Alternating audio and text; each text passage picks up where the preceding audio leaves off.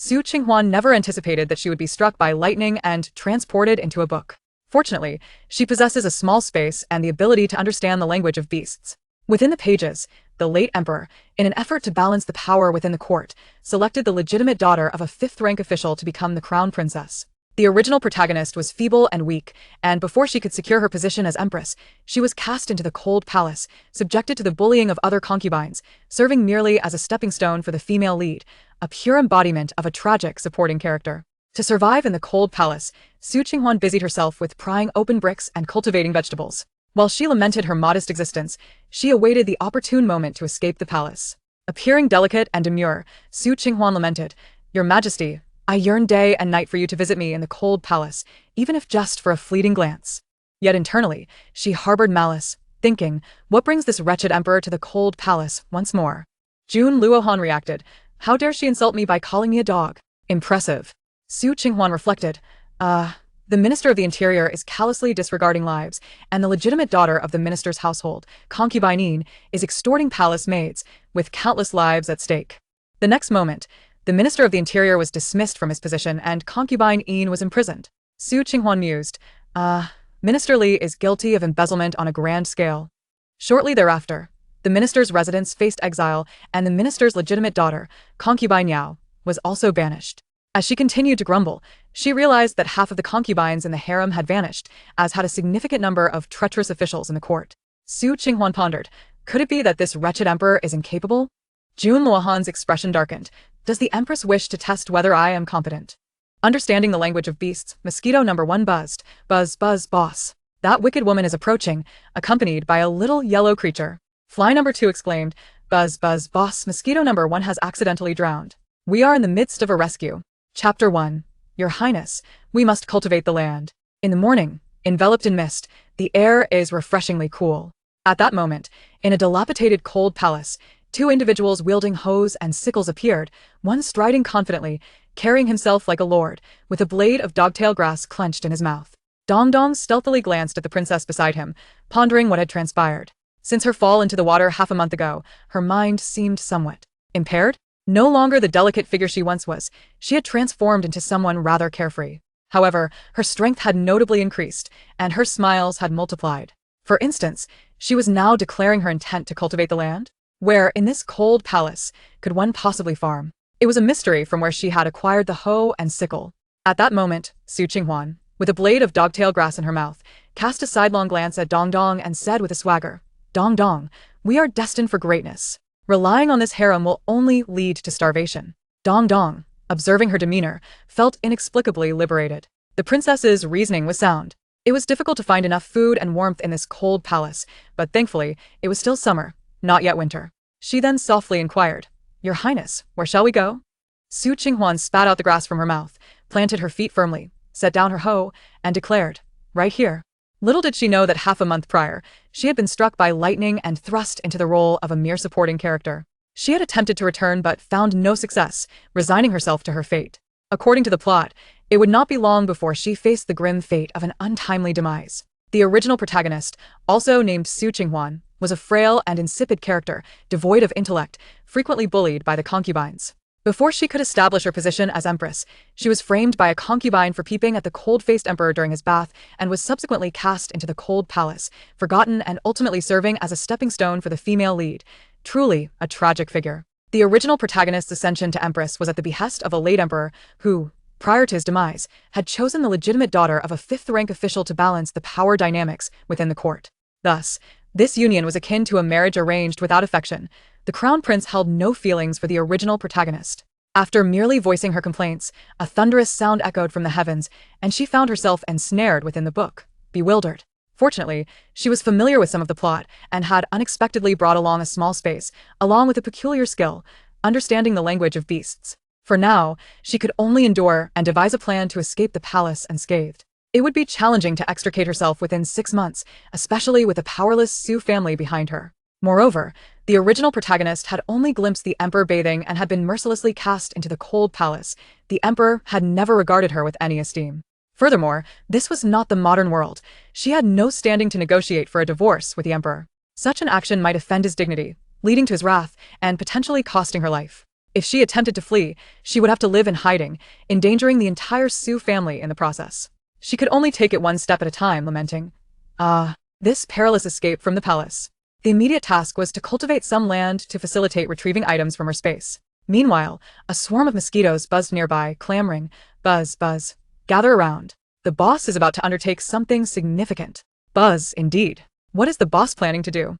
Dong Dong frowned and waved away the mosquitoes, perplexed by their numbers. Glancing around, he exclaimed, here? Your Highness, how shall we cultivate? There are so many mosquitoes. Please be careful not to get bitten." Qing Huan rolled up her sleeves and declared, "Let us clear the weeds and cultivate the land. The cold palace is just about here." She then glared at the mosquitoes, exclaiming, "How annoying. Go away. Just don't bite my Dong Dong." Buzz Buzz understood, boss. "Farewell, boss." The mosquitoes then scattered in disarray. Dong Dong watched in slight bewilderment, initially fearing she would be bitten and develop large welts, but then joyfully exclaimed, "Your Majesty, look. Those mosquitoes have all departed. Now we need not worry about being bitten." Qing Huan, being the boss, knew that disobedient traders would face consequences. That is only natural. Even the mosquitoes can sense our unfortunate fate and are reluctant to feast upon our blood. Dong Dong found this reasoning quite sensible, yet soon felt a twinge of helplessness, lamenting, "Your Majesty's plight is truly unfortunate." Qing Huan surveyed her surroundings, then skillfully donned her gloves and wielded a sickle to clear the overgrown grass. Although the cold palace was dilapidated, the ground was relatively decent, mostly paved with bricks. Now, she intended to clear the areas that had once been flower beds to plant vegetables. In the cold palace, their daily sustenance consisted solely of leftover meals sent by the palace maids, which she had no intention of accepting. She would rely on her own diligent hands. Self-sufficiency was essential, especially since idleness was not an option. Seeing her mistress engaged in labor, Dong Dong hurriedly interjected, "Your Majesty, allow me to assist. My hands are coarse.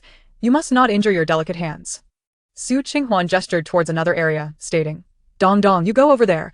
I am not in a delicate state at present."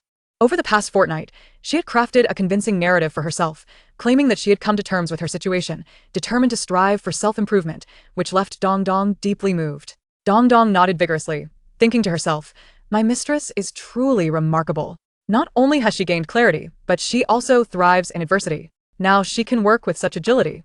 The two of them toiled together, pulling weeds and cutting grass until their thin garments were completely drenched. Jun Luohan had a habit of practicing martial arts in the mornings. The cold palace, being sparsely populated and expansive, provided him with an ideal setting for his morning exercises, and today he was surprised to see people engaged in activity within the cold palace. Observing the two figures from a height, Jun Luohan furrowed his brow and inquired of his companion, "Since when have the palace maids become so industrious? Even the weeds of the cold palace are being uprooted. Shouldn't this be commended?" The shadow behind him could not help but twitch at the corners of his mouth, yet he cautiously reminded, "Your Majesty, one of them is the Empress." "Empress? Which household does she belong to?" Jun Luohan questioned, somewhat perplexed, unable to recall. The shadow internally mused, "You do not recognize your own wife?" This was not entirely surprising, as Jun Luohan suffered from a form of face blindness concerning the women of the harem, and with more than a dozen of them, he lacked the interest and energy to remember. With that time, he could have read a few more memorials. Moreover, the women of the harem were often so grating with their incessant chatter. Alas, he had no choice but to take in concubines. "Your Majesty, she is the legitimate daughter of the fifth-rank official, the Minister of Revenue, from the Su family, Empress Su." The shadow took a moment to respond, having not seen the Empress in quite some time. Jun Luohan reflected on this, and then felt a twinge of surprise. Was this the same Su Empress who had blushed while inadvertently witnessing him bathe, only to be filled with indignation and cast into the cold palace? When had this transpired? He had forgotten. Wasn't she the delicate flower, frail enough to be toppled by a gust of wind? Now she was capable of such labor? Indeed, human potential is boundless. If the women of the palace could be so industrious, how could the Yongqiao kingdom ever fear poverty? Previously, Qing Huan had gazed at Jun Luohan with such depth of feeling, her voice rising in pitch, tears glistening in her eyes. Merely a glance from her was exasperating. The mere thought sent shivers down Jun Luohan's spine. He cast a glance and departed. Now Su. What was her surname again? Well, Empress Su could hardly stir up any trouble in the cold palace. A legitimate daughter of a fifth-rank household could hardly pose a significant threat. Let her remain in the cold palace for now. As the emperor departed, the shadow followed suit, yet he couldn't shake the feeling that the Empress had undergone some change. Moments later, a small bird flitted to Qing Huan's ear, chirping excitedly. "Chirp chirp, boss. Just now, two scoundrel men were peeking at you from the rooftop." The boss had declared that the men in the palace were not to be trusted. They should be referred to as scoundrels. Chapter 2. The preparations for the performance. Qing Huan lifted her gaze, pondering who, apart from those concubines, would remember that there were still souls lingering in the cold palace. Perhaps only the patrolling guards would take notice. Thank you, little bird. Once the fruits are ripe, I shall reward you with a taste. The little bird flitted joyously, flapping its wings and chirping, "Thank you, boss." It then soared to the treetops, scanning the surroundings as it resumed its vigil. Dong Dong exclaimed, "The bird song is truly delightful, and it can soar freely in the sky." Qing Huan smiled softly, her gaze lingering on the little creature with a hint of longing. Indeed, if only we could be as free as those birds, unconfined by the shackles of this harem. A shadow flickered in Dong Dong's eyes. Yes, outside, there is still freedom. As the sun ascended gradually, the two girls finished clearing the weeds in their vicinity. Qing Huan wiped the sweat from her brow, her thin garment clinging uncomfortably to her skin. Dong Dong, let us take a break. After scattering some seeds, we shall return indoors. Dong Dong nodded, also wiping her forehead, acknowledging that it had been quite some time since she had engaged in farm work. The sudden exertion was indeed overwhelming. However, she had initially thought the lady merely indulged in pretense, but it turned out she was a person of genuine capability. How admirable. They resumed their toil, using hoes to till the soil before sowing seeds. Fortunately, the space still allowed for the purchase of goods. Otherwise, she would have struggled to find such quality seeds. Thus, they planted a variety of crops, including chili peppers, tomatoes, water spinach, and some unknown green onions procured from who knows where. Finally, Qing Huan clapped her muddy hands together and said lightly, "Let us head back inside." The two of them, panting, returned to their dilapidated abode. After a brief respite, Dong Dong quickly moved to the side room to kindle the fire and boil water for their ablutions. Once she had bathed, Qing Huan felt remarkably refreshed. Yet soon her stomach began to grumble. I'm quite hungry," she remarked, yawning and rubbing her belly. Squinting at the sun, she noted it was around 11 a.m. It was time for lunch. Dong Dong's stomach grumbled in agreement, and she consoled, "Your Highness, please wait a moment. Soon a palace maid shall bring us our meal." Qing Huan sighed, but the food those palace maids bring is hardly fit for even a dog. Just then, Kai dashed in from outside, a piece of jewelry clutched in its mouth, barking excitedly, "Woof woof. Boss, I've got food." Though it was indeed a bit unpalatable, it was sufficient to satiate one's hunger. Qing Huan chuckled softly, bending down to stroke the dog's head. "Welcome back, Kai." Seeing the jewelry it carried, she couldn't help but praise, "You've even learned to earn your keep. I shall treat you to something delicious later." Kai, possessing a higher intelligence, could comprehend her words. She had discovered it injured on the day she awoke, and after nursing it back to health, it had become her faithful companion, often returning with treasures from its escapades. "Woof woof. Boss, there's a trove of gold and silver over there," Kai exclaimed. "Now you needn't worry about having no money to spend. It's south the place where that wicked woman stayed." "You meaning Faye?" Suinchuan's lips twitched. "You truly are incorrigible. What if you were caught again? You must not return there. Last time, Kai had merely been napping at the cold palace entrance and had nearly been captured and beaten by those menacing figures." Kai, harboring a grudge, contemplated launching a sneak attack again, but had instead returned with jewelry. However, a sense of foreboding gripped Qing Huan. After all, how could one expect a free lunch? "Woof woof. I know, there's a dog hole that's quite safe. Hurry and stash it away. I want to go back again." "Understood. You may frolic, but do come when it's time to eat, and don't venture there again." Kai nodded, happily wagging its tail before settling down, occasionally casting furtive glances around. Dong Dong observed her mistress, with a curious expression. "Your Highness, why do you converse with Kai? Can you communicate with dogs?" Yet this dog was indeed remarkable, managing to bring back jewels. Qing Huan motioned for Dong Dong to be quiet, feigning to hide the jewelry within the room, when in reality, she stashed it away in her space. It could fetch a few coins, but she surmised that it would not be long before the concubines came seeking trouble. No matter. She would deal with one as they came, and if two appeared, she would handle them both.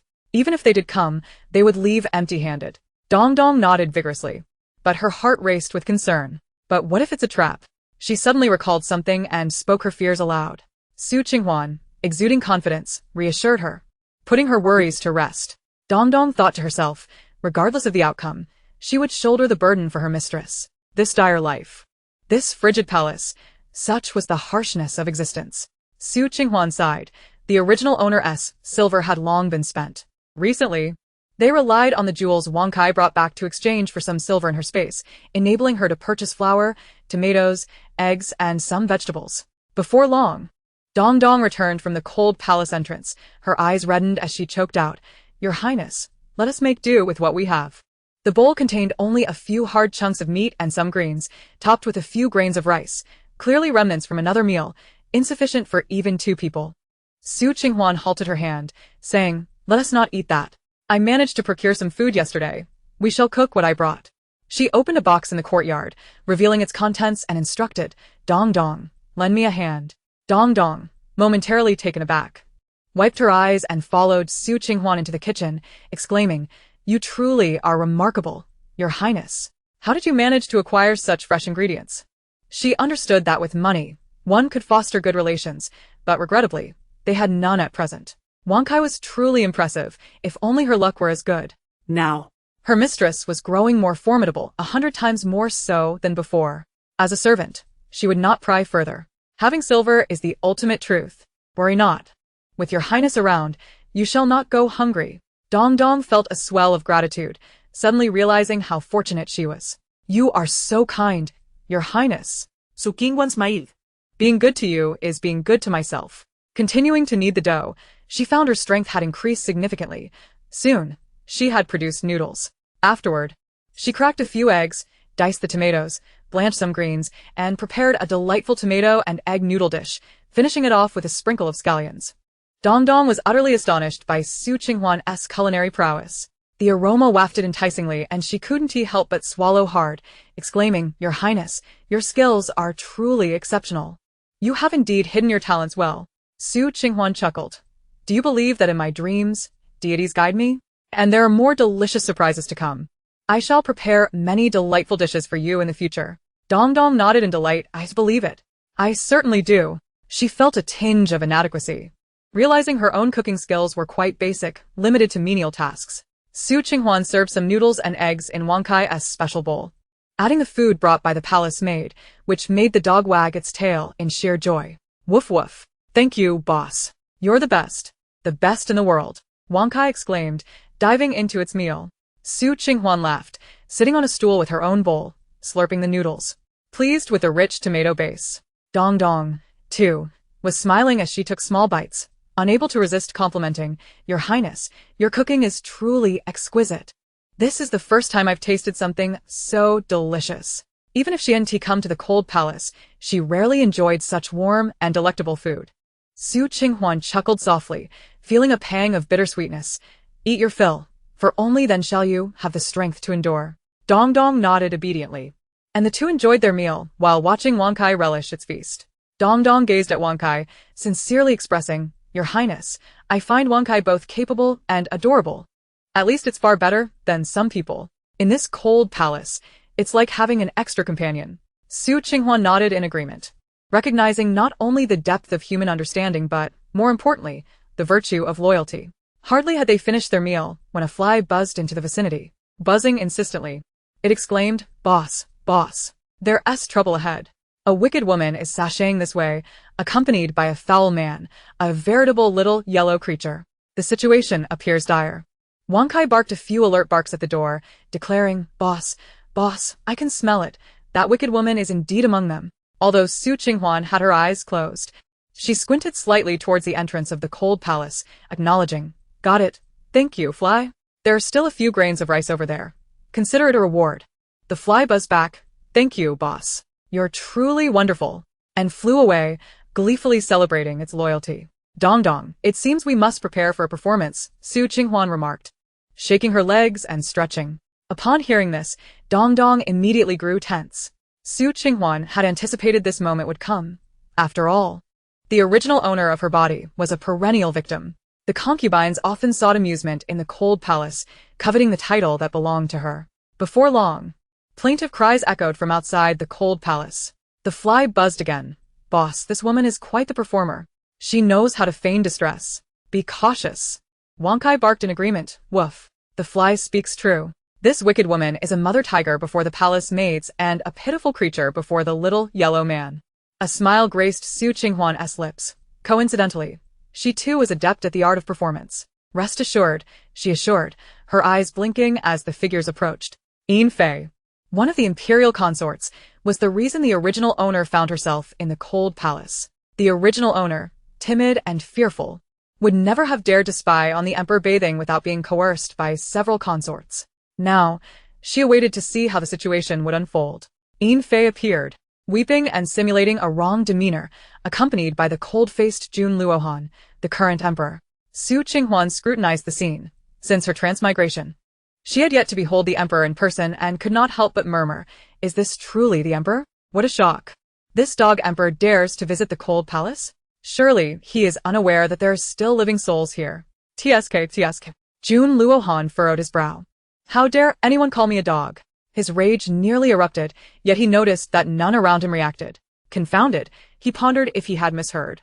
After all, if not for Ying's words yesterday, he would have forgotten that there were still living beings in the cold palace. He then overheard, "Oh, her clothing is a disgusting shade of yellow, making her look aged."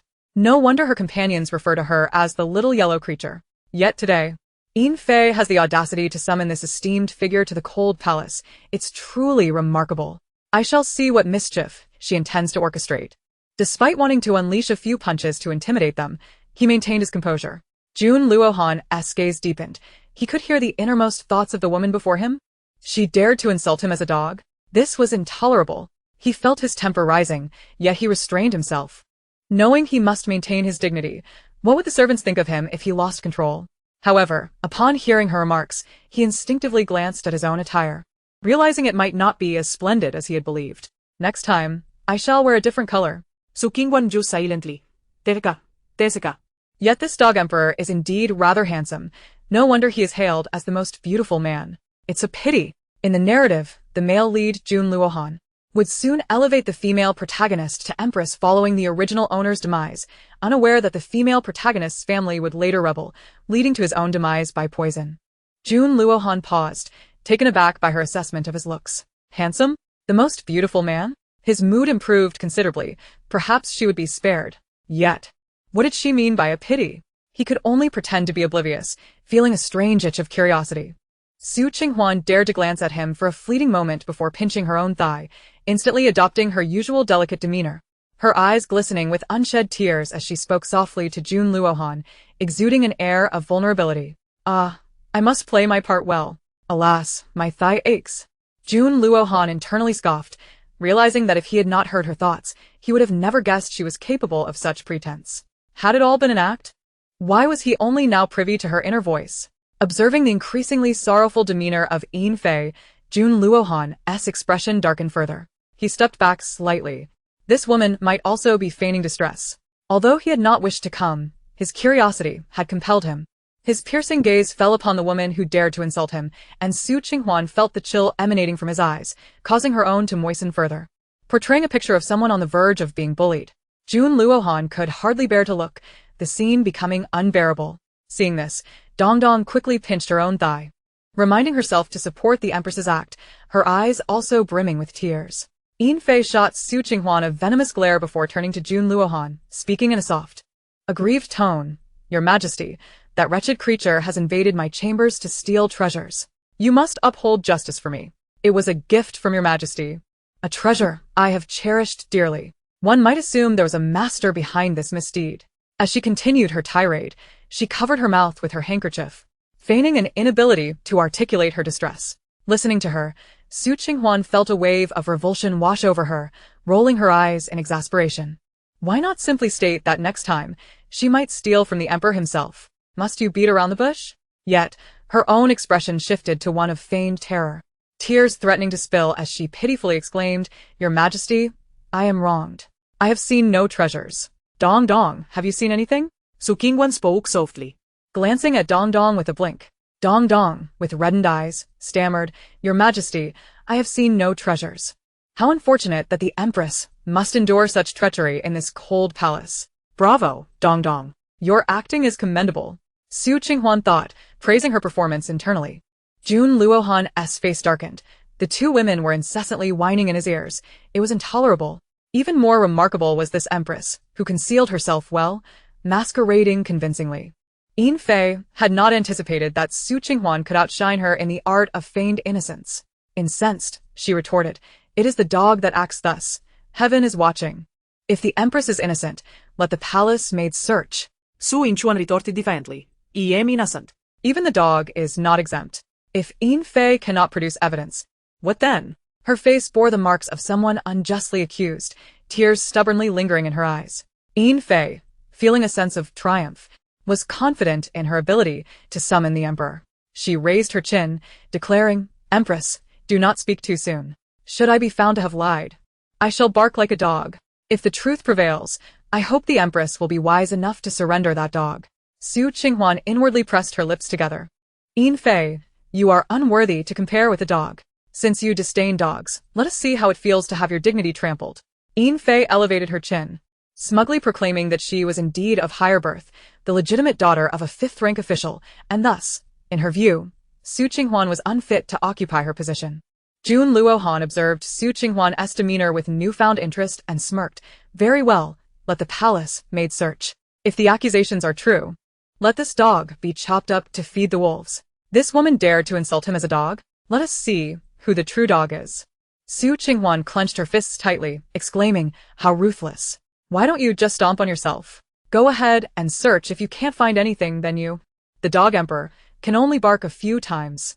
In contrast, Yin Fei's eyes gleamed with excitement, as it seemed the emperor harbored a profound disdain for the empress. After all, she was merely a forgotten woman in the cold palace. If the empress were to be accused of theft, Qing Huan bit her lip, a single crystalline tear escaping. Since the emperor did not believe her, then let the search commence. If nothing is found, I hope the emperor will stand up for me, Yin Fei declared resolutely. At that time, you need not worry about the emperor. I will certainly keep my word. This is what you said. Don't turn your back on me later. Qing Huan feigned hesitation before softly continuing. Then if nothing is found, not only must you, Lady Ying, bark like a dog, but you must also apologize to my beloved Wang Kai. Jun Luohan nodded. A trivial matter. A gentleman's word is his bond. Qing Huan weakly stated, in that case, Lady Ying may proceed with the search. Her face then betrayed a semblance of despair. Dong Dong appeared flustered, her eyes reddening. Your Highness. How could they? With a resigned wave of her hand, Qing Huan replied, Enough, enough. If they wish to search, let them. After all, I am but a deposed empress cast into the cold palace. Seeing the interaction between the two, Yin Fei felt even more emboldened. Hurry and search. The emperor is here. The palace maids rushed into the room with fervor, their methods crude, accompanied by various clattering sounds. Although Jun Luohan was merely observing Qing Huan's performance, he found Yin Fei's actions distasteful. Was this not a display of bullying? Yin Fei, however, was oblivious, consumed by her own frenzy. Upon hearing the ruckus from within, Qing Huan is tightened. Damn that Yin Fei. If I do not make you question your very existence today, I shall not bear the surname Su. They claim to search for items, but they are clearly destroying everything. Jun Luohan furrowed his brow, clearly displeased by the excesses, his gaze toward Yin Fei growing colder. Yet, engrossed in the commotion inside, Yin Fei remained unaware of his scrutiny. Before long, a large palace maid timidly reported, replying to Lady Ying, We found no jewels. Other maids emerged from various corners, similarly reporting their lack of findings, their heads bowed low. Yin Fei's expression twisted in disbelief. Impossible. I saw that dog bring it in. In a fit of anger, she stormed inside to investigate herself, commanding the maids to search every nearby corner, yet yielding not. Qing Huan is mirkeding weirdly, thinking. Had it not been for her hidden space, she would have truly fallen into Yin Fei's trap. If this empress, already cast into the cold palace, were to face further allegations, her fate would be sealed. Yin Fei, visibly agitated, proclaimed, No way. Absolutely impossible. Your Majesty, the Empress must have hidden the jewels. I saw the dog carry them in. With tearful eyes, Qing Huan gazed pleadingly at Jun Luohan, saying, Your Majesty, I am wronged. I truly saw no jewels. Yin Fei interjected, Your Majesty, I did not lie. Jun Luohan felt a slight discomfort in his ears and coldly retorted, Enough. The cold palace is but a small space. Where could she possibly hide anything? If nothing is found, then Lady Ying has unjustly accused the Empress. Su Qinghuan feigned a few sobs. Thank you for your keen insight, Your Majesty. Though my family is not illustrious, I am not one to be bullied. Her feigned weakness belied a flicker of strength. Ingfei's face paled. How could this be? I clearly saw that dog bring it in. How could it simply vanish? Yet recalling the earlier wager, she reluctantly admitted, Your Majesty, I was mistaken. That dog indeed did not take anything. Su Qinghuan began to weep. Your Majesty must stand up for me. Even though I am in the cold palace, I still represent your dignity. If Lady Ying does not trust me, is she not also showing disrespect to you? Just a moment ago, Lady Ying promised that if nothing was found, she would bark like a dog and apologize to Wang Kai. You are a witness to this. If this is allowed to circulate, it would imply your tacit approval of Lady Ying's bullying. Jun Luohan pinched the bridge of his nose, wishing to applaud her acting. Well, Since I have acted as mediator, I shall ensure no one suffers a loss. Lady Ying, you must bark a few times. Ingfei blushed with embarrassment. Your Majesty, I did not intend for this.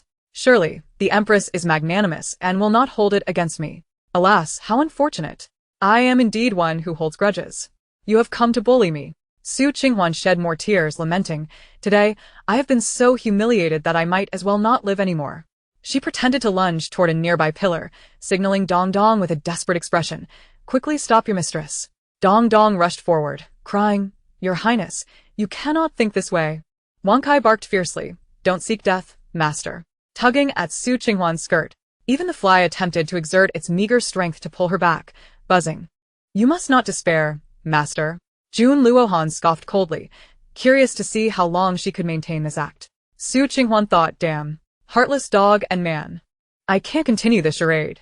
Wang Kai, be gentler. You're going to tear my dress. Some palace maids and eunuchs felt a pang of sympathy for Su Qinghuan, realizing that if this were to happen to them, they would have no chance to voice their grievances. Ingfei glared fiercely at Su Qinghuan, refusing to bark. Seeing it had gone on long enough, Jun Luohan said coldly, Lady Ying, usually dogs are not allowed in the inner court. The crime of framing the Empress is not trivial. Ingfei gasped in shock, her eyes reddening. If the Emperor pursued accountability, she might genuinely face ruin. Reluctantly, she muttered a few barks. Su Qinghuan ceased her weeping, abandoning her suicidal pretense and wiped her tears, stammering, Sistering, did you not say you would bark? Please do so again. I did not hear you just now. Look at you, daring to bully me. Today, I shall make you question your very existence. Wang Kai demonstrated with a few fierce barks, glaring at the wicked woman who sought to ensnare his master. Ingfei, infuriated, barked a few more times. Her face flushed like a monkey's backside, before begrudgingly apologizing to Wang Kai. Su Qinghuan wiped her tears and smiled. I knew Sister Ying would keep her promise. Rest assured. No one will think you are lesser than a dog. Do not take it to heart. I shall not hold today as events against you. Ingfei's face twisted in anger. The palace maids and eunuchs covertly covered their mouths. Ingfei, who had always bullied others, was finally put in her place, though it was lamentable for the Empress, as she would surely bear Ingfei's resentment in the future. Jun Luohan, inexplicably, clenched his fist to his mouth, and since the matter was resolved, he decided it was time to disperse. One must manage their own silver and their own dog.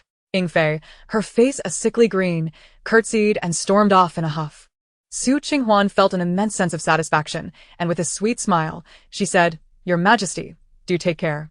I will ensure Wang Kai understands proper decorum. Finally leaving. My face is about to freeze from this act. Jun Luohan, however, did not rush to depart, gazing at her with a knowing smile. It has been a while since I last saw the Empress. I thought to have a heart-to-heart. Su Qinghuan nearly retched. How pretentious. Then, feigning dizziness, she murmured, Your Majesty, I feel somewhat lightheaded. Perhaps we shall postpone our conversation for today. Leaning weakly against Dong Dong, she said, Dong Dong, quickly assist me. Dong Dong hurriedly stepped forward, taking her arm. Her eyes reddening with worry. Your Highness, what is wrong? You cannot fall ill. How would I survive? Jun Luohan scoffed, since the Empress is unwell. Let us summon the imperial physician. Su Qinghuan, feigning weakness yet touched, said, Thank you, Your Majesty. This is merely an old ailment. I feel faint after standing for too long. A brief rest will suffice. It's not weakness. I merely lack funds. Jun Luohan cast a meaningful glance at her and said, In that case, the Empress should take a rest. With that, he swept away with a flick of his sleeve. Dong Dong, hurry, accompany His Majesty. Su Qinghuan continued, her voice feeble. Once she no longer heard footsteps. She slightly opened her eyes and stole a glance. Wang Kai barked, woof woof. Boss, the little yellow person has left. The fly buzzed, buzz buzz. The little yellow person seems to be in a bit of a frenzy.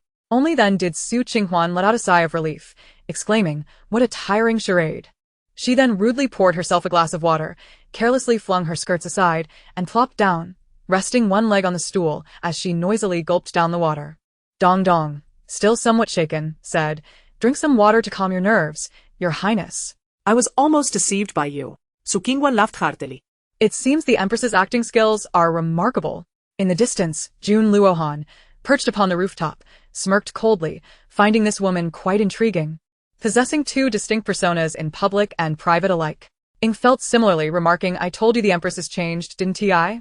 Chapter 4, A Thief. Pray tell, how do you perceive the Empress now? Jun Luohan suddenly inquired, as he regarded them as two entirely different individuals. Ing was momentarily taken aback, realizing he could not offend either. After considering, he replied, this subordinate believes the Empress has indeed changed, though I cannot pinpoint how. Perhaps she has gained some enlightenment. Jun Luohan found this explanation somewhat acceptable. Enlightenment was a favorable development, for any effort he expended above her would be futile. Let us go. Yes. Not long after Su Qinghuan's laughter, she noticed a rather dejected Wang Kai. With drooping ears, he expressed his remorse. Boss.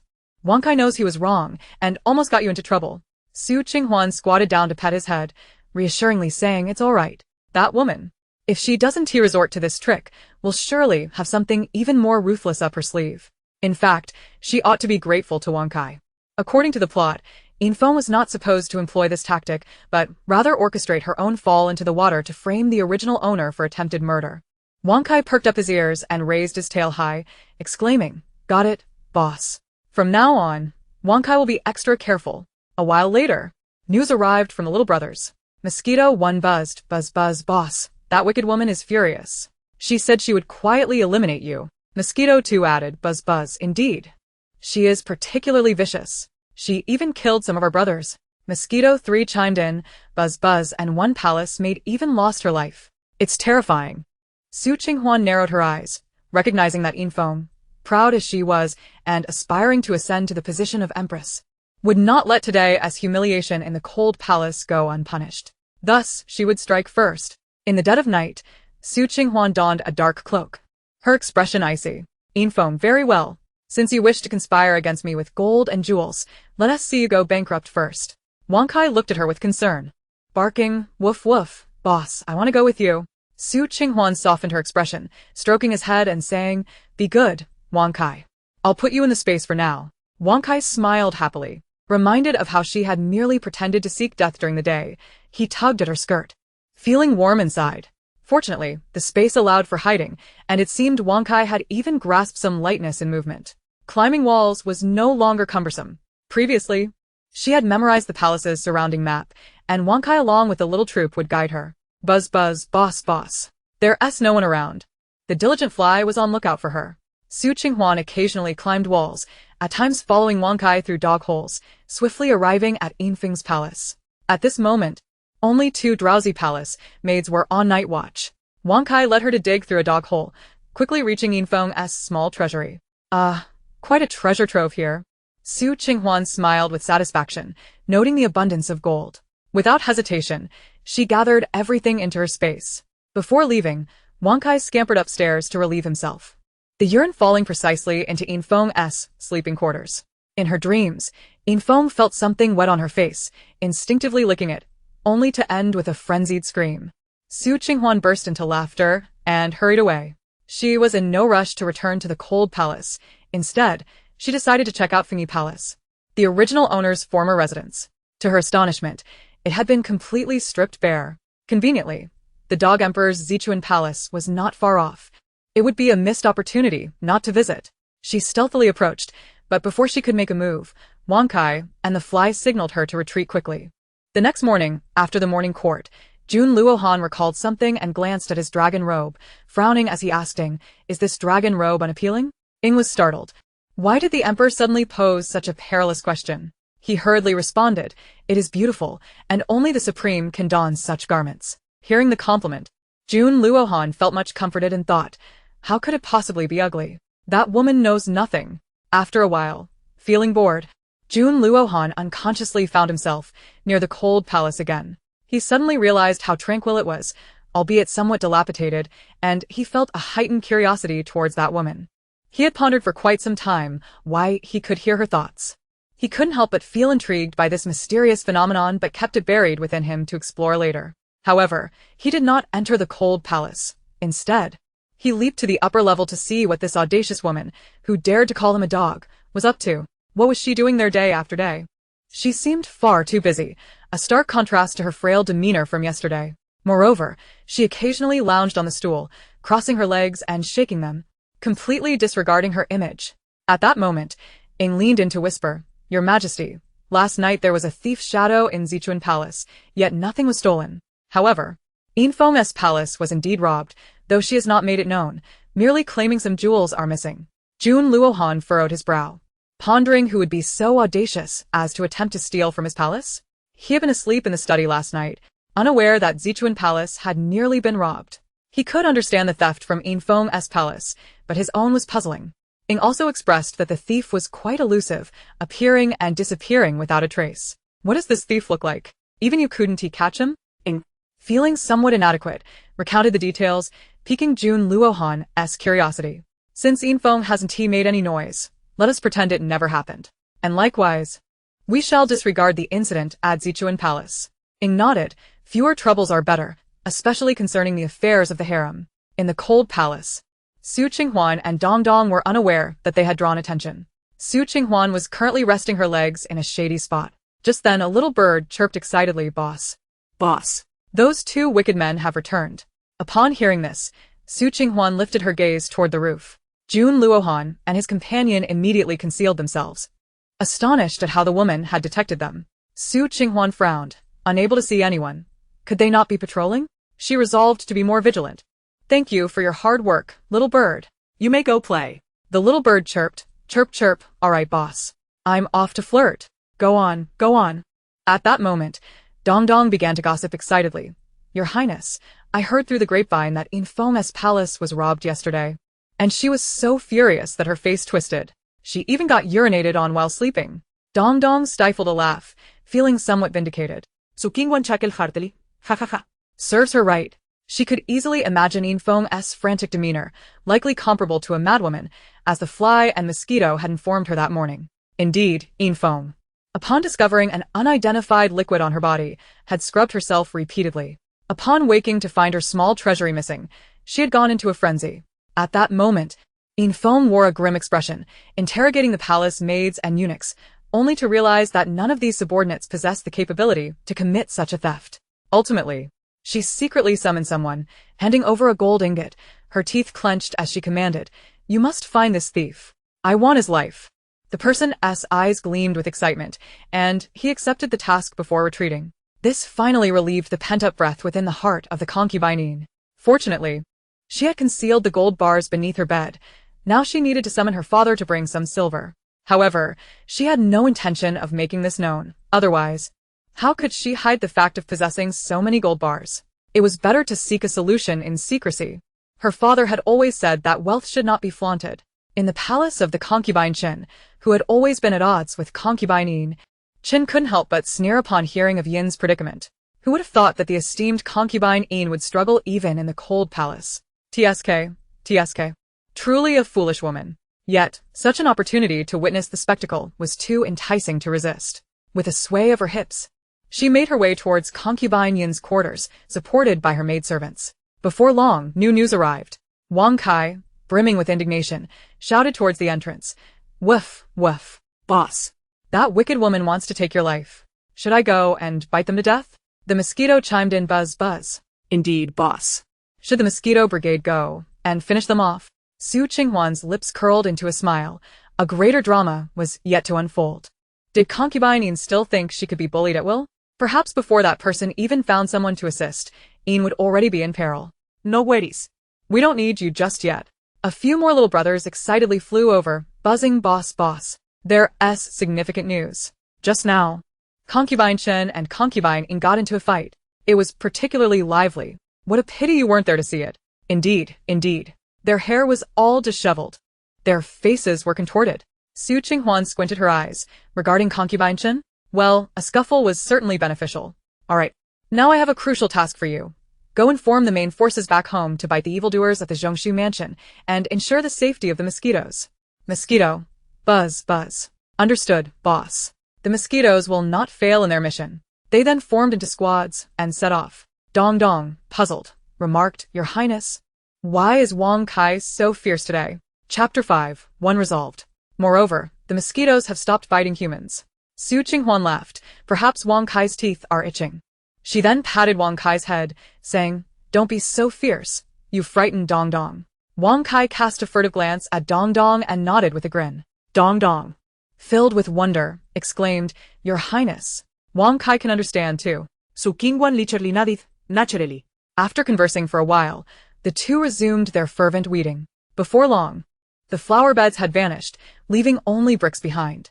Dong Dong wiped her brow and said, Your Highness, we've cleared everything that can be cleared, except for the back mountain. There are no flower beds left nearby. Su Qinghuan gazed thoughtfully at the moss-covered bricks on the ground.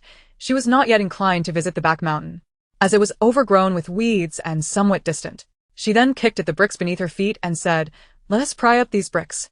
After all, no one passes by here. It's a waste of land resources. Saying this, she pried up a brick and stacked it to the side, finding it effortless due to its age. Dong Dong's mouth dropped open in astonishment. Your Highness, how formidable. You thought of this. If we clear it out, we'll have a piece of land. After a brief rest, they got back to work, particularly enjoying the cooler shade in that area. After a while, Jun Luohan prepared to leave, but paused to observe their peculiar operations, wondering, what are they doing? Repairing the road? But it doesn't look like this. Ing was also perplexed and could only shake his head, not understanding. However, it seemed they were prying up bricks. Not long after Jun Luohan returned to the imperial study, someone rushed in with urgent news. The minister of Zhongshu has been recklessly killing citizens, illegally mining for gold, and the legitimate daughter of the Zhongshu mansion, concubine Yin, has been extorting palace maids, with several innocent lives lost and a mountain of evidence. Jun Luohan's expression darkened. No wonder concubine Yin dared not speak out. It turned out to be such a situation. Concubine Yin had even fought with concubine Chen. Jun Luohan thought, this is quite the commotion. Soon after, the minister of Zhongshu was dismissed from his position, and concubine Yin was taken to the Dali temple. She was so frightened during her interrogation that she nearly went mad. Concubine Chen, having engaged in a fierce brawl with concubine Yin, was also placed under house arrest. Mosquito. Buzz, buzz. Boss, boss. Although the mosquito brigade lost half of its members, we managed to bite the minister of Zhongshu into a sorry state. Fly. Buzz, buzz. Boss, boss. That wicked woman, concubine Yin, has gone mad in the Dali temple. She truly can't handle fright. Also, concubine Chen has been placed under house arrest. Su Qinghuan cheerfully whistled. Not bad. Not bad. We won't have to see that face anymore. It's a pity that gold mine has fallen into the hands of that dog of an emperor. Perhaps concubine Yin was unaware of who orchestrated this. She desired precisely this effect. Otherwise, she would have had no peaceful days ahead. However, it was rather unexpected that concubine Chen was also placed under house arrest. Otherwise, the next one to seek trouble with her would likely be concubine Chen. Contemplating Chen's gait, Su Qinghuan smiled meaningfully. Women in the harem often found themselves lonely. Indeed, even though concubine Chen was under house arrest, she felt no anger. Rather, there was a hint of excitement. In the following days, the cold palace became significantly quieter. During this time, the two managed to cultivate a piece of land in a dilapidated courtyard, planting a few pits of pumpkin seeds, corn, cucumbers, and more. With the spiritual spring at their disposal, there was no fear of not being able to grow them. Dong Dong, seeing her mistress brimming with confidence, refrained from reminding her that some vegetables might not grow well at present, but happiness was enough. She particularly adored her mistress's current state. Though she didn't understand why her mistress behaved differently before the emperor, as a servant, she would simply cooperate. At that moment, Wang Kai joyfully trotted back with a live chicken in its mouth, barking excitedly, Boss, boss. This chicken understands your frail body and is honored to become your meal. Su Qinghuan chuckled helplessly, patting Wang Kai's head. Very well, very well. Wang Kai understand. The boss is grateful. Wang Kai's tail wagged even more joyfully, beaming widely. The hen clucked, cluck, cluck. Boss, come here. Su Qinghuan couldn't help but twitch her lips. Perhaps it was better to keep it for eggs. The hen added, cluck, cluck. The boss is too good. I'm currently in my laying period. It won't be long before I can lay eggs. Then the boss can enjoy some eggs. Su Qinghuan replied, but I am still quite tempted. It has been a long time since I had chicken. Soon after, she magically brought back another chicken from outside. Dongdong's eyes sparkled at the sight of the chicken, marveling at her mistress's prowess. Su Qinghuan laughed heartily. The previous hen will be kept for eggs. I used a bit of silver to have the gatekeeper help me procure this one. We shall feast on it tonight. Dongdong nodded enthusiastically. All right, all right. The boss should replenish her health. Dongdong, light the fire and boil water. Great fortune awaits. We shall have chicken for dinner. Dongdong gleefully laughed, running off to tend to the fire, already quite adept at it. While Dongdong prepared the chicken, Su Qinghuan slipped into her space to buy some goji berries, red dates, and a few seasonings. Her heart ached as she thought about the steep prices. Just a little bit cost several taels of silver. She also retrieved a clay pot, claiming it was purchased through someone else, and Dongdong believed her unconditionally. Su Qinghuan relished the leisure, not needing to explain much, though the money was indeed flowing rapidly. Before long, she cooked up a fragrant chicken stew, a true delicacy for the two who had not tasted chicken in ages. Wang Kai was also enchanted by the aroma, nearly drooling in anticipation. Dongdong silently swallowed, exclaiming, Your Highness, you're amazing. It smells so good, even better than the imperial kitchen. Su Qinghuan beamed with joy, ladling out 3 bowls of soup, cooling them before offering them to Wang Kai. She then presented a large chicken leg to Wang Kai, grateful for the good fortune brought by Wang Kai. Wang Kai wagged its tail joyfully, barking woof woof. The boss's cooking is truly remarkable. It then savored the delicious meal in its bowl. Su Qinghuan and Dongdong enjoyed the soup and the tender chicken, their lips glistening with grease, utterly satisfied. After finishing their meal, Dongdong tidied up the dishes and cheerfully remarked, Your Highness, ever since this well has been filled with fresh water, we no longer need to trek such a long distance for it. Moreover, this water is exceptionally sweet. Su Qinghuan chuckled in response. That is because heaven has deemed our lives too arduous and has chosen to assist us. How could the spiritual spring be anything less than delightful? Dongdong wholeheartedly concurred. After washing the dishes and preparing bathwater, the two soon retired for the night, and before long, the gentle sound of Dongdong's soft snoring filled the air. Su Qinghuan couldn't help but smile indulgently. The girl had certainly worn herself out throughout the day. However, she was preparing to embark on an important endeavor, and thankfully, the jewels and such could be exchanged in her space. Otherwise, it would be difficult to take anything from the palace, as items were marked with engravings. Having failed to procure anything from the Zikin Hall earlier, she resolved to continue her efforts tonight. With so many treasures at stake, ignorance would have been bliss. But now that she was aware, it was only fair to seek a bit of living expenses. Mosquito. Buzz, boss, today is indeed an excellent day for action. The little yellow man is resting in the Zikin Hall. Wang Kai. Woof, woof, boss, Mosquito is absolutely right. Su Qinghuan chuckled. She was no longer traversing the alleyways alone, as she now had a logistical support team. All right, let us make our move at midnight. Her mind was solely focused on silver. She needed copious amounts of it. The emperor was so wealthy, surely taking a little would not be excessive. Before leaving the palace, she aimed to amass more silver.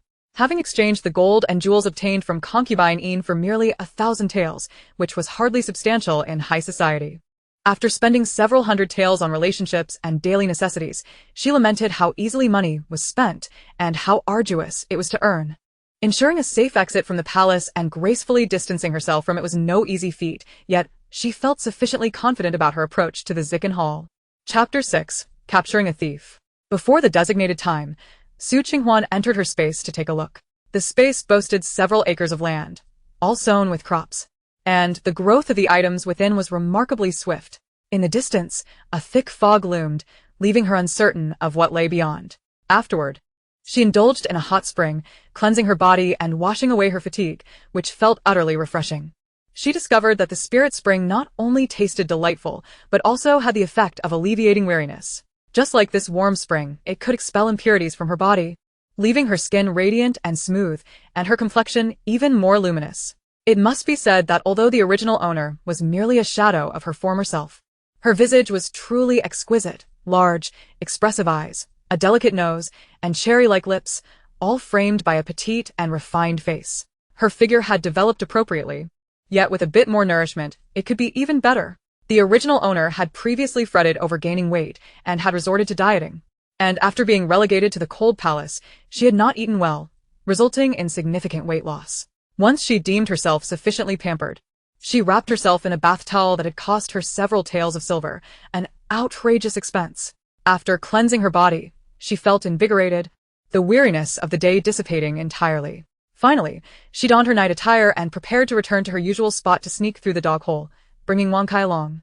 Her little team had already gathered intelligence on when the patrols at the Zicken Hall were most relaxed and had identified an opportune moment to strike. Meanwhile, Jun Luohan was also struggling to find sleep.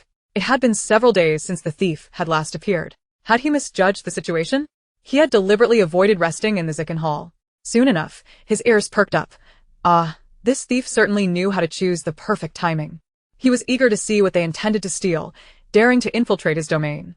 Qing Huan stealthily emerged from the hole, cautiously assessing her surroundings before proceeding. She had even unleashed the astute Wang Kai to keep watch, having conspired with her canine companion beforehand. Just as she was about to make her move, Jun Luohan signaled to stop his shadow. Observing the thief's silhouette, he surmised it was a woman, and he was intrigued to discover who possessed such audacity. Furthermore, he recognized the dog's rear, a somewhat familiar sight, though he had seen several dogs in the palace that bore resemblance. With her large eyes gleaming, Qing Huan stealthily approached the treasure trove, determined to gather as much as possible. Otherwise, acquiring such valuable items in the future would prove challenging. She busily stuffed her bundle with treasures, which she was actually depositing into her spatial realm. Once she had thoroughly scavenged the area, she suddenly stumbled upon a small box. Curiosity piqued, she opened it and gasped. Wasn't this the jade pendant that belonged to the original owner? How did it end up here? Since it was her possession, she naturally intended to claim it. The original owner had lost this pendant in her childhood and had searched for it extensively. Little did she know that this dog emperor harbored such peculiarities. Jun Luohan, on the other hand, narrowed his eyes dangerously. How audacious of this thief to covet that jade pendant. Other items could be taken, but not this pendant. Just as he was about to seize the thief, Wang Kai abruptly tugged at her skirt, and Qing Huan, alert, swiftly sent Wang Kai into the spatial realm. As she rounded the corner, she too slipped into the space, utilizing its power to make a hasty escape. Thankfully, she managed to evade capture. Qing Huan had not anticipated Jun Luohan's martial prowess. He had torn away her mask in one swift motion. Fortunately, she had been clever enough to blacken her face with charcoal before venturing out. Even her father would not recognize her. Jun Luohan's expression darkened. How could she have escaped? He pondered over the black mask in his hand, reflecting on the fact that the individual had deliberately obscured her face, leaving him unable to discern her true identity. His shadow was equally astonished. Could anyone truly evade the Emperor's grasp? He quickly scanned the surroundings. Your Majesty, the thief has vanished. There was indeed a hole. Jun Luohan was further perplexed. How could someone simply disappear into thin air? Such finesse was inconceivable. With a scowl, he commanded, "Find her." Thus, the once quiet palace erupted into chaos. A thief has invaded the Emperor's chamber. No one is to move. Qing Huan had utilized the space to escape several times, darting through dog holes in a frenzy.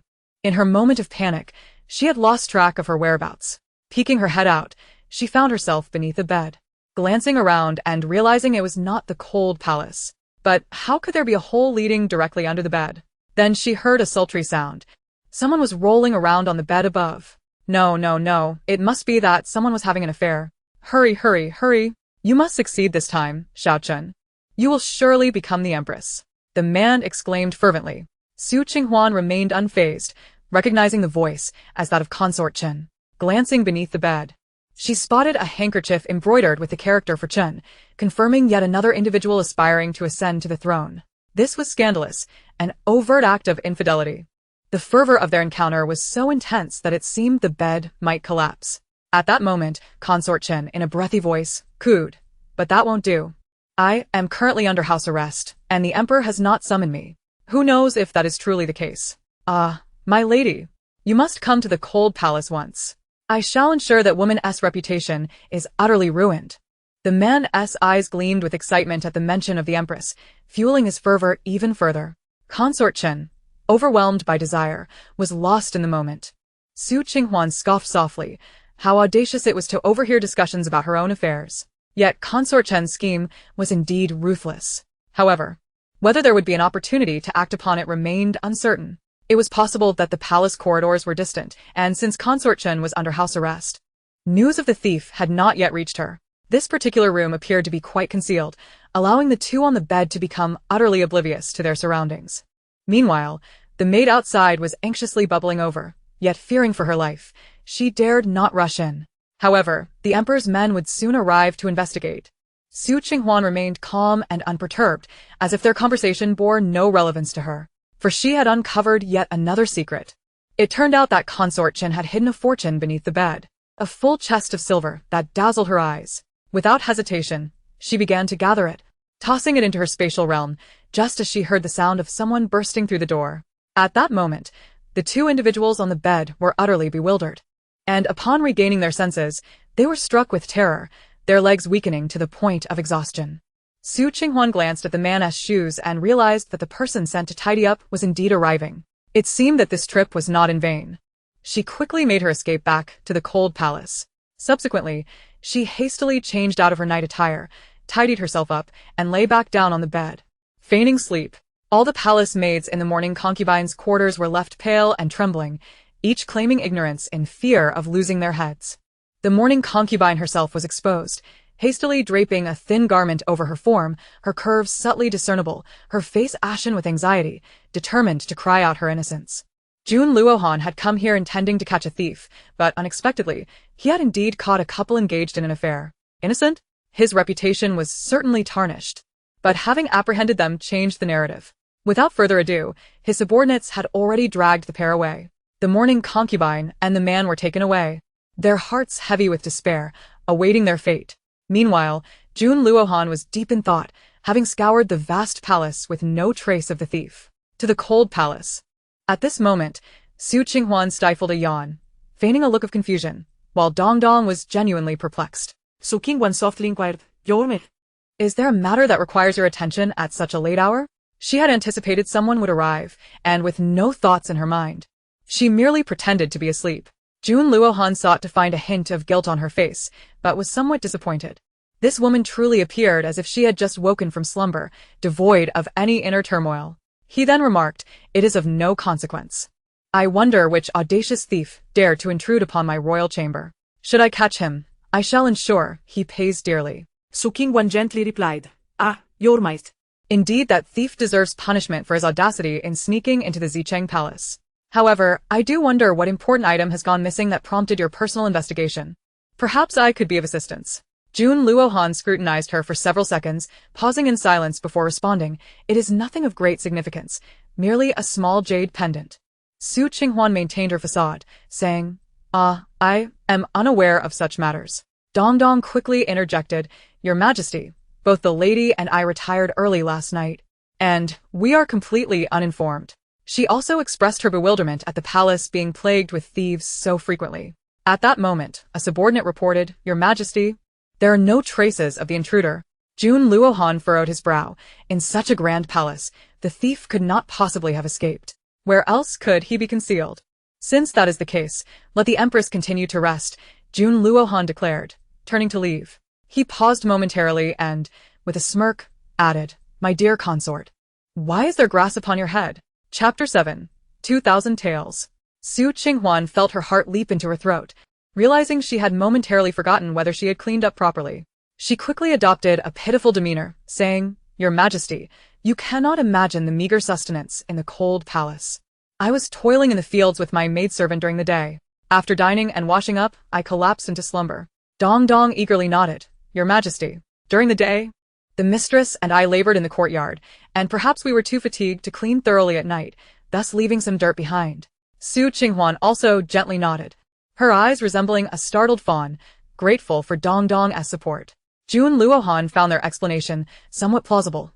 Indeed, the pair had been quite busy throughout the day, and it was reasonable for them to be too exhausted to clean up afterwards. However, he noted that he had not seen that dog anywhere. Qing Huan, maintaining her composure. Softly remarked, "Your Majesty, you cannot know, but Wang Kai enjoys running about, even more industriously than humans." Seeing that he had drawn no conclusions from her, Jun Luohan decided, "Then the Empress shall rest." With that, he waved his sleeve and departed, continuing his search. Once he had truly left, Qing Huan let out a sigh of relief. She had nearly been terrified to death. The imposing aura of Jun Luohan was indeed extraordinary. After regaining her composure, she realized her back was damp with perspiration. Fortunately, she had her space. Jun Luohan's men would not uncover any clues. Why was that jade pendant so significant? Dong Dong noticed Qing Huan's state and quickly reassured her. Your Highness, you need not worry. The Emperor will not suspect us. Yet, it is quite audacious for a thief to dare steal from the Emperor. Thank goodness they possessed nothing of value. Qing Huan smiled softly, thinking to herself, indeed, that thief was none other than your mistress. Well then, let us retire for the night. This matter does not concern us. Dong Dong nodded in agreement, and after assisting Qing Huan into bed, she returned to her own quarters and soon fell asleep. Meanwhile, Qing Huan joyfully entered her space to exchange for silver. With a plethora of gold and jewels at her disposal, she only exchanged for 1,000 taels of silver. Though still a considerable sum, it was likely that such a bounty would be hard to come by in the future. She would need to seek other means of earning. She glanced at the small jade pendant lost in her childhood. Why was the dog Emperor so anxious about this pendant? It was practically useless. Worth only a few taels of silver, if exchanged. Never mind, she would keep it for now, tossing it aside as she released Wang Kai and promptly fell asleep. The following day, she was met with a grand revelation. Dong Dong mysteriously exclaimed, Your Highness, you cannot imagine. Yesterday, the Emperor caught a thief, and indeed, he apprehended someone. Can you guess what happened? Qing Huan chuckled. Did he catch someone in the act? Dong Dong clapped her thigh, her eyes wide with gossip. Your Highness, how did you know? Qing Huan giggled. Just a guess. I was the first to witness it. How could I not know? Yet she was quite curious about the fate of the mourning concubine. Thus, Dong Dong eagerly spilled the details, narrating the events with great enthusiasm. In conclusion, she remarked, the mourning concubine was exceedingly bold. To dare engage in an affair behind the Emperor's back and then to be caught. Consequently, she was sold off by the Emperor, and her lover was sentenced to death. Qing Huan nodded. She had anticipated that the mourning concubine would be executed, and the punishment seemed rather lenient. We need not concern ourselves with such matters. Let us focus on our own little lives. It appeared yet another issue had resolved itself. Dong Dong wholeheartedly agreed, nodding fervently. Admiring her mistress's pragmatism, they then set off together, ready to begin their day's labor. In the adjacent courtyard, Qing Huan decided to cultivate a lower area, diverting water from the pond to plant some grains. The rice sold in her space was prohibitively expensive. It would be better to grow her own. Although she also planted in her space, it never hurt to have more. By midday, they returned, drenched in sweat. Qing Huan was pleasantly surprised to discover that the quality of their provisions had significantly improved. Your Highness, I have heard that our previous meals were managed by the Infang. But now the Emperor has sent a dedicated eunuch named Xiaoda to oversee our rations, and he seems quite agreeable. Qing Huan understood, initially. Jun Luohan had not intended for them to starve, but rather, Infang had meddled. She momentarily found Jun Luohan less detestable. By the way, Your Highness, the Emperor is still searching for that thief, yet he cannot seem to find him. With such tight security in the palace, where could the thief possibly be concealed? I also heard that the thief is particularly cunning. Dong Dong expressed incredulously. Qing Huan casually coughed. Indeed, that thief is quite talented. Your Highness, I also heard that the Emperor is offering a reward of 1,000 taels for whoever captures the thief. That is a staggering sum. Previously, our monthly allowance was only a few dozen taels. Dong Dong exclaimed excitedly, envisioning the possibilities. If only I could catch that thief, then you could have whatever you desired. Spend freely. Upon hearing the mention of 1,000 taels, Qing Huan's eyes sparkled, but she quickly dismissed the notion. She could not simply present herself to the thief. That would hardly be a lucrative venture. Foolish girl, we are no martial artists. How could we possibly catch a thief? Qing Huan chuckled, gently tapping Dong Dong's head. Dong Dong pondered this, but retained her inquisitive spirit. As the two busied themselves with their tasks, they exchanged snippets of gossip, all of which seemed to stem from Dong Dong's sources. Days passed, yet Jun Luohan still found no trace of the elusive thief. Despite the palace maids and eunuchs exerting great effort in their search, Jun Luohan pondered, where could the person have vanished? At that moment, Ing spoke up, Your Majesty, the thief is well hidden and is unlikely to reveal themselves. However, their greed for wealth is their Achilles heel. Your Majesty, what if we spread the word that anyone who returns the jade pendant voluntarily will not only face no punishment, but will also be rewarded with 1,000 taels? Jun Luohan contemplated for a moment and replied, "Do you truly believe that the thief is so foolish?" Ing fell silent, as if realizing the truth in the question. Yet, with no alternative course of action, they decided to proceed with the plan. Before long, this conversation reached Su Qinghuan's ears. With a scoff, she thought, "Does he take me for a fool? Such words may lead to peril." She wasn't naive enough to fall for that. Dong Dong nodded in agreement, asserting that the Empress was right. Sometimes, the Emperor's words were nothing but empty promises, unworthy of trust. Days turned into weeks and still, there was no sign of the thief. Jun Luohan's countenance darkened as he declared anew, "Whoever finds the jade pendant shall be rewarded with 2,000 taels. A gentleman's word is as good as a steed's reins." Upon hearing this, the palace maids and eunuchs felt invigorated, their eyes gleaming with newfound hope. Even Dong Dong, in the depths of the cold palace, was determined to scour every corner. Su Qinghuan couldn't help but twitch her lips at the thought of the 2,000 taels. She had to devise a plan. Initially, she had assumed the pendant was of little value, but now it seemed to be worth a fortune. An idea struck her. The Emperor had mentioned the thief fleeing this way, so they would pretend to have found it in the vicinity of the cold palace. After all, they were two young girls without any merit, making it easy for others to believe them. Thus, Su Qinghuan sought out a secluded spot and hung the jade pendant from a tree, ensuring it appeared as if it had been carelessly discarded by the fleeing thief. But wait! The Emperor had said the thief would burrow through holes. It needed to be placed somewhere with a slight cavity. Fortuitously, she recalled a hole she had encountered outside, which was just perfect. Chapter 8. Discovery of the Jade Pendant. Dong Dong, come quickly. Is this not the jade pendant the Emperor seeks? Su Qinghuan exclaimed excitedly. 2,000 taels. Who wouldn't he be tempted? Dong Dong hurried over, her excitement palpable as she laughed. It certainly seems to be.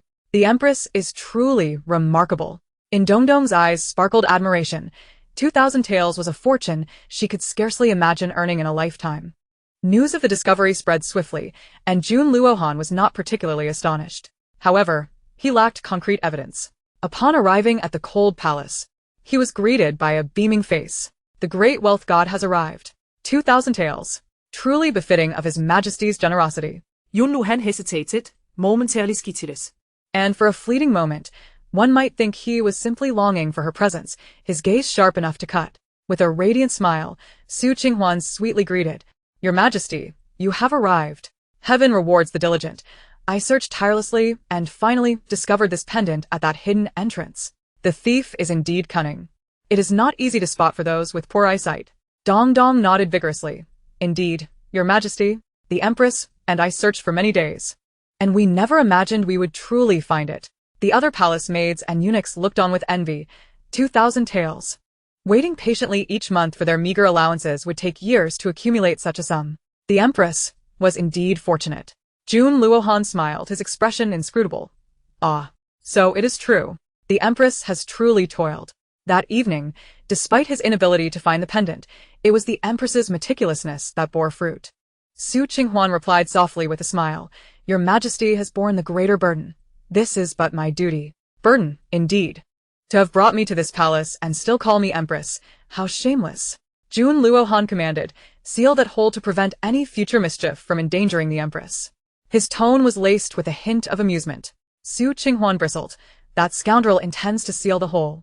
Jun Luohan then instructed the eunuchs to retrieve the jade pendant, deliberately omitting any mention of the reward. Eunuch Wei was momentarily at a loss, casting furtive glances at the Emperor, unsure of his thoughts. Su Qinghuan felt a surge of resentment, but maintained a facade of gentle composure. "Curse man! This dog of an emperor truly seeks to take advantage."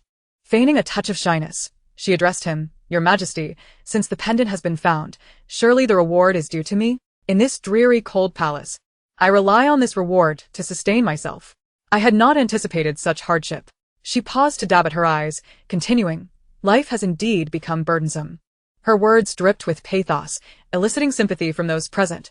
The Empress was indeed a pitiable figure. Moreover, her beauty only intensified the effect of her tears.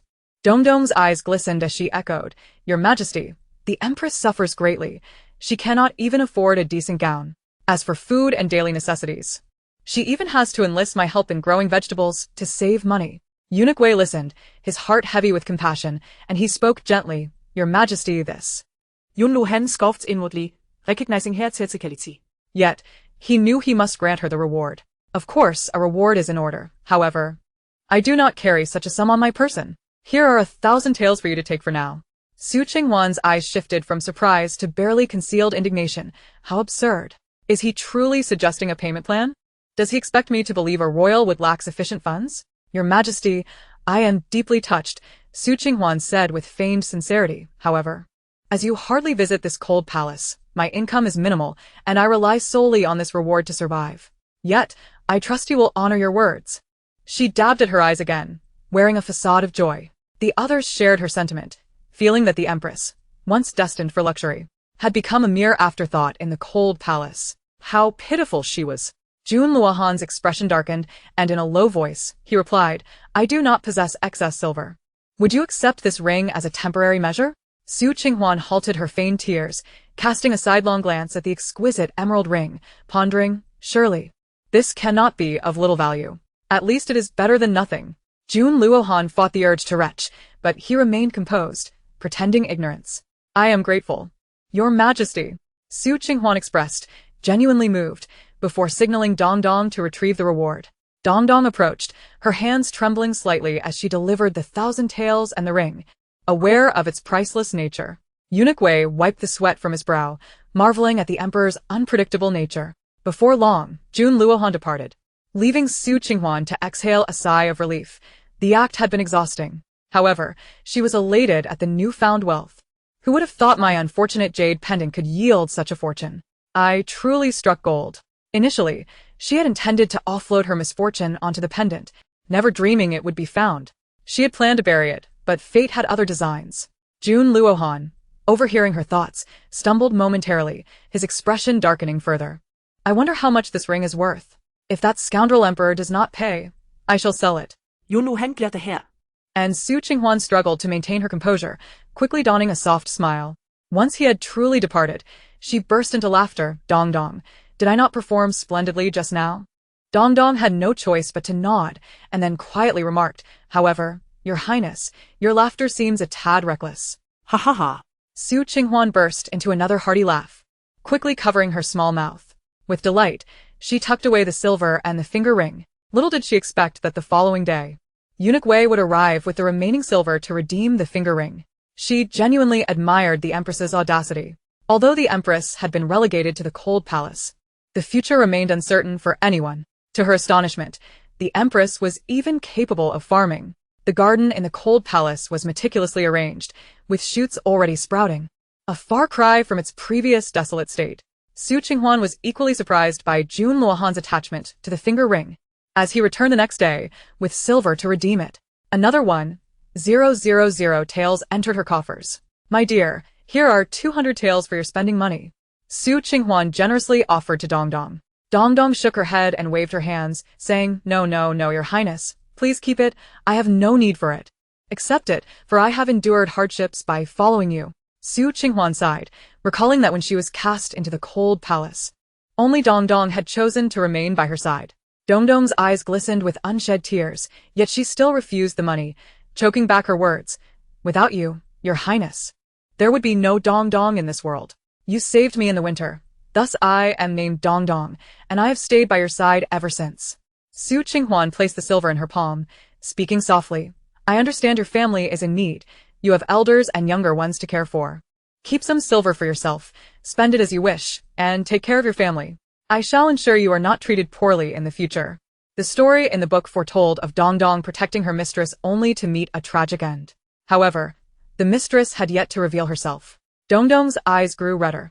Your Highness, you are truly kind. You even care for my family and bestow upon me such a generous sum. Silly girl. Accept it. If you ever reunite with your family, you must do so in style. Su Qinghuan understood that Dong Dong was diligent and considerate, having previously refrained from spending her earnings to support her family. Grateful, Dong Dong nodded vigorously and finally accepted the silver, tucking it away securely. Unbeknownst to her, she would one day become a little wealthy lady, bringing prosperity to her family as well. Chapter 9. Lemon Duck. Jun Luohan returned to his chamber with a dark expression. The palace, maids not daring to utter a word. He sat in his chair, gazing at the treasured jade pendant, realizing it was hers. What a coincidence. This was the one she had helped him with that day. Reflecting on the past, his stern face softened considerably. He hadn't expected this to be the jade pendant that had brought him misfortune. No wonder he had experienced a string of bad luck since picking it up. That day, the little girl had shielded him behind her, saying in a tender voice, "You need not fear. I shall protect you." He felt a surge of gratitude. At that time, he had accompanied his father to an unfamiliar place, still a child, his fair complexion making him a target for a group of bullies. That girl had stood up for him, and afterward, he found the pendant and hoped to repay her kindness someday. If she wished to leave the palace, he would grant her that opportunity. For now, he decided to keep the pendant safe and moved on. Meanwhile, Qing Huan busied herself in the garden, finally planting rice seedlings, which left her with an aching back. Other vegetables were also growing rapidly. She placed some sticks for the melon vines to climb. The mustard greens had flourished into a lush patch, tender and vibrant. Under her firm guidance, the pests dared not invade, allowing the vegetables to thrive. Dong dong. Bring over a small basket. Let us harvest some greens to take home. Understood, Your Highness. Wow, these greens are so tender. Dong dong exclaimed, having never seen such produce before. This was the joy of a bountiful harvest.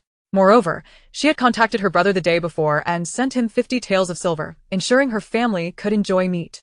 Her brother also mentioned that the grain harvest was better than last year, so they wouldn't go hungry, which made her particularly happy. Qing Huan was equally delighted for Dong Dong. Her thoughts drifting to her own brothers, her eldest trained in martial arts and her second in academics, both seeking to support her, though they currently had little to offer. The silver her father had sent amounted to a meager sum. With their family business struggling, they relied heavily on her father's meager salary. Life was tough. She longed to return home. Nevertheless, she held deep affection for her family here. Indeed, these greens are tender and delicious, Qing Huan remarked, masking her bitterness with a smile. They quickly harvested a considerable amount, each piece small and delicate, a delightful sight. Before long, Qing Huan spotted a large white duck in the garden. Quack, quack. Where did this duck come from? The duck replied, "Quack. Who dares to call me by name? I am no ordinary duck." Oh, What a prideful wild duck I have encountered, Qing Huan thought, incensed that this intruder was munching on her hard-earned vegetables. Hey duck. It has been ages since I've had beer duck. I must catch you. In no time, she had the duck in her grasp, its weighty body and beautiful feathers in her hands. Dong dong, boil water. Prepare to dispatch the duck. Qing Huan called joyfully to Dong Dong, holding the duck. The duck flapped its wings, squawking quack. You cannot eat me. Ah. Today, I shall feast upon you. Dong Dong stepped outside, exclaiming, "Wow, what a huge duck. Your Highness is truly remarkable." She promptly dashed to start the fire and boil water. The two quickly plucked the duck's feathers. Fortunately, it appeared to be a mature duck, lacking the usual fine down. Once cleaned, Dong Dong belatedly asked, "Your Highness, is this truly a wild duck?" Qing Huan was unsure if it was wild, but on her territory, it was a wild duck. She confidently declared, "Rest assured, this duck wandered onto my land. Perhaps it ran away from the mountains behind us." After hearing this, Dong Dong felt reassured and proceeded to chop the duck, praising, "Your Highness, the meat of this duck is exquisite, not too fatty or too lean. Shall we just take half?" As Qing Huan prepared the seasonings, she nodded, "Just half will suffice for the two of us. The rest we can freeze for tomorrow." all right. Qing Huan purchased a bottle of 5-year-old pickled lemons, costing her 5 taels of silver. There were about 10 in a bottle, but the aroma was absolutely divine. She then gathered scallions, ginger, garlic, and a hint of chili. Fortunately, the book mentioned the availability of sauces, easily obtainable with money. Thus, Dong Dong found nothing unusual, merely thinking that the items chosen by the mistress were exceptionally delicious. She heated the oil in the pan, while Dong Dong added firewood. Soon, a tantalizing fragrance wafted through the air. "Wow, it smells so good," Dong Dong exclaimed, her eyes sparkling with delight. Qing Huan felt her mouth watering. Indeed, the aroma of the 5-year-old pickled lemons was extraordinary. The duck meat looked particularly appetizing as well, so she decided to let it simmer a bit longer. After cooking, she prepared a vegetable dish, and the two were ready to feast. It smells heavenly. Qing Huan exclaimed joyfully, while Dong Dong nodded enthusiastically. Though it was too hot to eat just yet, saliva dripping in anticipation. Just as they began to enjoy their meal, a palace maid rushed to the door, asking, "Your Highness, have you seen a snow-white duck?" So Qing Huan froze, nearly choking. Dong Dong shrank back, glancing at her. "Your Highness, what shall we do?" As Su Qinghuan pondered how to respond, an elderly woman in plain attire approached, her eyes widening at the sight of duck feathers scattered about the courtyard. Su Qinghuan's heart sank. This was surely a disaster. Who would have thought there were duck keepers within the palace? Wait, hold on. It seemed there was indeed a Empress Dowager who had a penchant for raising ducks. However, the Tai Fan Palace is quite distant from here, isn't it? The Empress Dowager, filled with sorrow, knelt before the duckling, weeping, "My little Bai, how could you have ventured out alone? And to be met with such misfortune." Before Su Qinghuan could collect her thoughts, the Empress Dowager briskly approached their table, interrogating, You, did you eat my precious duck?" Su Qinghuan swallowed the morsel in her mouth, while Dong Dong, terrified, nearly knelt to confess, only to be pulled back by Su Qinghuan. So Qing Huan, Recalling the Empress Dowager's benevolent portrayal in the book, quietly asked, "Your Majesty, would you care for a bowl?" The Empress Dowager's expression wavered. Was it inappropriate? However, upon inhaling the aroma, she found it irresistibly fragrant and involuntarily swallowed. The palace maids behind her gasped in astonishment, just as they were about to reprimand Su Qinghuan. They witnessed the Empress Dowager wipe her tears and exclaim, "Yes, please." The maids' expressions were one of utter bewilderment. Su Qinghuan too was taken aback. They were not being scolded? Dong Dong was equally flabbergasted, prompting Su Qinghuan to nudge her arm, saying, "What are you waiting for? Quickly fetch a set of bowls and chopsticks." Oh. Dong Dong came to her senses and hurriedly retrieved the utensils, even washing them again, bringing a small bowl of rice. The Empress Dowager's eyes, which had just been red, were now clear. She instinctively seated herself on the opposite side of the table, still swallowing, having not dined yet. How delightful! It had been so long since she felt such appetite.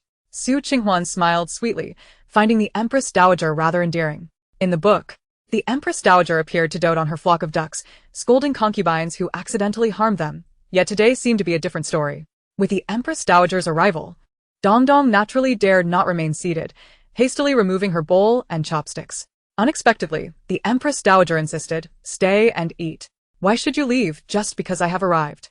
Dong Dong looked at Su Qinghuan, unsure of what to do, neither leaving nor sitting. Su Qinghuan chuckled, "Dong Dong, if the Empress Dowager bids you to stay, then do so.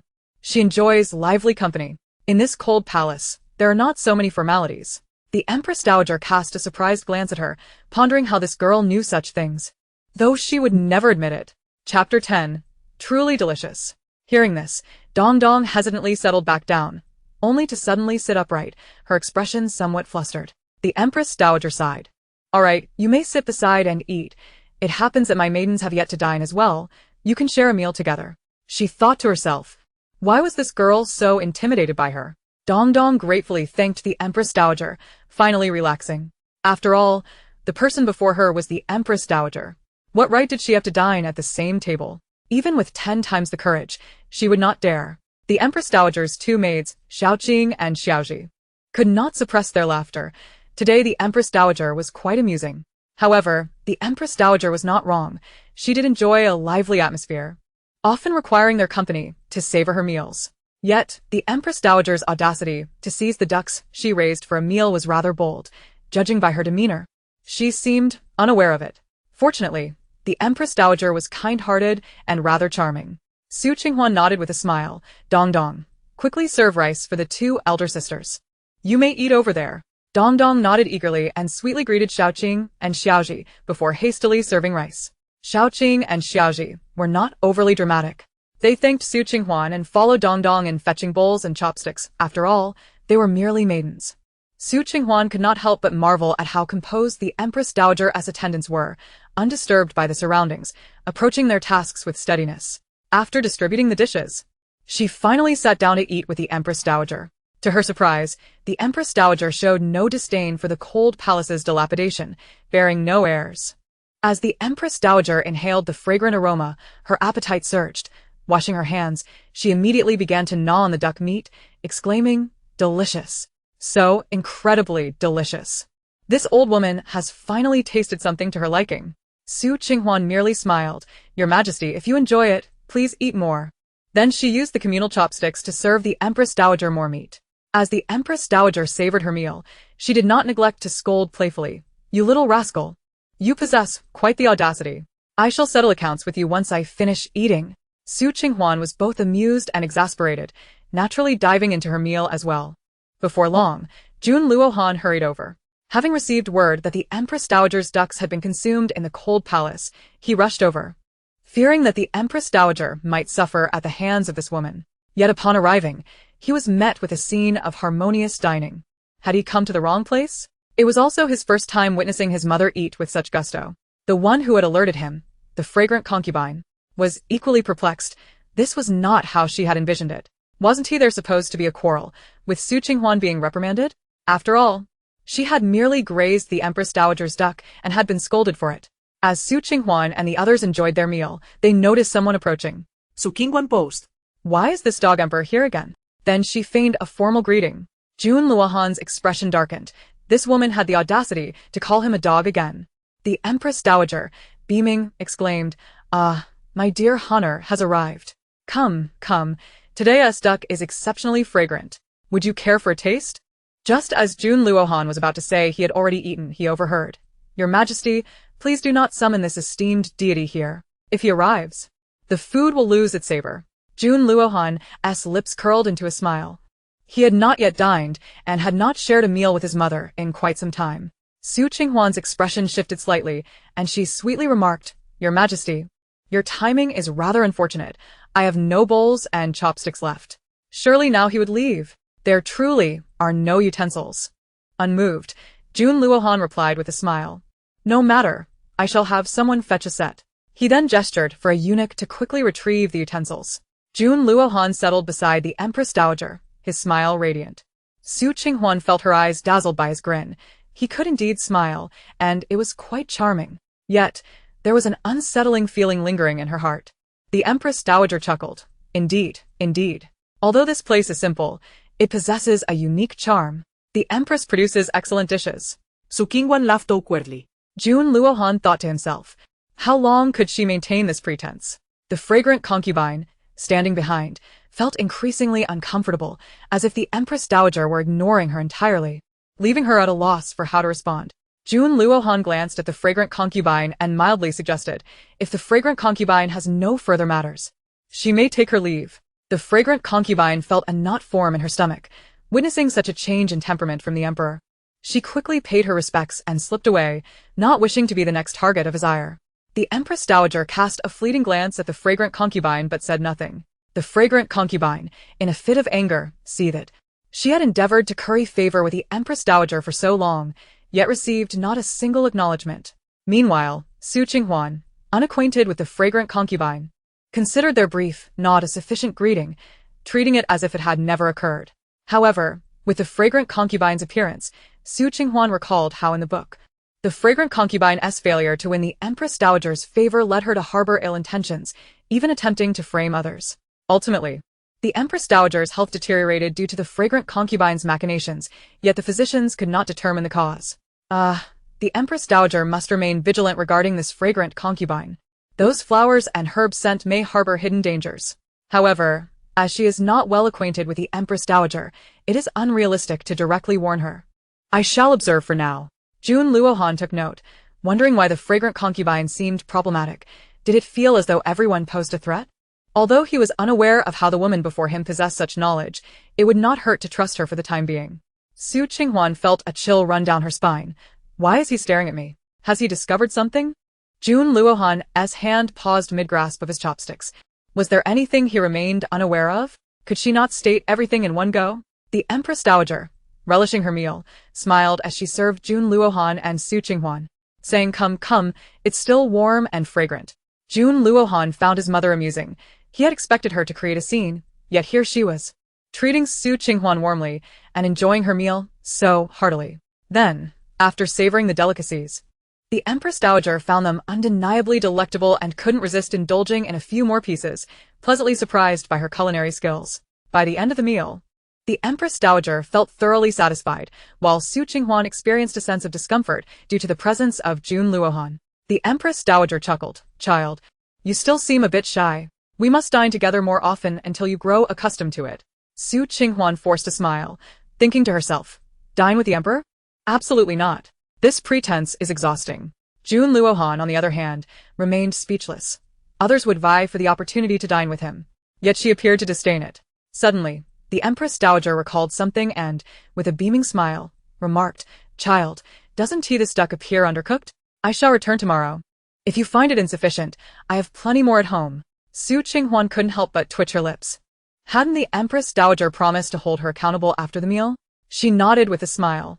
Xiaoqing and Xiaoji exchanged amused glances, bemused by the situation.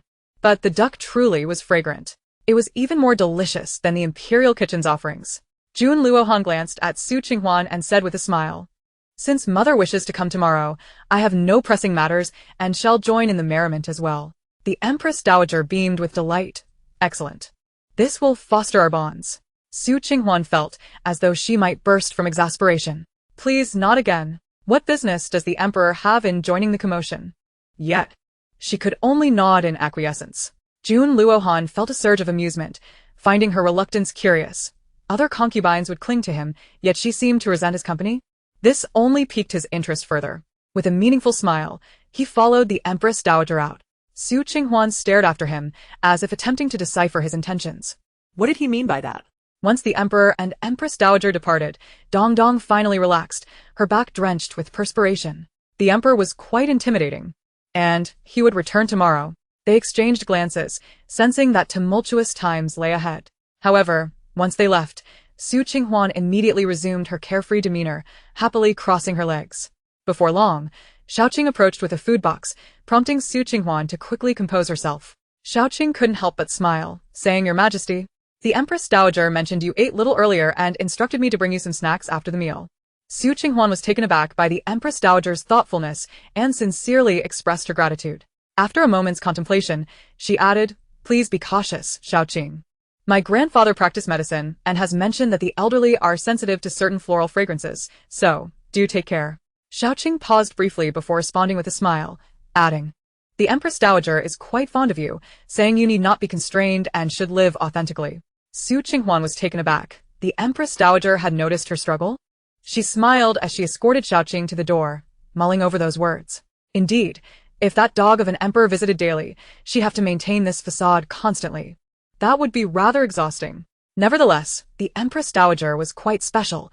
In the literature, she had previously spoken kindly of the original owner, proving to be a good person. Perhaps she could consider it a favor owed. Chapter 11. No more pretense. After coming to this realization, Qing Huan felt rejuvenated, her breath more liberated. Indeed, she would no longer feign. She would embrace her true self. Opening the food box, she took a bite of a green bean cake. Pleasantly surprised to discover the Empress Dowager enjoyed sweet treats, although her own creations would undoubtedly surpass them.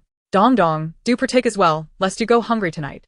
Dong Dong eagerly grabbed a piece, exclaiming, Delicious. Your Majesty, can you make pastries too?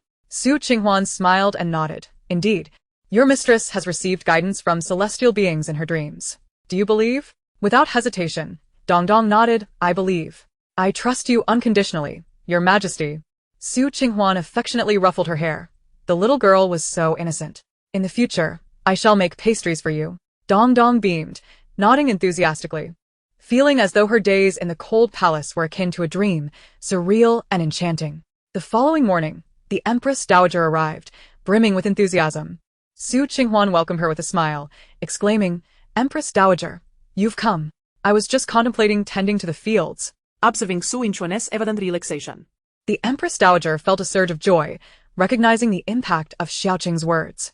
While she remained unaware of the young woman's thoughts, she appreciated her genuine disposition. In her youth, the Empress Dowager had shared connections with Qing Huan's grandmother, regrettably now separated by the veil of death, but she found her granddaughter to be equally intriguing. Tending to the fields? How delightful! Alas, I lack the skill. The Empress Dowager's informal address felt warm and approachable to Qing Huan. Qing Huan, equally interested in agriculture, began to enthusiastically discuss her endeavors while leading the Empress Dowager on a tour of her cherished plots. Xiaoqing and Xiaoji stood by, astonished. What had once been a desolate palace now brimmed with life and order. The Empress Dowager's admiration grew. She had initially thought the garden tended by a close maid, only to discover it was the mistress herself, leaving her increasingly impressed.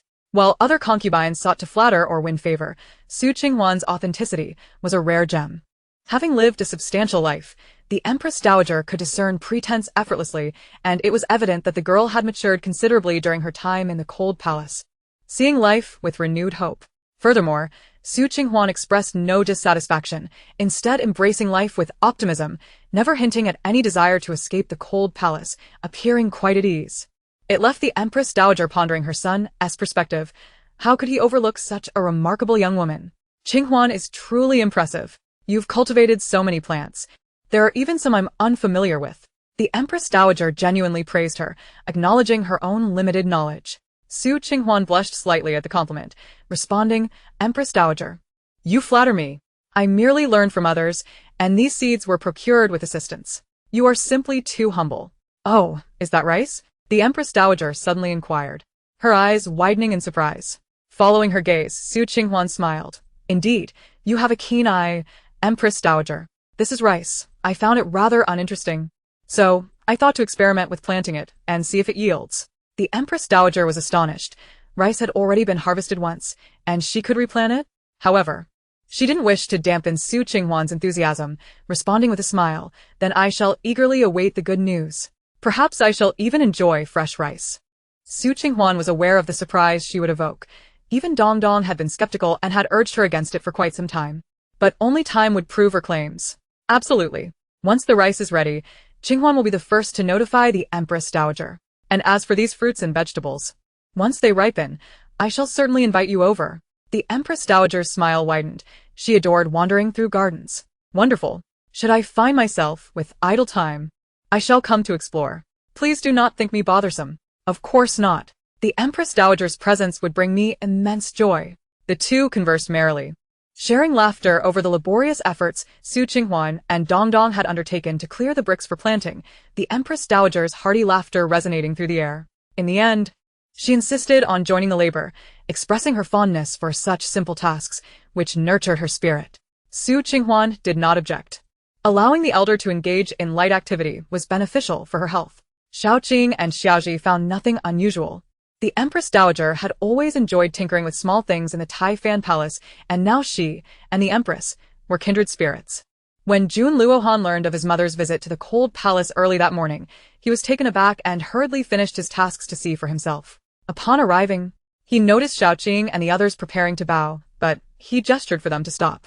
He observed quietly as he watched his mother joyfully laboring, and his stern face softened considerably. Since his father's passing, he had rarely seen her so happy. The sight of Su Qinghuan's natural smile was a first for him. Her simple attire and unadorned hair exuded a unique charm. After a considerable time, the Empress Dowager finally noticed Jun Luohan's arrival and waved her hand joyfully. Su Qinghuan, Ever so obedient, greeted her, yet she did not display her usual fragile demeanor that seemed to wilt with the slightest breeze. Jun Luohan found it rather peculiar. Was there an unusual atmosphere today, perhaps due to his mother's presence? The Empress Dowager, in high spirits, enthusiastically led him on a tour of the cold palace. Continuously praising Su Qinghuan. Look at this vegetable garden, dear Honor, how well kept it is. Clearly, the former emperor had an eye for talent. Ha ha ha. The Empress Dowager's words were indeed true. It was unexpected that the Empress could manage the cold palace so meticulously. I am also quite pleasantly surprised. When the fruits ripen, I too wish to partake. What a ridiculous surprise.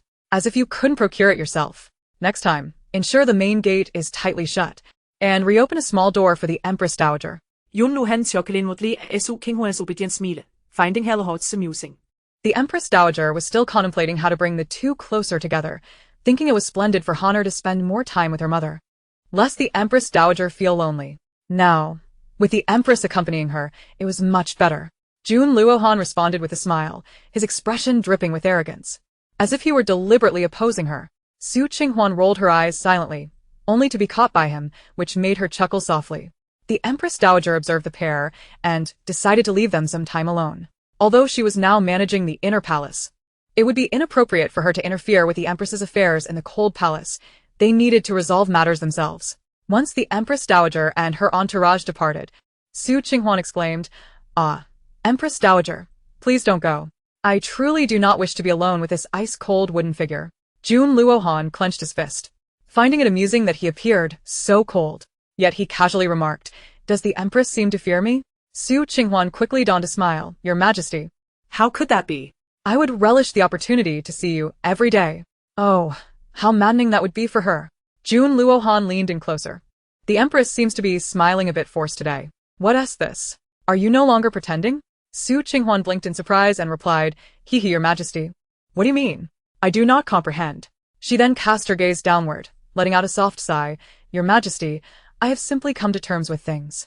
I no longer yearn for you to glance my way, nor do I wish for your affection. The trials of life." Jun Luohan græst til rist. A sly grin creeping onto his face. "Oh, is that so? Surely, the Empress understands what I mean." Su Qinghuan's smile faltered, her eyes turning icy. "Your Majesty, are you surveilling me?" Observing her shifting expressions, Jun Luohan realized that women were indeed adept at masking their true feelings. Did she not desire his favor? It puzzled him that she would display such behavior, knowing full well he detested it. "I certainly have no time for such trivialities. Indeed, a dog can discern this. She is clearly putting on a facade. Wasn't it said that the Emperor is rather oblivious, lacking in discernment?" Su Qinghuan withdrew her hand, shedding the previous pretense. She now resembled a pure lotus, exuding a serene beauty that caught him off guard. A gentleman speaks rather than acts. Why tug on someone's hand like that? If the charade is up, why maintain it? He cannot do anything to her. Su Qinghuan rubbed her wrist, then raised an eyebrow, smiling. "Your Majesty claims to be busy. Yet today, you seem rather leisurely, wandering the cold palace." Wandering about led you to the cold palace.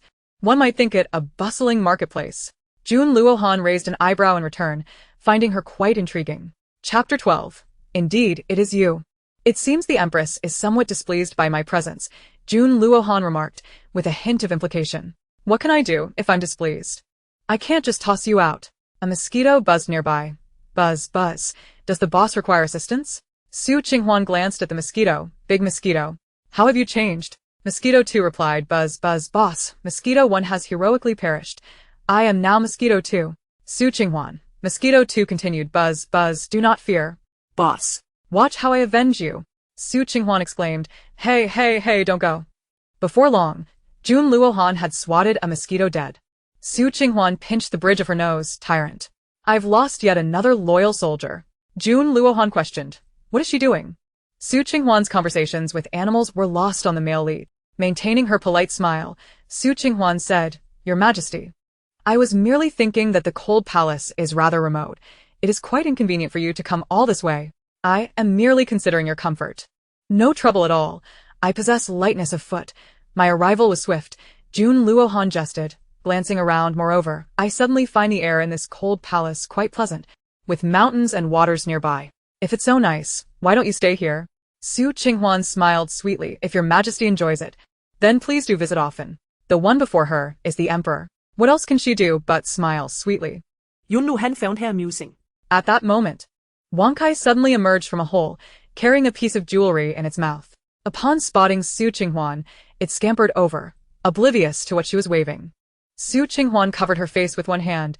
"Oh no, Wang Kai, how did you get here?" And, with a piece of jewelry, Wang Kai, still happily seeking her approval, barked, "Woof. Woof, master. Wang Kai brought this back from outside. There's plenty more over there." Su Qinghuan quickly pressed down on its head. "Good Wang Kai, you mustn't take things without permission." This woman truly had a love for riches. Even the dog's name bore the character for wealth. He couldn't help but wonder what she intended to do with so many treasures. Jun Luohan, with a smile playing at the corners of his mouth, remarked, "Empress. This dog seems quite familiar. The last thief also had a dog that looked rather similar." Su Qinghuan's heart raced. "Oh no, what if he discovers it? I remember giving Wang Kai a mask." Jun Luohan's jaw tightened. Indeed, this was the woman responsible for the mischief. But how had she managed it? Su Qinghuan chuckled. "Your Majesty, I am unaware. There are many similar dogs in the palace. That day, Wang Kai was with me in one room." "Oh. Is that so? I must have remembered incorrectly. I distinctly did not see that dog in the cold palace that day." Su Qinghuan nodded fervently. "Indeed, indeed. You must have made an error." Jun Luohan scrutinized her for some time. Recognizing her composure was quite impressive. As the Empress Dowager approached, he smiled. "Mother, you've been away for quite some time. You must be weary. I recently acquired a unique and priceless treasure called the Purple Flow Immortal Jewel and wish for you to see it. The Empress Dowager, feeling similarly fatigued, responded with a smile. Very well, very well. However, there was a thief recently. Do keep a closer eye on it this time. Since you have no use for it, why not gift it to the Empress? I noticed she lacks adornments. Su Qing Huan's eyes sparkled. A priceless treasure. Just how much silver is that worth? Haha, the thief is right before us. Yet she sweetly replied, Your Majesty, you are most considerate. But I have no need for such valuable items in this cold palace, and I am not particularly fond of heavy headpieces. Jun Luohan nearly burst into laughter. How brazen of her to claim she disliked such things. It was laughable. She had finally admitted to being the thief. The Empress Dowager patted her hand, saying, You and I truly share similar sentiments. I also find headpieces cumbersome. Yet, that does not preclude my appreciation for them. Ha ha ha. However, one must possess some to be complete. She understood. Su Qinghuan concurred. Indeed, indeed. It is merely that I dislike wearing them. Jun Luohan remarked, Mother, this set was gifted by the Yuan dynasty. If the Empress does not fancy it, then so be it. If Mother Empress desires it, I shall present it to you. Su Qinghuan gritted her teeth. The Empress Dowager replied, What girl does not adore headpieces? Very well, since they are a gift from the Yuan dynasty, we shall keep them for now. I shall select others to send to the Empress later. Su Qinghuan sweetly bowed, expressing her gratitude to the Empress Dowager. The Yuan dynasty? Is that not the very nation that ultimately vanquished the Yong dynasty? This delivery includes not only jewels, but also a beauty. However, if we can avoid the schemers, such a grand event should not transpire. In the narrative, shortly after the heroine's family revolted, the Yuan dynasty dealt a fatal blow. Jun Luohan felt a surge of caution, narrowing his eyes dangerously. The Yuan dynasty annihilated the Yong dynasty? Did she grasp the gravity of her words? Yet, she was partially correct. Indeed, the Yuan dynasty had dispatched a beauty. But how did she come by this knowledge? Could she foresee the future? He refrained from pressing her directly, fearing that if she uncovered the secret, she might never speak again. He would keep it to himself for now. It is said that this priceless treasure ultimately found its way to the heroine, and it seems she auctioned it for a considerable sum. No. I cannot let it benefit others. Yun Luohan? What heroine? He knew she would entertain such thoughts. That was precisely why he mentioned it. Su Qinghuan thought to wait for the opportune moment to steal the Zilio fairy for herself. She would not allow that wretched woman to profit. The heroine had once tormented her family to the brink of despair. Before long, the heroine would return, and she was none other than the Emperor's childhood companion. As the Empress Dowager and her entourage departed, she murmured, Child, I shall come for dinner tonight. Before leaving with a smile, Su Qing Huan readily agreed. That evening, the Empress Dowager personally brought a box filled with gold and silver jewelry, allowing Su Qinghuan to try on each piece. Oh, this is lovely. That one looks splendid too. I have chosen colors suitable for the youth. The Empress Dowager nodded in satisfaction. Shao Qing and Shao Zi also found them beautiful, remarking how stunning the Empress appeared even without makeup. If she were to adorn herself, she would surely resemble a celestial being. The Empress Dowager then gifted all the jewelry to Su Qinghuan, advising her, You must also dress up. Do not wear plain garments every day. Present yourself beautifully to astonish everyone. I shall bring you some clothes next time. Su Qinghuan was utterly taken aback, repeatedly declining. However, under the persuasion of the Empress Dowager and her maidservants, she eventually accepted. Shao Zi chimed in, Your Majesty, since the Empress Dowager has given them to you, you should accept them. She often bestows gifts upon us. Shao Qing nodded, as they were among the wealthiest maidservants in the palace, frequently receiving numerous rewards. Su Qinghuan realized that Shao Qing and Shao Zi wore and adorned themselves with exquisite items, and thus ceased her refusals.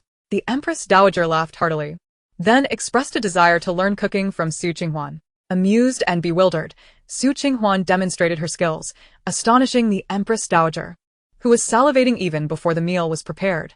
The Empress Dowager found it peculiar. She had no appetite for the extravagant delicacies from the imperial kitchen. Yet this homely fare was utterly enticing. Before the meal commenced, Jun Luohan arrived, having detected the delightful aroma from afar. He too found it strange. He had no appetite in the study, yet felt hungry here. Upon seeing Jun Luohan, Su Qinghuan's smile faltered. This man was unpredictable. The shameless one has come to mooch off dinner again.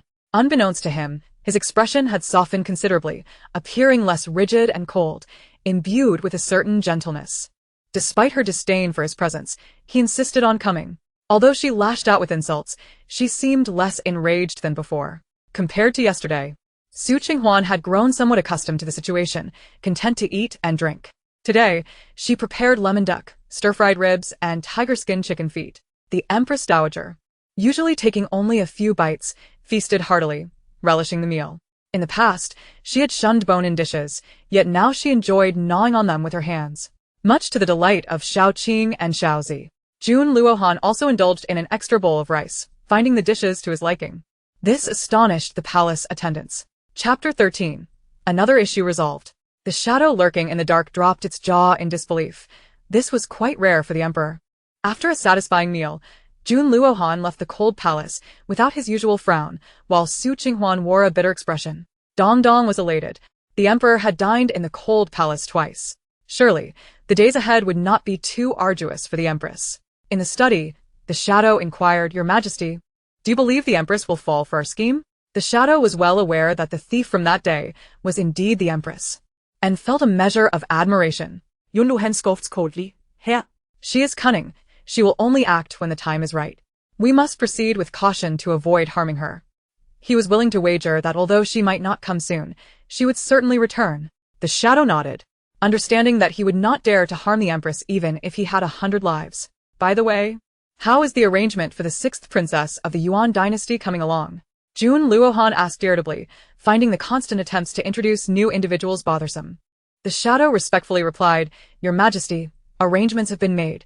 She is in the palace of concubine Xian, and I have stationed personnel to keep watch." Very well. But has the investigation been thorough? The shadow affirmed, "I have uncovered that this 6th princess is not the true 6th princess. The Yuan dynasty's 6th princess has never revealed her true visage to the public. The emperor must have sent a substitute, and I believe this princess will take action soon." Possessing some martial skills, Jun Luohan coldly scoffed, realizing there was indeed a complication, but he had not anticipated this layer of deceit. He was grateful for the empress's insights. "Keep a close watch, but do not be overly stringent." The shadow acknowledged. Jun Luohan rubbed his temples, glancing at the set of Ziliu fairy, feeling inexplicably that she would look quite lovely adorned with it. As soon as this thought crossed his mind, he scoffed. How could that be? Yet, unbeknownst to him, since discovering that the jade pendant belonged to her, his attitude towards her had softened considerably. In concubine Xian's palace, a woman sat before a mirror. She was beautiful, yet her eyes were filled with malice. She understood she was merely a pawn, but she had a mission to fulfill. Failure to comply would jeopardize her family. Her personal maid whispered a few words in her ear, and she nodded. This maid was merely there to monitor her. The maid spoke without a trace of respect. "Princess, you must tread carefully. This is the palace of the Yong dynasty, and you must be cautious in your dealings. Also, you must expedite the tasks ordered by the emperor." Cold Moon nodded expressionlessly. "You know that we were being watched as soon as we arrived. We must plan our actions cautiously." The maid was indifferent.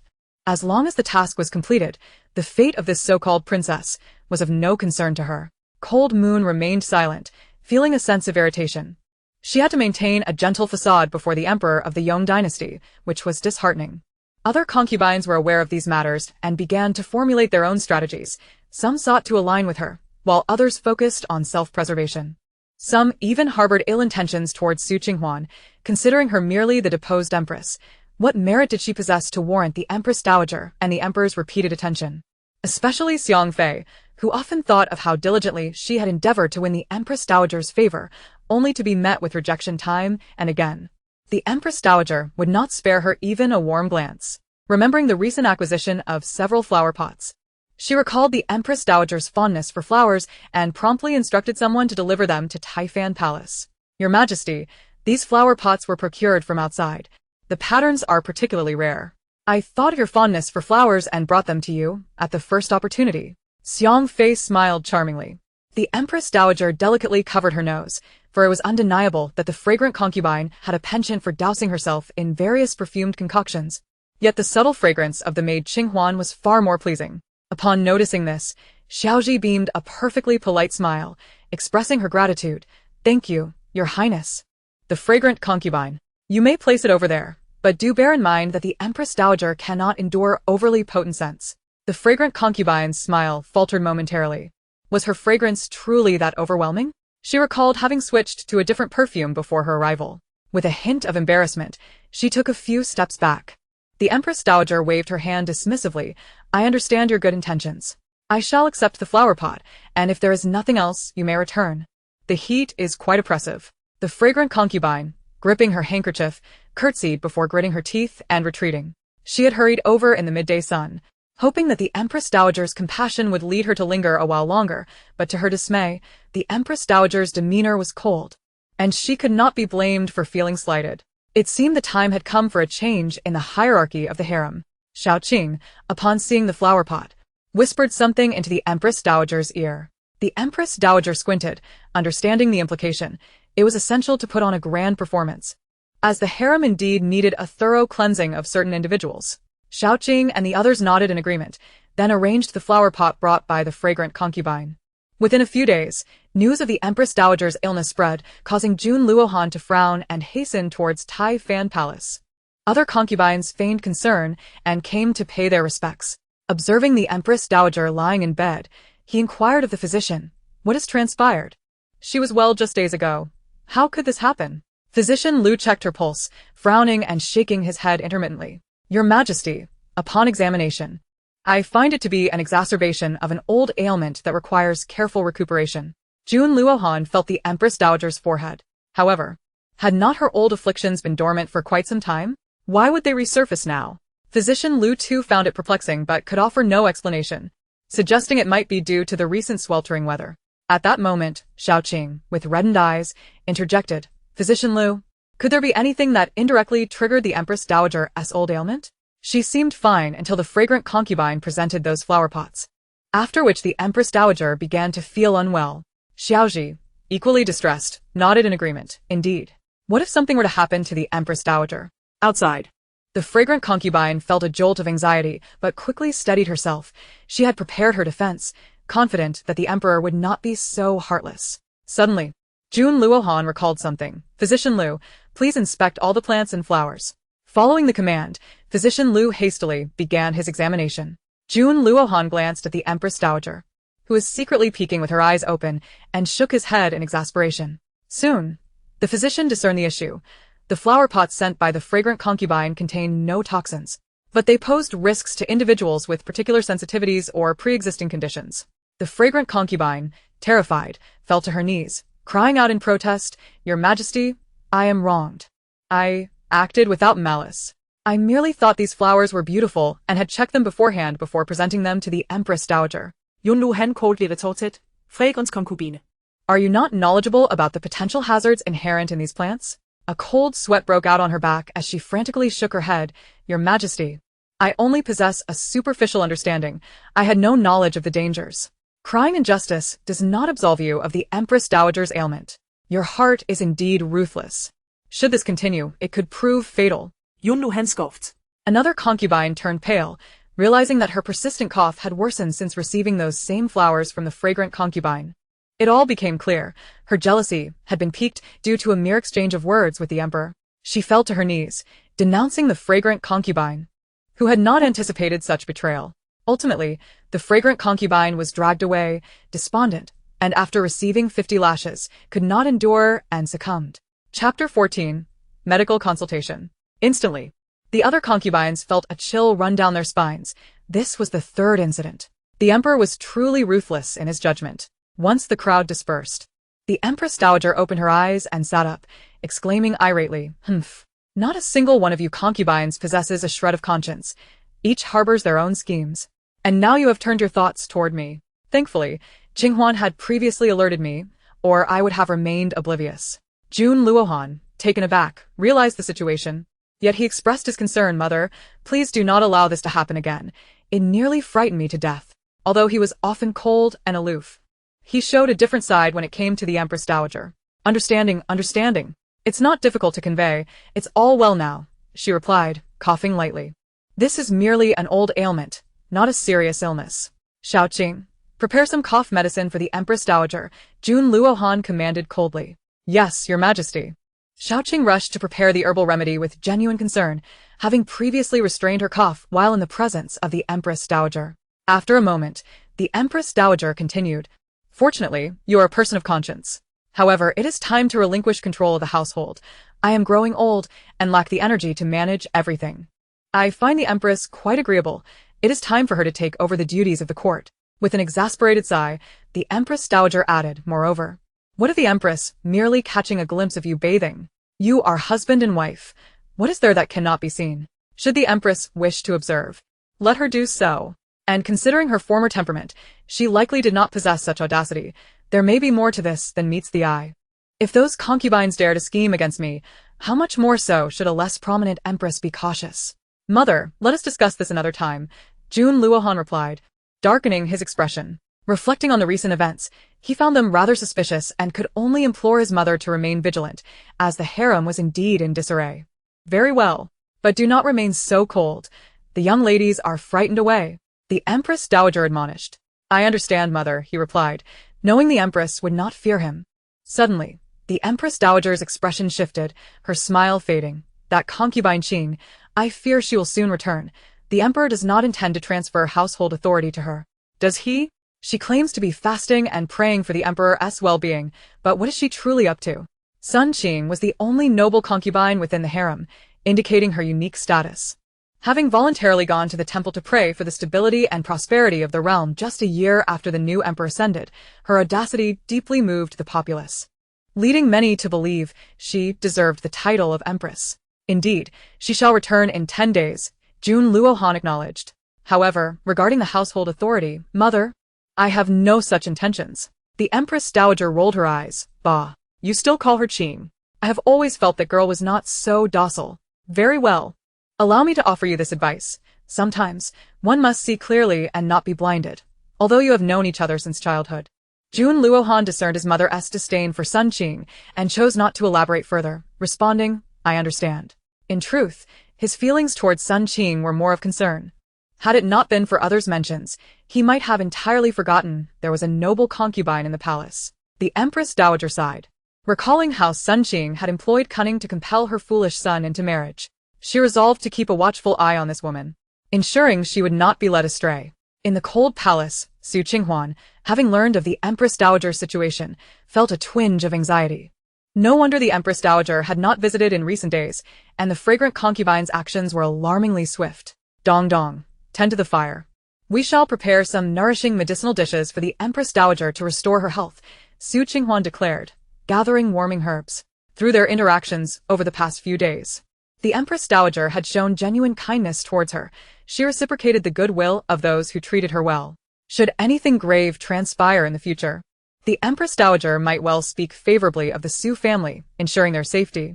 Furthermore, since the Empress Dowager had begun to visit the cold palace intermittently, the attitudes of others towards them had markedly improved. Fortunately, her understanding of medicine, coupled with the assistance of the spatial spiritual spring, would greatly aid in alleviating the Empress Dowager's ailment.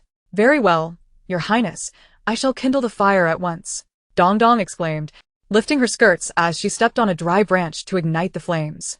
Subsequently, Qing Huan began to simmer the concoction over a gentle fire, waiting until it was adequately prepared and no longer scalding before serving it.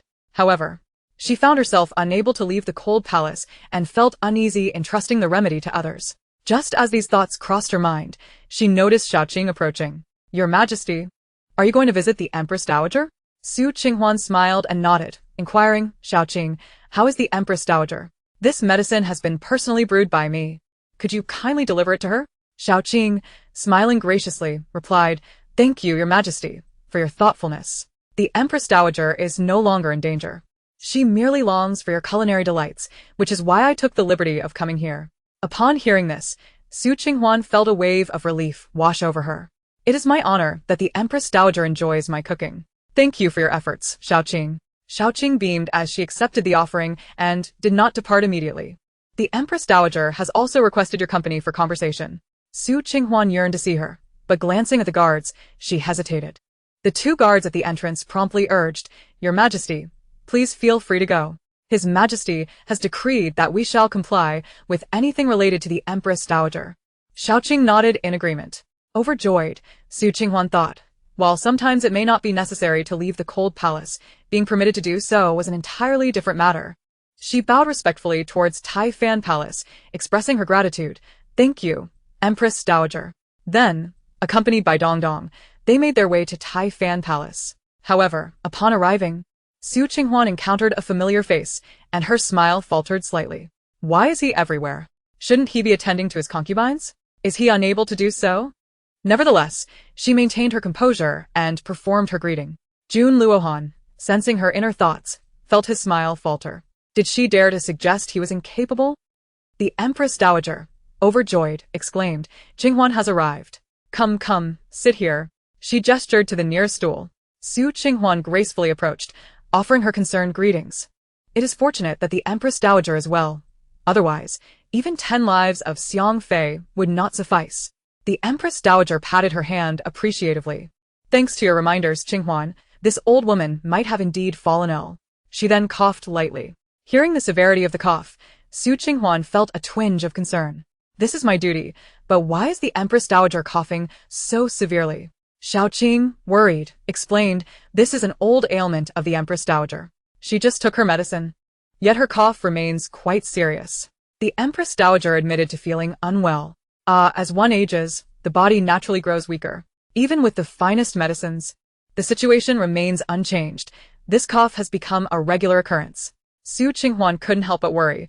Is it truly the case that even the best medicine cannot cure her? Jun Luohan, perceiving her deep concern, softened his expression slightly. Realizing that the Empress Dowager's attention towards her was not misplaced, she indeed possessed a kind heart. Empress Dowager, Qinghuan has some knowledge of medicine. May I be so bold as to examine you? The Empress Dowager, pleasantly surprised, asked, My dear, you know how to diagnose ailments? Su Qinghuan humbly nodded. I possess only a modicum of understanding. Dong Dong, filled with admiration, chimed in, Empress Dowager, you cannot imagine. I was quite ill, and the Empress treated me with some medicine, and I improved. The Empress Dowager's joy intensified. Excellent, excellent. Then let us trouble Qinghuan to take a look. Jun Luohan was taken aback, wondering if she truly had such skills. Chapter 15, Freedom of Movement. Jun Luohan cast a skeptical glance at Su Qinghuan. She silently rolled her eyes. Do not underestimate even a simple cough. I could remedy even you. Jun Luohan's expression darkened considerably. Ignoring him, Su Qinghuan gently checked the Empress Dowager's pulse, employing the methods of observation, inquiry, and palpation. Finally, she smiled and remarked, The Empress Dowager's health remains robust. I shall prepare a remedy for you and ensure it is delivered soon. I guarantee you will cease coughing in a matter of days. The Empress Dowager beamed with delight, though she wished for her health to improve, knowing that after 10 years, her condition had not changed. Nevertheless, she felt particularly pleased. Oh, How considerate of you, my dear. The Empress Dowager must have been hungry. She should try the medicinal dish Qinghuan just prepared, as it is immensely beneficial for her health. Su Qinghuan then opened the food container, releasing a delightful aroma. The Empress Dowager inhaled deeply, exclaiming, How fragrant. Just the scent is appetizing. It must be your cooking. In the end, the Empress Dowager consumed every last morsel of the medicinal dish, letting out a contented belch, then shyly chuckling, Oh dear, I did not mean to burp. The others were filled with joy, especially Xiaoqing, who felt elated. The Empress Dowager had turned her nose up at the other dishes, but relished the meal prepared by the Empress. Jun Luohan's expression softened considerably, as he too felt a pang of hunger.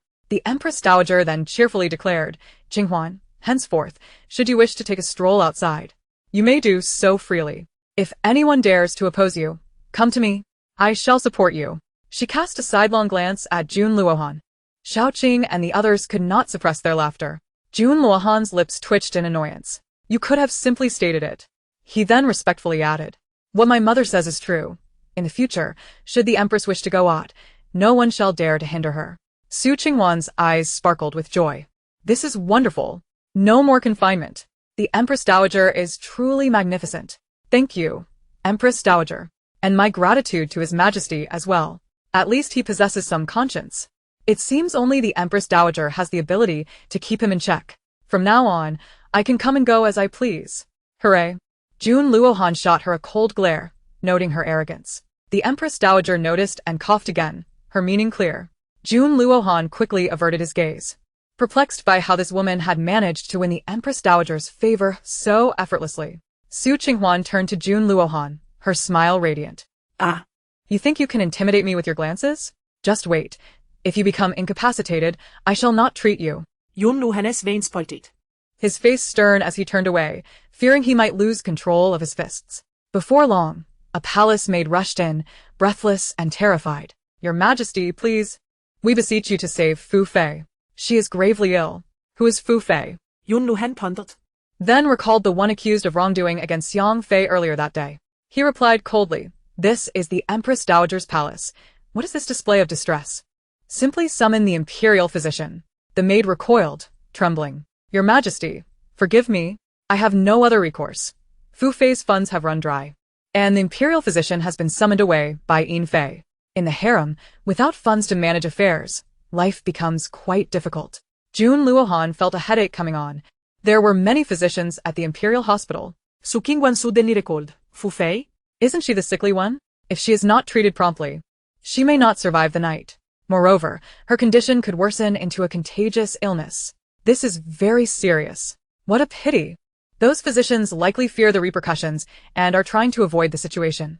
Fu Fei is indeed a tragic figure. She was forced into the palace by her own family, burdened by both a broken heart and ailing health, and now with Xiang Fei's interference, her condition has only worsened. Just as Jun Luohan was about to dismiss the maid, he heard Su Qinghuan's thoughts and no longer doubted her. After casting her a sidelong glance, he commanded, Hasten to summon the imperial physician. Anyone who shirks their duty shall be executed. He then added, Wei Gonggong, accompany her. I shall see if the physicians still possess their skills. No matter the cost, procure whatever medicinal ingredients are necessary to effect a cure. Wei Gonggong was somewhat taken aback. Yet he responded with the utmost respect. He pondered to himself, the emperor has been rather peculiar of late, exhibiting a touch of humanity. The palace maid, filled with joy, exclaimed, Now, the favored consort has hope. Thank you, your majesty.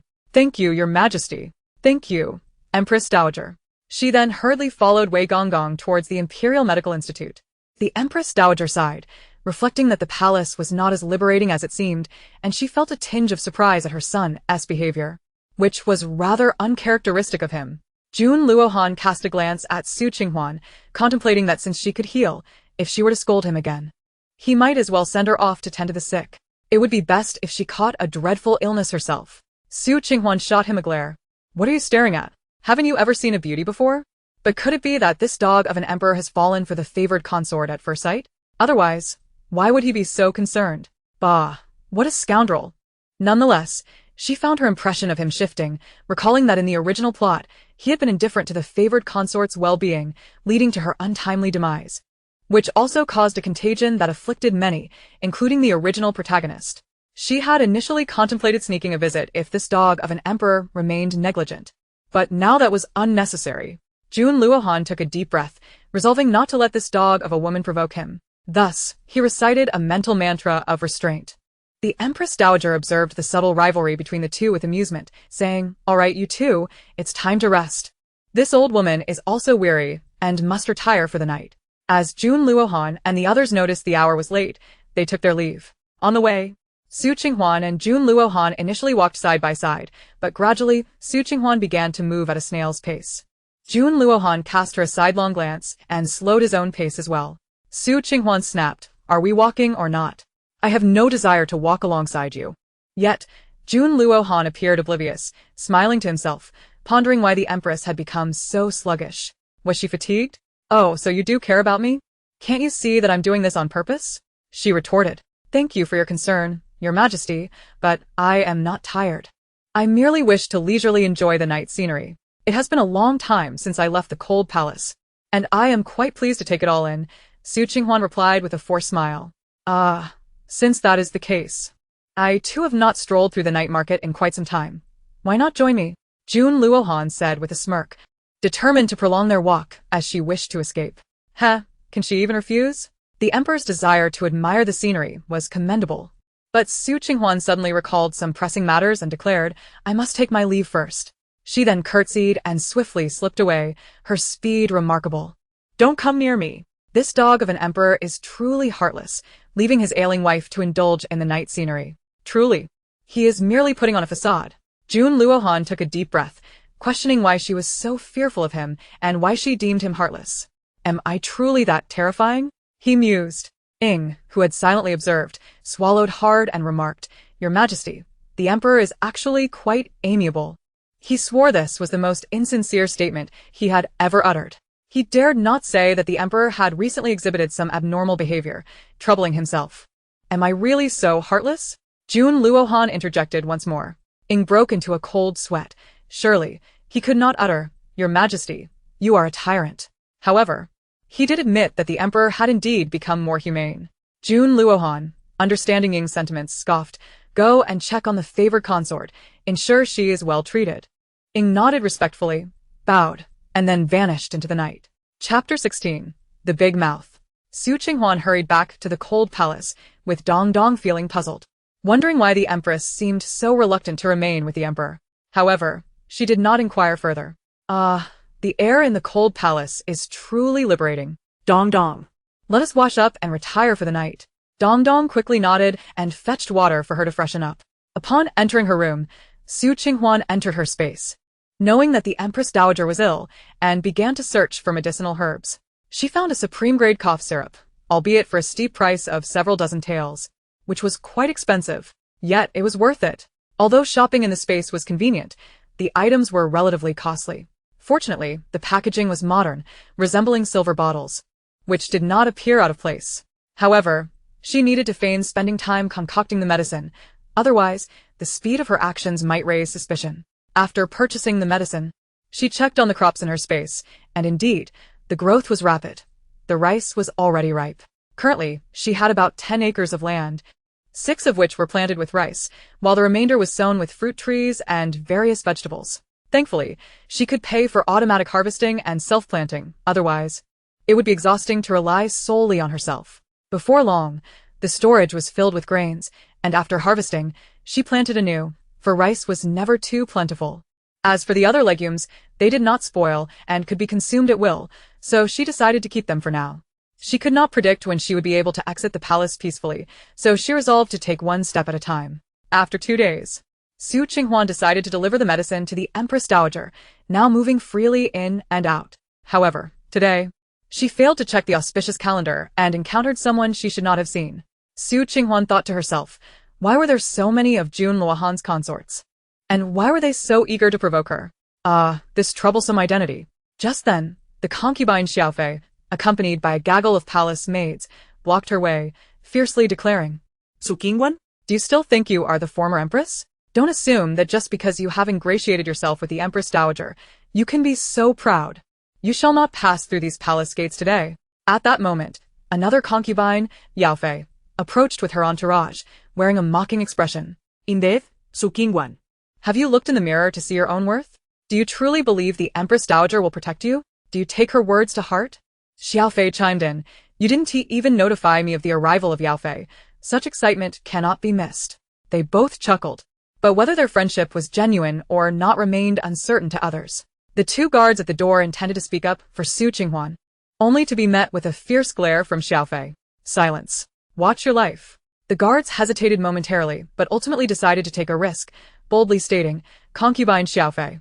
Concubine Yaofei, the Empress Dowager and the Emperor have instructed that the Empress may come and go freely. Su Qinghuan looked at them in surprise. Such a response was indeed rare. Dong Dong, equally incensed, added, Concubine Xiaofei, Concubine Yaofei, the Empress can now freely enter and exit the cold palace. I wonder why you two are blocking her door today? Yaofei laughed derisively. Oh, is that so? Unfortunately, I have not heard of such a thing. Xiaofei, have you ever heard the Empress Dowager or the Emperor say this? No, we have not. Their confidence stemmed from their belief that the Emperor would not intervene. And furthermore, the ailing Empress Dowager's family background surpassed that of Su Qinghuan's. Wang Kai barked furiously, woof woof, here come 2 wicked women. Boss, should I go bite them? Su Qinghuan stroked Wang Sai's head. No need to rush.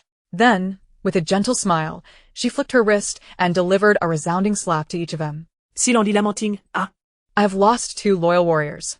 Xiaofei and Yaofei were utterly incredulous, rooted to the spot, while the palace maids behind them were equally stunned. The guards at the door wore expressions of disbelief. Dong Dong was momentarily speechless, but felt a sense of relief. In the shadows, Ying felt a pang of pain in his face, marveling at how domineering the Empress had become. Jun Luohan, fiddling with his ring, mused that this woman had indeed changed. Yaofei was the first to regain her composure, furiously shouting, Su Qinghuan. How dare you strike me? Xiao Fei, nursing a swollen cheek, glared at her with a fierce intensity. Su Qinghuan shrugged. Why shouldn't I? Though I currently reside in the cold palace, I am still the Empress until I am formally deposed. Furthermore, I am considering the well-being of both esteemed ladies. Observe, I have even dealt with 2 pesky mosquitoes on your behalf. As Su Qinghuan spoke, she opened her palm to reveal 2 lifeless mosquitoes resting there. She then offered a moment of silence, murmuring, Farewell, dear mosquito brothers. The 2 concubines, Xiao Fei and Yao Fei, seethed with indignation, convinced that Su Qinghuan was deliberately provoking them. Su Qinghuan, you seek your own demise, they exclaimed, followed by the resounding slap of 2 crisp strikes. Su Qinghuan shook her hand, remarking, Ah, how symmetrical this is. This slap is a testament to your disrespect towards the Empress. However, your audacity is truly remarkable. My hand is stinging from the impact. Sweet Winter blowed gently. While her tone appeared light-hearted, an icy undertone underlined her words. Dong Dong stood in stunned silence, awed by the Empress's formidable presence, and hurriedly fanned her, noting how red her hand had become. Xiao Fei and Yao Fei were left reeling from the unexpected blows, their faces ablaze with pain, and their hairpins askew. Su Qinghuan. They cried out. With a frosty demeanor, Su Qinghuan retorted, Do you think you can address me by my name so casually? Would you care for another round of slaps? Yao Fei, taken aback, quickly commanded the palace maids, Why are you not attending to us? Our Empress has been assaulted.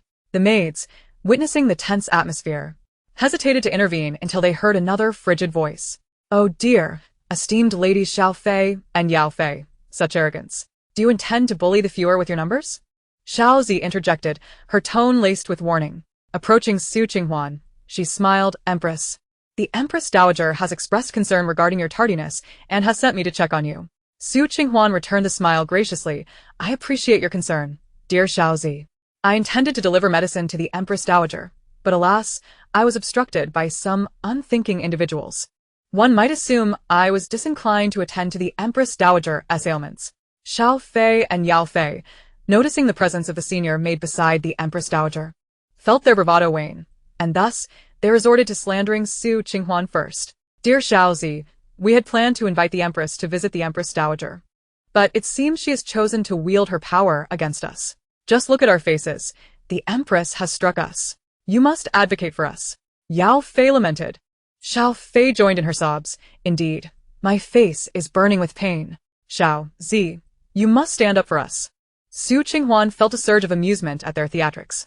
Xiao Zi raised an eyebrow.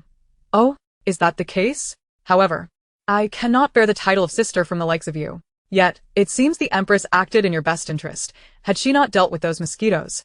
Imagine the discomfort they could have caused. With a smirk, she added, The Empress indeed ought to enforce decorum, lest some forget their station. As the 2 concubines seethed with frustration, one merely a maid, they felt utterly incensed by her audacity. However, they knew this was not the time to make enemies, and thus they feigned agreement. Indeed, what Xiao Zi says is wise. Since there seems to be no pressing matter, it would be best for you both to return. Lest you delay the Empress in her duties to the Empress Dowager, Xiao Zi remarked with a knowing smile. Xiao Fei and Yao Fei gritted their teeth, infuriated that the old woman would support the Empress from the cold palace. They stormed off in indignation. Once they departed, Xiao Zi turned to Su Qinghuan with concern. Empress, are you unharmed? Su Qinghuan expressed her gratitude, acknowledging that Xiao Zi had indeed been a great help. Otherwise, the situation could have been quite troublesome. Yet, it seemed Xiao Zi might also have earned the ire of the 2 concubines. Xiao Zi smiled lightly. Fear not, Empress. They would not dare retaliate against me. However, you must exercise caution moving forward. Su Qinghuan nodded appreciatively, feeling a sense of security in having someone to rely on within the vast palace. Xiao Zi continued, Since all is well, let us proceed. The Empress Dowager has been inquiring about you. Su Qinghuan agreed. I have prepared the medicine for her over the past few days. Before departing, she cast a grateful glance at the guards stationed at the door. Thank you, my good sirs, for your assistance today. The guards, flustered, responded. It is our duty, Empress. Typically, the Empress treated them with kindness and respect, unlike others who regarded them as mere watchmen. They smiled sheepishly. Please, Empress, do not worry. We will guard the gates diligently. Su Qinghuan nodded, leaving Wang Kai behind as she followed Xiao Zi. In the shadows, June Luohan had just departed. In Taifan Palace, the Empress Dowager seethed with anger, feeling utterly disregarded by the concubines. Child, do not fear them. You must embody the dignity of an empress. Those who deserve punishment shall be punished. I refuse to believe they can intimidate you. Qing Huan quickly responded, Empress Dowager, please take care of your health. I have not suffered any losses. I assure you, I will not be wronged again. The Empress Dowager patted her hand. My dear, you have endured too much. I will ensure that the Emperor brings you back to Qing Palace in a grand manner. Only then will they learn to fear. Qing Huan nodded with a smile. Ah, returning to Qing Palace may invite even more demons and monsters. Do not worry about that, Empress. Here, this is the medicine I have prepared for you. I guarantee it will restore your health. She revealed several exquisite small vials, each designated for daily doses. Child, you are so thoughtful, the Empress Dowager said appreciatively. Then, without hesitation, took a sip. The cool liquid soothed her throat, alleviating her discomfort. Child, this medicine is truly remarkable. It is not only palatable, but also fragrant. The Empress Dowager exclaimed with delight. Indeed, this concoction is specially brewed for the throat, after 7 or 8 days of taking it 3 times a day. I assure you will no longer cough, Qing Huan declared with confidence, fully trusting in the efficacy of her creations. The Empress Dowager felt a renewed sense of hope. You truly are considerate. My throat does feel much better now. Shao Qing, reward them. Bestow generous gifts. Shao Qing and the others rejoiced, showering gifts and silks upon Qing Huan. She graciously accepted, her smile broadening, for the joy of the elderly brought her happiness. Dongdong was pleasantly surprised to receive rewards as well. Overjoyed. Thank you, Empress Dowager. Soon, the two were engrossed in gossip. I heard that Fu Fei has recovered from her perilous situation and even been allowed to leave the palace these past few days. The Empress Dowager remarked, intrigued. I had thought it remarkable enough for the Emperor to save Fu Fei, but to let her leave the palace as well. Qing Huan, having heard the same, chuckled. The Emperor has a kind heart. Who would have thought he could be so compassionate? Alas, I too wish to leave the palace. When will the Emperor show such mercy towards me? Just then, June Luohan entered the room, his expression darkening at her words. How could she wish to escape him? I am not so heartless. Since Fu Fei's heart lies beyond the palace, she shall be granted her freedom, June Luohan stated coolly. The Empress Dowager nodded in approval, acknowledging that while many sought to bask in the luxuries of the palace, some were compelled to enter its confines. Su Qing Huan lamented. My heart, too, does not dwell within these palace walls. When will I be free? I truly wish to escape this endless rivalry with your concubines. June Luohan clenched his fists, pondering where her heart truly resided. Honor, keeping the Empress in the cold palace is not a sustainable solution. She must return to Qing Palace. After all, she remains the Empress Dowager implored, addressing June Luohan. He lowered his gaze, acknowledging, Mother. You are correct. It is indeed not appropriate for the Empress to remain in the cold palace. Qing Huan, feeling somewhat anxious, sweetly said, Your Majesty, perhaps I should remain in the cold palace for now. You are well aware that I have cultivated many plants there. If I leave, I would be quite unsettled. At present, I can come and go freely. It is essentially the same. Moreover, the cold palace is rather safe, being a place easily forgotten and disregarded by others. Thus, I can enjoy my solitude without interruption. More importantly, returning to Qing Palace would likely make it more difficult for me to escape and act freely. June Luohan was genuinely perplexed. Was the cold palace truly so appealing? The Empress Dowager, observing her urgency, could see that she genuinely wished to avoid returning to Qing Palace. Very well, as you wish.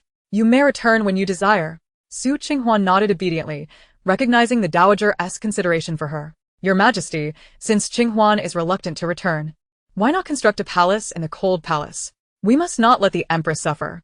The Dowager glanced at June Luohan and conceded that, for the time being, the Empress would be safer in the cold palace. It would not be too late to return to Qing Palace after resolving certain matters. June Luohan shot Qing Huan an irritated glance. Since she wished to stay, he would not build anything. Otherwise, she would surely be even less inclined to return to Qing Palace. He would see how long she could remain there. As for you, Mother, the national treasury is rather depleted, and I fear we lack sufficient manpower and resources.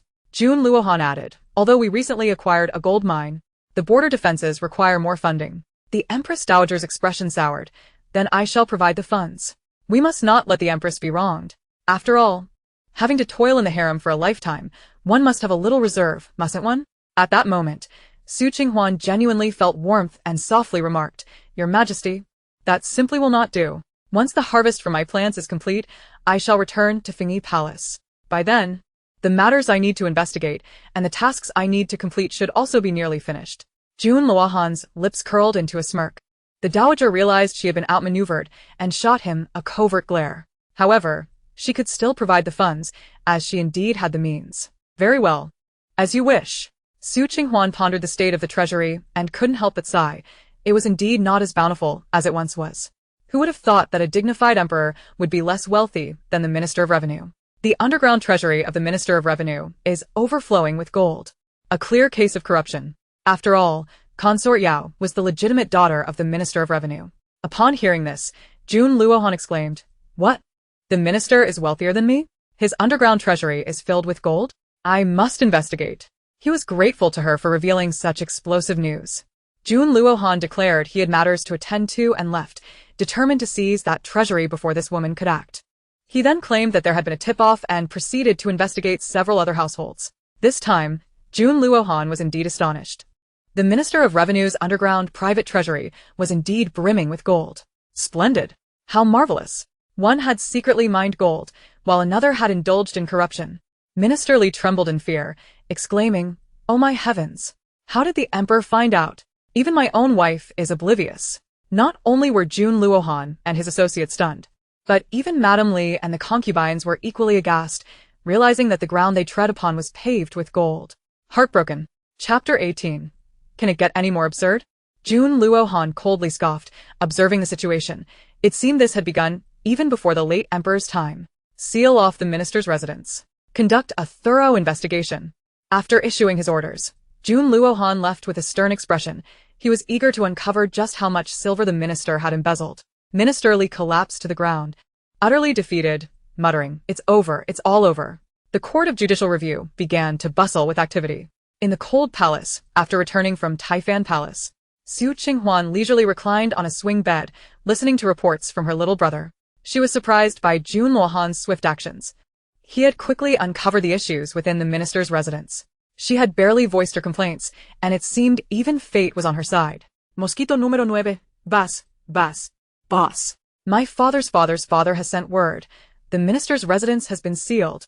There are many glittering treasures inside. Some of the elder mosquitoes were dazzled. Buzz. Indeed. So extraordinarily many. Even my eyes nearly went blind from the shine, but thankfully, I have squinty eyes. Su Qing Huan. Can it get any more absurd? Buzz. Minister Li nearly wet himself. The stench was unbearable. It almost knocked me out. Thankfully, I've been a bit stuffy lately. Su Qing Huan, fly number 2. Buzz, just now. Consort Yao was in the palace plotting ways to eliminate our boss. Wonkai. Woof. If it weren't for our boss intervening, I would have wanted to bite them a few times. My teeth are itching. Su Qing Huan shot a glance at fly number 2, fly brother. You seem a tad unfamiliar to me. Fly number 2. Buzz. Report, boss. Fly number 1 accidentally drowned and is being rescued. I am fly number 2's younger brother. Su Qing Huan couldn't help but twitch her lips. Dong approached and murmured, "Your Highness, I noticed there seem to be particularly many mosquitoes and flies today. It's quite noisy." As she spoke, she waved her hand. "Mosquitoes, I'm out. Flies, I cannot fly away." Su Qing Huan. All right, you all can disperse now. Stay safe." Buzz, understood, boss. Su Qing Huan stretched lazily. Today felt rather peculiar. Then she looked up at the buzzing mosquitoes overhead and frowned. "Hey, little brothers above. Please refrain from courting on my head." The little mosquitoes grumbled as they departed. Meanwhile, in Consort Yao's palace, upon receiving news from her family, she no longer harbored thoughts of eliminating Su Qing Huan. Her priority was now self-preservation. Upon seeing this, Consort Xiao immediately severed all ties with Consort Yao, completely distancing herself from her. Their friendship had barely set sail before it capsized. 2 days later, the Minister of Revenue's residence was confiscated, all assets seized, and the family exiled, with Consort Yao being no exception. Unable to bear the carefree demeanor of Consort Xiao, she dragged her down as well, resulting in 2 fewer consorts in the palace. The remaining concubines were left in shock. That made 5. TSK. It seemed even heaven could no longer tolerate their misdeeds. Su Qinghuan commented while munching on sunflower seeds. Dong Dong nodded in agreement. After all, they enjoyed bullying others. The guards at the entrance, Ming and Erming, also breathed a sigh of relief. They had been worried for their own lives, but now they had nothing to fear. Before long, Wang Kai remarked, "Woof, woof. Boss, I heard from Mouse Brother that there's something peculiar about the stones over there. Would you like to go take a look?" Su Qinghuan raised an eyebrow. What stones are so strange? She then followed Wang Kai to the back mountain. "Woof, boss, it's right here." He barked at a cave entrance. "Woof, woof, mouse, hurry up and come out to greet the boss." Soon a little mouse peeked out, squeaking, "Hello, boss." Su Qinghuan, Wang Kai, both, both. The mouse says the stones here are particularly cool when it rains. Mouse, "Yes, boss. Would you like to come sit in my house? A summer retreat." Su Qinghuan, "Do you think I can fit in there?" She pondered briefly, then her eyes lit up. "Saltpeter. There's actually saltpeter here." Wang Kai, "Woof, woof. Seeing how happy the boss is, it must be something good." Little mouse, "It seems you'll have to move." Mouse, "Squeak, I suppose it must be so." Su Qinghuan, Overjoyed, declared, "To compensate the mouse, I shall reward it with a bag of rice." The mouse's eyes sparkled, squeaking, "Boss is magnificent. Let us move immediately." Su Qinghuan produced a quantity of rice equivalent to the mouse's size from her sleeve, which the mouse joyfully took. Su Qinghuan then set to work, surveying the surroundings and collecting all the saltpeter, leaving behind a large chunk. She then called for Dong Dong. As Dong Dong approached, she happened to see the mouse moving and was about to grab a weapon when she was stopped by the princess. Perplexed, she touched her head, wondering if the princess had lost her fear of even the smallest of creatures. Such kindness, bestowing rice upon a mouse. "Dong Dong, call Daming and Erming, and bring a hammer," exclaimed Su Qinghuan with delight. "Of course, your highness," Dong Dong replied, darting off. Before long, Daming and Erming arrived, each bearing a hammer. "Your Majesty, how may we assist?" Su Qinghuan then explained her intentions, and the two set to work, hammering away before transporting the stones to the courtyard. Although the pair were uncertain of the purpose behind their labor, they wisely refrained from questioning further, promptly returning to their posts after completing the task. Dong Dong, too, felt a tinge of curiosity, pondering what the princess intended to do with the stones. Yet, Su Qinghuan's radiant smile was infectious. After all, saltpeter was a treasure. Craving an icy drink, she eagerly began to prepare. She extracted some saltpeter and set to work again. Dong Dong's initial confusion turned to astonishment as she witnessed the transformation. "Is this ice?" The stones could indeed morph into ice. The water in the bucket had turned to ice as well. Regardless, there was no doubt. Her highness must be a fairy. Su Qinghuan laughed heartily. "The ice is ready." She continued her preparations, her heart set on crafting her favorite beverage from Haiti. Who could resist such a delightful drink? With a flourish, she retrieved green tea from her storage, along with fruits and other necessary ingredients. "Wow, your highness, are those grapes and peaches? They're beautiful. And look, mangoes too." Su Qinghuan chuckled, "Indeed." It took considerable effort to acquire these. "Today, I shall create something delightful." Dong Dong nodded eagerly. She recalled how the princess had recently brought back a box of goods, and it was best not to inquire too deeply into the details of her affairs. After all, Su Qinghuan had spent a great deal of silver to procure these items. "Dong Dong, come help me. Right away." Dong Dong exclaimed. She washed the fruits thoroughly and peeled the mangoes with an impressive knife, exclaiming, "Your highness, this knife is truly efficient. It makes quick work of peeling." "Naturally. Let us indulge a little," Su Qinghuan replied, savoring the sweet fruit. "You must have some too," she said, playfully feeding Dong Dong a piece. Dong Dong beamed with joy. "This is delicious. I never imagined I could enjoy such exquisite treats." "Take some to Daming and Erming. They just lent us a hand," Su Qinghuan instructed, handing Dong Dong a plate. With a smile, Dong Dong scurried off to share the bounty. Daming and Erming, initially taken aback, were encouraged by Dong Dong to partake, and soon enough, they were relishing the luxurious fruits. "Delicious. We never expected to taste such fine delicacies," they exclaimed, gratitude shining in their eyes for the benevolence of the queen. Meanwhile, Su Qinghuan busied herself in the kitchen, grateful for the abundance of ingredients at her disposal. She aimed to create a plethora of delightful concoctions: rich mango nectar, succulent green grape lemonade, and peach-infused beverages, all based on green tea. After brewing the tea, cooking sago, mashing green grapes, and slicing mangoes and peaches, she marveled at her ingenuity. While there were vendors selling Haiti at exorbitant prices, why not create her own delightful drinks? Her garden boasted an array of fruit trees and a patch of green tea. It was a stroke of brilliance. Furthermore, engaging in such activities was not only enjoyable but also an opportunity for physical exercise and aesthetic cultivation. Fortunately, she possessed ceramic cups, albeit heavy, which would serve her well. After preparing an ample quantity, she planned to share with the Empress Dowager later. Despite her hands feeling slightly sore, the sight of her creations made it worthwhile. Adding ice to her concoctions, she took a sip, reveling in the refreshing chill that enhanced the flavor. Chapter 19. I Shan't Drink. Ah, such delightful days. Qing Huan closed her eyes in bliss, savoring the exquisite flavors. Paired with barbecue or hot pot, it would be nothing short of perfection. Dong Dong, too, was lost in the enjoyment, exclaiming, "Your Highness, your culinary skills are remarkable." The two continued sipping, unable to resist the deliciousness, their feet tapping in joy. "Let us bring some for Daming and Erming. On such a sweltering day, they must be parched. My connections are limited, and they have previously aided us, so they deserve to share in this." Dong Dong readily agreed, recalling how Daming and Erming had often lent their assistance. The duo was overwhelmed with gratitude upon tasting the delightful drinks, nearly moved to tears. "Thank you, Your Majesty." They drank to their heart's content, feeling refreshed. As noon approached, the heat lingered, and Qing Huan decided to change into a lighter outfit before indulging in a brief nap. Perfectly timed to awaken afterward. Recently, the Empress Dowager had gifted her several beautiful garments, and Dong Dong, brimming with excitement, eagerly selected a dress for her. "Your Highness, which ensemble shall you wear today? The Empress Dowager has exquisite taste, presenting you with so many lovely outfits, both ethereal and light."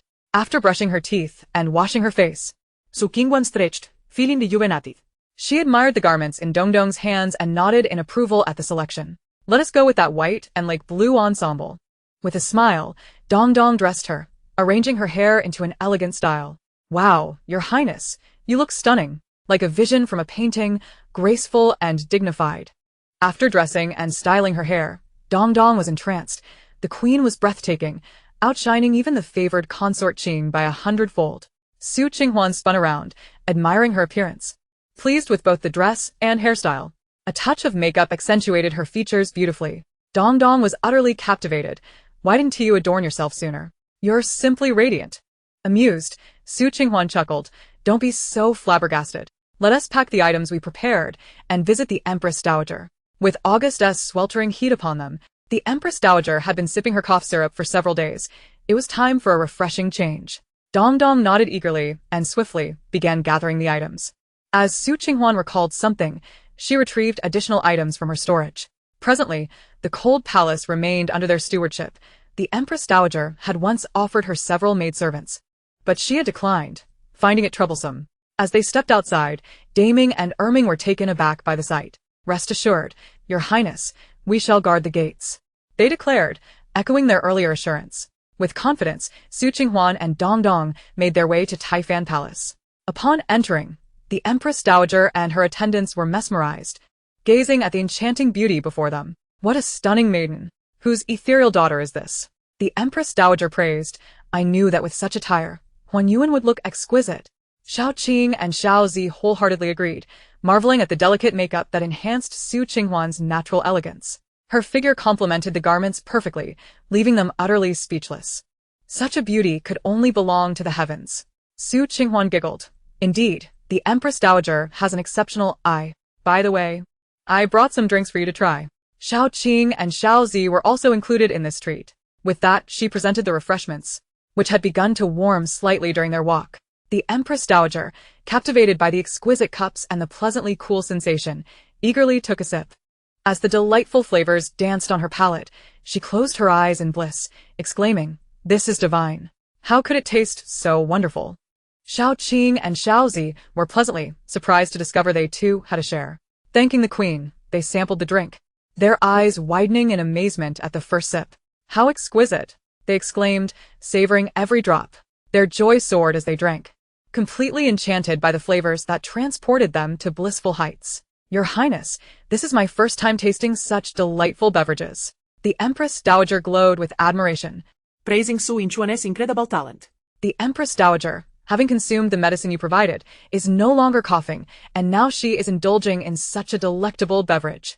Truly, what more could one desire? These luxurious delights, along with ice, must have cost a considerable sum. Gifts, gifts, gifts, the Empress Dowager exclaimed with an air of extravagance, for she has never been happier than she is at this moment. Qing Huan, caught between laughter and tears, thought to herself that the Empress Dowager simply cannot resist bestowing gifts when she is in high spirits. Indeed, wealth brings a different kind of joy. Observing their merriment brought Qing Huan immense delight as well. Wow, what has made Mother so joyous? Suddenly, a lively voice chimed in, and upon noticing Qing Huan, the young man promptly paid his respects. Qing Huan smiled and nodded, her gaze settling on a lad of approximately 18 years. His name was Jun Luosheng, bestowed the title of Prince Ing. Having lost his mother at an early age, he was raised by the Empress Dowager and shared a deep bond with Jun Luohan. Jun Luohan, appearing somewhat exasperated, stood beside him and also offered his greetings, a flicker of admiration crossing his eyes upon seeing Qing Huan. Seeing Jun Luohan make a proper bow, Qing Huan turned away. The Empress Dowager took a sip before teasingly remarking, "You little rascal, you finally thought to visit your mother in the palace?" Jun Luosheng, with a cheeky grin, approached and playfully patted her knee, saying, "I was away training, so I couldn't return sooner. Mother, you seem even younger today." Such sweet words. The Empress Dowager chuckled, observing the subtle rivalry between Jun Luohan and Qing Huan, then cleared her throat. Jun Luohan redirected his gaze with a smile, saying, "This time, Luosheng has brought something wonderful for Mother." The Empress Dowager raised an eyebrow, intrigued.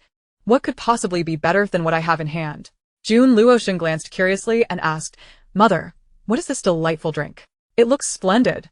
The Empress Dowager proudly replied, "This, dear, is concocted by your sister-in-law. It is absolutely exquisite, so delightful that one cannot stop." She took another sip, releasing an ecstatic sound of enjoyment. Jun Luosheng swallowed hard, his eyes glinting as he looked at Qing Huan, thinking how impressive she was. How wonderful it would be if he could partake in such a beverage. Qing Huan chuckled to herself, realizing that the Prince of Ing had arrived just in time. There was still one glass remaining. After all, someone doesn't appreciate fine flavors at all. The Prince of Ing is quite the handsome fellow, much more appealing than someone who always wears a cold expression. With that thought, Qing Huan flashed a radiant smile at Jun Luosheng. Jun Luosheng was momentarily taken aback, then boldly declared, "Sister-in-law, you truly possess both beauty and kindness. I shall not be polite." Jun Luohan, witnessing her bright smile directed at someone else, felt an odd sensation in his heart, and his expression soured slightly.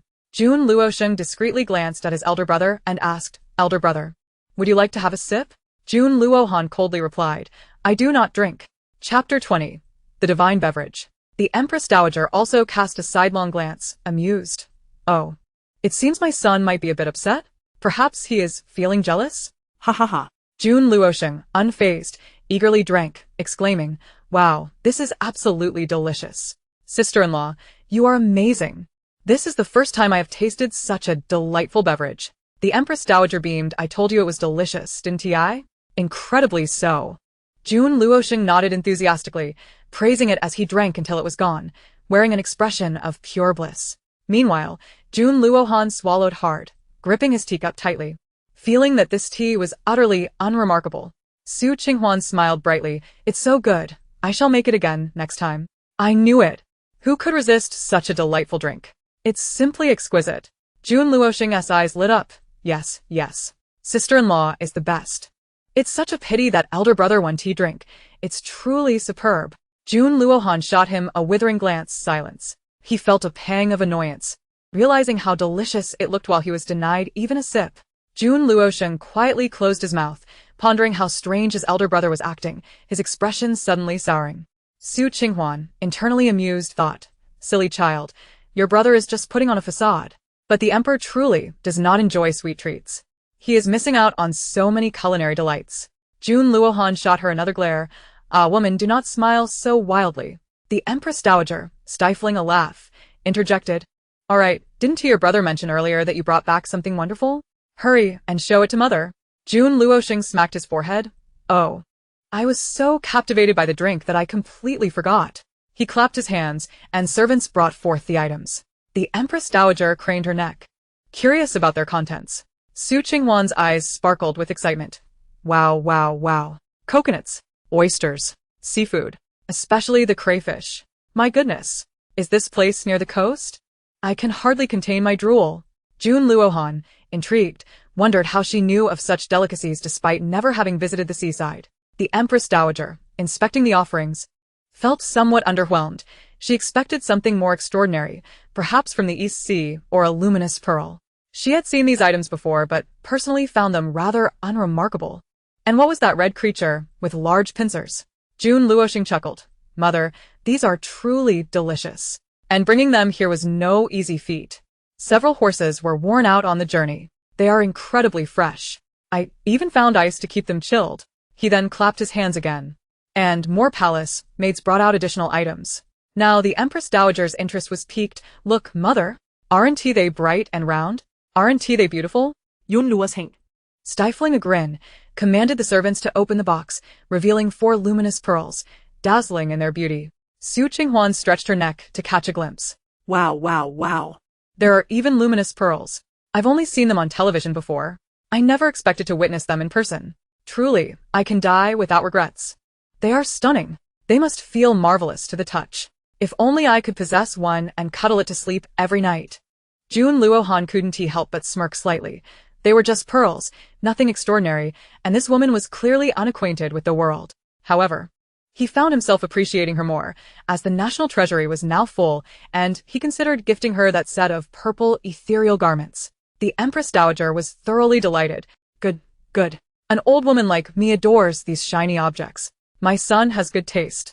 Now, let me see which 2 are the brightest. These 2 will do. Huaner, take these 2 with you. The Empress Dowager cheerfully declared, knowing well that Huaner also cherished such glimmering treasures. Su Qinghuan was taken aback by the unexpected generosity. Luminous pearls were precious and rare. The Empress Dowager had selected the 2 finest without a second thought. Your Majesty, this is too much. They are far too valuable. Su Qinghuan quickly declined, though she did have a fondness for them. Jun Luoxing was equally intrigued. Mother is exceptionally generous to sister-in-law. They hardly interacted before my absence. What transpired during that time? Jun Luohan, with a knowing look, thought, let me enlighten you. He had long grown accustomed to the Empress Dowager's tendency to lavish her affection upon this woman. However, the Empress Dowager dismissed their concerns. These luminous pearls are perfect for the young. Take them, take them. Jun Luoxing added, yes, sister-in-law, please accept them. I should have brought back even more for you. Su Qinghuan, overwhelmed by their kindness, reluctantly accepted. Thank you, Your Majesty. Thank you, Prince Sing. Her face radiated with joy, like a blooming flower. Ha ha ha. How many silver coins would it take to acquire such treasures? But I won't sell them. I shall cherish them dearly. The Empress Dowager finally smiled contentedly. What girl does not adore such things? She cast a discreet glance at Jun Luohan, as if to say, you should learn from this. Jun Luohan was pleasantly surprised to see her joy upon receiving the luminous pearl. Listening to her heart's voice, he imagined that if she had a little tail, it would be happily wagging. I possess several luminous pearls myself, since the Empress is so fond of them. I shall instruct the palace maids to present her with some shortly. Su Qinghuan smiled brightly. Thank you, Your Majesty. She left no room for him to renege on his promise. Why not, indeed? The Empress Dowager observed the 2 with a beaming smile, clearly pleased with the exchange. They chatted for quite some time. At that moment, Jun Luoxing suggested, Mother, it has been ages since I dined with my elder brother and you. Let us share a meal here tonight. We should have the imperial kitchen prepare these seafood delicacies. It is a rare treat for us inland dwellers. The Empress Dowager readily agreed. Though Luoxing was not her biological son, she treated him with the same affection. Excellent. That sounds delightful. Huana should stay and join us as well. Although the imperial kitchen's offerings were rather bland, family gatherings were about joy and warmth. Jun Luoxing nodded in agreement. Yes. Yes. Sister-in-law should savor this flavor too. Su Qinghuan initially intended to retreat to the cold palace, but upon seeing the Empress Dowager's enthusiasm, she decided to stay for a lively dinner. However, she noticed that the Empress Dowager seemed less interested in seafood. It was true. The records indicated that the imperial kitchen often prepared dishes by steaming or boiling, resulting in a rather bland taste that could become tiresome over time. If only she could take matters into her own hands. She would surely elevate these dishes to something delectable. How she longed for that. It was her favorite. Qing Huan sighed, gazing at the seafood and unable to resist swallowing her saliva. She could see that Jun Luosheng had taken excellent care of them. Observing her eager expression, Jun Luohan involuntarily remarked, "The Empress is quite adept at cooking. Why not let her take a crack at it? Perhaps she could surprise us with something new." The dishes from the imperial kitchen have grown rather monotonous. Qing Huan's eyes sparkled. At last, someone has offered her an opportunity. It seems this person is quite thoughtful. Jun Luohan thought to himself that he should have remained silent. Indeed, mother. You know Huana has a passion for culinary arts. The Empress Dowager was taken aback. "Huaner, you can cook as well?" Qing Huan had traveled far with her father, cultivating an interest in seafood. "Oh, that is splendid. I adore your culinary skills, Huaner. Let us work together. It has been ages since I've had the pleasure of cooking." Jun Luosheng was equally astonished. "Sister-in-law can cook? Please don't ruin the seafood." Yet, seeing the Empress Dowager and his elder brother's enthusiasm, he felt reassured. "Absolutely. I often cook for myself while I'm away." Jun Luosheng felt invigorated by the prospect. Chapter 21. Your Highness, you are our deity. Qing Huan felt a surge of energy. She was indeed skilled and eager to showcase her talents. She tied up her dress for convenience. Seeing this, the Empress Dowager followed suit, relieved to have her gown out of the way. Jun Luosheng watched Qing Huan deftly prepare and joined in. Jun Luohan, however, found himself at a loss, unsure of his role. Just as he hesitated, Qing Huan called out to him, "Your Majesty, do you know how to clean crayfish?" Jun Luhan how til I snortil. Qing Huan suddenly realized her faux pas and sheepishly added, I forgot. How could I ask your Majesty to work?" Her audacity truly knows no bounds, daring to ask the sovereign to labor. Just as she was about to summon another palace maid, Jun Luohan approached her, taking the brush from her hand and stating, "Why can't the Emperor lend a hand? I have endured hardships before." Qing Huan was taken aback, then smiled brightly. "I knew you were extraordinary, your Majesty. Such a rarity. An emperor willing to toil is indeed uncommon." Jun Luohan smirked. "Flatter me more. I enjoy compliments." He then mused, "Is this large creature truly called crayfish? It sounds delightful. I had assumed it was inedible." The Empress Dowager and the others were also skeptical about consuming it, as they were accustomed only to fish, shrimp, and crab. Jun Luosheng assured them that it was indeed edible, favored by those from coastal regions. Qing Huan insisted that this large creature was quite delectable. The others watched in astonishment as Jun Luohan diligently cleaned the crayfish, jaws nearly dropping in disbelief. "Your Majesty, allow me to assist," cried Eunuch Wei, while the palace maids looked equally flabbergasted. Jun Luohan, slightly annoyed, replied, "I am not so delicate. Why don't you join me in cleaning? What are you standing around for?" Eunuch Wei and the others, realizing their folly, quickly fetched brushes. The Empress Dowager chimed in, "The Emperor is still human. It is good for him to engage in some earthly tasks." Hearing this, the servants felt a wave of relief, their apprehensions dissipating. And they admired the Emperor even more. Jun Luosheng took to chopping firewood. Dongdong was tasked with starting the fire, while the Empress Dowager and others cleaned oysters. And Qing Huan handled the shrimp, crabs, and lobsters, all reveling in the camaraderie. Jun Luohan watched his family, who were busy yet smiling radiantly, and felt an inexplicable warmth in his heart, as if this was the essence of true life. Meanwhile, the palace maids and eunuchs stood by, ready to assist where needed, while respectfully maintaining a distance where they were not permitted to intrude. The Empress Dowager reassured them, "Do not be so tense. Our masters are not so finicky. Relax. The servants began to loosen up. The chefs in the imperial kitchen, upon discovering the situation, were taken aback. Goodness! The Emperor, Empress, and Empress Dowager are all working together. Realizing the urgency of the moment, they hurried to lend their assistance, fearing for their positions. Keep an eye on things. Come and help. Jun Luohan commanded. The chefs nodded eagerly, bustling to assist with cleaning the shrimp. Once the seafood was nearly prepared, Qing Huan decided to cook a shrimp and crab porridge. Having tasted the delightful Chaozhou style in modern times, she longed to recreate that unforgettable flavor. She borrowed a large pot to cook a generous portion, adding slices of ginger and letting it simmer for about an hour until the fragrant porridge was ready. However, the ingredients were somewhat lacking. She decided to return and gather some vegetables. Empress Dowager, Qing Huan, and Dongdong will go fetch some greens and drinks. Very well. Take your time on the way back. The Empress Dowager replied cheerfully, but soon felt her back ache, prompting her to delegate the scrubbing to a palace maid.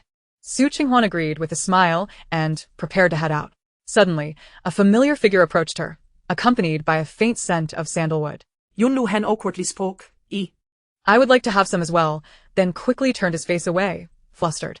Su Qinghuan chuckled softly, while she could forego others' portions. The emperors must not be neglected. Jun Luohan's ears flushed pink, and he swiftly composed himself, adopting a more aloof demeanor. Su Qinghuan thought, I never expected the emperor to possess such an endearing side. His ears reddened further, and he tightened his expression. Upon returning to the cold palace, Su Qinghuan enthusiastically gathered vegetables, ensuring she had plenty of chili peppers and other greens. More importantly, she sought out a box filled with various seasonings, carefully bringing it along. Thankfully, she had prepared plenty of drinks earlier, ensuring there was enough for everyone. Just as she pondered how to carry everything at once, she called for the guards, De Ming and Air Ming, who promptly came to her aid. With everyone's help, the preliminary preparations for the seafood feast were complete. All that remained was for her to take charge in the kitchen. The chefs in the imperial kitchen were astounded. The Empress was cooking? Soon. They were enveloped in a delightful aroma, nearly begging to learn from her. After washing her hands, Su Qinghuan set to work, ready to create a sumptuous seafood banquet. She was about to prepare a seafood dish with a flavorful dipping sauce. She selected shrimp, clams, flower clams, small octopuses, and flower snails, combining them all together. First, she prepared a soul sauce, fortunate that her condiments were plentiful. Toasted sesame, minced garlic, and small chili peppers were mixed together and drizzled with hot oil. Then she added soy sauce, oyster sauce, aged vinegar, and white sugar, followed by an appropriate amount of cool boiled water. After blanching the seafood, she poured it into the sauce and mixed it thoroughly, adding some cilantro to achieve perfection. Wow, it smelled incredibly fragrant, and just looking at it was enough to whet one's appetite. The Empress, gazing at the tempting sauce, swallowed hard and exclaimed, Su Qinghuan laughed, sighing. If the Empress is tempted, you may taste it first. However, it will be even more flavorful after a while. The chefs were also left dumbfounded, enchanted by the aroma. They silently swallowed their saliva. Su Qinghuan then continued to prepare fragrant stir-fried flower snails, stir-fried clams, spicy shrimp, a seafood casserole, and ginger seafood, executing various cooking methods. She transformed the fish into sour fish, chopped pepper fish head, and braised fish. The leftover crabs were first fried, and then braised again. Finally, for the crayfish, she fried them first, then made garlic crayfish and spicy crayfish, filling the table with an abundance of delightful dishes. Her swift actions left everyone present in a daze, lost in the delicious aroma. Your Majesty, you are our goddess. Jun Luoxing's eyes sparkled with adoration. Oh my. Sister-in-law is truly a goddess. The Empress Dowager swallowed hard again, captivated by the fragrance. Jun Luohan also secretly gulped, having to admit that it indeed smelled delightful. The chefs, both tempted and astonished, regarded Su Qinghuan with newfound reverence, as if to say, Your Majesty, you are our goddess. Please take us as disciples. The younger palace maids and eunuchs could only shed tears of envy. They could only watch and not partake, yet they would gladly accept any leftovers. Chapter 22. A Seafood Feast. Once Su Qinghuan finished her tasks, she turned to find a crowd of people gazing at her with sparkling eyes, feeling quite bashful. Dong Dong hurriedly approached to wipe her sweat, while the Empress Dowager expressed her concern. Huana, you've worked so hard preparing so many dishes alone. Su Qinghuan beamed brightly. Not at all. I enjoyed it. She truly found joy in cooking, even though she had made a bit more than usual today. Yun Lu Han, unusually, offered a word of appreciation. You've worked hard, Your Majesty. Su Qinghuan shot him a peculiar glance, thinking, this person is acting strangely today. Is the sun rising from the west? Jun Luohan decided it was best to keep his mouth shut. Before long, Princess Changle arrived, sweetly greeting the elders, only to be captivated by the delicious food. Her eyes sparkled as she beheld the spread, exclaiming, Mother, when did the chefs in the imperial kitchen become so skilled? It seems the palace has improved since I left. Jun Luoluo, the Empress Dowager's youngest daughter, known as Princess Changle, was now 17 and had moved into the princess's residence. Previously, when the Empress Dowager fell ill, Su Qinghuan had missed her visit, but today, upon seeing the lively princess, she found her quite charming. The Empress Dowager chuckled, Lauer, you are truly fortunate. This is cooked by your sister-in-law, not the imperial kitchen. Jun Luoluo's eyes widened in astonishment. Is this truly prepared by that delicate sister-in-law of mine? However, upon seeing her today, she felt that her sister-in-law was remarkably different. Wow. Wow, sister-in-law is amazing. So beautiful and capable. Princess Changle exclaimed joyfully, knowing well that she adored seafood. So Qing Huan humbly smiled. I'm not as remarkable as the princess suggests, just average. June Luoluo shook her hand. Just call me Luoluo. But as she looked closely, she thought, oh my. Sister-in-law is truly beautiful. Having not interacted much with her before, she realized she had missed out on a stunning beauty. Su Qinghuan nodded in agreement, lamenting that she hadn't brought any gifts for the princess. Otherwise, she would have given her something extraordinary. Truth be told, Su Qinghuan was around 22 years old, while Jun Luohan was about 25, their age difference not being significant. Observing Yun Lulu's infatuation, Yun Luhan coughed unexpectedly, prompting her to clear him. So Qing Huan chuckled. Luoluo is truly adorable. Only she would dare to be so openly infatuated with Jun Luohan, given she is his sister. The book did not elaborate much on Luoluo, merely describing her as well-behaved and charming, but she had not interacted much with the original character.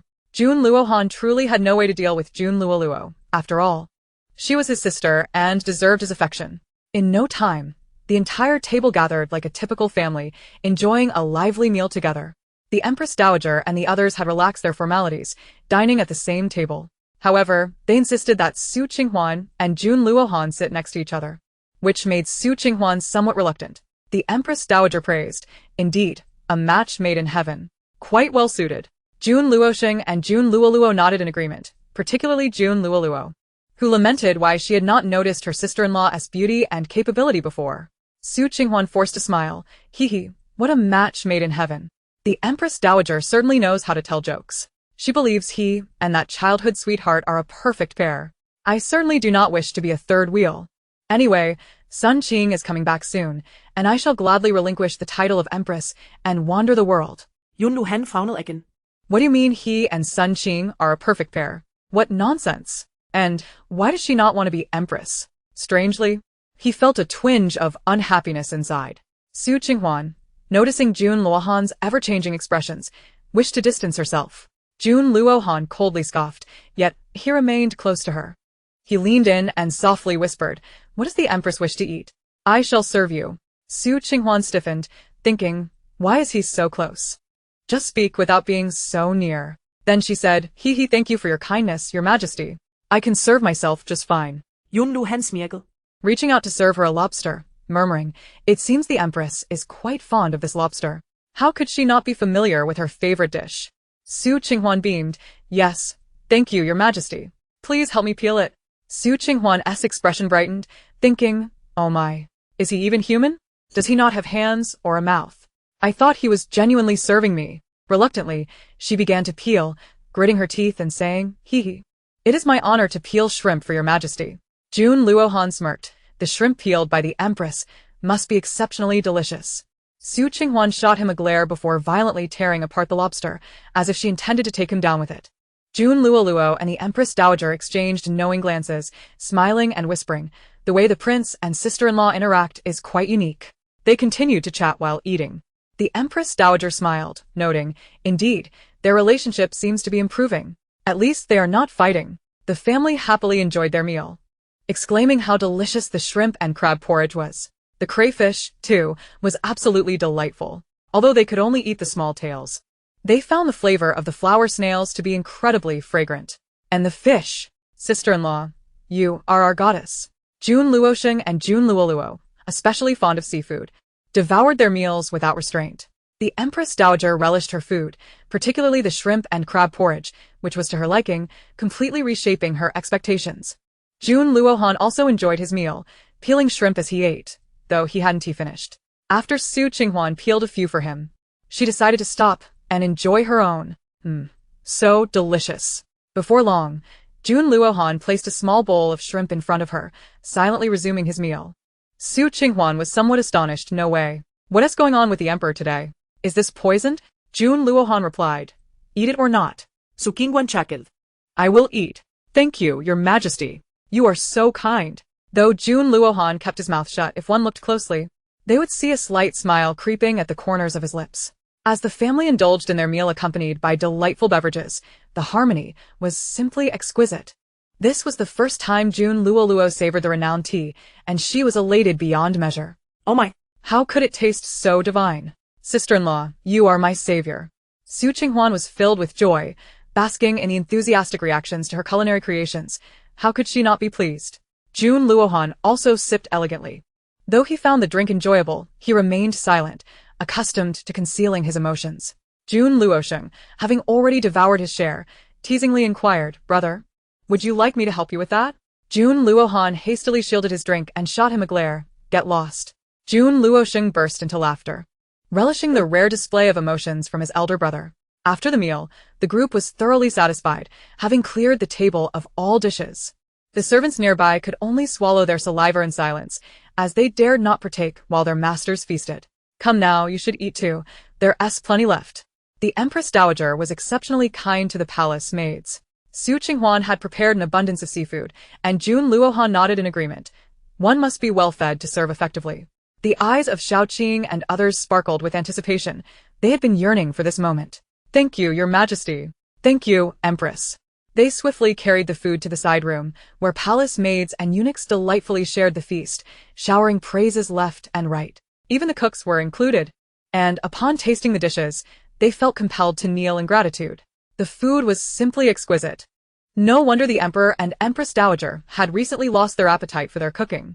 Even the ever-helpful De Ming Erming was taken aback, for they were accustomed to cold dishes, and this was their first time enjoying such delectable cuisine.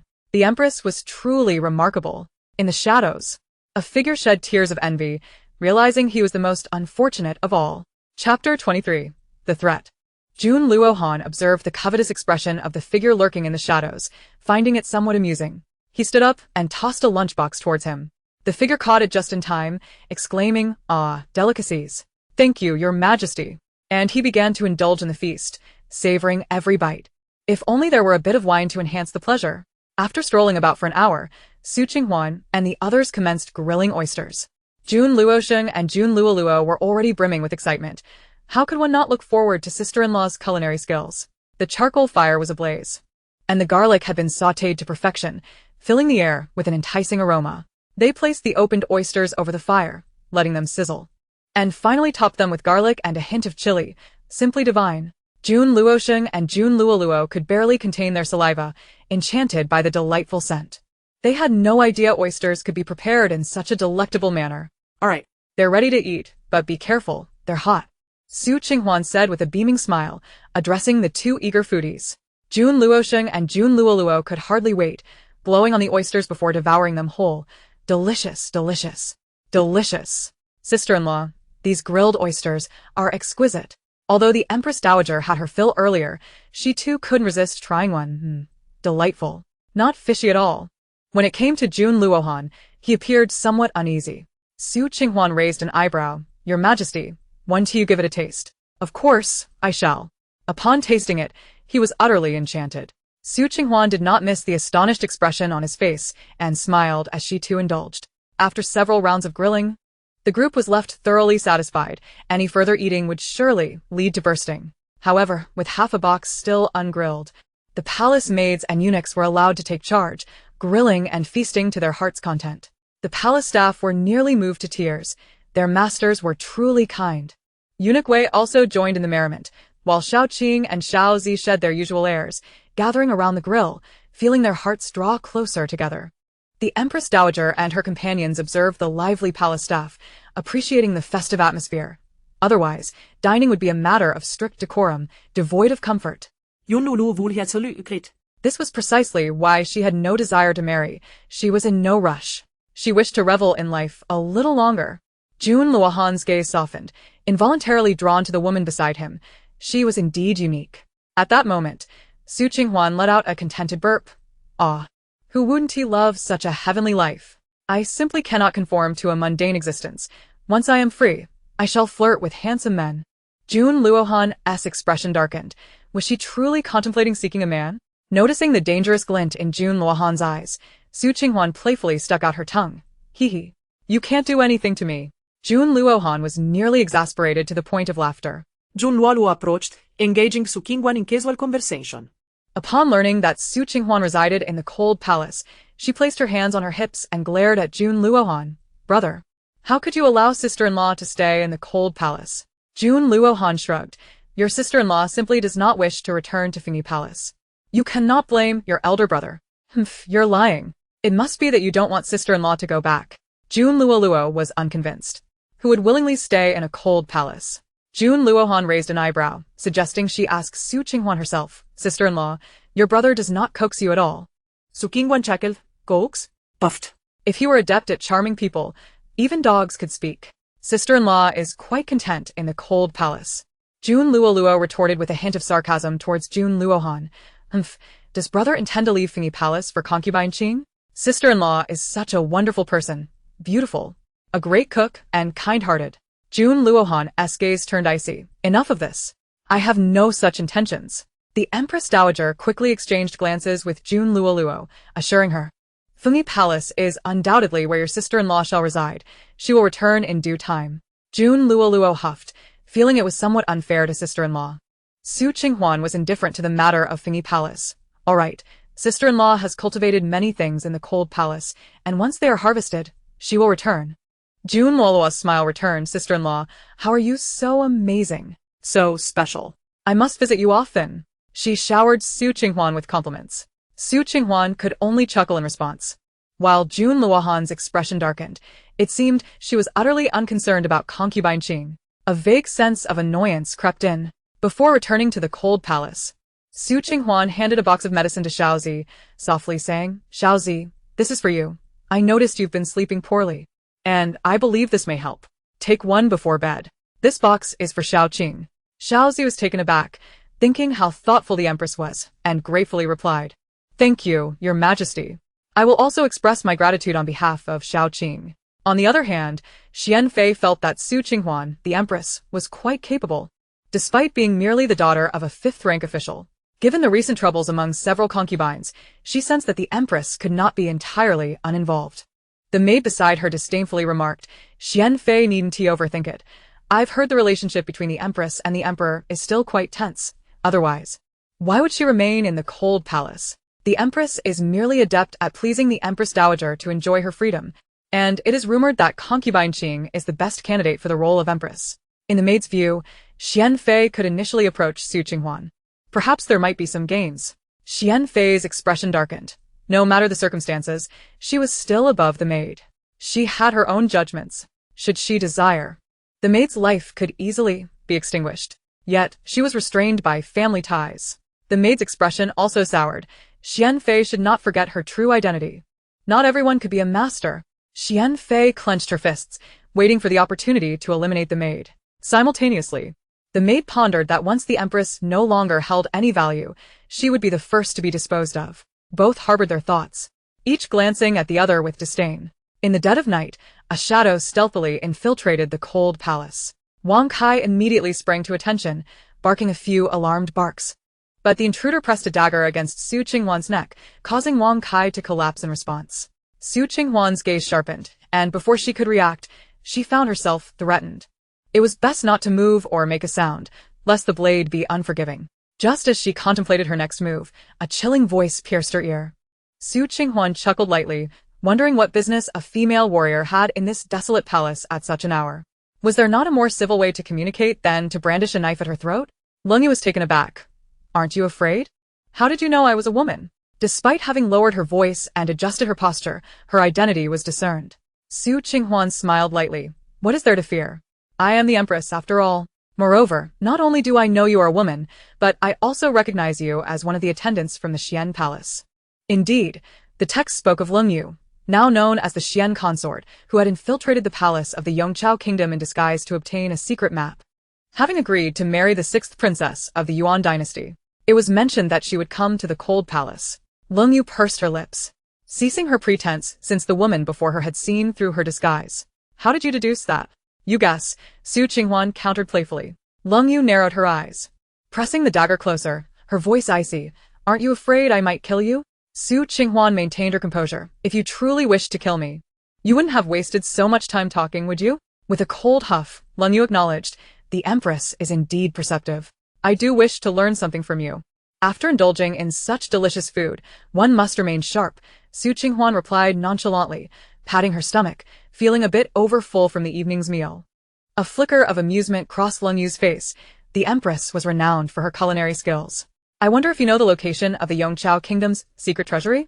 If someone with your skills cannot find it, what hope do I have as a mere Empress cast into the cold palace? Qing Huan raised an eyebrow. Do you wish to return to the Fingy Hall? I could assist you, Lung Yu continued, implying that the Empress's actions would be facilitated if she were to be under her influence. Qing Huan remarked, is information becoming so delayed?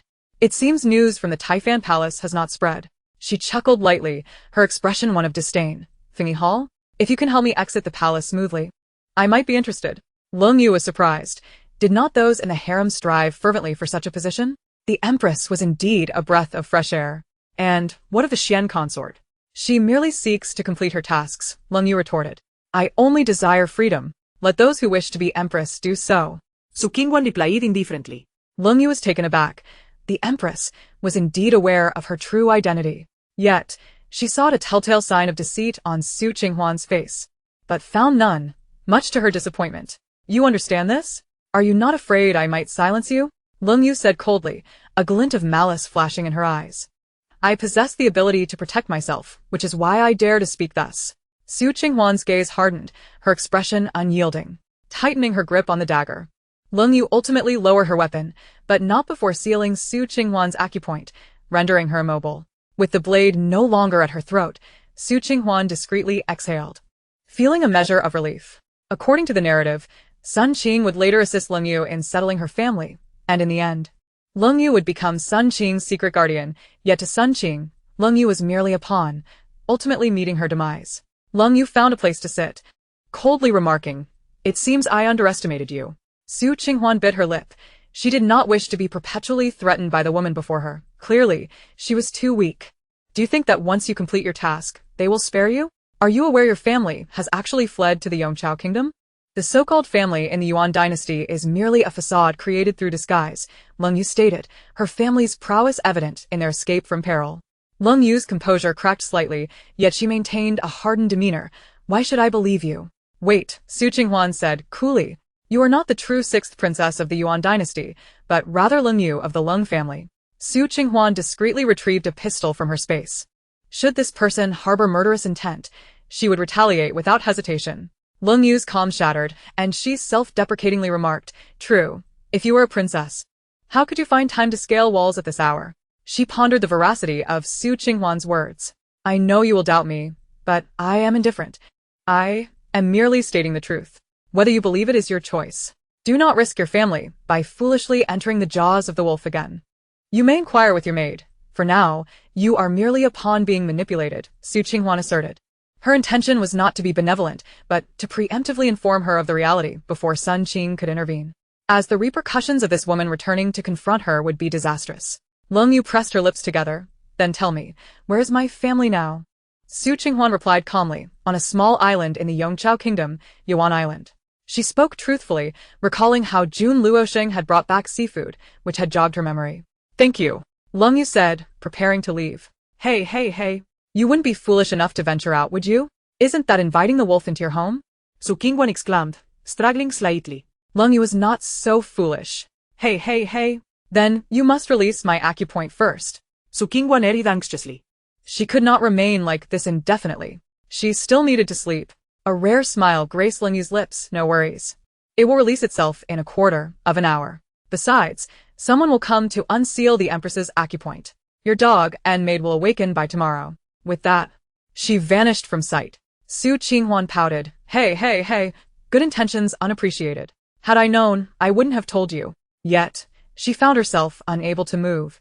Calling for Dong, but receiving no response, it seemed he too had been rendered unconscious. That wicked woman. A mosquito buzzed, buzz, boss, are you alright? Qing Huan replied, do I look well to you? However, shortly after, she heard a commotion, and before long, Jun Luohan rushed into the room with a worried expression. Qing Huan was somewhat astonished. Is he really awake at this hour? Jun Luohan remarked, it seems my worries were unfounded. The two exchanged glances, their eyes locking. Shadow waited outside. Seeing her immobile, Jun Luohan chuckled. I heard there was an assassin at the Empress's side, so I hurried over. It appears the Empress is unharmed.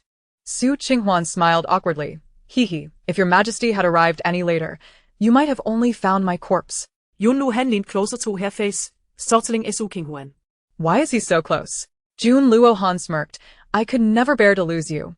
For some reason, Su Qinghuan felt that statement was, well, I don't believe you would be so reluctant. You probably wish for me to vacate this position sooner. Humph. How dare she doubt his words? Then I shall take my leave. Hey, your majesty, don't go. First help me unseal my acupoint. Su Qinghuan exclaimed, trying to keep him from leaving. Jun Luohan raised an eyebrow. What isn't it for me?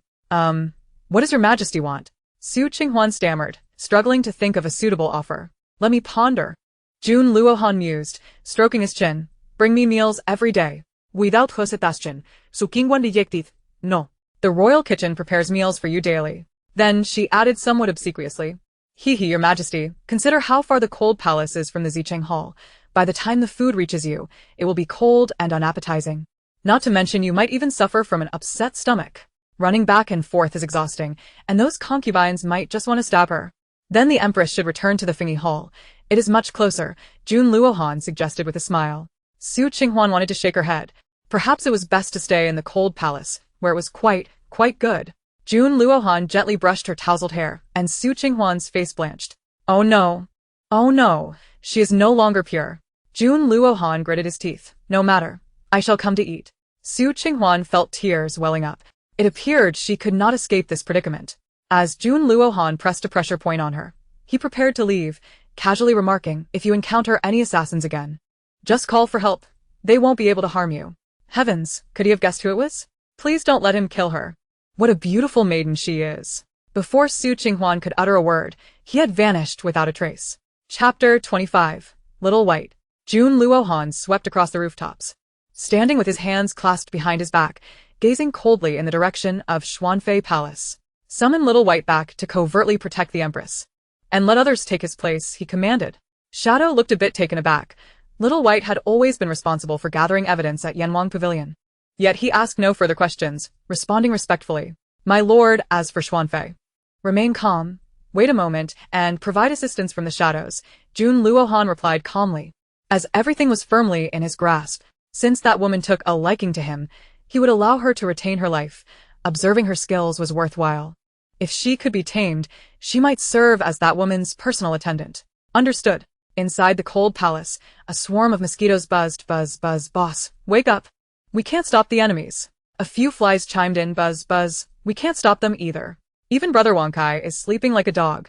We can't even wake him. Su Qinghuan chuckled. Indeed, summer brings forth an army of mosquitoes. All right, you all go rest. Don't disturb my sleep. Buzz, goodbye, boss. We're off. Mosquito 1, Buzz. Where were we just now? Mosquito 2. Buzz. We were discussing how to arrange a date. Buzz. Let's go and reproduce the next generation. The boss needs us. Buzz. Let's multiply abundantly. Su Qinghuan tightened her lips. However, reflecting on the recent events, she felt somewhat powerless. If that person truly intended to silence her, she wouldn't even have the strength to resist. Remembering how light she felt while climbing the wall, she pondered whether she could learn some self-defense skills. All right, enough thinking. It's time to sleep. At dawn, around 5 a.m, a loud rooster's crowing pierced Su Qinghuan's ears, jolting her awake. I was just having a wonderful dream. She lamented in bed. Where did this rooster come from? There had never been one this close before. Seeing the rooster still squawking, she hurried outside with a rope in hand. There it was in her chicken coop, stretching its neck and crowing. In one swift motion, she tied its beak, executing the task with ferocity. Coming back to her senses, she muttered, where did this big rooster come from? The hen looked on in shock. Cluck, boss. This is a new partner I found. I've laid too many eggs and suddenly wanted a few chicks. The rooster, with its round eyes, nodded as if awestruck by Su Qinghuan's actions. Su Qinghuan declared, then tell your partner to keep it down. It should crow far away. She then removed the rope from the rooster's beak. The hen replied, cluck, understood, boss. I'll make it stop. You need your rest. She nudged the rooster and warned, cluck, did you hear that? If you annoy the boss, I'll find another partner. The rooster nodded vigorously, but as it was about to crow again, it choked on its voice. Meanwhile, Little White was taken aback, astonished by this turn of events. Why had the Lord summoned him back? It seemed there was nothing to see. Su Qing Huan, hoping to catch a few more Z's, found sleep elusive and decided to exercise instead. Outside, the little birds chirped cheerfully. Bird 1. Chirp, good morning, boss. You woke up earlier than the birds today. But the early bird gets the worm. And what does the early boss get? Bird 2. Chirp, the elder bird speaks wisely. Such eloquence. But what else is there? It nuzzled against Bird 1 affectionately. Bird 1. Oh no. I can't come up with anything else. Su Qing Huan couldn't help but twitch her mouth. Birds, is this your partner? Bird 1 proudly nodded. Chirp, yes, boss. But I won't chat with you anymore. I'm off to date. And with that, the two flew away together. Stretching her limbs, Su Qing Huan noticed the sky gradually lightening. The morning mist created a picturesque scene. Ever since she had crossed over, life without a mobile phone had led her to retire early each night. Dong Dong and Wang Kai, having been drugged the previous night, wouldn't stir until the sun warmed their backs. Since she wanted to learn martial arts, she knew it must begin with physical training. So she decided to run a few laps around the cold palace. Daming and Ming still hadn't awoken, yawning as they greeted her. But then their eyes widened in disbelief. Was that the Empress? What on earth was she doing? Shaking his head, Little White was equally perplexed. What was the Empress up to? Nevertheless, he followed her, keeping a safe distance. After running several laps, Su Qing Huan was panting heavily. She took a break and began practicing her Chinese martial arts. Ugh, I am utterly exhausted. Su Qing Huan collapsed onto a swing bed, having not engaged in such earnest exercise for a long time. Just as she lay there, a spider dangled in front of her, indignantly exclaiming, Boss, boss. There's a man over there. He just ruined the web I painstakingly wove. I was going to use it for my honeymoon. Su Qing Huan pondered. Why was her intelligence network composed entirely of pairs? But she was also startled.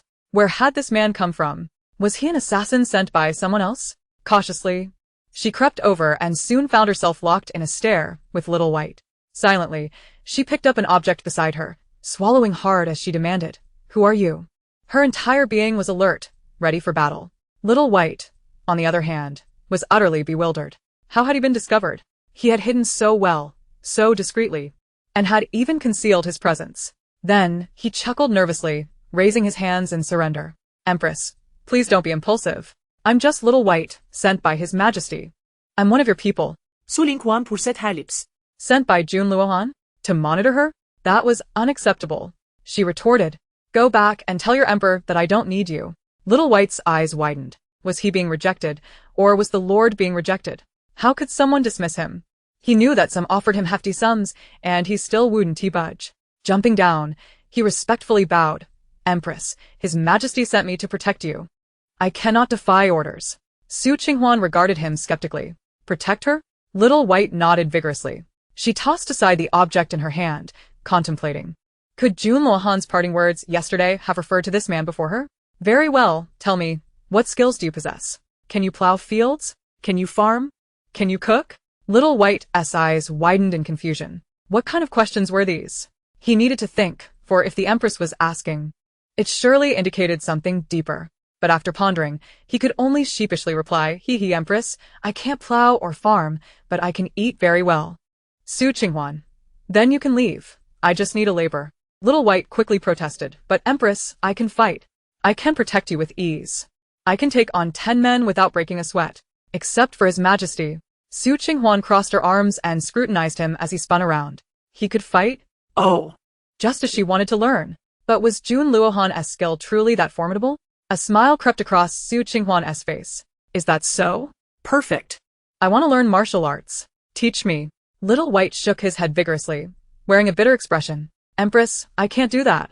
Learning martial arts requires close contact. And I dare not approach. The Lord would shoot me with his gaze. In Su Qing Huan's mind, a vivid image surfaced. I cannot do this. Chapter 26. Su Yuan. You have given birth to a remarkable daughter. Suddenly, Su Qing Huan recalled that practicing martial arts necessitated mutual contact. He was a subordinate, and she was the Empress. Alas, the burden of such a title. Very well, then follow me. You can tend to the fire, can't you? Su Qing Huan queried as she made her way towards the kitchen. Little Bai nodded eagerly, Your Majesty. I can. That will suffice. Help me stoke the fire. I intend to prepare breakfast. Su Qing Huan remarked, rolling up her sleeves with a nonchalant air. Little Bai was momentarily taken aback, but soon grasped the situation, realizing the implications of being in the cold palace. Oh. But wait. If the Lord has sent me to protect the Empress, why is she still in the cold palace, without even a maid to attend to her? Except, of course, for the one who is currently under the influence of a sleeping potion. The Lord's intentions were inscrutable. Fortunately, he could indeed tend to the fire. Given the hour was still early, Qing Huan prepared a modest meal, ensuring Little Bai had his share as well. After all, one needed strength to work, didn't they? Little Bai was pleasantly surprised to find he too would partake in the meal, and as he savored the food, he exclaimed, "Delicious!" Before long, he had finished his breakfast. Qing Huan smiled. "Are you satisfied?" Little Bai nodded. "Your Majesty, I have finished. It was exquisite." Good. "Now, let us get to work." As she spoke, Qing Huan tossed a pair of gloves to him and headed towards the vegetable patch to pull weeds. Little Bai nearly dropped his jaw in astonishment. Work? Yet, resigned to his fate, he donned the gloves and followed Qing Huan, dutifully doing whatever she instructed. Meanwhile, in the Golden Yuan Hall, a cacophony of voices erupted. 2/3 of the officials were in favor of deposing the Empress and selecting a new one. The remaining minority opposed the idea, arguing that Empress Su had not committed any grave transgressions warranting her removal. "Your Majesty, please reconsider. The Empress possesses a timid character, lacking the authority to manage the harem. Why not appoint a new Empress?" suggested one. "I believe the Prime Minister's legitimate daughter, Sun Qing, would make an excellent choice." Indeed, while Empress Su has not erred significantly, her disposition is far too meek. Consort Sun is sensible and cares for the realm. Since Your Majesty ascended, she has voluntarily prayed for the prosperity of the Eternal Dynasty at the Tianshan Temple. Precisely. Consort Sun is well-educated and adept in all matters. She is the ideal candidate for Empress. Another chimed in, "Moreover, Your Majesty has yet to produce an heir. We must act swiftly. Who knows how long Your Majesty will reign?" Although Prime Minister Sun remained silent, the smile at the corner of his mouth was barely concealed, as he humbly remarked, "Thank you for your kind words. I do not deserve such praise." Despite Empress Su's relegation to the cold palace, the decision ultimately rested with the emperor. Jun Luohan rested his chin on his hand, observing the clamor below, suppressing a cold chuckle. Truly, they were cunning foxes, speaking only in favor of the prime minister. There were dissenters, however, who argued that while Empress Su's character was indeed weak, she still had room for growth and should not be deposed. Yes. Empress Su is gentle and considerate. She embodies the qualities of a mother to the nation. Su Jing, the Minister of Revenue, lowered his head, pursing his lips. Although some officials opposed the removal of the Empress, he could guess their selfish motives. At that moment, Jun Luohan spoke. "Minister of Revenue, what is your opinion?" Su Yuan was suddenly called upon, his body involuntarily trembling as he glanced around, finally stating, "Everything is at the emperor's discretion." Jun Luohan stroked his ring, his gaze inscrutable as he inquired, "Well then, dear ministers, do you have any further matters to discuss?" Su Yuan quickly retreated to his previous position, his back drenched in sweat, breathing a sigh of relief. Other officials, sensing the emperor's displeasure, hastily shifted the conversation to the matter of heirs. "Your Majesty, the Eternal Dynasty cannot be without successors. Indeed, Your Majesty, it has been said that Your Majesty has not favored any consorts in a long while." Yun Lu Hen, weary, pinched the bridge of his nose, incredulous. Was he so old? He was in the prime of his life. The insinuation that he was incapable was preposterous. Wait a moment. Qing Huan. That woman was internally mocking him for his inadequacies? As these thoughts crossed his mind, his expression darkened. The previously chattering officials fell silent, apprehensive. Seeing the silence, Jun Luohan dismissed the court. Upon returning to the study, he gulped down several mouthfuls of water, attempting to regain his composure. Outside the study, Su Jing paced back and forth several times before finally stomping his foot, steeling himself to enter. "Your Majesty, the Minister of Revenue, Su Yuan, requests an audience," Wei Gonggong announced. Jun Luohan lifted his gaze. "Su Yuan? Ah, Su Qinghuan's father. Let him in." Su Yuan entered respectfully, though he appeared somewhat constrained. Typically, the emperor would not meet with officials of the 5th rank, as those granted an audience were of higher status. "Your servant greets the emperor." Su Yuan's voice trembled slightly. "Rise, take a seat and have some tea." Jun Luohan observed the visibly anxious Su Jing and couldn't help but chuckle softly. Was he truly that intimidating?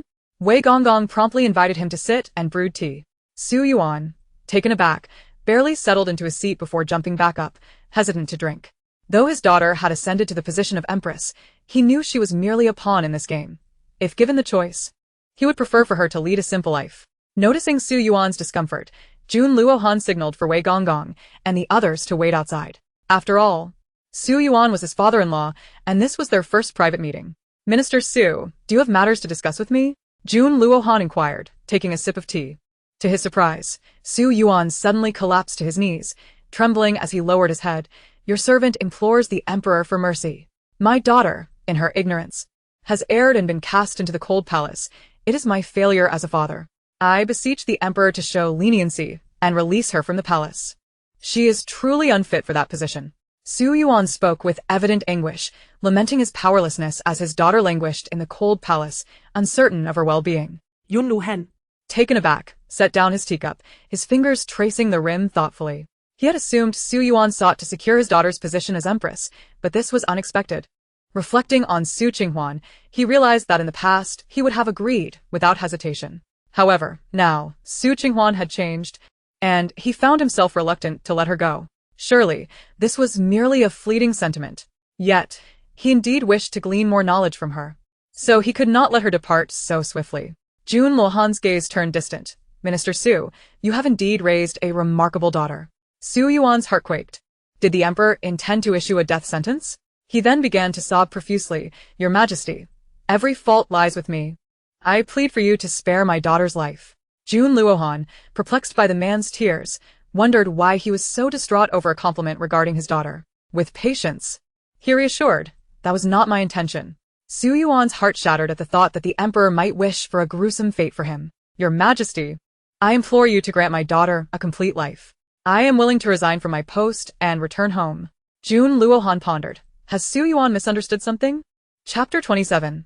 I want to discipline you. Do you take me for a sickly cat? Su Qinghuan indeed had a good father. Observing Su Yuan in such a state, Jun Luohan rose from his seat and approached him, intending to assist him up. However, Su Yuan fainted from fright. Someone, Call for the imperial physician. Yun Luhan exclaimed. Feeling somewhat embarrassed, he hadn't done anything, had he? Wei Gonggong rushed in and, upon seeing the situation, hurriedly went to summon the physician. After some time, Su Yuan slowly regained consciousness and struggled to inquire, is this the underworld or the mortal realm? Jun Luohan replied, while Wei Gonggong quickly clarified, Minister Su, you are awake. This is the mortal realm. You fainted just now and are now in the side chamber. Su Yuan leapt from the bed with a thud, spotting the relaxed Jun Luohan nearby, and began to weep anew. Jun Luohan, exasperated, reassured him, Minister Su, there is no need for concern. The Empress is doing well and will soon be able to visit home. Is that enough to put your heart at ease?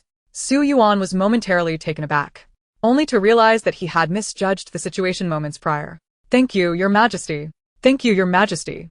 Su Yuan expressed his gratitude fervently. Rise, Minister Su. Do remember to partake in breakfast before attending court in the future, Jun Luohan remarked before taking his leave. Su Yuan nodded vigorously.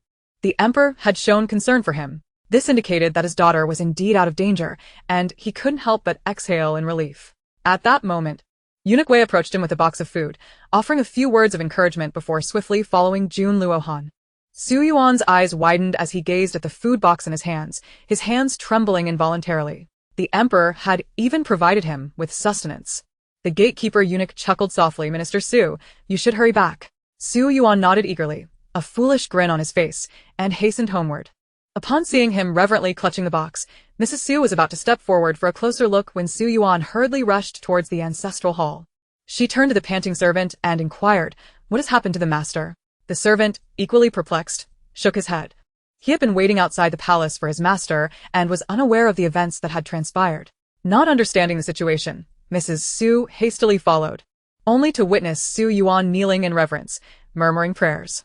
Once he finished his devotions, she tenderly wiped the sweat from his brow and asked, what has come over you? My lord? Su Yuan's face lit up with joy as he recounted the events at the palace. Initially filled with trepidation, Mrs. Su's eyes soon glistened with tears of joy. She clapped her hands in excitement and hurriedly lit incense, kneeling on the mat to offer her prayers, murmuring her gratitude. Now, they no longer had to live in constant fear.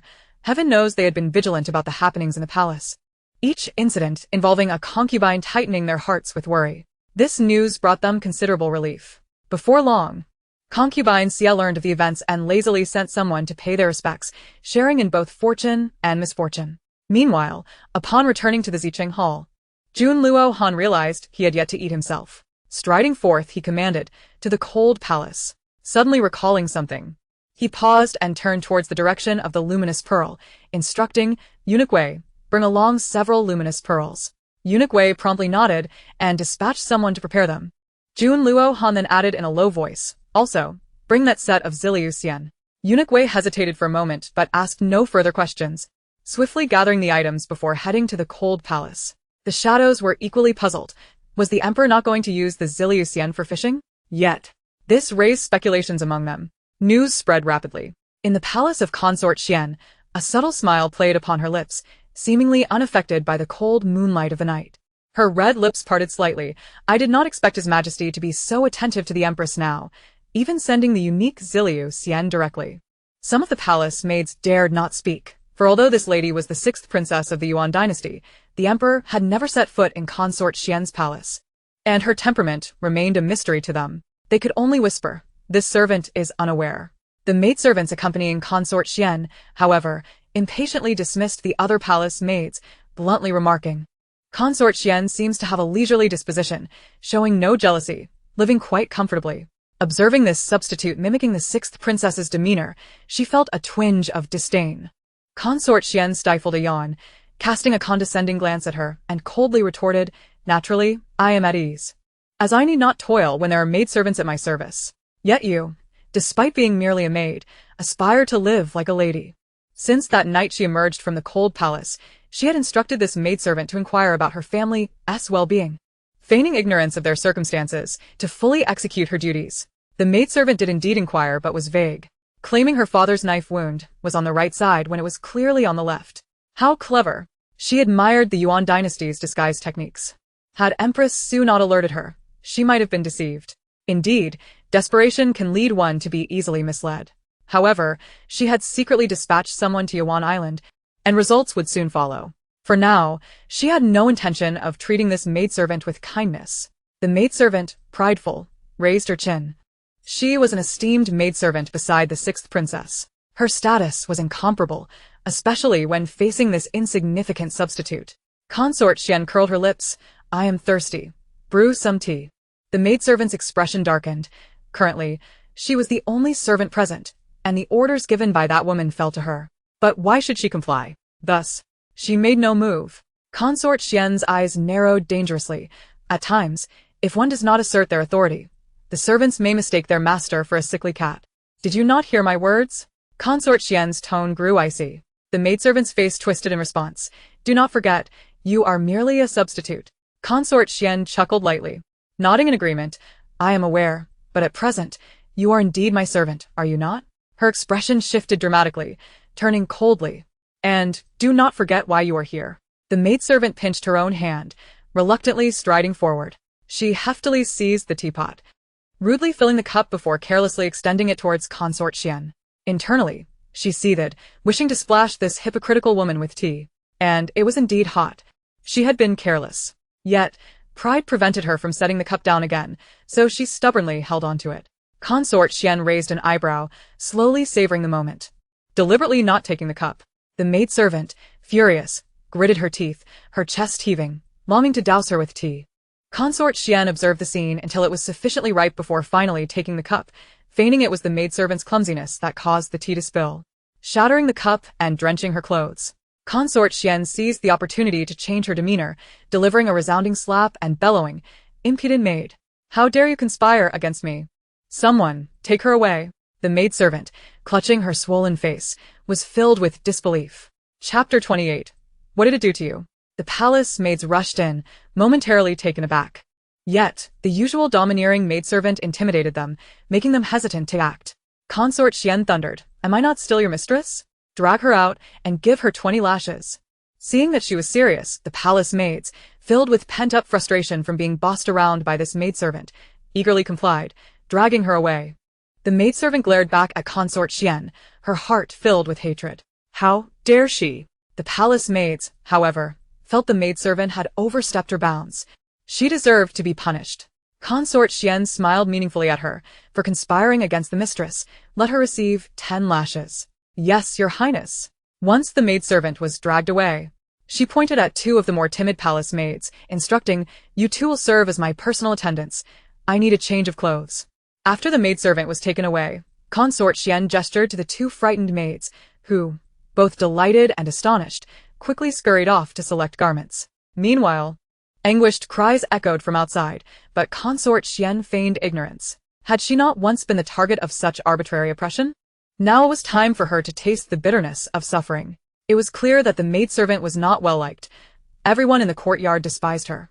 So, every lash was thoroughly deserved. The maidservant, in excruciating pain, questioned her very existence. Her eyes filled with venom as she glared in Consort Xian's direction and at those who struck her, vowing that upon returning to the Yuan dynasty, it would be the end for the cold moon. The Yuan dynasty would surely swallow the Yongqiao kingdom whole.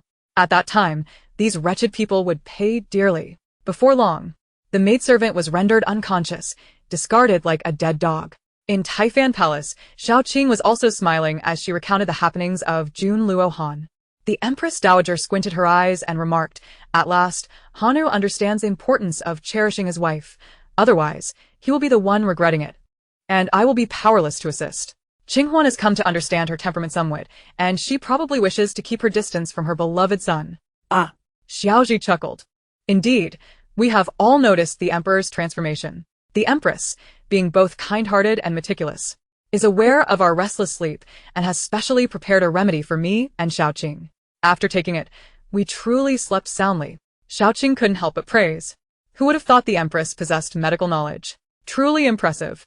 After taking it, I indeed slept soundly and awoke feeling remarkably refreshed. The Empress Dowager, upon hearing this, chuckled softly. No wonder, that girl is quite thoughtful. Xiaoqing and Xiaoji nodded in agreement. Shortly after, news arrived. The Xuanfei Palace? It seems to be a rather low-key establishment. Since entering the palace, she has rarely made an appearance. The Empress Dowager remarked thoughtfully. Xiaoji added with a smile. Indeed, however, I wonder what thoughts she harbors. The Empress Dowager nodded. As long as one remains obedient and does not entertain ulterior motives, the Yongqiao nation will not treat them unfairly. After all, it has been a while since we visited Qing Huan. Let us bring her a couple of ducks later. The Empress Dowager glanced at the flock of white ducks, as if envisioning a fragrant lemon duck. Xiaoqing and Xiaoji stifled their giggles. Very well, we shall go later. The two whispered, then resumed fanning themselves with their hand fans, while the Empress Dowager comfortably squinted her eyes. Meanwhile, in the cold palace, Su Qinghuan was pulling weeds alongside Xiaobai, having already cleared quite a bit in no time. Xiaobai thought to herself that this lady was truly extraordinary. She was originally one to indulge, yet willingly engaged in such mundane tasks, living self-sufficiently. Moreover, she was remarkably generous towards her maidservants. Had it been anyone else, they might have lost their lives by now. Su Qinghuan was aware of his occasional glances, but she did not mind, having grown accustomed to it. Just then, a mosquito buzzed over. "Buzz, buzz, big boss, the little yellow man has come with several others." Before the mosquito could finish, Xiaobai swatted it away. Su Qinghuan shot him a glare. Xiaobai, puzzled by the look, opened his palm to reveal a mosquito lying quietly, grinning as he said, "Your Majesty, there's a mosquito." Su Qinghuan replied, "I am aware. It does not bite me. Enough, there are other little brothers." The fly, witnessing the tragic fate of the elder mosquito, subtly distanced itself from the man before buzzing. "Buzz, buzz, big boss, the little yellow man has come again. And he brought many." At this, Xiaobai frowned, thoroughly despising flies. With a leap, he swatted the fly dead. Xiaobai chuckled. The cold palace is indeed rife with mosquitoes and flies. Su Qinghuan pondered. What on earth did the fly do to deserve this? The fly's wings quivered weakly, struggling to utter its last words. Such a ruthless man. Su Qinghuan closed her eyes. Well, let us give them a proper burial. They can enrich the soil. Xiaobai was left bewildered. The Empress is so kind. Su Qinghuan tidied herself and clapped the dirt off her hands, having heard from her little brother that Jun Luohan must have come again. All right, we are nearly done. Let us wash our hands. Xiaobai nodded with a beaming smile, finally free from pulling weeds. Before long, Jun Luohan and the others arrived, the voices of Ming and Erming offering their greetings resonating loudly. Su Qinghuan sighed inwardly, but maintained a smiling facade as she returned the greeting. May the Emperor be well. I wonder what brings the Emperor to the cold palace so early? Meanwhile, Xiaobai had already dashed off to gossip with Yun Luhan. with a smile that was neither here nor there, gazed deeply at her, as if a day apart felt like 3 autumns.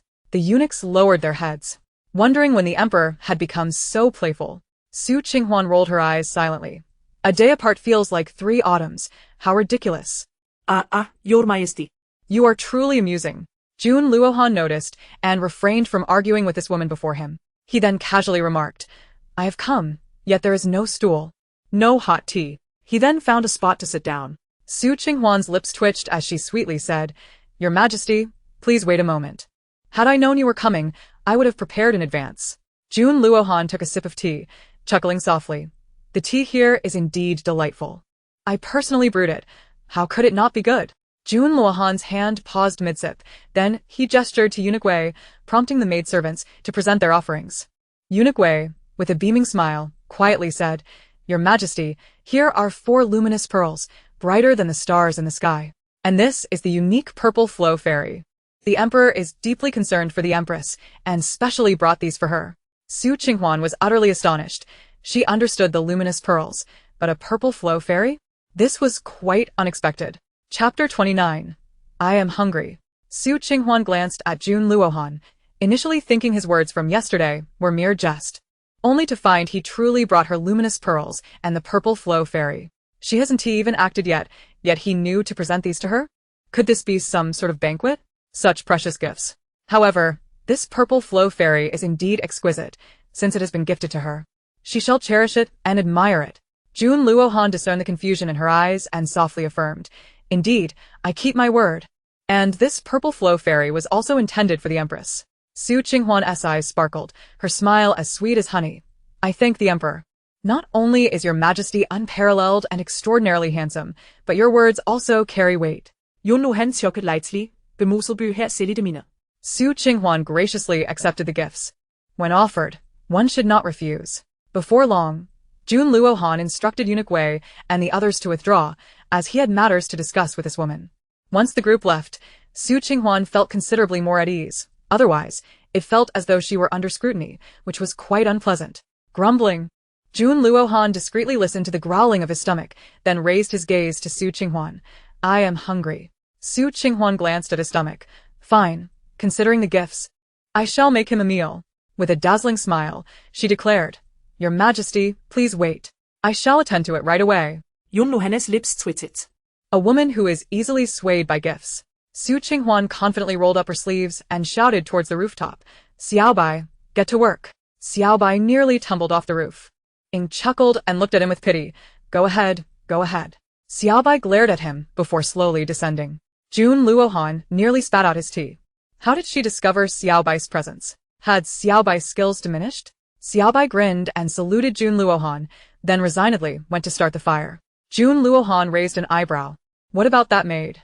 Oh, and that dog. Under the influence of the drug, 1 tea rise until the sun has set.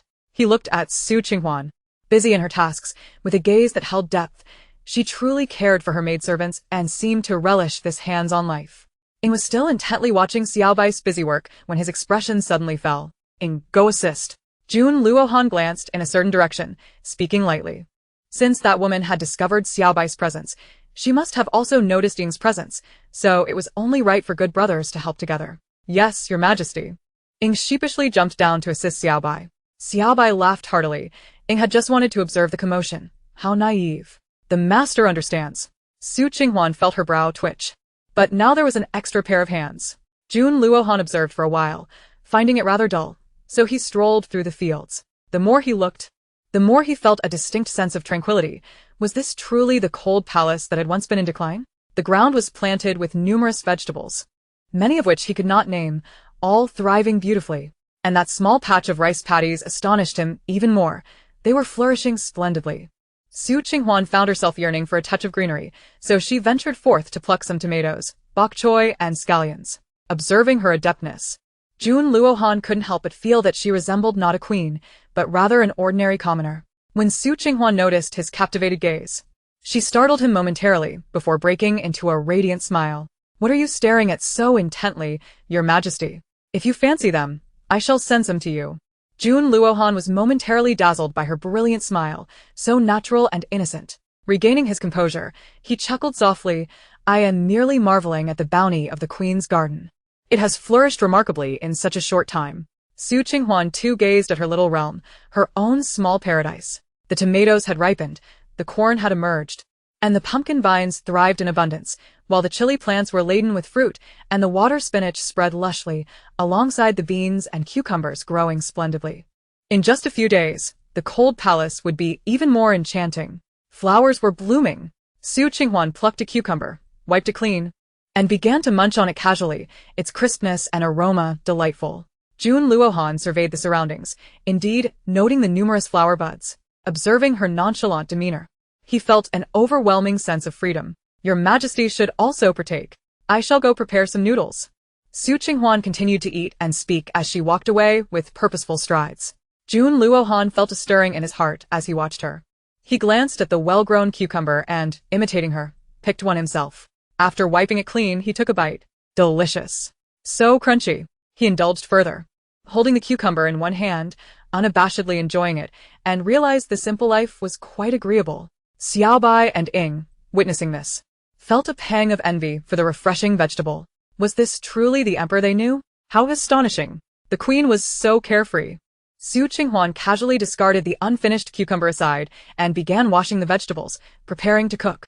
She remarked nonchalantly, if you wish to eat, feel free to pick some yourselves.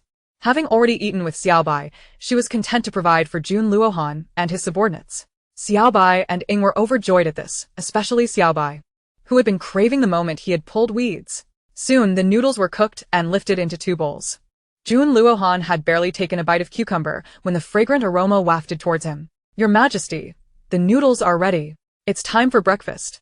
Qing Huan called out to Jun Luohan. He strode over, set down the cucumber and gracefully picked up his chopsticks to eat. Qing Huan raised an eyebrow. What an unpretentious individual. Ying was equally surprised to discover he had a portion too. After expressing his gratitude, he sat down to eat, lacking the courage to join the emperor at the table. The queen's culinary skills are truly remarkable. Ying slurped, feeling quite famished. Xiaobai, holding a cucumber, spoke with his mouth full. Naturally, it's warm and fragrant. Although Jun Luohan did not explicitly compliment the food, his expression conveyed satisfaction. Qing Huan continued to nibble on her cucumber, her eyes narrowing into slits of contentment. After satisfying their appetites, Ying eagerly rushed to wash the dishes. Jun Luohan, however, showed no inclination to leave. Qing Huan glared at him. Are you not returning after finishing your meal? Are you planning to linger here? Then with a smile, she said, Your Majesty, you seem to have had your fill. Perhaps it is time to return and rest. Jun Luohan was unhurried, replying, I have no pressing matters, and do not have a habit of napping. If you aren't going to rest, I certainly shall. She had risen early today, and her eyelids were beginning to droop. Jun Luohan found it amusing. Are you that tired? After dismissing Xiaobai and Ying, he tapped the table lightly and said with a teasing smile, Queen, I wish to discuss a matter with you, how about it? Qing Huan, now alone with him, felt a shiver of anticipation at his words. Earlier, her younger brother had told her that her father had visited Jun Luohan, weeping and nearly fainting before hastily returning home. Her heart skipped a beat, and her expression shifted dramatically as she contemplated the implications. Could it be he intends to discuss the queen's position? Is my life at stake? Am I to be deposed? Might he allow me to leave the palace on account of my goodwill? Oh heavens! Have I yet to enjoy the good life before it all comes to an end? What of the silver I have yet to spend?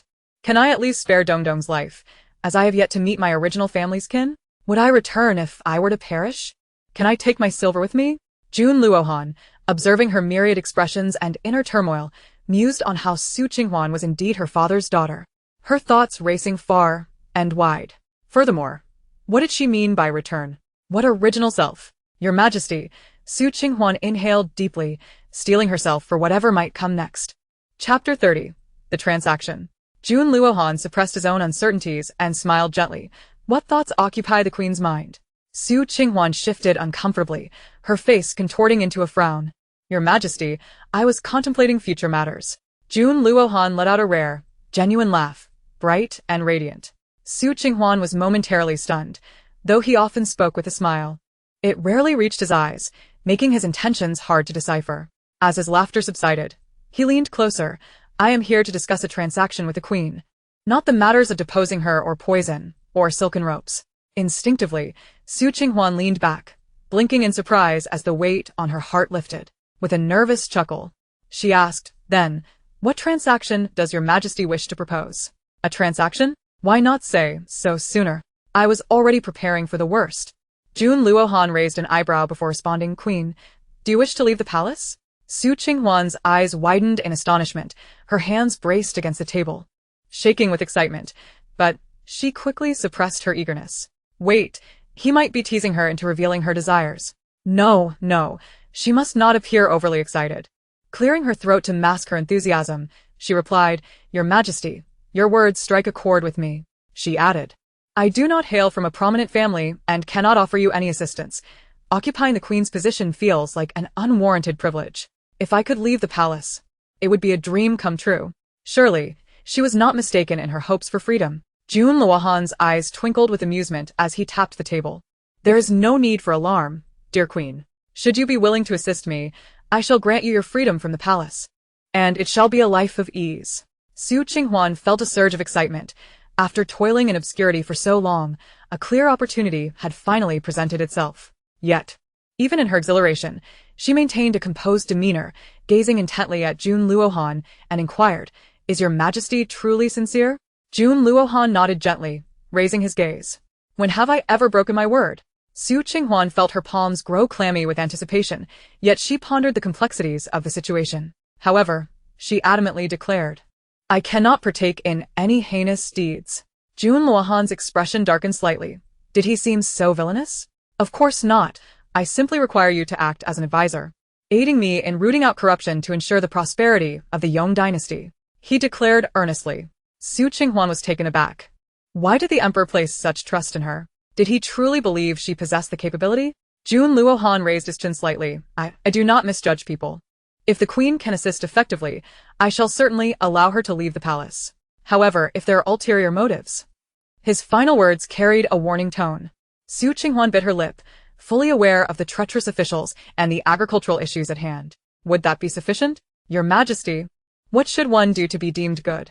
Jun Luohan cast an admiring glance at her, teasingly remarking, It depends on my mood. Qing Huan's expression darkened slightly. Your Majesty, I am being earnest. For some reason, Jun Luohan felt a twinge of discontent. Did she truly wish to eschew the role of Empress? He ceased his jesting, adopting a more serious tone. When I require your presence, you must appear. Once matters are resolved, you may withdraw. Having recently ascended to the throne, he was acutely aware of those who eyed him with malice. Since she possessed certain knowledge, she could prove to be a significant ally. After a moment of contemplation, Qing Huan mused, Isn't what he needs the eradication of treacherous officials in the court? To ensure the prosperity of the Yong dynasty. Shouldn't we promote high-quality agricultural products and commerce? Coming to a resolution, she nodded, Your Majesty, may I propose a few modest conditions? Jun Luohan regarded her with interest. Then acquiesced. What conditions does the Empress desire? As long as they are not excessive, I shall gladly oblige. Qing Huan appreciated his straightforwardness. First, I do not wish to be monitored. Second, I would like some freedom, without being coerced into actions I am unwilling to undertake. Should the need arise, grant me the convenience of exiting the palace. Jun Luohan raised an eyebrow. Are you implying that Xiaobai is a form of surveillance? Qing Huan nodded. I summoned Xiaobai not to surveil you, but to protect you. If anything were to happen to you, how could you assist me? Jun Luohan moved closer to her. Qing Huan recognized the validity of this concern, recalling the threat from Consort Xian that still lingered in her mind. Very well, Xiaobai may stay. But as for leaving the palace, she had yet to experience the outside world, having been confined to the harem without any freedom. I will grant you permission to exit the palace. Simply inform me beforehand. I shall not unduly pressure the Empress, but it will depend on the circumstances. Jun Luohan leaned back in his chair, idly playing with his ring as he spoke. Qing Huan's eyes sparkled with delight. I thank your Majesty. I comprehend. Her gaze turned mischievous, shimmering with starlight. However, although I trust your Majesty, mere words are insufficient. Are they not? Jun Luohan was taken aback by her meticulousness. Fixing his deep gaze upon her, he declared, I shall draft an imperial edict, valid for 1 year, to be delivered shortly. Now, can the Empress rest assured? Qing Huan beamed brightly, eagerly nodding. Your Majesty is indeed prompt. It is a deal. Instinctively, she reached out for a high five, only to remember the man before her was the emperor, retracting her hand, her joy nearly overflowing. Jun Luohan observed her demeanor, feeling a peculiar sensation. Yet he recognized the value she brought to him, dismissing any other thoughts as mere illusions. Was she still the same person? Could one change so drastically? Once their discussion concluded, Jun Luohan took his leave. Su Qinghuan's anxious heart finally found release. Yay. She gulped down a few sips of water. Her mouth parched from their conversation, her weariness dissipating. The long-desired opportunity to exit the palace was finally within reach. Thankfully, her reading of novels had not been in vain. Perhaps she could even venture out ahead of schedule. Humming a cheerful tune, she strolled into her vegetable garden, increasingly pleased with her surroundings. The current state of the Yong dynasty was relatively weak, relying heavily on trade and thus subject to foreign constraints. Yet, she could leverage her value to enrich the Yong dynasty. This would ultimately benefit her when she exited the palace. The birds seemed to sing even more joyfully, chattering and serenading her with melodious tunes. Noticing a little bird perched atop a tree, she realized it was different from the one she had brought back last time. Little Kingfisher, why does that little flower bird beside you look so different? The little bird chirped cheerfully. Chirp, chirp, boss. I've found a new partner. Isn't it beautiful? Its song is simply enchanting. Su Qinghuan's lips twitched. Why are you so fickle? How many have you changed? The little bird, full of pride, replied, Chirp, chirp, boss. You don't understand. One cannot comprehend love with just one partner. The more, the merrier. The other little flower bird was unbothered, having changed partners herself. She snuggled up to the kingfisher, saying, Chirp, chirp, a bad man is not loved by a good woman. The kingfisher puffed up with pride. Chirp, chirp, my dear. Let us go admire the flowers. I shall make you a floral crown. Chirp, chirp, splendid. And off they flew together. Su Qinghuan found herself quite taken with their antics. If even birds understood life better than her, perhaps once she exited the palace, she too would find a handsome partner to romance. Feeling elated, she continued to tend her garden and suddenly shouted, Xiaobai, time to work. Xiaobai quirked an eyebrow. Your Majesty, you are indeed the Empress. Please maintain your image. With a light leap, he joined in her labors. He pondered, why was he, a distinguished manager of the Yama Pavilion, now engaged in farming? Yet, it was not without merit. One could savor life in various ways. In the royal study, Jun Luohan returned, lifting his brush yet hesitating to write. His penetrating gaze fixated on the tip of the pen, lost in thought. Eventually, he decisively penned the imperial edict. Although he had heard of the ominous notion of soul-swapping, he resolved that as long as she held no ulterior motives, he would not pursue her to the bitter end. Ing, astute as ever, refrained from probing further, aware that the emperor had his own calculations. Your Majesty, Prime Minister's son seeks an audience, came the voice of Eunuch Wei from outside. Jun Luohan lazily raised his eyes. Son, you may admit him. Before long, the beaming Prime Minister's son strode into the room, his demeanor brimming with expectation. Your Majesty, my daughter has brought great honor. At the Tianshan Temple, she not only prayed for the people but also distributed porridge, winning their affection. Surely, she deserves a special welcome upon her return? Jun Luohan's lips curled into a sardonic smile. Prime Minister's son, given the current drought and the suffering of the populace, is it not somewhat inappropriate to focus solely on receiving the consort while neglecting the welfare of the people? The smile on Prime Minister's son's face faltered momentarily, suddenly reminded that he had been too eager to curry favor. He hastily stammered out a multitude of platitudes concerning the people's welfare and proposed solutions. Since you are so familiar with the situation, Prime Minister, I entrust this matter to you. It is imperative to provide for the refugees. Jun Luohan wrapped his fingers on the table, fixing his gaze on Prime Minister Sun as he issued the command. Prime Minister Sun's expression grew increasingly strained. After all, he was the Prime Minister. How could he endure such hardship? He quickly proposed another individual, saying, Your Majesty, I believe Lord Su is more than capable of handling this matter. Besides, Lord Su has conducted previous inspections and possesses more experience than I. Jun Luohan let out a cold scoff, fully aware of Prime Minister Sun's intentions. I still believe you are more suitable, and it would be a chance for you to meet with Consort Qing. Staying in the capital for too long can be stifling. It is necessary to venture out occasionally. It is settled then. You may leave. Jun Luohan's tone left no room for dissent. Prime Minister Sun's face fell. He had hoped to secure a favorable outcome for his daughter, but found himself thwarted. I humbly obey. After he departed, Ing chuckled. Prime Minister Sun certainly seems to be in a predicament. With that belly, he could use some exercise. Jun Luohan's expression was inscrutable as he replied. Prime Minister Sun appears to be busier with social engagements than I am. The Prime Minister, a veteran of 2 reigns, had cultivated close ties with many officials in the court and was now vocally advocating for Consort Qing to be named Empress, subtly applying pressure on Jun Luohan. Thanks to Qing Huan, he could swiftly and decisively deal with several treacherous officials. These ministers were certainly up to no good. Ing also felt that Prime Minister Sun was overly self-important, yet he was a man of considerable repute, and his position was not easily shaken.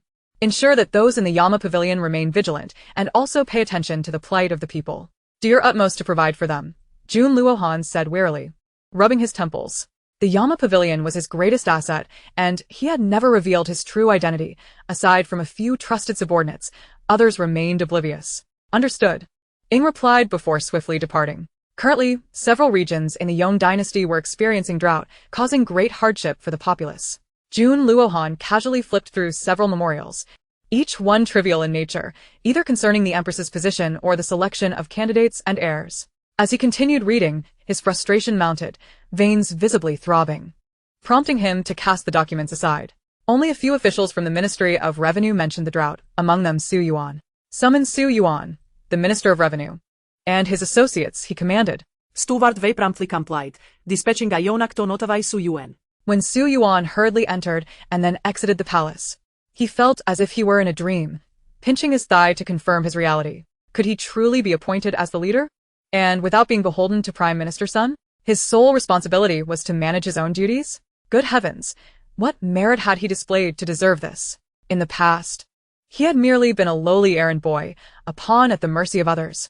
Suddenly, he perceived the air as fresher, the sun as softer, and the hot winds less stifling. He felt invigorated. He walked with a newfound confidence, chest lifted high. His companions shared similar sentiments, exchanging pleasantries before returning to their respective abodes. Meanwhile, upon learning of this development, Prime Minister Sun was incensed, shattering a jade vase in his fury, his jowls quivering with agitation. What did His Majesty mean by this? Su Yuan and his associates were merely fifth-ranking officials. How dare they sit alongside him? Sun's breath quickened with indignation. Startled by the commotion, Madame Sun quickly soothed. My lord, do not be angry. Anjo is a remote area. Having a few more people there is inconsequential. Perhaps they could even assist you with errands. Moreover, Qing is not far from Anjo.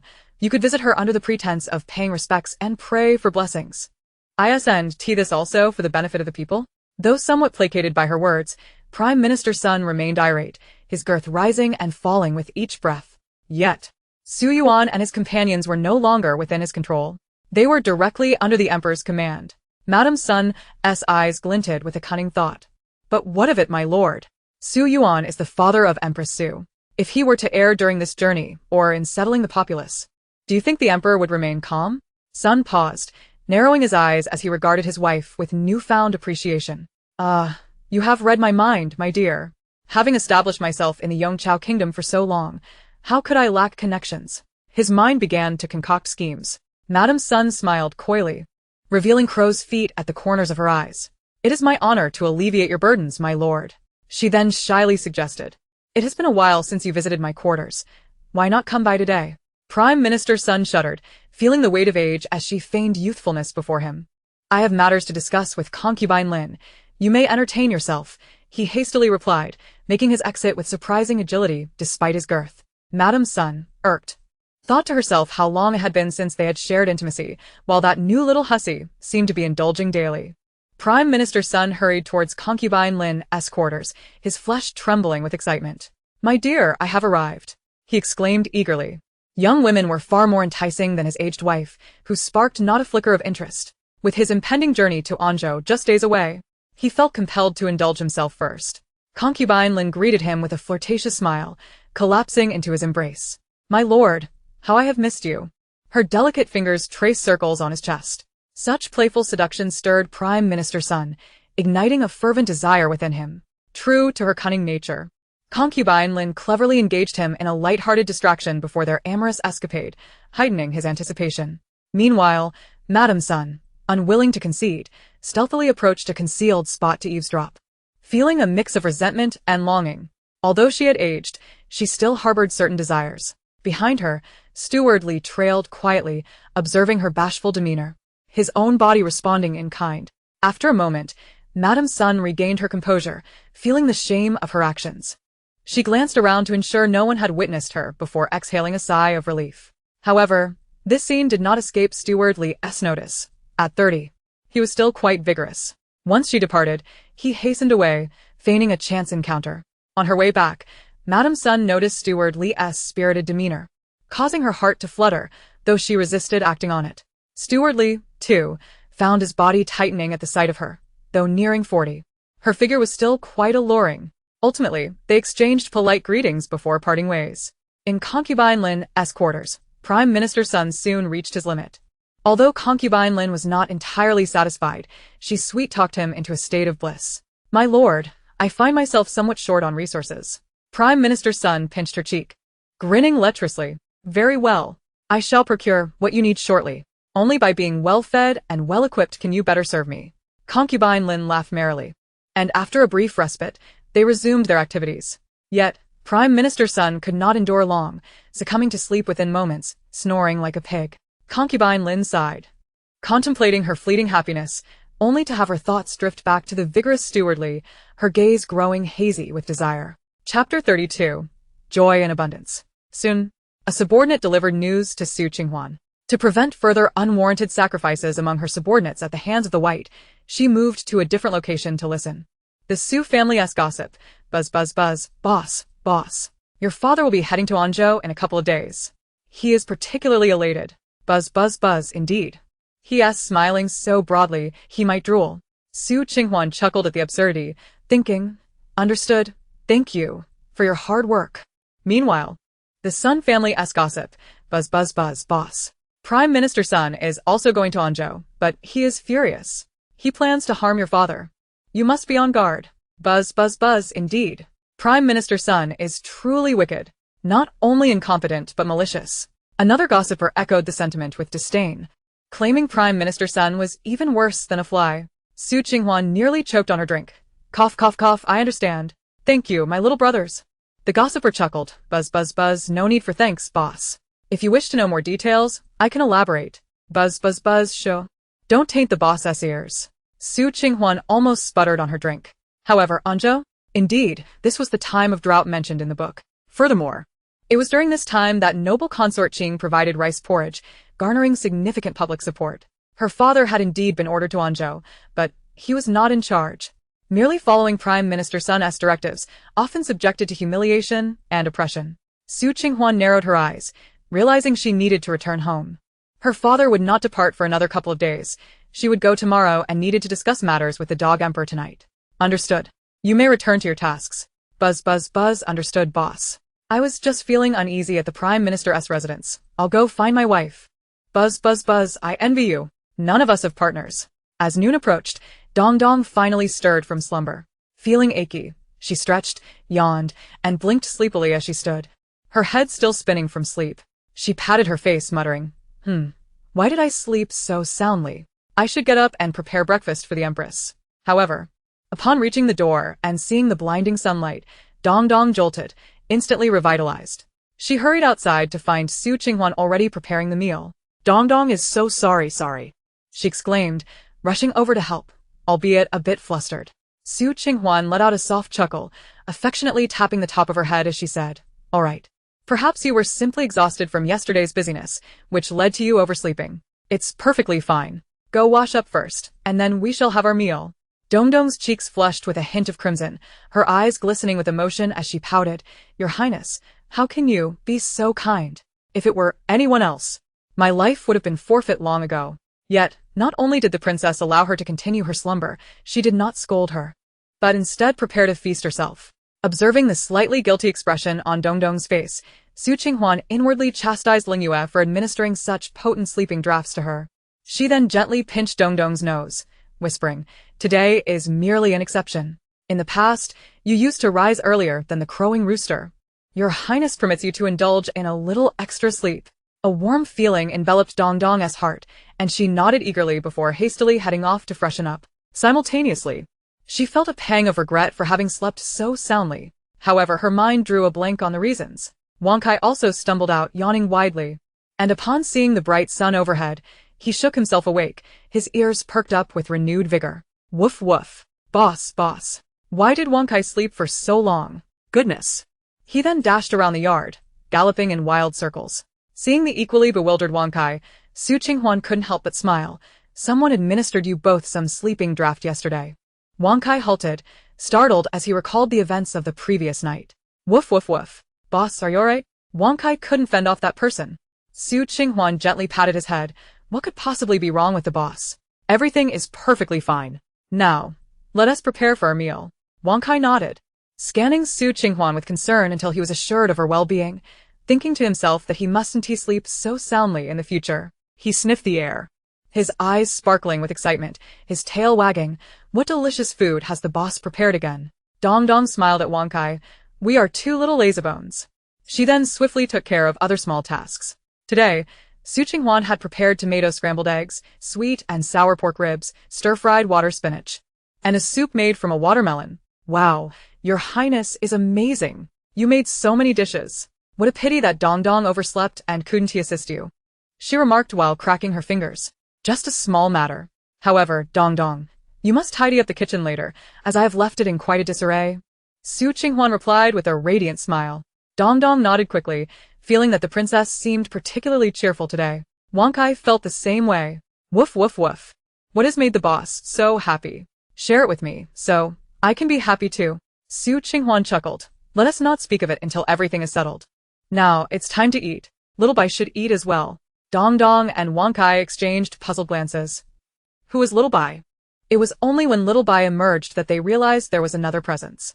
Qing Huan, knowing that Little Bai could not remain hidden forever, did not keep it a secret and briefly introduced her to Dong Dong.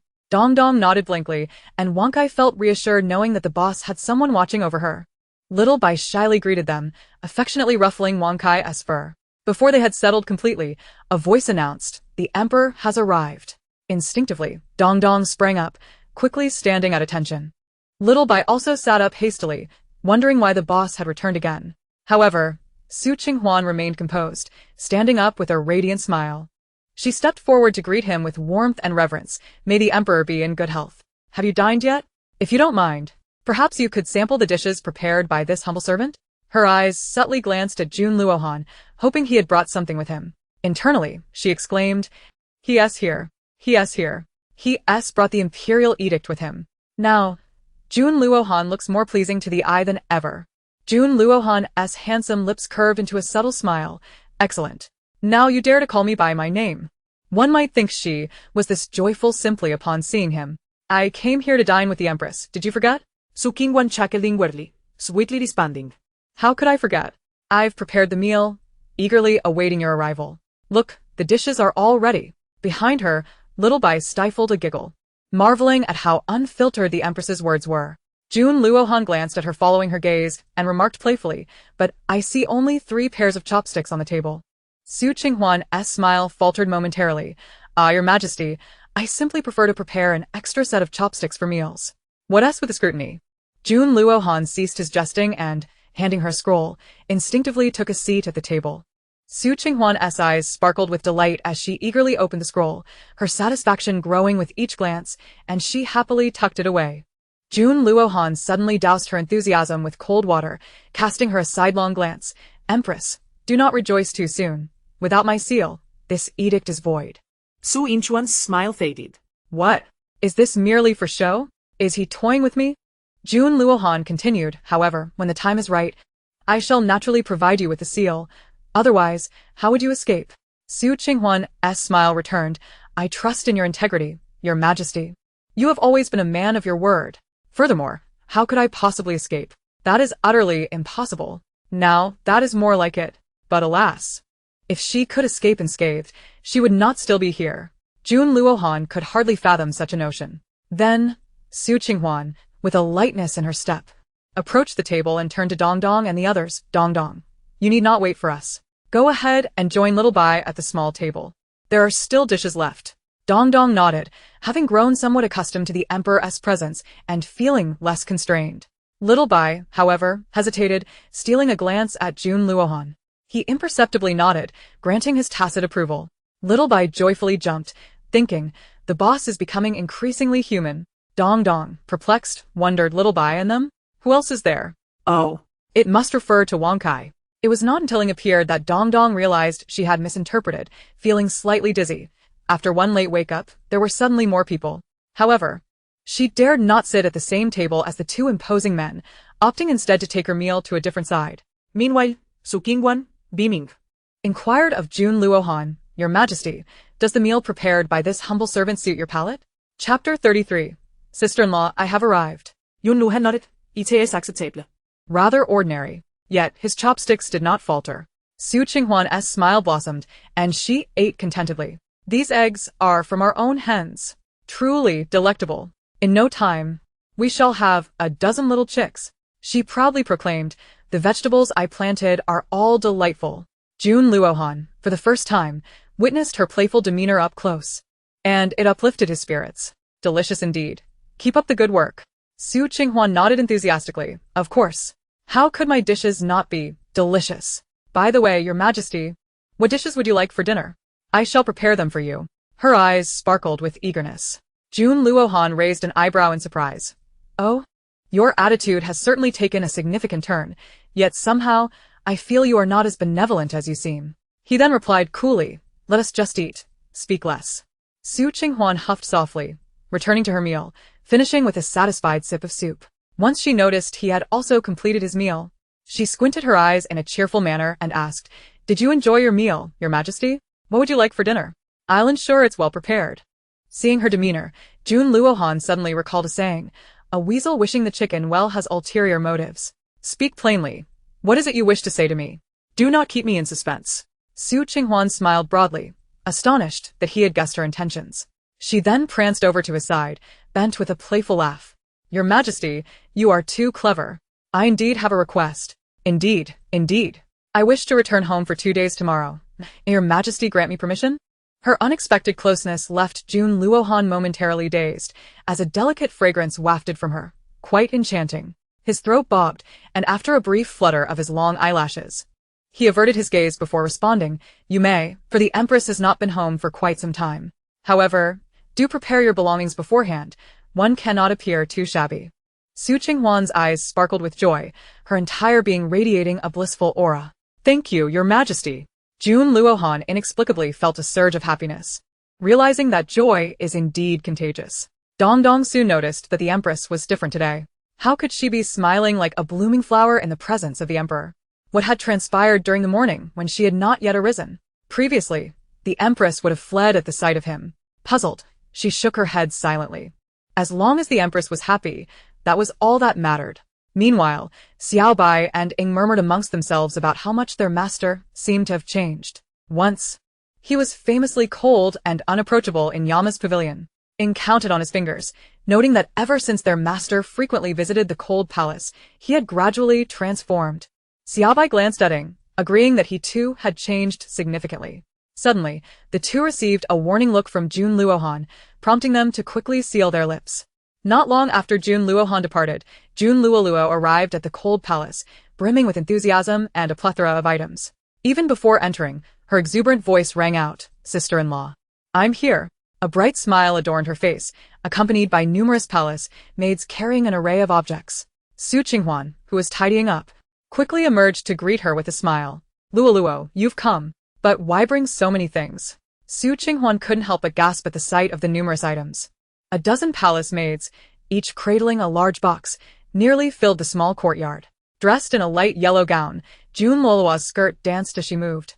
Resembling a princess amidst flowers, her face aglow with radiant joy. She approached Su Qinghuan, playfully linking arms with her, and declared, sister-in-law, all these are exquisite items.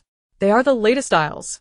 I wanted to share them with you. Su Qinghuan playfully tapped her nose, laughing, I see, it seems our little girl has a craving.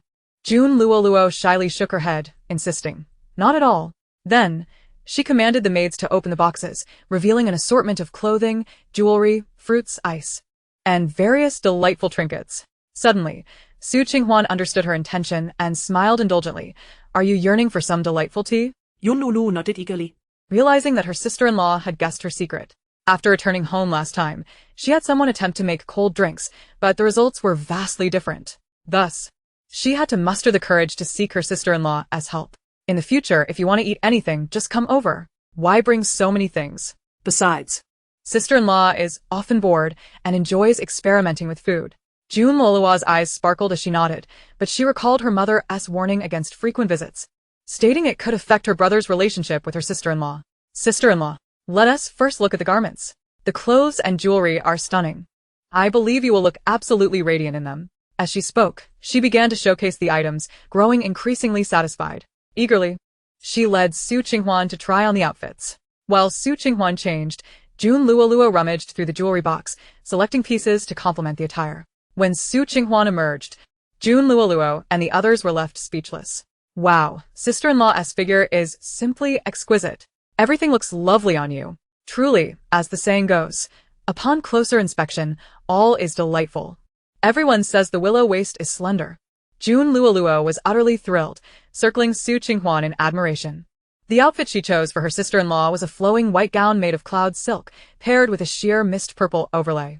Initially concerned about potential mismatches, it now appeared as if it were custom-made for her. Come, sister-in-law, sit down. I shall style your hair beautifully. Overwhelmed with excitement, Su Qinghuan could hardly refuse, obediently sitting down for her to work her magic. June Luoluo skillfully crafted an exquisite hairstyle, adorning it with pearl-studded water lily hairpins and delicate tassels. As Su Qinghuan stood and twirled, her slender waist reminiscent of a celestial maiden descending from the moon. Beautiful. Absolutely stunning. You are breathtaking, sister-in-law, Yun Lulu exclaimed, her mouth watering at the sight. The other palace maids were equally entranced, marveling at the Empress's extraordinary beauty, especially without any makeup. Su Qinghuan chuckled, admiring the garment's design, noting its light and soft fabric and the elegant hues that gave off an ethereal aura. Luoluo, your taste is truly exceptional. The hairstyle is also delightful. I love it.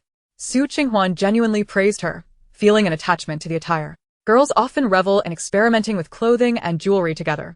Seeing her sister-in-law's delight made Luoluo even happier. As long as sister-in-law was pleased, that was all that mattered. At this moment, Su Qinghuan carefully observed Luoluo, complimenting, "Today, your light yellow gown complements your complexion beautifully. Truly, autumn has no equal. You are a sight to behold.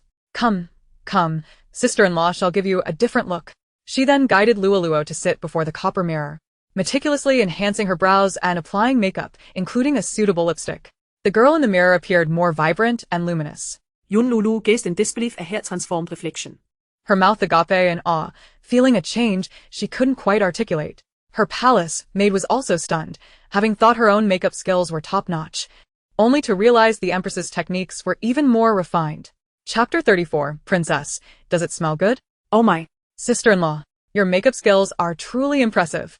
June Luoluo exclaimed in admiration, as Su Qinghuan merely made slight adjustments to her contour, enlivening her entire demeanor. Su Qinghuan was equally pleased, remarking on how stunning the young girl was. Overflowing with youthful vitality, her smile revealed bright eyes and pearly teeth. It's wonderful. Luoluo is indeed exquisite. Sister-in-law merely accentuates your beauty. After receiving Su Qinghuan's praise, Luoluo shyly smiled. Not at all. When she heard that her sister-in-law was willing to teach her eyes lit up with eagerness. Yes. Sister-in-law is so kind. She then admired her reflection in the mirror, growing more delighted by the moment. At this point, Su Qinghuan excitedly returned from her chamber with a beautifully crafted box filled with luxurious, skin-friendly cosmetics purchased from her space. This box is a gift from sister-in-law. In the future, whenever I have time, I shall teach you how to use them. Su Qinghuan opened the box with a smile, feeling she had little else to offer. June Luoluo bubbled with joy, exclaiming, "Wow, how exquisite.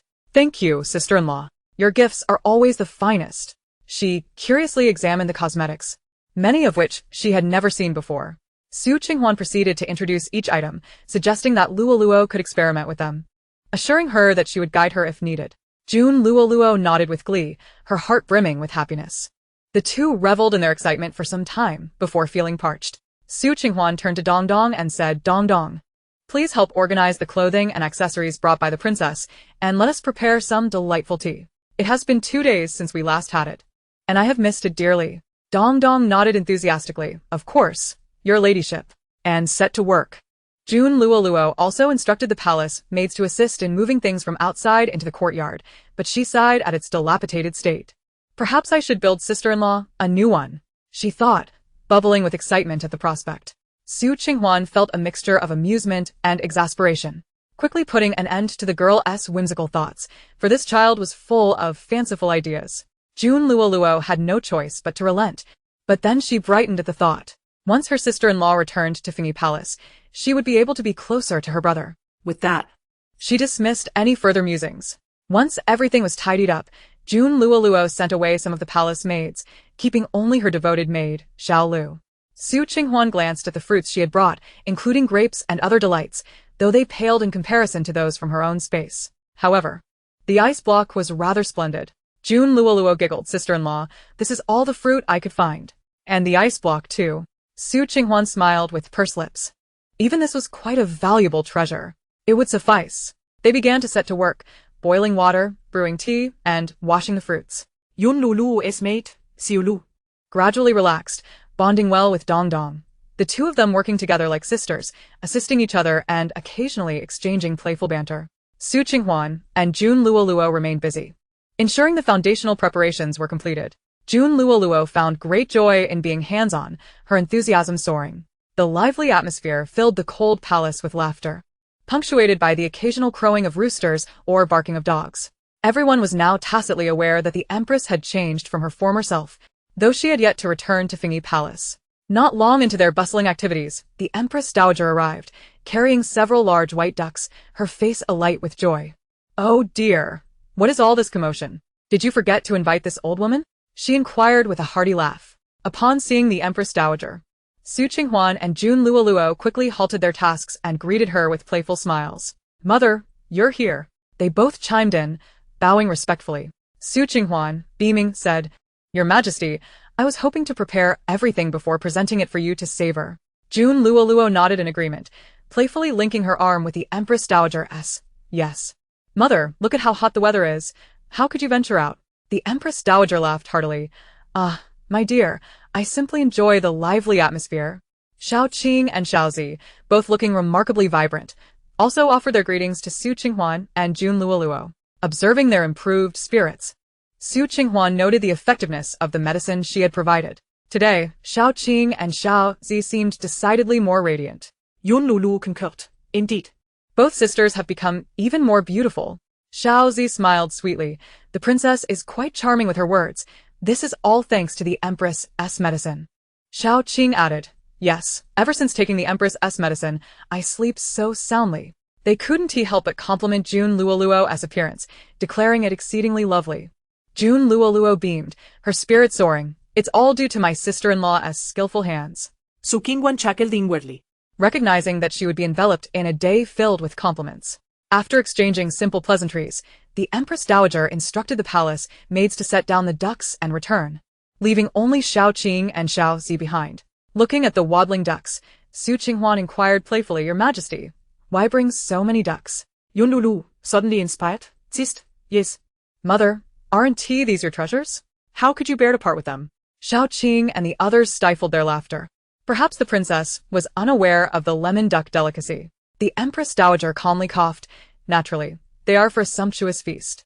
Jun Luo gasped in disbelief, standing up in shock. What? Mother, you wish to eat duck? The Empress Dowager nodded. Yes, they are quite delicious.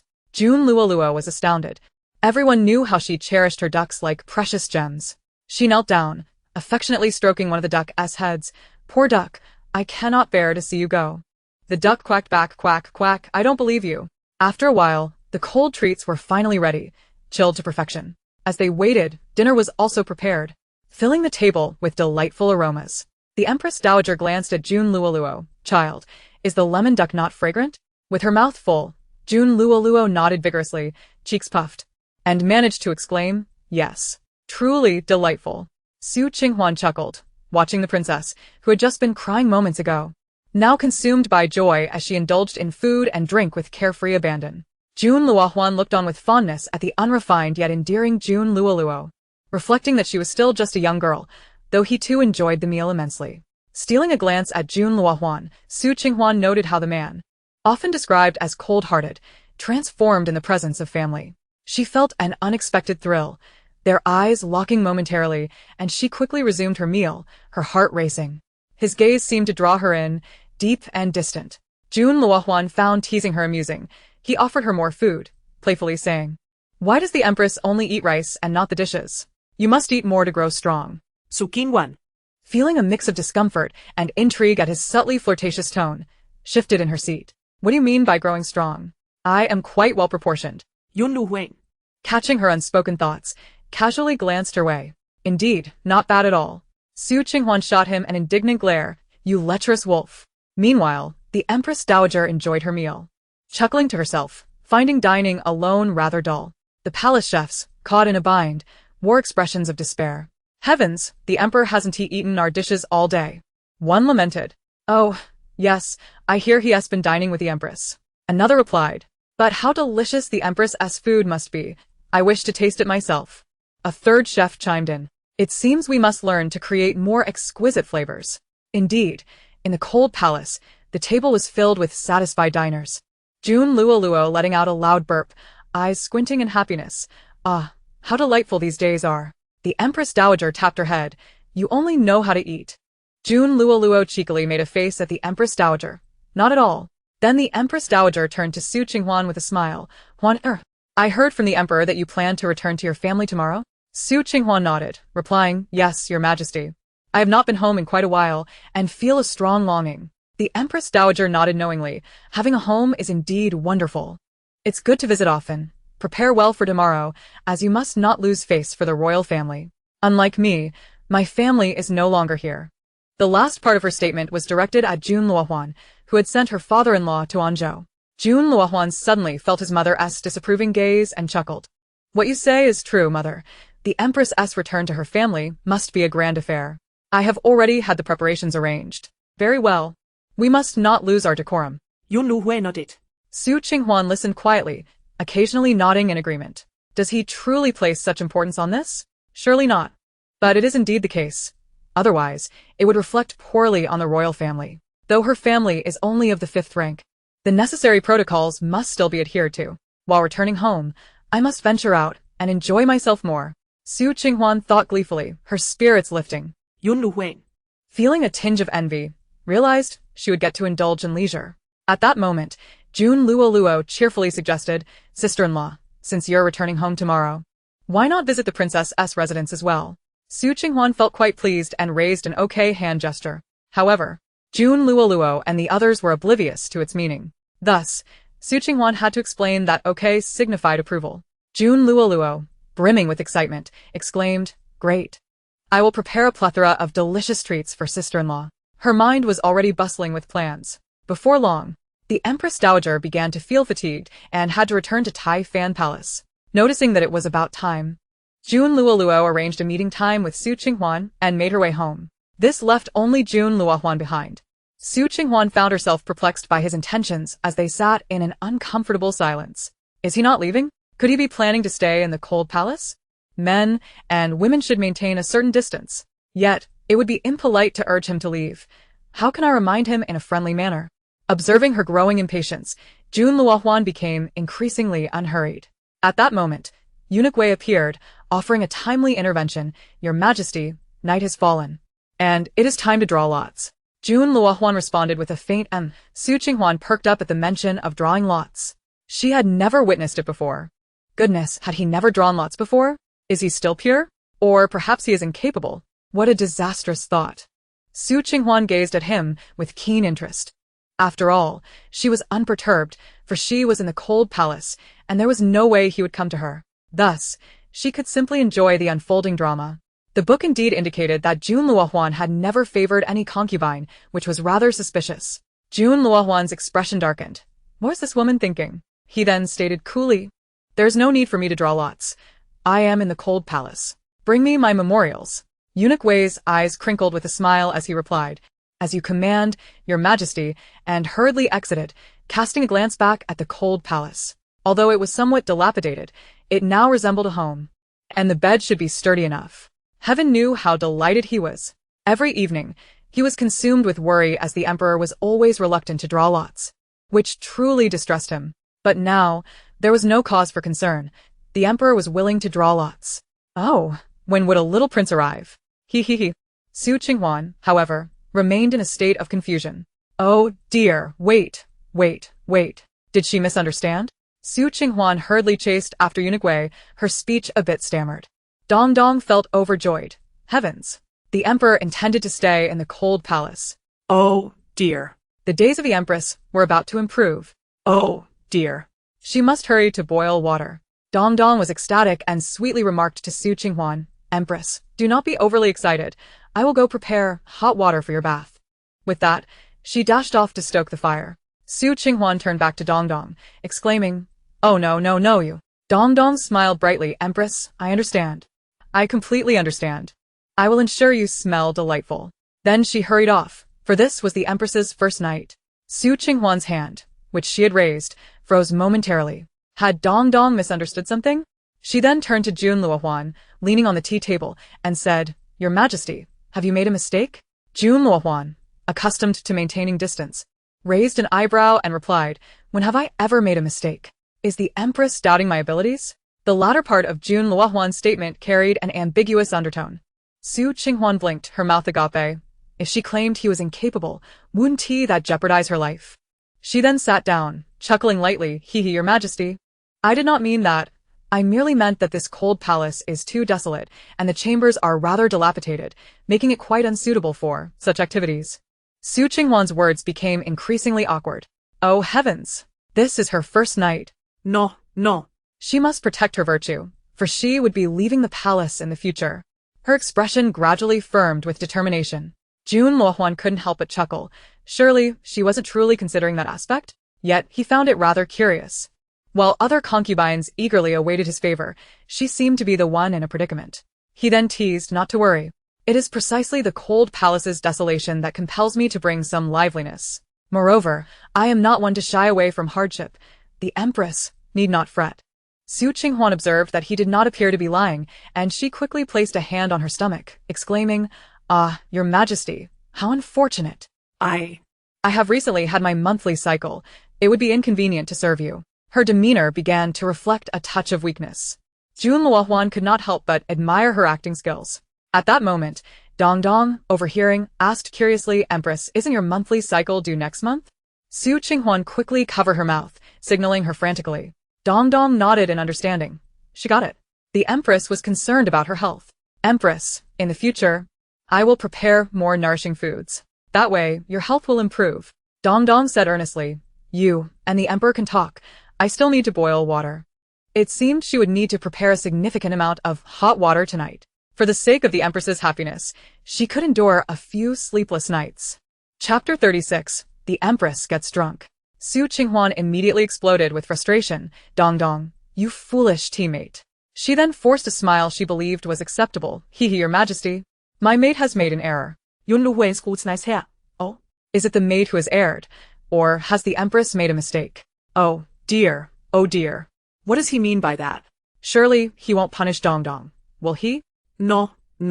But if she claims she made a mistake, that would imply tonight is, she wouldn't be able to produce any hormones.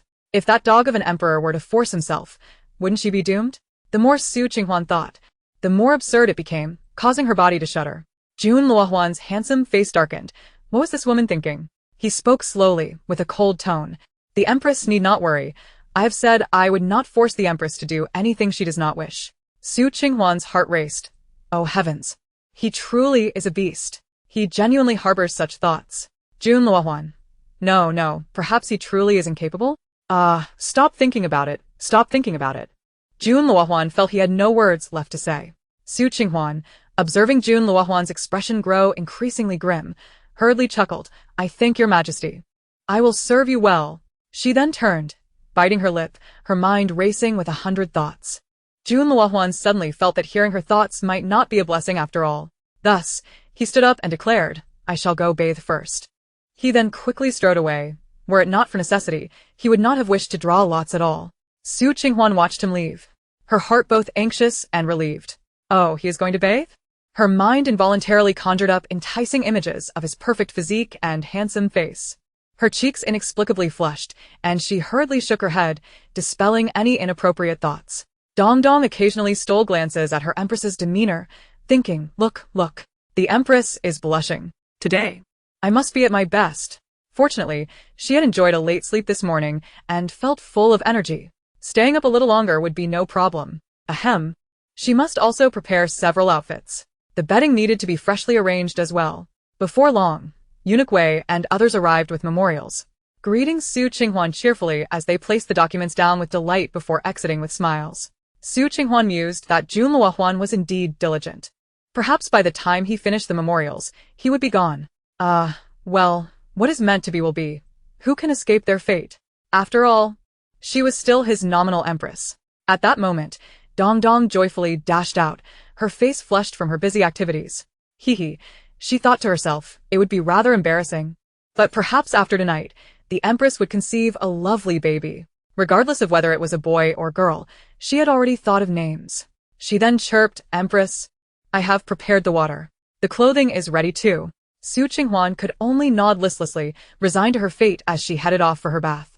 Upon seeing the tub, one could not help but marvel. Where on earth did Dong Dong procure such an abundance of petals? Perhaps sensing her confusion, Dong Dong quickly responded with a playful grin.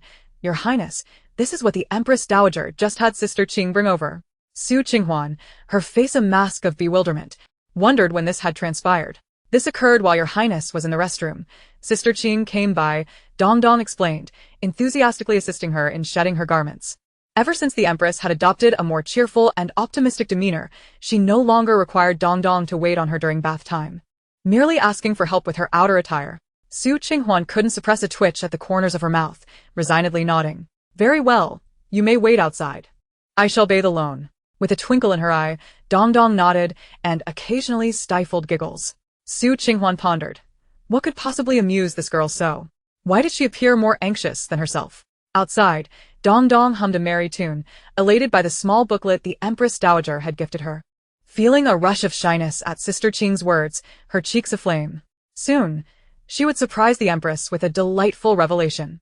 As Su Qinghuan savored a lengthier bath, Dong Dong took the opportunity to refresh the bedding. The Empress Dowager had also sent a vibrant red quilt, which radiated festive cheer. However, Dong Dong resolved to sleep in a more secluded spot that night, vowing not to disturb the Empress's tranquility. With that thought, she gathered her small blanket and retreated to a distant little bed, only to return to wait for Su Qinghuan's emergence. Upon hearing Dong Dong's return, Su Qinghuan promptly exited her sanctuary, her visage tinged with the scent of wine, a handful of garlic in her grasp. However, a frown crossed her face. She found it difficult to indulge in the garlic. Oh well, she sighed, setting it aside and shifting to find a comfortable position, believing that a bit of wine would ease her troubles. Yet, she felt somewhat woozy and thought a brief respite with closed eyes would suffice. Time passed and Dong Dong, hearing no sounds from the Empress, began to fret, wondering if her sovereign had fallen into a comfortable slumber once more. Hesitant to intrude, she paced anxiously outside, her little face betraying her concern. At that moment, Jun Luohan returned, looking refreshed, clad not in his usual dragon robe, but in garments as white as snow. His handsome features bore an air of coldness, akin to a lofty moon, instilling a sense of awe in those who beheld him.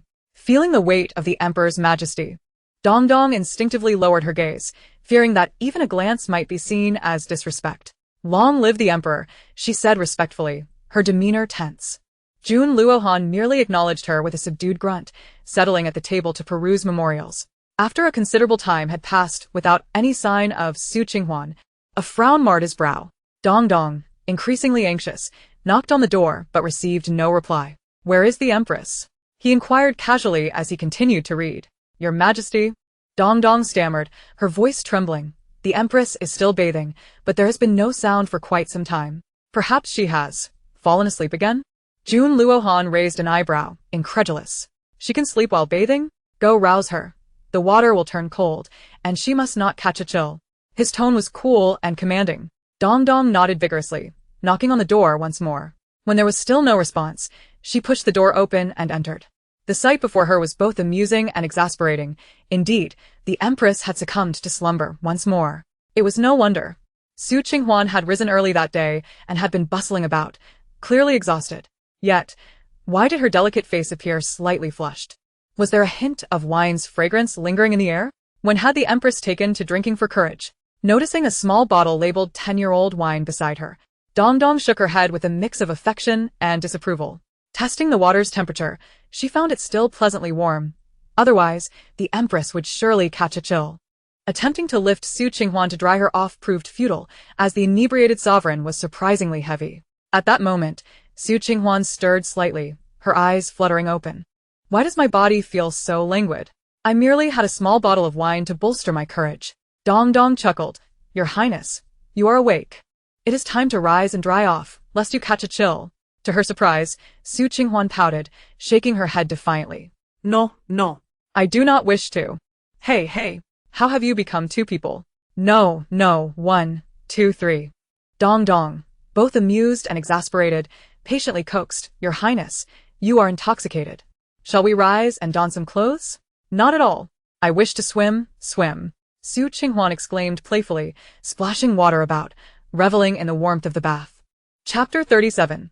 A Drunken Frenzy. As Su Qinghuan splashed water, Dong Dong found herself drenched. After a while, Su Qinghuan curled up like a cat, her lashes fluttering. She felt overwhelmingly sleepy and desired nothing more than to doze off right there.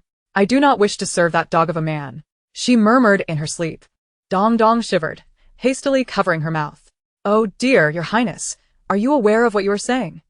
She anxiously glanced outside, hoping the Emperor had not overheard. Your Majesty has only recently taken an interest. You must show some spirit. Irritated by her mouth being covered, Su Qinghuan swatted at Dong Dong's hand with her delicate fingers. Raising her voice, Dong Dong's heart raced, but she quickly covered her mouth again. Hush now, Your Highness. The Emperor has already departed. He is not here in the cold palace. Su Qinghuan strained to open her eyes, seeing Dong Dong's face wavering before her. She shook her head in disbelief. Is that true? Dong Dong nodded fervently. Su Qinghuan's face brightened with a mischievous smile. Good. He has left. Now I shall go mad. She broke into song, her voice cracking. Even in death, I must love. Ah. The river flows eastward, and the stars tremble in the northern sky. Hey. Please bury me in this summer. I am not going. Dong Dong flailed in a panic, realizing that the Empress was on the verge of a drunken escapade. Where had she learned such songs? They were quite horrid. Desperately, she attempted to dress her, but Su Qinghuan flailed about in the water, utterly uncooperative, leaving her in a thin garment that quickly became soaked. Fortunately, Su Qinghuan finally tired of singing and settled back into a quiet doze. Dong Dong exhaled a long sigh of relief, yet she knew this situation could not continue. Outside, Jun Luohan found himself at a loss for words, exasperated. He had yet to reprimand her, and now this? Inside, Dong Dong paced anxiously, her own garments soaked through. She quickly changed into her outer attire and ventured out for assistance. Noticing her hesitant demeanor, Jun Luohan surmised the situation. The Empress is inebriated? His tone was devoid of any discernible emotion. Dong Dong trembled, her voice barely a whisper as she knelt, pleading, Your Majesty, please forgive me. The Empress only intended to bolster her courage and did not anticipate becoming inebriated. I beseech you, do not punish her. The fault lies entirely with me. If anyone must be punished, let it be me. Dong Dong spoke with a mix of worry and fear, knowing that if the Emperor were displeased, the Empress's life would become all the more difficult. Jun Luohan's brow darkened. Was he truly that fearsome? Yet he acknowledged her loyalty. Rise. I hold no grievance against you. Gratefully, Dong Dong bowed deeply, but remained kneeling. Jun Luohan, looking down at her, inquired, Is there anything else? With a gulp of courage, she continued, Your Majesty, the Empress is reluctant to rise, and the water has grown cold. I cannot manage this alone. Jun Luohan pinched the bridge of his nose in exasperation. Very well. Summon some attendants to assist. Dong Dong hurriedly responded and got up, stumbling as she prepared to head outside, only to be called back by Jun Luohan. Never mind. The night is getting late. There's no need to go, he remarked before striding towards the room where Su Qinghuan was bathing. Dong Dong paused, momentarily lost in thought about whether to remind the Emperor, but then recalled that the Empress and the Emperor were indeed husband and wife. So she obediently waited outside the door, her heart filled with worry. Your Majesty, please don't say anything foolish. Meanwhile, Jun Luohan frowned as he approached Su Qinghuan. Noticing the water stains around the bathtub, where a blushing young woman lay, her face, devoid of makeup, was charmingly flushed, with long eyelashes framing her eyes and inky black hair cascading casually behind her, revealing her delicate neck. The bathtub, designed for relaxation, had become her makeshift bed. The shallow water was partially obscured by scattered red petals, which contrasted beautifully with her porcelain skin. Jun Luohan averted his gaze swiftly, searching for a large cloth. So Qing Huan, Perhaps disturbed from her sleep, shifted slightly, causing her bosom to become momentarily visible. Jun Luohan caught a glimpse and instinctively turned away, feeling an unusual sensation rise within him. His throat dry and constricted. He was usually composed, yet today his grip on the towel tightened involuntarily, and after a considerable pause, he closed his eyes and turned toward her. Qing Huan languidly opened her eyes, exclaiming, "Oh, where did this handsome man come from? He is quite striking. His attire is far more appealing than that of that dog emperor." Jun Luohan's expression darkened at her words. How dare she think of another man while under his very nose, and even insult him? Qing Huan shook her head, declaring, "No, no. I haven't left the palace yet, this one do. Handsome, what is your name? Once I leave the palace, I shall seek you out. Why are you silent?"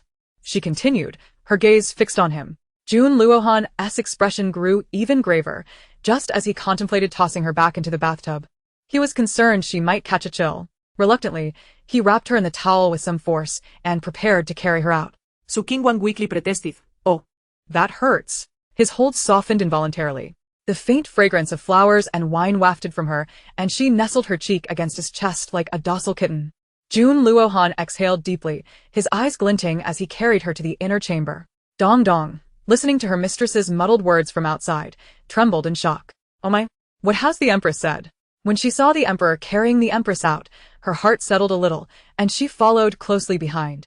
Though she noticed his expression was far from pleased. "Prepare her attire," he commanded in a deep voice before disappearing with Qing Huan. Dong Dong shivered again at his tone but complied, quickly entering to assist Qing Huan in drying off and dressing, her hands trembling slightly. Chapter 38. Frustration. Jun Luohan stepped outside to breathe in the fresh air, wondering why he had been so tense moments earlier. Noticing his own clothes were soaked, he commanded, "Ing, fetch me a set of clothing." Ing promptly acknowledged and departed. He had half expected the Emperor to be furious and leave, which was indeed rare. Ing returned swiftly, respectfully presenting the garments to Jun Luohan, who seized them and changed. Meanwhile, the eunuchs were trembling with excitement. "My goodness, the Emperor has changed his clothes. How intense must it have been?" Once Jun Luohan was dressed, he found Dong Dong had finished assisting Qing Huan and timidly reported back to him before retreating to the side. Jun Luohan's dark gaze swept towards the room, his slender fingers lifting a folded document, only to find another request for heirs. He tossed it aside, unable to focus on anything else. Very well, let it be, he consoled himself, but the earlier scene lingered in his mind. Feeling restless, he stood up to catch a breeze, hoping to quell the strange feelings within him. After a moment's hesitation, he decided to check on the room, only to notice that the bedding had been changed to a vibrant red, a clear sign of his mother's handiwork. He rubbed his temples in annoyance. Looking at the sleeping woman on the bed, he noted how peacefully she lay, only to see her roll over, inadvertently revealing herself beneath the covers. Occasionally, her mouth moved as if dreaming of delicious treats. What embarrassed him further was her nightgown, which had only 2 straps, a mere silk slip. Jun Luohan quickly averted his gaze, reaching out to adjust the covers to prevent her from exposing herself. Out of curiosity, he spotted a small notebook on the table and, unable to resist, opened it. Upon reading its contents, he slammed it shut, his face burning with embarrassment. What on earth had she been writing? Uncomfortably, he exited Qing Huan's chamber, ordering, "Prepare a bowl of hangover soup for the Empress," before hastily departing. Dong Dong, taken aback by the sudden commotion, could only ponder the night's events and hurried to prepare the soup. Meanwhile, Qing Huan, still in a daze, drank a bowl of something before sinking back into a deep slumber. Jun Luohan returned, taking a cold shower before finally retiring in his clothes. The following morning, Qing Huan awoke with a headache, groggily surveying her surroundings. Suddenly recalling something, she sprang up, anxiously checking her attire. Thankfully, nothing seemed amiss. She felt no discomfort, indicating she had simply fallen asleep. Upon seeing the crimson bedding, her cheeks flushed with warmth. Just then, Dong Dong entered with a smile, carrying a basin of water. "Your Majesty, you are awake." Su Qinghuan nodded dazedly and quickly leaped from the bed, asking Dong Dong, "Did anything happen yesterday?" Dong Dong hesitated, unsure which incident the Empress referred to. "Your Majesty, are you asking about that, or what transpired after you drank?" Su Qinghuan's face paled in fear. "Did I go wild after drinking? I must know." Dong Dong recounted the events of the previous day with meticulous detail. Su Qinghuan, overwhelmed, ran her fingers through her hair, pacing in disbelief. "What? I got drunk. And he carried me out? And I said such ridiculous things. My dignity. My reputation. Dong Dong, nothing else happened, right?" she implored, panic-stricken. Dong Dong hesitated, unable to repeat the words Su Qinghuan had used to insult the emperor. Finally, she mumbled, "Yesterday, you called the emperor a dogman and said you wanted to sleep with him." With that revelation, Dong Dong quickly covered her mouth, glancing nervously outside to ensure no one had overheard. Su Qing Huan, overwhelmed by despair, collapsed onto her bed, her eyes devoid of light as she stared blankly at the ceiling, muttering to herself, "It's over. It's truly over." Yesterday, she had merely intended to drink a little to bolster her courage, yet how had it spiraled into such a predicament? She had narrowly escaped disaster. In her heart, she wished for nothing more than to disappear entirely. Today was supposed to be the day she returned home. Would Jun Luohan be angry? Would he refuse to let her go back? Oh heavens! What a blunder! Su Qinghuan could hardly contain her frustration. Her little subordinates chattered animatedly in her ears, recounting her drunken escapades. The humiliation was unbearable. Glancing at the quilt, she realized it must have been sent by the Empress Dowager. She absent-mindedly picked up a small notebook from the table, flipped through it, and immediately snapped it shut. Her face flushed crimson, and she hastily concealed it. What absurd and chaotic poses. Ah! Dong Dong stifled a giggle. "Your Highness, all these were sent by Sister Qingsong at the behest of the Empress Dowager, saying they might be of use to you. She even mentioned that if you had any questions, you could always ask." Su Qinghuan's face reddened further, and she buried her face in her hands. Moments later, the voice of Eunuch Wei echoed, "The Emperor has arrived." Su Qinghuan sprang up from the bed. Panicking, she hadn't even washed up yet. Dong Dong, noticing her distress, hurriedly stepped out to pay her respects, truthfully informing, "Your Majesty, the Empress has just risen and has yet to change her attire." Jun Luohan nodded indifferently. "Very well, I shall wait." Dong Dong swiftly rushed back inside to fetch clothing for Su Qinghuan. Realizing she could no longer delay, she quickly cooperated with Dong Dong to get dressed. Once attired, she shuffled out to pay her respects. With a somewhat composed smile, Su Qinghuan awkwardly greeted, "Long live the Emperor. Your Majesty, did you sleep well last night?" "Surely. He must have returned directly to rest after last night. He seems well. I hope he isn't angry." Jun Luohan gazed at her face with intrigue, retorting, "Empress, what do you think?" Your Majesty," Su Qinghuan stammered, "I accidentally drank too much last night, and it caused a delay in your affairs. I beg for your forgiveness. Didn't I used to handle alcohol better? Did I perhaps drink the wrong kind? Oh, how utterly humiliating." Jun Luohan lowered his gaze. "It is of no consequence, but Empress, I advise you to drink less in the future, lest you lose control of your tongue and utter nonsensical things." Su Qinghuan clenched the handkerchief in her grasp, wishing fervently to vanish from existence. Her cheeks burned with embarrassment. Oh, dear, what had she said? She had even dared to insult him as a dog man. How reckless she had been. And to speak of seducing men, truly, she had lost her senses. But she had no such intentions. If Jun Luohan were to pin any accusations on her, she'd be doomed. She forced a laugh. "Your Majesty speaks true. I understand, and will refrain from drinking in the future. What I said yesterday was mere nonsense. I hope you do not take it to heart." Jun Luohan let out a light chuckle. Indeed, the Empress has always been timid. It is only when intoxicated that she reveals her true thoughts. "Your Majesty jests." Su Qing Huan replied nervously. Jun Luohan's cold gaze pierced her. "What is it that you would not dare?" Chapter 39. The Empress Dowager's Excitement. Su Qing Huan avoided Yun Luohan's gaze. Fearing she might betray her composure. Even without looking, she could sense his scrutinizing gaze. She wished she could dig a hole and hide. Moreover, she had been reckless yesterday. Running around without clothes. Oh, how mortifying. Had she truly exposed herself? Her dignity. Never again would she drink so much. Yun Luohan remarked, "Expose yourself." "I have no interest in such matters." Sighing, he decided to dismiss the thought. "I have no interest in you," he stated bluntly. Su Qinghuan was momentarily stunned. Could he truly perceive her discomfort? A wave of relief washed over her, and she managed a dry smile. As long as he isn't interested in me. But wait. Does that mean he has no interest in women? What new revelation is this? Is he perhaps inclined towards men? As these thoughts swirled in her mind, Her glanses af Yun Luhan grew increasingly peculiar. Jun Luohan tightened his grip on the memorial in his hands, his face darkening. What was she thinking? Is the Empress not returning home today? I have already ordered preparations. You may depart at any time, he stated icily, diverting the conversation and averting his gaze from her. Qing Huan breathed a sigh of relief. Grateful, he hadn't refused her departure, out of anger. But how strange. He seems to alternate between moods. Is he perhaps experiencing an early midlife crisis? And yet, he has truly prepared everything? Gathering her courage, she finally raised her head and smiled brightly. Your Majesty. You are too kind. I am deeply grateful. Yes, I shall return home for 2 days to visit my family, whom I have dearly missed. I am touched by your thoughtfulness. She even pinched her thigh to convey her sincerity, her eyes sparkling with emotion. Oh, how I wish I could stay longer. Alas, the palace is no place for merriment.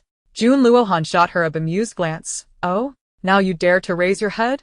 And you wish to go out and play? How naive. Returning from her excursion would come at a price. Do not rejoice too soon. It will be an early departure and return. While Qing Huan felt a pang of regret, she understood the importance of not pushing her luck. She obediently nodded in agreement.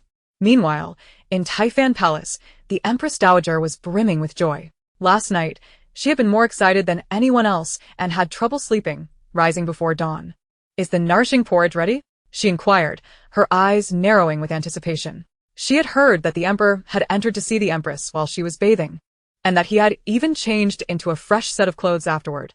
Ah, youth. Such vitality. Just the sort of thrill I admire. She mused, wondering if the spring palace illustrations she had sent to Qing Huan had had any effect.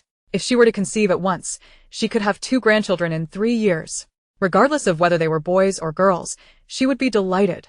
Names were already prepared, and she envisioned them as healthy and plump. Yet, she couldn't help but criticize her son for choosing such a moment for this. If the girl couldn't walk, she would have to give him a stern talking to. But it seemed their feelings were indeed deepening. Qing Huan was already reluctant to part after just 2 days. Truly, youth was filled with passion. The Emperor's affection for Qing Huan had caught her completely off guard. How quickly things had changed. Empress Dowager, the porridge is ready. It's absolutely fragrant. At that moment, Qingsong approached with a smile, followed by a second-tier maid carrying a food box. Excellent. That is wonderful. Bring it to Qing Huan. She will enjoy it, the Empress Dowager said, her expression beaming. Xiaoji stifled a giggle, knowing how eager the Empress Dowager was to have grandchildren. She had been urging them to prepare the porridge for days. The Empress Dowager is truly concerned for the Empress's health. I heard the Emperor went to the cold palace this morning and had everything prepared for the Empress's home visit. The Empress Dowager beamed even wider. Who says my son is indifferent? He clearly cherishes his wife. Perfect. I have also prepared several boxes of items. You may take them with you. I shall not intrude upon the young couple. The Empress Dowager smiled, inspecting the items herself. Qingsong nodded, quickly heading off to check everything before the group departed with the items. The Empress Dowager watched them go, then stifled a yawn. I am quite tired. I shall take a little nap. Xiaoji, filled with concern, gently took her arm and reassured her. Empress Dowager, you are not old. You are still quite youthful. It is merely that the Empress Dowager retired late yesterday and rose early today, thus feeling fatigued once more. The Empress Dowager, with a sense of satisfaction, gently patted her hand and chuckled. Ah, indeed, I have become overly excited. Xiaozi smiled brightly. That must mean the Empress Dowager longs for a grandchild.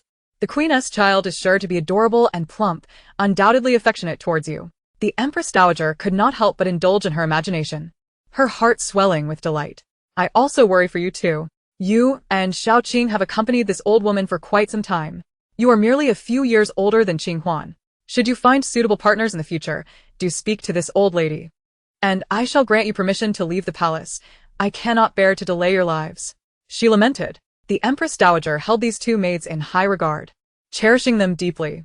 Initially, she had considered allowing them to enter the inner palace to serve the Emperor, perhaps even to become consorts, which is why the concubines of the palace viewed Xiaoqing and Xiaozi with a degree of respect. Regrettably, both maids had no such intentions, content only to serve their elderly mistress faithfully. Xiao Zi's eyes glistened with unshed tears. She and Xiao Qing had no family, and the Empress Dowager felt like a beloved grandmother to them. They had long since regarded her as their own kin. Pretending to pout slightly, she gently shook the Empress Dowager's arm, saying, "Your Highness, you jest about Xiao Zi and Xiao Qing. We have no one special in our hearts. Serving you well is truly sufficient for us. This place is our home. You too. Surely, you cannot remain unmarried for life. Do keep your eyes open for suitable partners." The Empress Dowager playfully tapped Xiao Zi's forehead, laughing. Xiao Zi, with a wistful gaze, replied cheerfully, "We are waiting for fate. We admire the Empress Dowager. To marry someone blessed like the late emperor is essential. Otherwise, marrying into an unhappy household would be a mere descent into a chasm." Suddenly recalling something, she hastily begged for forgiveness. "Your Highness, forgive me. I spoke too freely, mentioning your sorrowful memories." The Empress Dowager supported her, her eyes reflecting a newfound indifference. "Child, it matters not. I have slowly come to terms with it. Alas, that old man was never one to enjoy his blessings. I have learned to let go, whether joyful or sorrowful. Life must go on. My children have all grown." She continued to muse. "I once thought myself confined to this courtyard, yet the late emperor treated me with unparalleled kindness. Thus, I willingly relinquished my freedom outside to manage the inner palace for him." At that time, the late emperor had been utterly devoted to her. There were only 3 women in the inner palace. One was the mother of Luosheng, who had unexpectedly saved the emperor's life during a perilous moment, resulting in a pregnancy that ended tragically during childbirth, leaving the child in her care. The other was a scheming woman who bore a son through cunning means, later attempting to frame her for the position of Empress, only to be decisively cast into the cold palace by the emperor, where she soon perished. To this day, that son harbored a deep-seated hatred for her. However, you both are correct. Marrying someone you do not love will surely lead to suffering. I cannot bear to see that happen. It is imperative to choose wisely." Seeing the Empress Dowager's expression, Xiao Zi felt a wave of relief wash over her, silently reminding herself to never mention it again, as she was already aware of some details of the past. "Your Highness, you are truly kind, treating Xiao Zi and Xiao Qing with such warmth. The emperor is dutiful, and you shall surely enjoy a life of abundance soon," Xiao Zi declared with unwavering determination. The Empress Dowager smiled. All right, but you must also concern yourselves with your own futures. If fate brings you together, then so be it. If not, I will ensure you live worry-free for your entire lives." Xiao Zi was deeply touched, her eyes brimming once again. "Your Highness, to have encountered you is the greatest fortune for Xiao Zi and Xiao Qing. No one can compare to you. Even if we remain single for our entire lives, we shall have no regrets." The Empress Dowager, with a contented pat on her hand, reassured her. "Very well, you are both good children. I shall not pressure you." She then thoughtfully added, "In the future, when the Queen returns to Fingyi Palace, she will lack capable maids, and you both are quite prudent. Thus, you shall go serve the Queen. I worry that when noble Consort Qing returns, the Queen may find herself at a disadvantage." Noble Consort Qing was no trifling matter. Even she had nearly fallen victim to her schemes, let alone Qing Huan. Xiao Zi was taken aback. It seemed the Empress Dowager was genuinely concerned for the Queen. She nodded lightly, but then worriedly added, "Your Highness is correct, but if we leave, who will care for you as we do? We cannot bear to part." The Empress Dowager sighed. "Silly girl, leaving does not sever ties with me. Moreover, there are several clever maids below. You can nurture them and find someone who truly understands you." Xiao Zi could only nod in agreement, her mind flashing with suitable names. For she had learned to discern the intentions of those around her over time. The Empress Dowager recalled something and continued. "Mama Song has returned to her hometown but will be back in a few days. I shall have her interact more with the Queen." Xiao Zi was even more astonished. Mama Song was a valuable elder by the Empress Dowager's side, indicating her earnest regard for the Queen. She quickly responded, "I understand." The Empress Dowager, uncharacteristically inclined to converse, remarked, "You must find it strange why I place such importance on the Queen." Xiao Zi, looking down at the path, chuckled lightly. "The Queen's temperament resembles your own from years past, and indeed, she surprises us with her many admirable qualities." The Empress Dowager nodded, her gaze unfocused. For seeing the Queen was akin to gazing upon her own reflection from years gone by. "You have witnessed it. Since the Emperor and the Queen have grown closer, he has become more affable, undergoing significant change. I only hope for their mutual happiness. Nothing else is required." Xiao Zi agreed, nodding in affirmation. and then shared a few light-hearted anecdotes that made the Empress Dowager laugh heartily. Before long, the Empress Dowager grew weary, and Xiao Zi gently fanned her, her heart heavy with concern, wishing only for the Empress Dowager to remain well. In the cold palace, Qing Huan found her small hands and feet somewhat restless. Just as she thought Jun Luo Han would depart after speaking, he remained, quietly perusing the memorials. Yun Luo Han, silent and absorbed, Left her no choice but to sit in his company. Today, she felt particularly lazy and had no desire to prepare breakfast, preferring to dine outside the palace. Now she awaited Dong Dong to pack his belongings, providing her with a perfect excuse to hasten his departure, chuckling to herself. However, she also noticed that Jun Luo Han had changed into a different style of clothing. Only now do I realize he has donned a new outfit. It is far more appealing than that unsightly yellow. And look at that stern face. One could describe him as charmingly dashing. There he sits, engrossed in his work, appearing rather captivating. Is he not the very picture of a handsome man? Yet, Jun Luo Han, listening to her internal musings, found himself utterly distracted from the memorials. Taking his time to flip through the pages, he merely wished to see how long she could maintain her silence, until soon he heard her voice of praise. Your Majesty, I think the attire you wear today is truly splendid. Your taste is impeccable, Qing Huan said with a beaming smile, her eyes sparkling with admiration. Perhaps Jun Luo Han would be inclined to indulge her for a few more days, due to her flattery. However, in the next moment, her smile froze. Jun Luo Han cast her a sidelong glance and indifferently remarked, "Did not the Empress say that my previous attire was unsightly?" Qing Huan's eyes widened in shock, and she quickly covered her mouth. Did I actually say that? Impossible. Surely I would not be silenced. Heaven forbid. What if I am silenced now? Although I spoke the truth. Then she hurriedly patted her small mouth and exclaimed, Your Majesty, this mouth of mine is quite troublesome. I shall teach it a lesson. Please do not take it to heart, Your Majesty. You are magnanimous and should not hold grudges against a mere insignificant person. The corners of Jun Luo Han's mouth twitched involuntarily.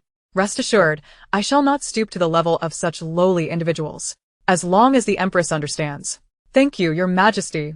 So Qing Huan quickly replied, feeling a wave of relief wash over her. She then discreetly turned her face aside, her expression a kaleidoscope of emotions, while her small hands tightly pinched the handkerchief. Heavens! Who gave me such audacity? I cannot drink any more wine. Otherwise, I might truly lose my life one day. Fortunately, Jun Luo Han is magnanimous. Wait a minute. Wasn't I just calling myself a lowly person? Ugh. Forget it. I did speak those rebellious words. Jun Luo Han lowered his head, yet the corners of his mouth occasionally lifted in amusement. At that moment, Dong Dong approached, greeting Jun Luo Han, and upon seeing the slightly pale face of the Empress, he expressed his concern. Your Majesty, are you unwell? Qing Huan awkwardly smiled. Dong Dong. Your Empress is not dead. He not dead. Almost had a close call. Dong Dong finally sighed in relief and said, Your Majesty need not worry. Dong Dong is almost done preparing everything. So Qing Huan nodded vigorously. After Dong Dong finished speaking, she bent her body and returned, as today was a significant occasion for the Empress to return to her family, and she needed to ensure everything was flawless. Qing Huan looked enviously at Dong Dong's departing figure. Chapter 41. Who was astonished? Meanwhile, Xiao Qing and the others soon arrived at the cold palace.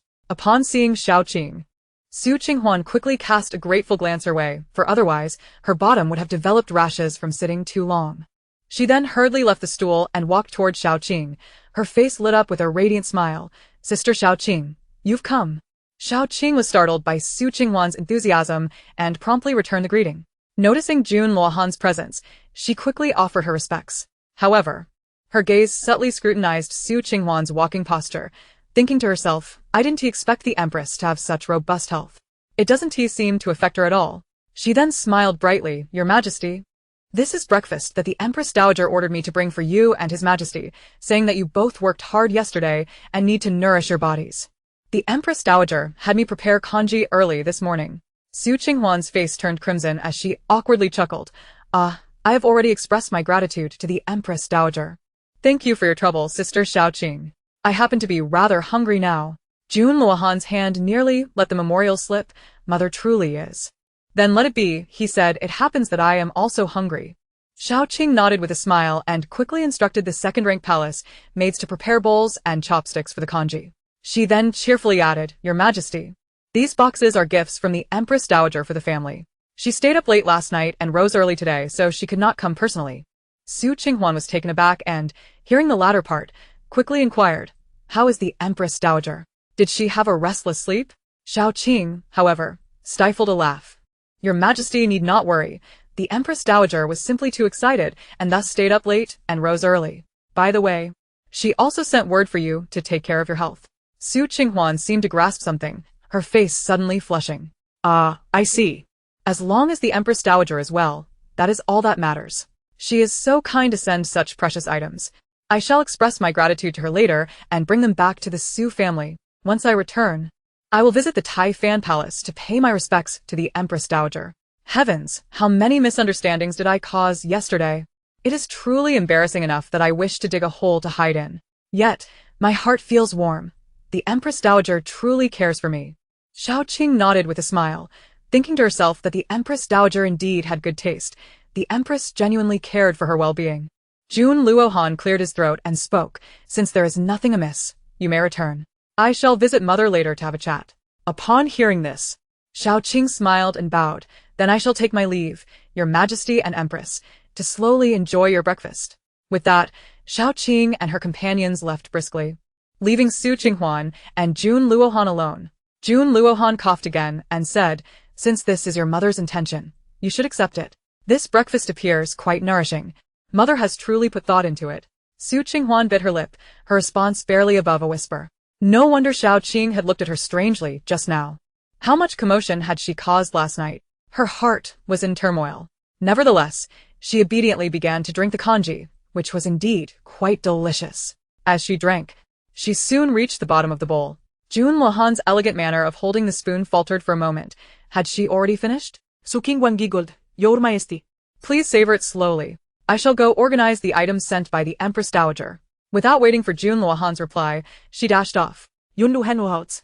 "Why is she so frightened of me, as if I were about to devour her?" He then quietly enjoyed the delicious congee, knowing he would have to explain to Mother later. Meanwhile, Qing Huan had nearly finished her preparations and ran to the vegetable garden to pick a variety of vegetables, packing them up together. Glancing at the sun, it was just past 7 in the morning, and it was about time to set off. "Your Majesty, I am ready," Qing Huan exclaimed cheerfully, a hint of sweat glistening on her small face. Jun Luohan shot her a glance.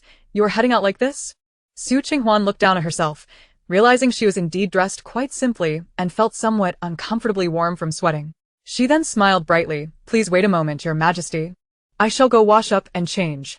Dong Dong quickly prepared hot water for her, and after assisting Qing Huan into the bath, she began to prepare the attire the Empress desired, as the time had been too tight to prepare in advance. Just as she worried about what to dress the Empress in, a maid respectfully delivered a set of clothes. Dong Dong was somewhat puzzled, and Jun Luohan spoke. "These are prepared by me." Dong Dong hurriedly thanked the Emperor and respectfully accepted the garments, astonished at how much he seemed to value the Empress. As Dong Dong dressed Qing Huan, she curiously asked, "When did your Empress have this outfit? The quality is rather good. It's not too heavy, and the size fits perfectly. Although the color is quite vibrant. Could it be a gift from the Empress Dowager? How generous." Dong Dong, while carefully adjusting her attire, smiled brightly. "Your Majesty, these were prepared by the Emperor.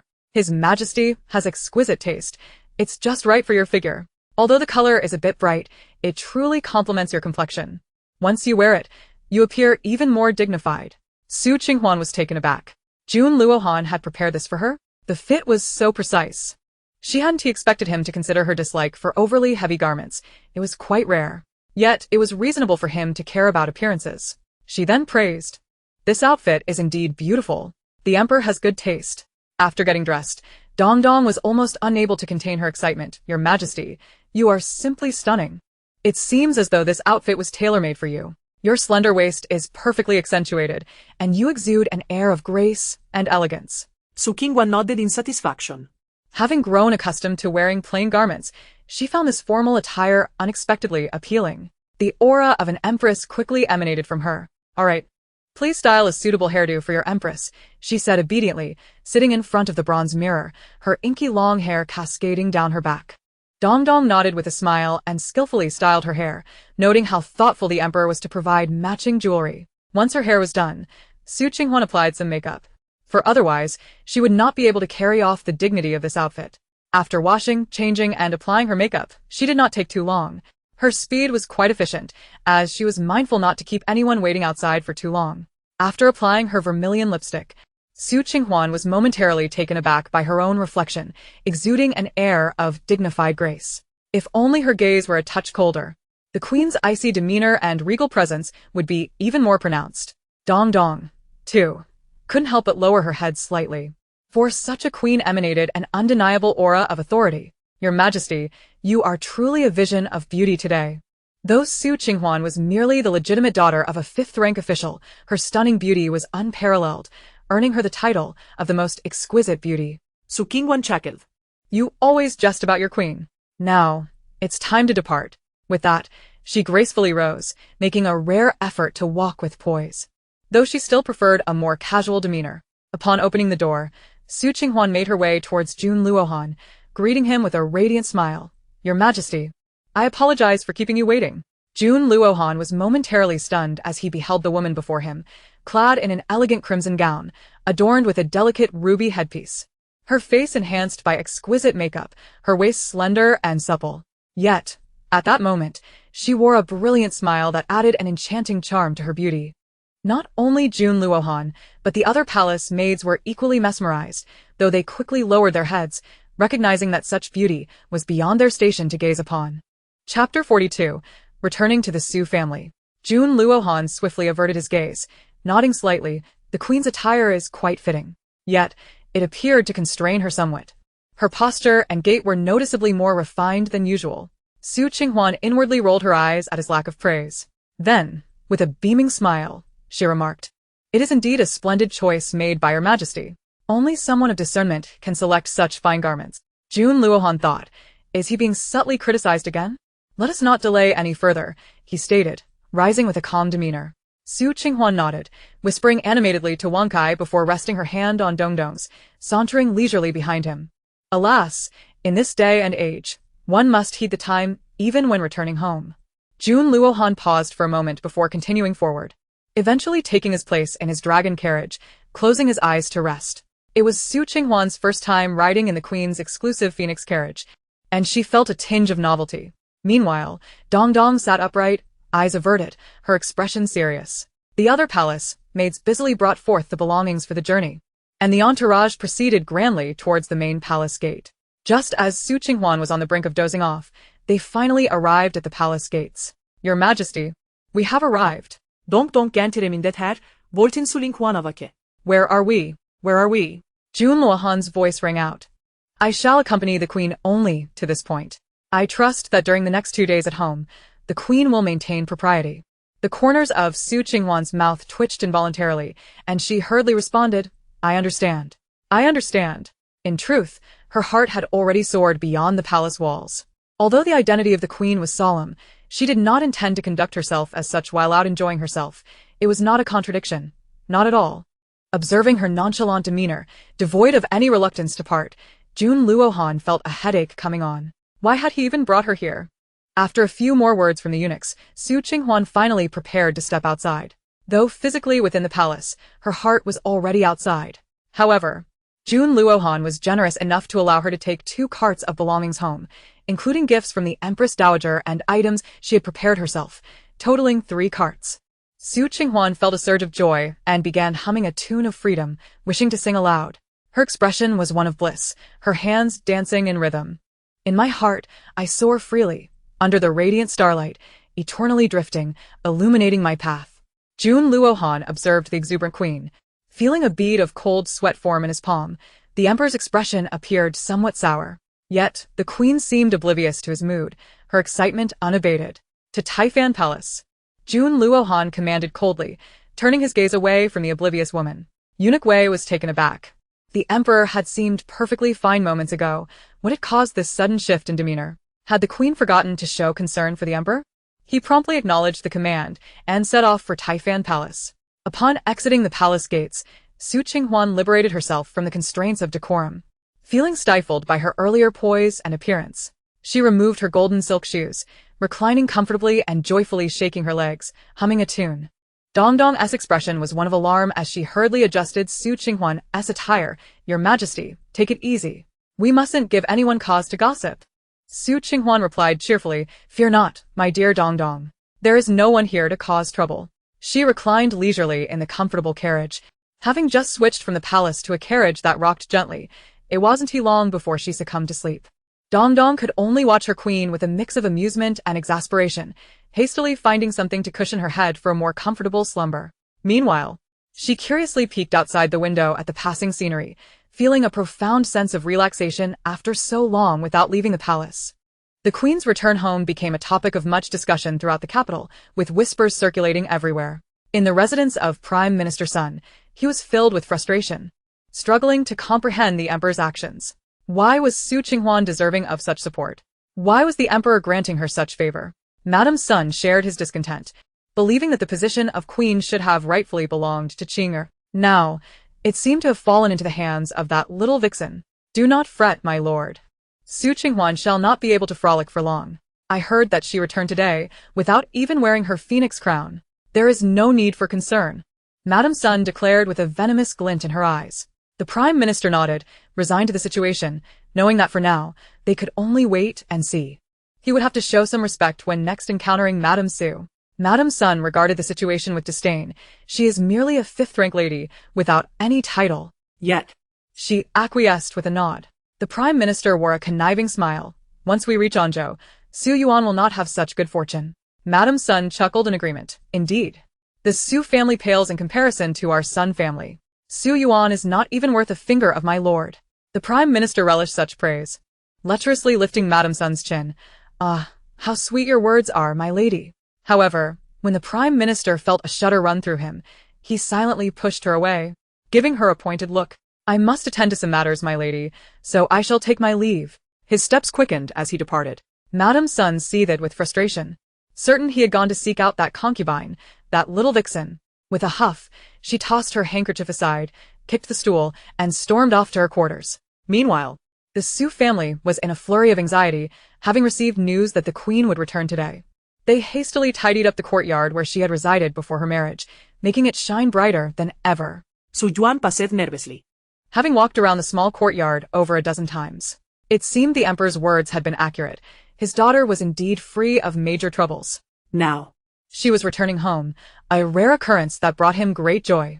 Madame Su eagerly awaited her daughter's return, her beautiful face etched with impatience as she occasionally gazed in the direction of the palace, wondering why she had not yet arrived. Concubine Xia, despite exuding a languid aura, occasionally stole glances toward the entrance. Su Qingyun could not help but murmur, Is it really necessary to make such a grand entrance for my sister's return? She might just come back in tears after being bullied. Yet, she too found herself tiptoeing to peer outside. Concubine Xia tapped her forehead, rolling her eyes as she admonished. What are you babbling about, little girl? No matter what, she is still your sister. Moreover, she is now the queen. Such a spectacle is only fitting.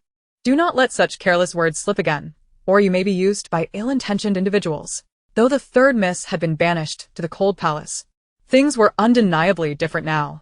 Moreover, how many individuals are eagerly awaiting the misfortunes of the Su family? Naturally, Su Qingyun is aware of this. She would never utter such words in public. With a huff, she acknowledged, I know, and distanced herself from her aunt. Su Qingyun, the son of Aunt Xia and Su Qinghuan's second elder brother, intermittently tapped his hands while gazing outside, remarking, what aunt says is true.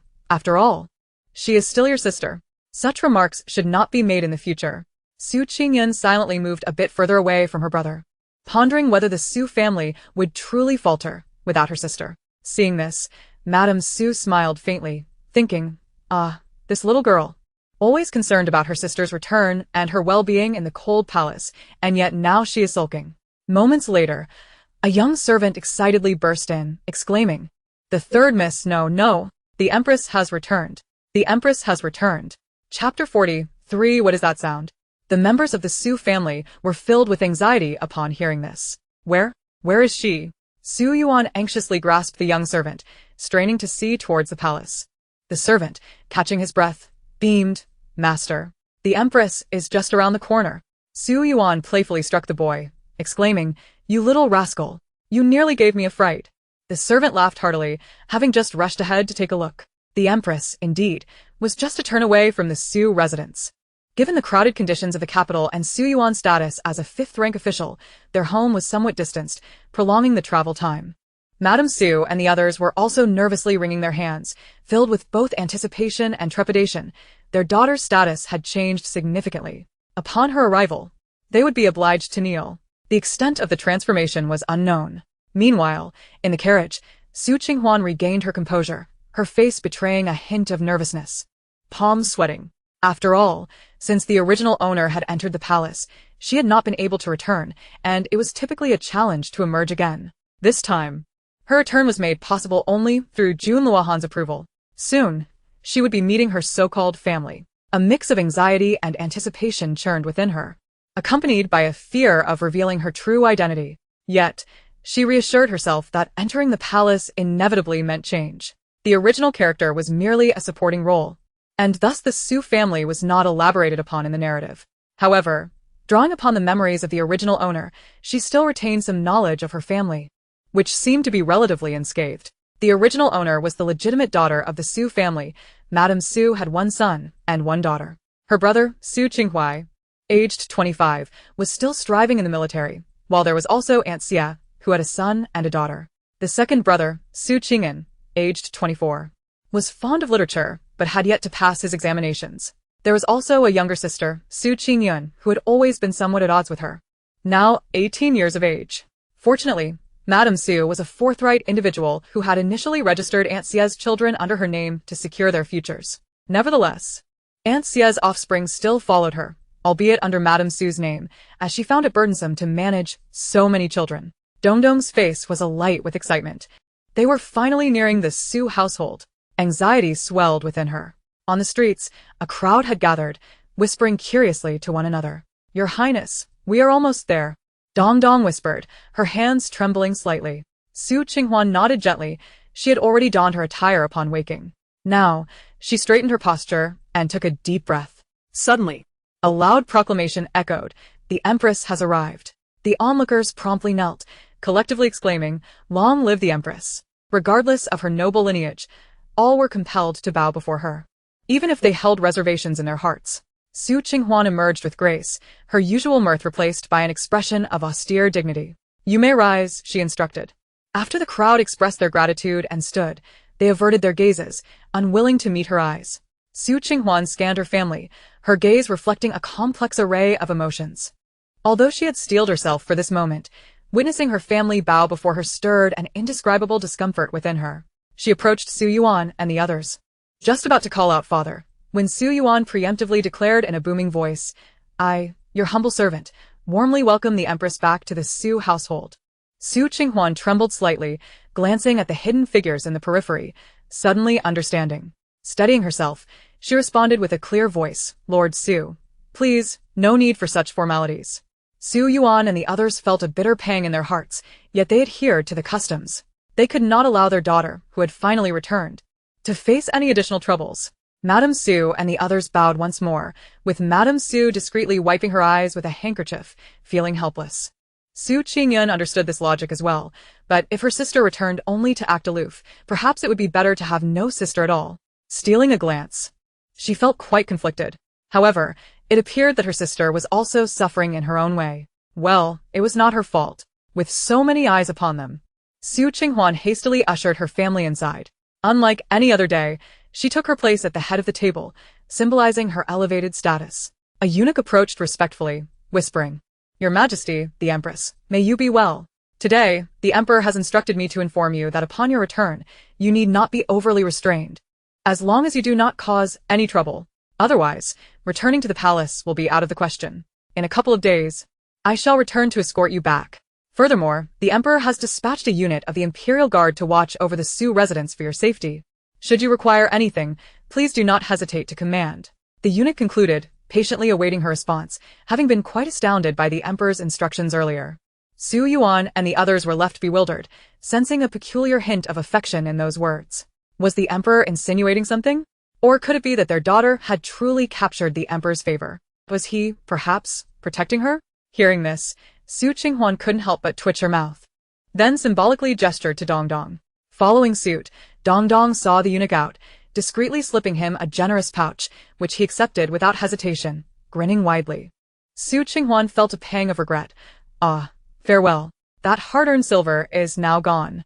Losing dozens of taels. We're already poor. And now I must spend money to maintain connections. Upon hearing this, Su Yuan and the others were startled, sitting up straight. Where did that sound come from?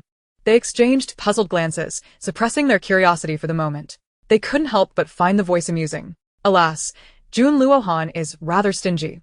Can't he spare some silver for her to spend?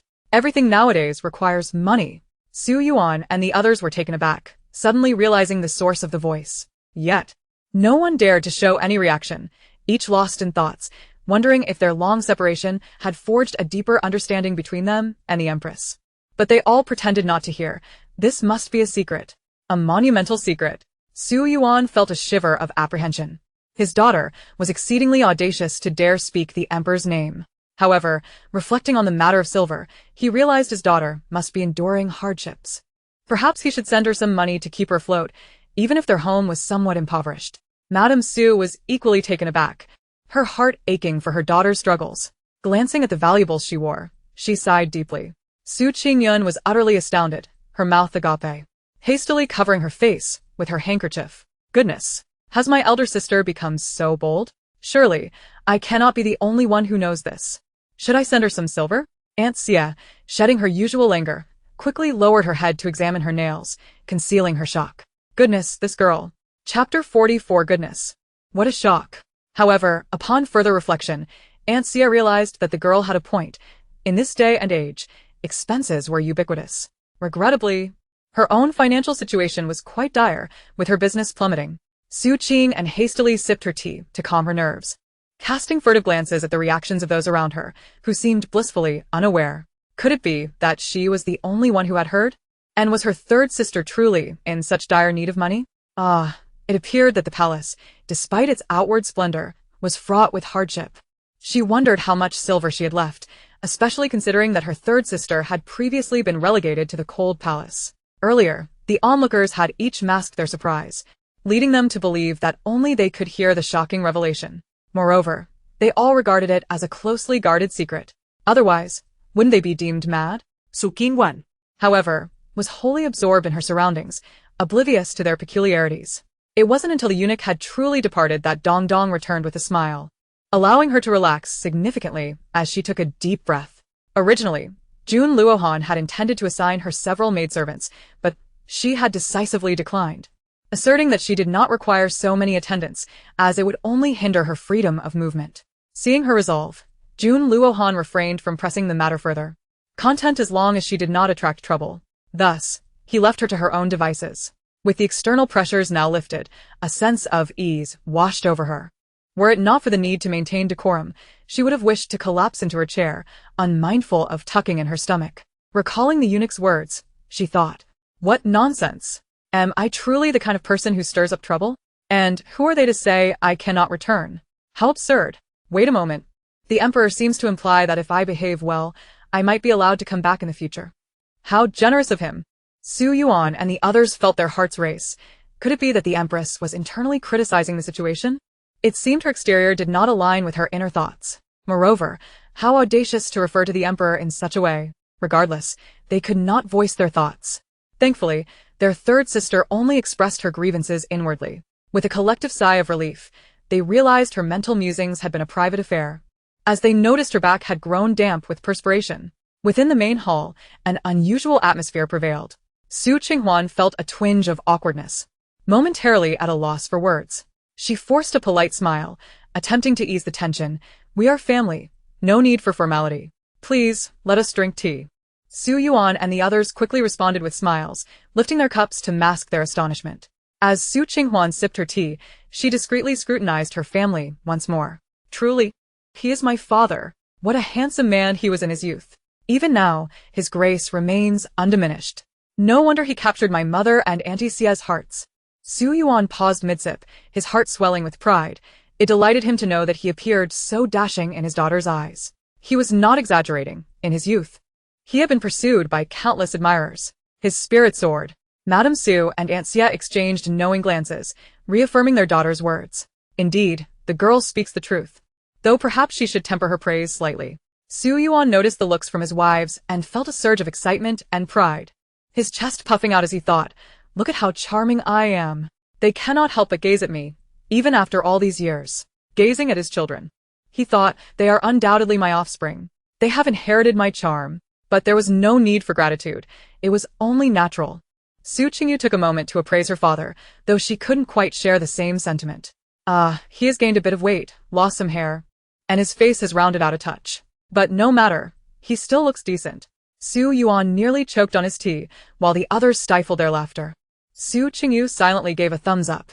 Her elder sister was indeed on the same wavelength. And mother, how beautiful she is. Just look at her face. It is evident she was a stunning beauty in her youth. Even now, she remains striking. No wonder I am so beautiful. Su Qing Huan not only praised Madame Su, but also herself in the process. Madame Su felt a surge of joy, absent-mindedly brushing her fingers against her face. Touched by her daughter's compliment, she had felt old, but through her daughter's eyes, she saw that she was indeed a beauty. Su Qingyu was the most astonished of all. Is this truly the elder sister I know? Aunt Xie suddenly felt a wave of nervousness. Was it her turn to be praised? Surely, everyone enjoys a compliment. Wow, Aunt Xie, you're also stunning. You seem to be growing more beautiful by the day. Clearly, you embody the essence of a leisurely beauty. Father has excellent taste. Aunt Xie felt a rush of delight. Even the tea seemed sweeter to her. Although she had heard such compliments before, this was the first time someone had genuinely praised her from the heart. This must be second brother. He is also remarkably handsome. Surely, he will excel in his studies this year. Su Qing and couldn't help but smile at the thought. Her third sister spoke the truth. If he was to be praised for his looks, then he must put in the effort. Thankfully, those in the court would lend a hand. Su Qingyu felt a flutter of excitement. Surely, her elder sister would compliment her too. She instinctively straightened her posture. Su Qinghuan then turned her gaze to the youngest girl in the room. Is this the troublesome little girl? How she has grown. I remember when she was just a tiny thing, always crying. Did she not once get pecked by a chicken when she wanted to eat one? Ha ha ha. As the memories flooded back, Su Qinghuan couldn't help but chuckle, quickly sipping her tea to suppress her grin. Su Qingyu's expression lit up with shock. What? My elder sister remembers that embarrassing moment from my childhood. The others quietly turned their heads, stifling their laughter. As Su Qinghuan recounted the memory, they too reflected on the time when Qingyu had cried so pitifully, even as she devoured her food with gusto. Yet now, she is truly a beauty. I wonder which young man will be fortunate enough to win her heart. She is indeed my sister. Ha ha ha. The elder sister is beautiful, and so is the younger sister. Su Qingyu's spirit soared. She knew her elder sister would praise her. Initially elated, her smile faltered slightly. What a pity second brother is not here. He is likely still toiling away in the military. He might even return looking darker than ever. Perhaps this year, he will return as a general. Su Qing struggled to suppress her laughter. Her elder brother had indeed returned recently, but his complexion had darkened considerably. In the shadows, one could hardly discern his presence. Chapter 45. Alas, the cruelty of fate. Speaking of generals, Su Qing held high hopes for her elder brother, who had faced many hardships but remained determined. She believed that his efforts would eventually yield rewards. After Su Qinghuan expressed her sentiments, she and her family exchanged awkward smiles. The earlier chill at the door had dissipated, replaced by warmth as she cheerfully said, "Father, mother, auntie, second brother, fourth sister, it has been so long since I last saw family. It seems eldest brother is not at home." Su Qinghuan greeted each of them, and the distance that had lingered between them vanished. Indeed, home was where one felt most at ease. Su Yuan felt a pang of relief. It was fortunate that his daughter had not grown arrogant. Though she had changed in many ways, her heart remained close to her family. With a beaming smile, he replied, "Huaner, do not blame your father for earlier. I was left with no choice." There were many eyes watching, eager to witness our family's misfortune. When it came to status, Huaner was still a princess, while the Su family was merely a noble family. However, now that they were behind closed doors, they could speak freely. Indeed, your elder brother practices diligently in the barracks. Su Qinghua nodded. "Father, I understand." Madame Su nodded in agreement, her heart swelling with pride. She had feared that their relationship with their daughter was merely one of ruler and subject. Gently she added, "Yes. It has been a long time since I last saw you, Huaner. It is good to see you well. Your brother trains daily, and he has become as dark as coal." Qing Huan smiled faintly, her lips curving in amusement. Indeed, her elder brother was quite industrious, which was why he had yet to marry. Qingying let out a huff, having initially thought her elder sister had no intention of acknowledging anyone. Auntie Xie quickly pinched her thigh and shot a glare at Qingying. With a gentle smile, she turned to Qing Huan and said, "It's truly delightful that you've returned, my dear. Although Inger may speak thoughtlessly, she possesses a good heart. I hope you won't take offense." Qing Huan chuckled and reassured her aunt, "Rest assured, Auntie, I shan't take it to heart. The little girl's fierce demeanor is quite endearing. How could she hold any grievances against a mere child?" Auntie Xia hadn't anticipated that Qing Huan would still address her as auntie, which filled her heart with gratitude. She nodded appreciatively, realizing that this girl had changed significantly, and not in a bad way. Qingying, overhearing her thoughts, felt her cheeks flush and muttered softly, "I am not a mere child." Auntie Xia, not having caught her words clearly, chided her lightly. "What nonsense are you muttering now? This girl has no sense of decorum. She'll surely find herself in trouble one day." Qing Huan, however, was not one to hold grudges. Although Qingying sometimes clashed with her, she still held a good heart and would defend her elder sister in public. Auntie Xia then praised Qing Huan. "You've grown even more enchanting, my dear. Your little face is as tender as a petal, leaving everyone in awe." Qing Huan instinctively touched her own face. It seemed several people had complimented her. Auntie Xia continued, "And Inger too has blossomed into a charming young lady." Auntie Xia glanced at Qingying, smiling, and added, "If Huanqing is beautiful, then naturally her sister is no less so." Su Yuan chuckled. "Indeed, she takes after our father. With such good looks, the children are fortunate." Auntie Xia nearly rolled her eyes, while Madame Su quickly lowered her head to sip her tea. The others, too, almost rolled their eyes. Why had their father suddenly become so vain? Qing Huan couldn't help but twitch the corners of her mouth, yet it was true that the children of the Su family were indeed striking. Her father spoke nothing but the truth. Su Yuan beamed, as if his nose might soar into the heavens, humbly waving his hand, suggesting that there was no need for flattery. The group continued their light-hearted banter, sharing snippets of daily life. Qingying, however, stole glances at her elder sister seated at the head of the table, wondering why she felt that her sister had become even more beautiful. Moreover, her temperament seemed to have transformed significantly. Indeed, the palace was not a place for the faint-hearted. Thankfully, she felt no envy. Others shared the same sentiment, finding themselves astonished by the extent of Qing Huan's change, as if she had become an entirely different person, yet for the better. Perceiving their bewildered expressions, Qing Huan sighed. Though the palace appears resplendent, it is, in truth, a treacherous place. I was compelled to adapt, to see things with a more open heart." Dong Dong nodded in understanding. The circumstances were beyond the comprehension of ordinary folk. Su Yuan and the others felt a pang of sympathy for her. Indeed, it must have been arduous for her in the harem without support. They lamented their father's inability to assist her. Su Qing'an felt a tinge of melancholy as well. If only her second brother could achieve success sooner, he might have been able to advocate for her in court. Qing Huan felt deeply moved. "Father, second brother, you have already done so much for me." Madame Su wiped her eyes. Indeed, once one entered the palace, most of the time, one had to rely on oneself. Yet, no matter what, family would always be your strongest support. Auntie Xia and the others nodded in agreement. At least there would always be food on the table. Although the Su family was not extraordinarily wealthy, they managed to get by. Qing Huan couldn't help but marvel at how her father had been able to speak such heartfelt words to Jun Luohan. It was all a testament to the love of family. She asked for nothing more than her own safety. Auntie Xia was also an exceptionally kind person. The family could not survive solely on her father's salary, yet Auntie Xia took it upon herself to shoulder much of the burden through business. Though times had become challenging now, Qing Huan suddenly formulated some plans in her mind, but they would have to wait for another time. After a while, Auntie Xia smiled and remarked, "Sister Yuru, it has been quite some time. Surely Huanqing must be hungry. It's time for us to have lunch." Yuru was Madame Su's given name. Madame Su quickly exclaimed, Indeed. Wanwan is so observant. I almost forgot. Come, Huanqing must be starving. Let us go dine." Wanwan was Auntie Xia's nickname. Once she stood up energetically, she promptly sat back down, smiling sheepishly. Auntie Xia chuckled, realizing that without her, this household would be in disarray. Su Yuan patted his thighs and laughed. Yes, it's time to eat. It's rare for us to have a meal together. It will be difficult to gather like this again. Qing Huan nodded with a smile, standing up first and sweetly saying, Yes, yes. I am indeed hungry. I've been longing for a warm meal at home. As she stood, others began to rise one by one. Why am I not in such a rush if I'm hungry? Auntie Xia hurriedly pinched her little ear. You really have a sharp tongue that needs discipline. Such a headstrong girl. You shall receive a proper lesson on manners later. Qing Huan secretly smiled. This harmonious atmosphere was a rare treasure in the capital.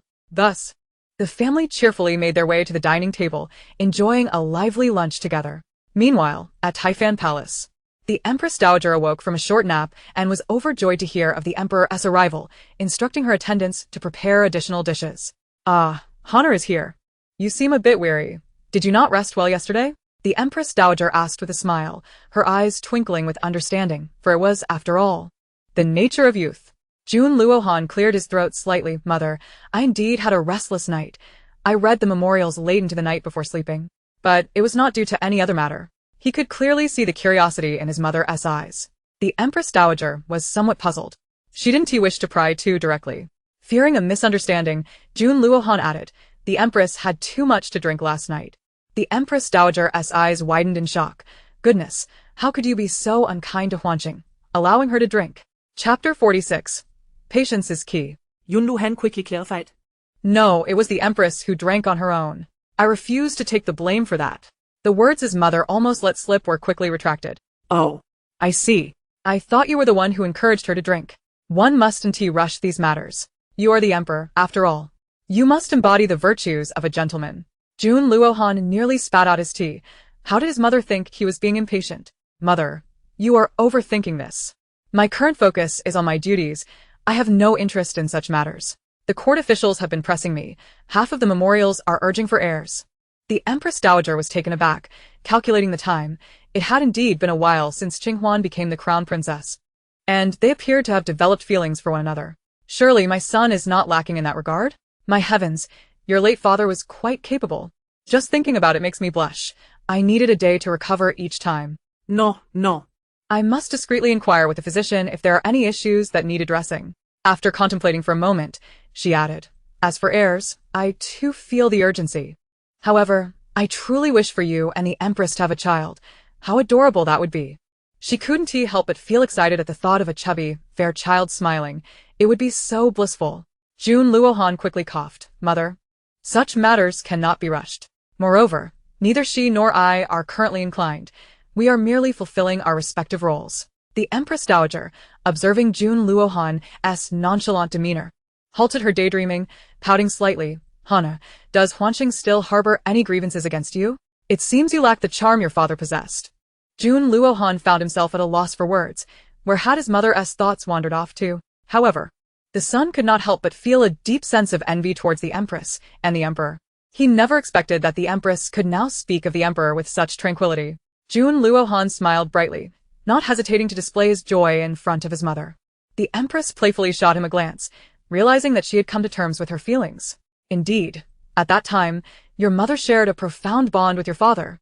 She then reminisced with a smile, recounting snippets of their past, her face glowing with joy. Observing his mother in such a light, Jun Luohan let out a relieved sigh. However, as the Empress continued her reflections, she suddenly snapped back to reality, realizing that this young man had skillfully diverted her attention. You little rascal. You know how to distract your mother. Jun Luohan's body stiffened for a moment, and he inwardly thought, oh no.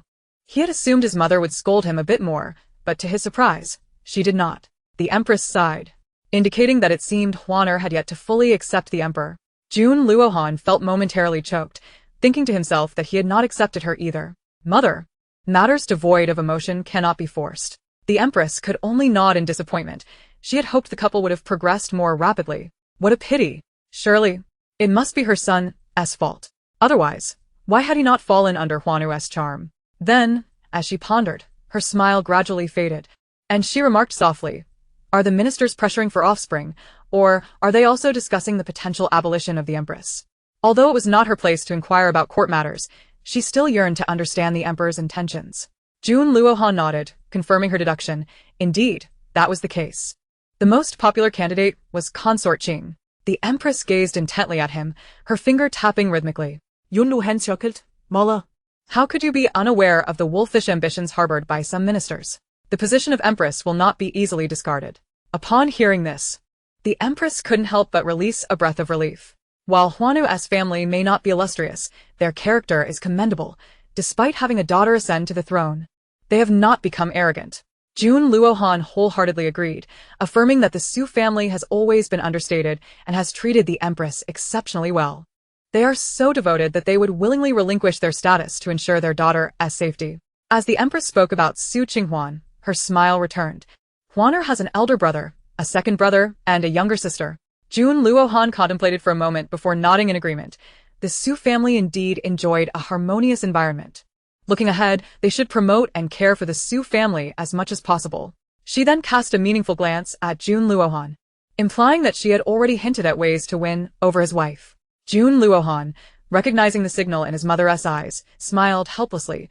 Rest assured, mother. I will keep an eye on things. This time, I have also let the Empress stay a few more days before returning. He thought it prudent to have someone bring a portrait of the Su family for him to peruse, as he struggled with facial recognition. Moreover, allowing her to stay a bit longer would ensure she was in good spirits, resulting in her being more proactive when the time came. The Empress nodded, pleased, realizing the Emperor was gradually learning to cherish his wife. She knew she shouldn't rush. How wonderful. Yes, this way. Huaner can enjoy her time with the Su family for a few more days, but alas, it means the Empress will have to wait longer to see her.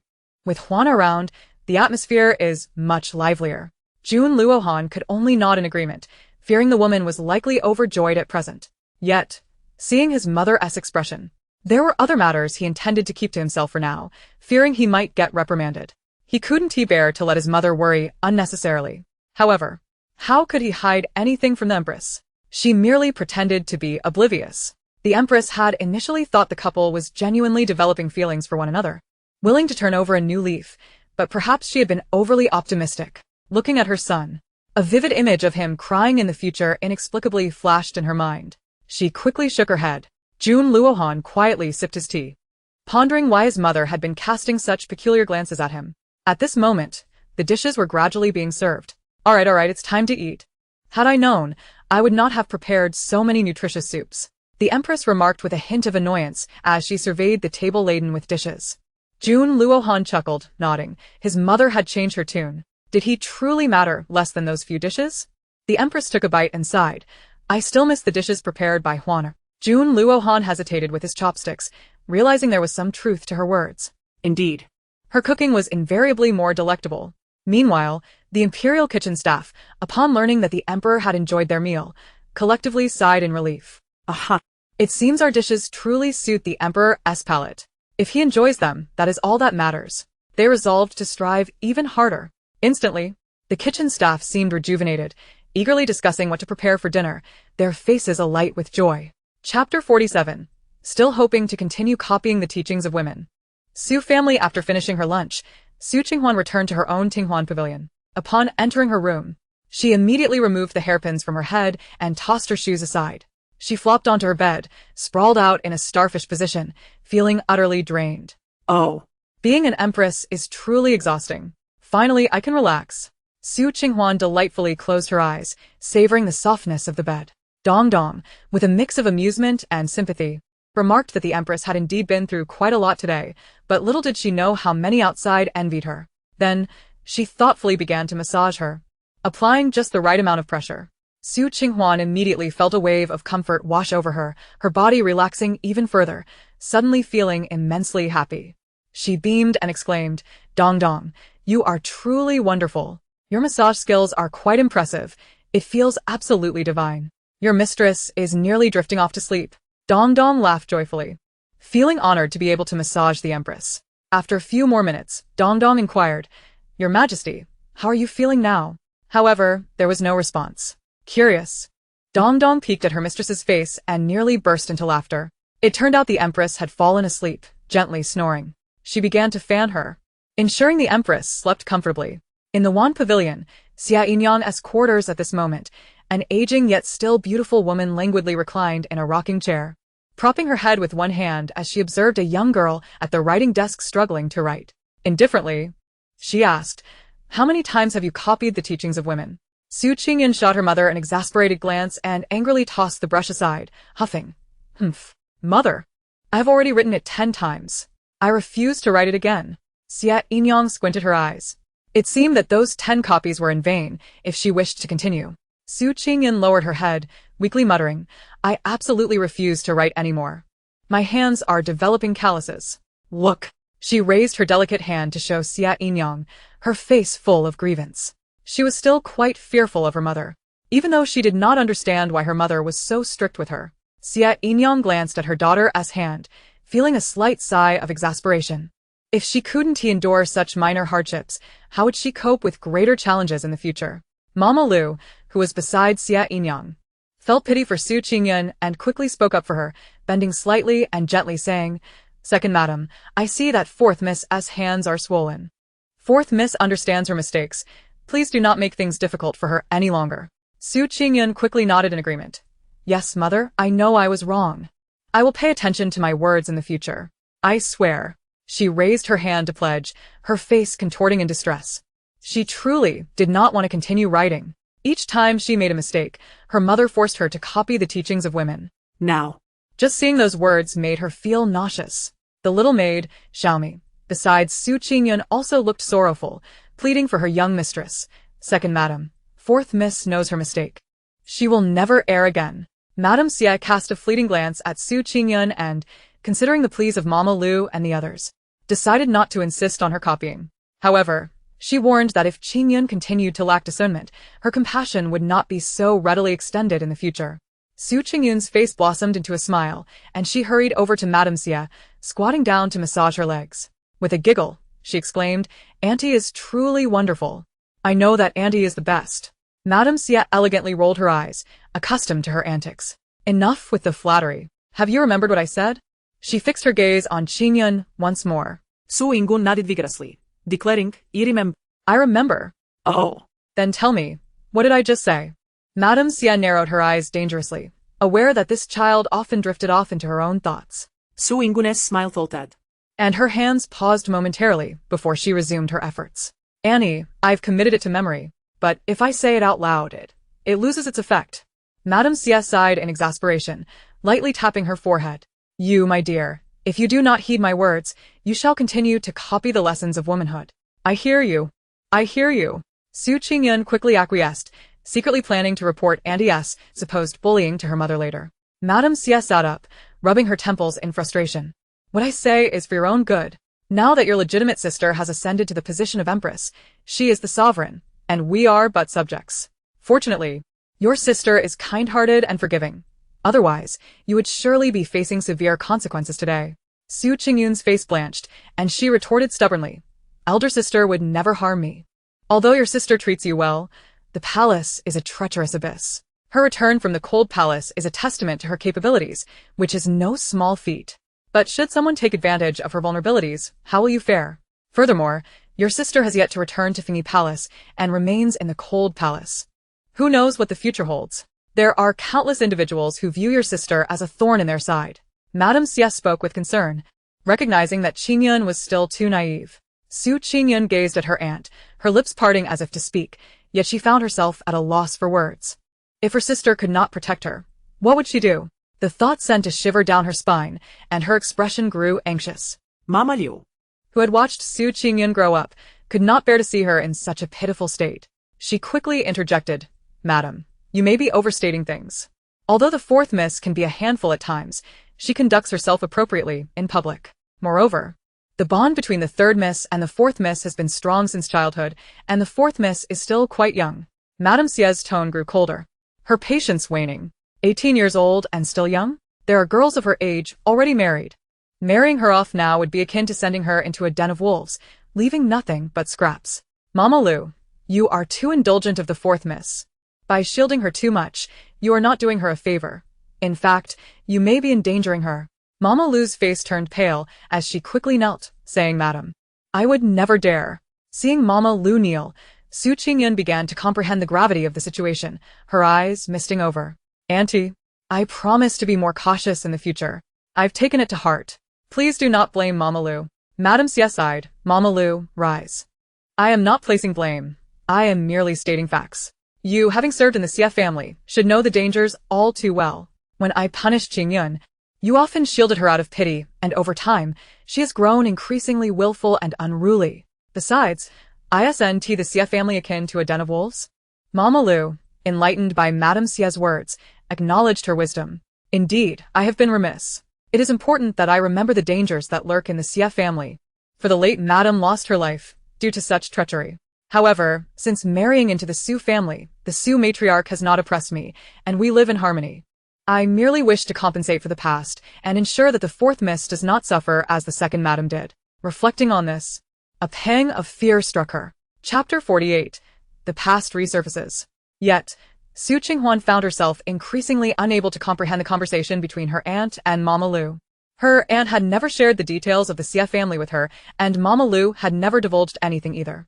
All she knew was that her aunt had never brought her back to the Xia estate, while she often accompanied her legitimate sister to her maternal grandmother's home. Each time the peers from the Xia family saw her, they would inevitably mock her.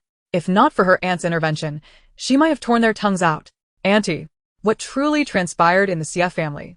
Why do you refuse to tell me? I am grown now. Su Qingyan pouted, shaking her aunt's arm. Madame Xia seemed lost in thought, her beautiful eyes gazing into the distance, her expression distant. The Xia family is nothing to me now. You have grown, and it is time for you to understand certain truths. Mama Lu, please enlighten Qingyun.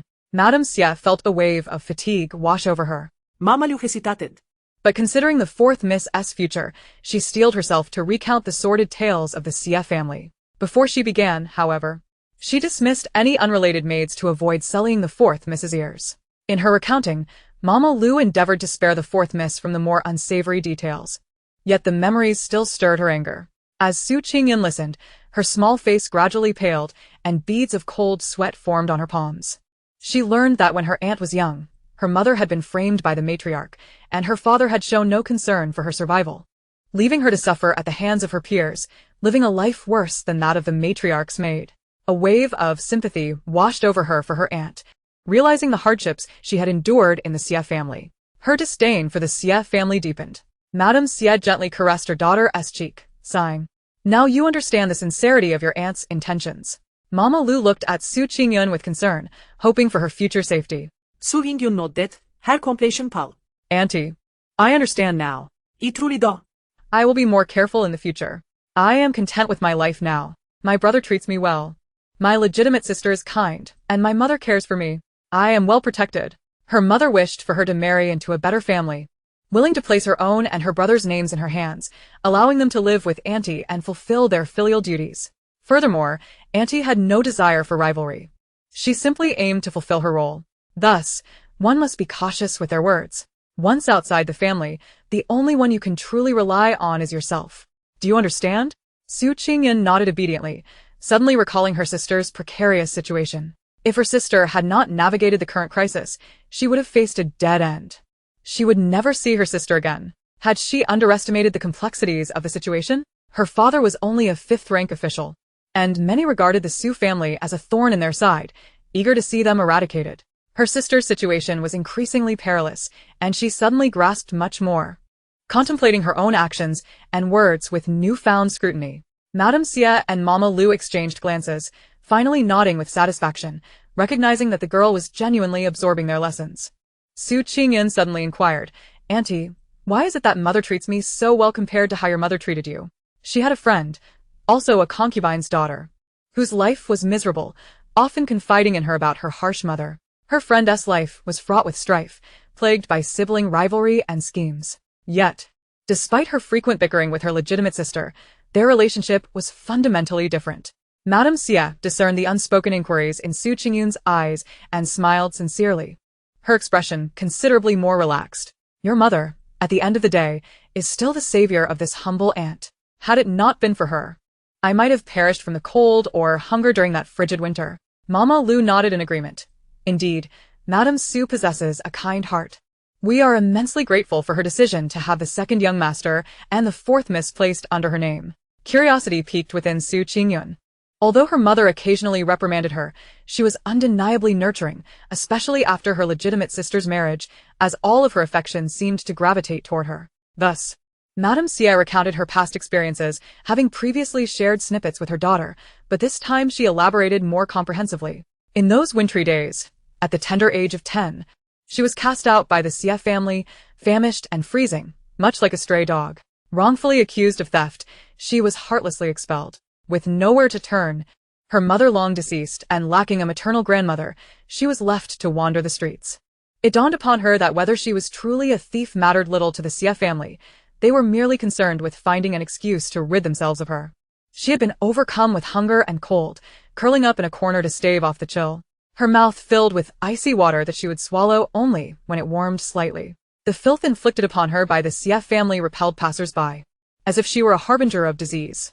Some even tormented her, leaving her in excruciating pain. Despair enveloped her, and she lay curled up, shivering, convinced she would perish from starvation that winter, until she caught sight of a girl. Through a haze, she recognized her as a benevolent spirit. At that moment, the girl walked alongside her mother, her eyes filled with concern as she implored, "Mother, I feel she is so cold and hungry. Let us buy her something to eat." The woman, gentle as a spring breeze, smiled softly and replied, "But it is too late. The shops are closed, and we have no food. What shall we do?" As she spoke, she removed her soft shawl and draped it over the filthy girl without a hint of disdain. In that instant, warmth enveloped her, accompanied by a delicate fragrance. Was this a dream? Had she slipped into a hallucination? Surely, this must be a fairy. The girl pondered for a moment before saying, "Mother, let us take her home. Otherwise, she will not survive this winter." As tears glistened in her eyes, her kindness shone through brilliantly. In that moment, the woman nodded with a smile and instructed others to gently lift her and carry her home. She had been starved for far too long, and the cold had numbed her senses, causing her eyelids to grow heavy. The girl and her mother remained vigilant, encouraging her to hold on, showing no signs of disdain. She gritted her teeth and persevered. Eventually, her cracked lips met the warm, nourishing porridge, sending a tremor through her body as the instinct to survive compelled her to open her mouth wide. The woman gently fed her, smiling. This child is surely a blessing to nurture. From that moment on, she was welcomed into their home. The girl, Tangyuru, and her mother both praised her beauty, yet she felt they were far more radiant. Thus, she learned the girl's name, a name as beautiful as the girl herself. As time passed, she worked diligently for the Tang family. Yuru assured her, "You need not toil so. With me by your side, no one shall ever bully you again." Though the Tang family was not affluent, they were kind-hearted and welcoming. Initially, she resembled a frightened rabbit, trembling in fear, but in due course, she came to realize that this place was safe, devoid of tormentors, and that she would never be abandoned again. Gradually, she relaxed, learning to accept and trust others. Eventually, she became a companion made for Yuru, who, in poor health, desired to have her by her side as a lifelong sister. Initially reluctant, she wished to care for Yuru's every need, but ultimately acquiesced and became a secondary wife. Before Yuru conceived, she secretly ingested herbal contraceptives, only to be scolded when Yuru discovered her secret. Yuru admonished, "What if I cannot bear children? I shall rely on you, my secondary wife." Thereafter, she frequently prepared nourishing soups for Yuru and personally concocted herbal remedies to aid in her recovery. Gradually, Yuru regained her health and became pregnant with her first son, bringing immense joy to them both. Yuru exclaimed, "Now it is your turn. We can raise our children together." Subsequently, she too became pregnant with a second son, and the two little ones grew up side by side. Later, Mama Lu was also expelled by the CF family, battered and bruised for speaking a word of justice. She took Mama Lu in and recounted her story. Yuru, ever kind-hearted, felt her eyes moisten as she listened, and thus Mama Lu remained by her side. Luckily, the Su family proved to be equally benevolent and just, allowing both women to live harmoniously, with neither competing for favor. Although her past had been fraught with hardship, she gradually healed and discovered a knack for commerce, embarking on modest business ventures. Yuru never resented her, often praising her abilities, recognizing that without her, the Su family would struggle to thrive. Supporting one another, one earned money while the other managed the household, never once engaging in quarrels. Yuru expressed concern that her children, being illegitimate, might face hurdles in their future and readily placed them under her name. Yuru treated her two children with utmost kindness, ensuring all was shared equally, sparing none from hardship. As Madame I shared her tale, her eyes unexpectedly glistened with unshed tears. "Now, do you understand why your mother has been so good to you?" she asked, wiping her eyes and smiling. Mama Lu discreetly stepped aside, allowing her own tears to flow. Su Qingyun, deeply engrossed in the narrative, wept freely, wiping her tears before nodding emphatically. Auntie, both you and Mother have been so kind to me. Now I understand, and I will remember this. Auntie, you may look forward to enjoying the fruits of your kindness. I and my siblings shall honor you. She felt a pang of sorrow for Auntie, who had only shared the bitterness of her past, yet she had not fully comprehended the depths of Auntie's suffering. She had heard Auntie praise her mother, but now she realized just how remarkable her mother truly was, filling her heart with gratitude and appreciation. Madame Xie gently wiped the tears from her eyes. Dear child, you are also a good person. Whether you honor me or not is inconsequential. Your mother deserves your utmost respect. Su Qingyun, her eyes reddening, nodded earnestly. Both mother and auntie must be honored. Madame Xie smiled with pride, reassured that her children were dutiful, for there is no greater joy than that.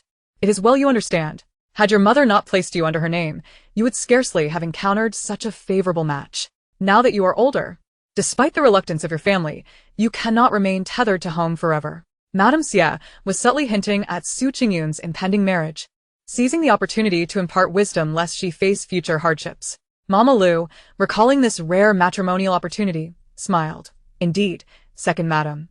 Now that the fourth miss is a legitimate daughter, suitable suitors shall be easier to find. What a splendid family she has found. Su Qingyun's cheeks flushed as she replied softly, I do not wish to marry so soon. I wish to remain at home for a few more years. Madame Xie chuckled, bemused. Still so young? If you linger too long, you may find it difficult to find a match. Before long, you shall become a bride, so you must discipline yourself.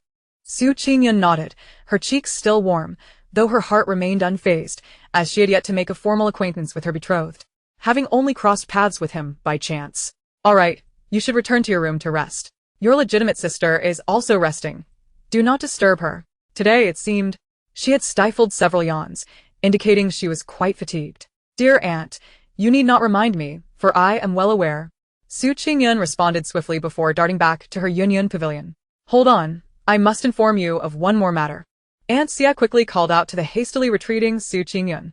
Abruptly halting, Su Qingyun bent slightly and inquired, Aunt, is there anything else you wish to instruct me? Aunt Xie, both amused and exasperated, advised, in the future, be more discerning in your friendships. Especially with that little illegitimate girl. Keep a respectful distance, do you understand? Su Qingyun, slightly perplexed, thought her companion quite amiable, though she nodded in agreement, saying, Aunt, I understand. She then asked, is there nothing else? If not, I shall take my leave. Aunt Xie confirmed with a nod. With reassurance, Su Qingyun laughed and dashed away, her footsteps light. Little Me bowed to Aunt Xie before hastily following Su Qingyun, calling out, Miss, please slow down. Aunt Xie shook her head with a resigned smile, observing the girl who was nearing marriage yet still exhibited such carefree behavior, leaving her in constant worry. Mama Lu, watching Su Qingyun's departing figure, comforted, rest assured. Second madam, the fourth miss will surely mature in time. Aunt Xie nodded absently, hoping that would be the case. She feared that Su Qingyun's friend harbored ulterior motives, which Su Qingyun would eventually comprehend. By the way, Mama Lu, how have our business dealings fared this month? Aunt Xie suddenly inquired with a serious tone. Concern etched across her features. Chapter 50. Business Interference. Mama Liu. Curious as to why the second madam inquired so prematurely. Usually such matters were discussed at month's end, reported with a furrowed brow. Second madam. This month's earnings are not promising. Many of our deals have been swindled away by the Xie family. I fear they will dwindle further. Enraged, Aunt Xie rose and slammed her palm against the table, exclaiming, the Xie family truly oversteps. They show no regard for the Su family, nor for Empress Su. Mama Lu shared in her indignation, feeling the Xie family's arrogance was utterly detestable, yet feeling powerless to change it.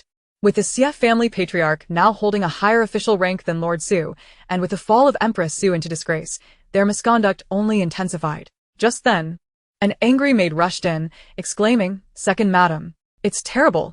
The Xie family wants to buy our shop at a high price, claiming we have no business and are merely occupying the premises.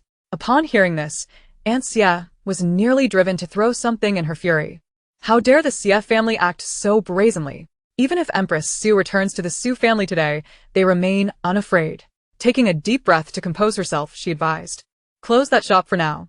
Do not confront them directly, and refrain from any reckless promotion. The maid nodded vigorously and dashed out. Aunt Xie, feeling weary, sank back into her chair, massaging her temples, her usual leisurely demeanor replaced with tension. Mama Lu, her heart aching for her, gently remarked, "Second madam, do not place too much pressure upon yourself. Perhaps business will gradually improve. Moreover, Lord Su's salary is just sufficient." Aunt Xie shook her head. "Mama Lu, you do not understand. The master's salary will barely suffice. Besides, Huana has no support in the palace, and with Qing Huan soon to marry, her dowry is woefully inadequate. I am concerned." Mama Lu fell silent, recognizing the truth in her words. "And this matter must not reach the ears of the first madam or Huaner," Aunt Xie instructed, opening her eyes to direct her command. Mama Lu nodded. "The old servant understands. Also, Mama Lu, take half of my saved silver and prepare it carefully," Aunt Xie added after a moment's thought. Today, in the main hall, listening to Huaner's sentiments, I fear her life has become too arduous, especially in the palace, where everything requires meticulous arrangement. Mama Lu was taken aback. Typically, both the second madam and first madam would maintain their personal reserves, only resorting to them in dire circumstances. However, she did not press further and withdrew to attend to the matter. Exhausted, Aunt Xie stifled a yawn and decided to rest for a while, realizing that the more anxious she became, the more the Xie family would prevail. Money could be earned again. Meanwhile, in the Xie family's grand hall, the Xie patriarch sat solemnly in the main seat, listening to his son's reports. Despite his advanced age, he still firmly held the reins of the household. The eldest son, Xie Lang, respectfully stated, "Father, the Su family's small shops are scarcely profitable now. I have dispatched someone to negotiate the purchase." The patriarch nodded, his eyes glinting with a shrewd light. I did not expect that little girl could manage business. Let us see how long she can sustain it." The second son, Xie Ge, angrily added, "Indeed, that little wretch is nothing but an ingrate. She only profits the Su family. Let us see how she manages now." The third son, Xie Ming, exhibited a flash of greed but expressed his concern. "But father, will our actions not provoke backlash, especially now that Empress Su has returned to the Su family?" Xie Ge scoffed, derisive. "What are you afraid of, third brother? Have you not seen the Empress's current predicament? She may very well find herself back in disgrace before long. Although she has returned to the Su family, she is hardly a force to be reckoned with." The patriarch nodded in agreement, acknowledging that the court favored the esteemed consort Qing as the prime candidate for Empress, with many petitions for the deposing of the current Empress. However, the reason behind the Emperor's decision to reinstate Empress Su remained unclear. It was evident, though, that upon her return, she was accompanied by but a single maid and lacked the protection of the imperial guards, highlighting her diminished status. Xie Ming conceded, "You speak wisely, father. I have learned much." Xie Ge regarded him with disdain, a mere illegitimate son. Xie Ming clenched his jaw, the veins in his hand bulging beneath his voluminous sleeves, vowing to make Xie Ge pay dearly in due time. The patriarch scrutinized his sons, aware of their ongoing rivalries and resolved to remain vigilant. "You all keep a close watch. Do not overreach. Ultimately, we must secure those shops," he instructed, narrowing his eyes. The sons nodded, each harboring their own schemes, yet outwardly maintaining respectful demeanor. "Father, we understand." The patriarch, despite his advanced age, still wielded power over the family, leaving them utterly speechless. Each son departed with mixed emotions. Madame Xie, supported by several daughters-in-law, slowly approached. She smiled. "There is no need for concern, my husband. Those shops will eventually belong to our Xie family, and Empress Su will not meddle in such trivial matters." Upon seeing his wife, the patriarch nodded. "Indeed, you speak wisely. Moreover, Empress Su's circumstances are quite dire. She would gain nothing by involving herself in such affairs." Madame Xie replied with a smile, "It is evident that my husband sees clearly. Who would have thought that little wretch could secretly run such well-placed shops? Had she known to be dutiful, she would have offered them to you willingly." As she spoke, a fierce glint appeared in her eyes. "That wretched ingrate. The Xie family has nurtured her for so many years, only for her to turn around and profit the Su family. What a foolish ingrate." The patriarch shared her sentiments. "Were it not for me, she would not exist. I should have dealt with her decisively back then to avoid this current vexation." Resigned, he thought, in any case, she is no longer connected to the Xie family. Should anything happen, her life is of little consequence. With that, Madame Xia felt a sense of relief wash over her, her smile revealing deep crow's feet. By the way, my husband, I wish to accompany the Prime Minister's wife to visit Empress I today. Do you think this feasible? A hint of inscrutability danced in her eyes. The patriarch suddenly grasped her intention and smiled knowingly. Ah, my dear, you understand well. Very well. Let us find an appropriate time this afternoon to pay our respects. Bring along some small gifts. Madame Xia nodded in understanding, assuring her husband, rest assured, my lord, I comprehend. Then she added, by the way, a beautiful new concubine was brought into our home the day before yesterday. Would you like to pay her a visit? Mr. Xia's eyes lit up at her words, exclaiming, excellent.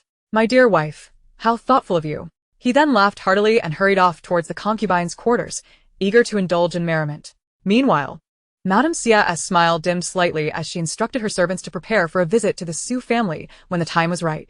The daughters-in-law surrounding Madame Xia busily catered to her, serving tea and offering massages, all the while thinking how much they would relish the opportunity to crush the elderly matron before them. However, driven by their own interests, they maintained their cheerful facade, creating an illusion of harmony. Chapter 51. The Concerns of a Mother in the Qing Pavilion. Qing Huan awoke from her slumber, feeling utterly splendid. She stretched luxuriously, relishing the comfort that enveloped her. Winter, who had also taken a brief nap, rushed over with a basin of warm water upon hearing Qing Huan stir. Your Highness, you are awake. Did you sleep well?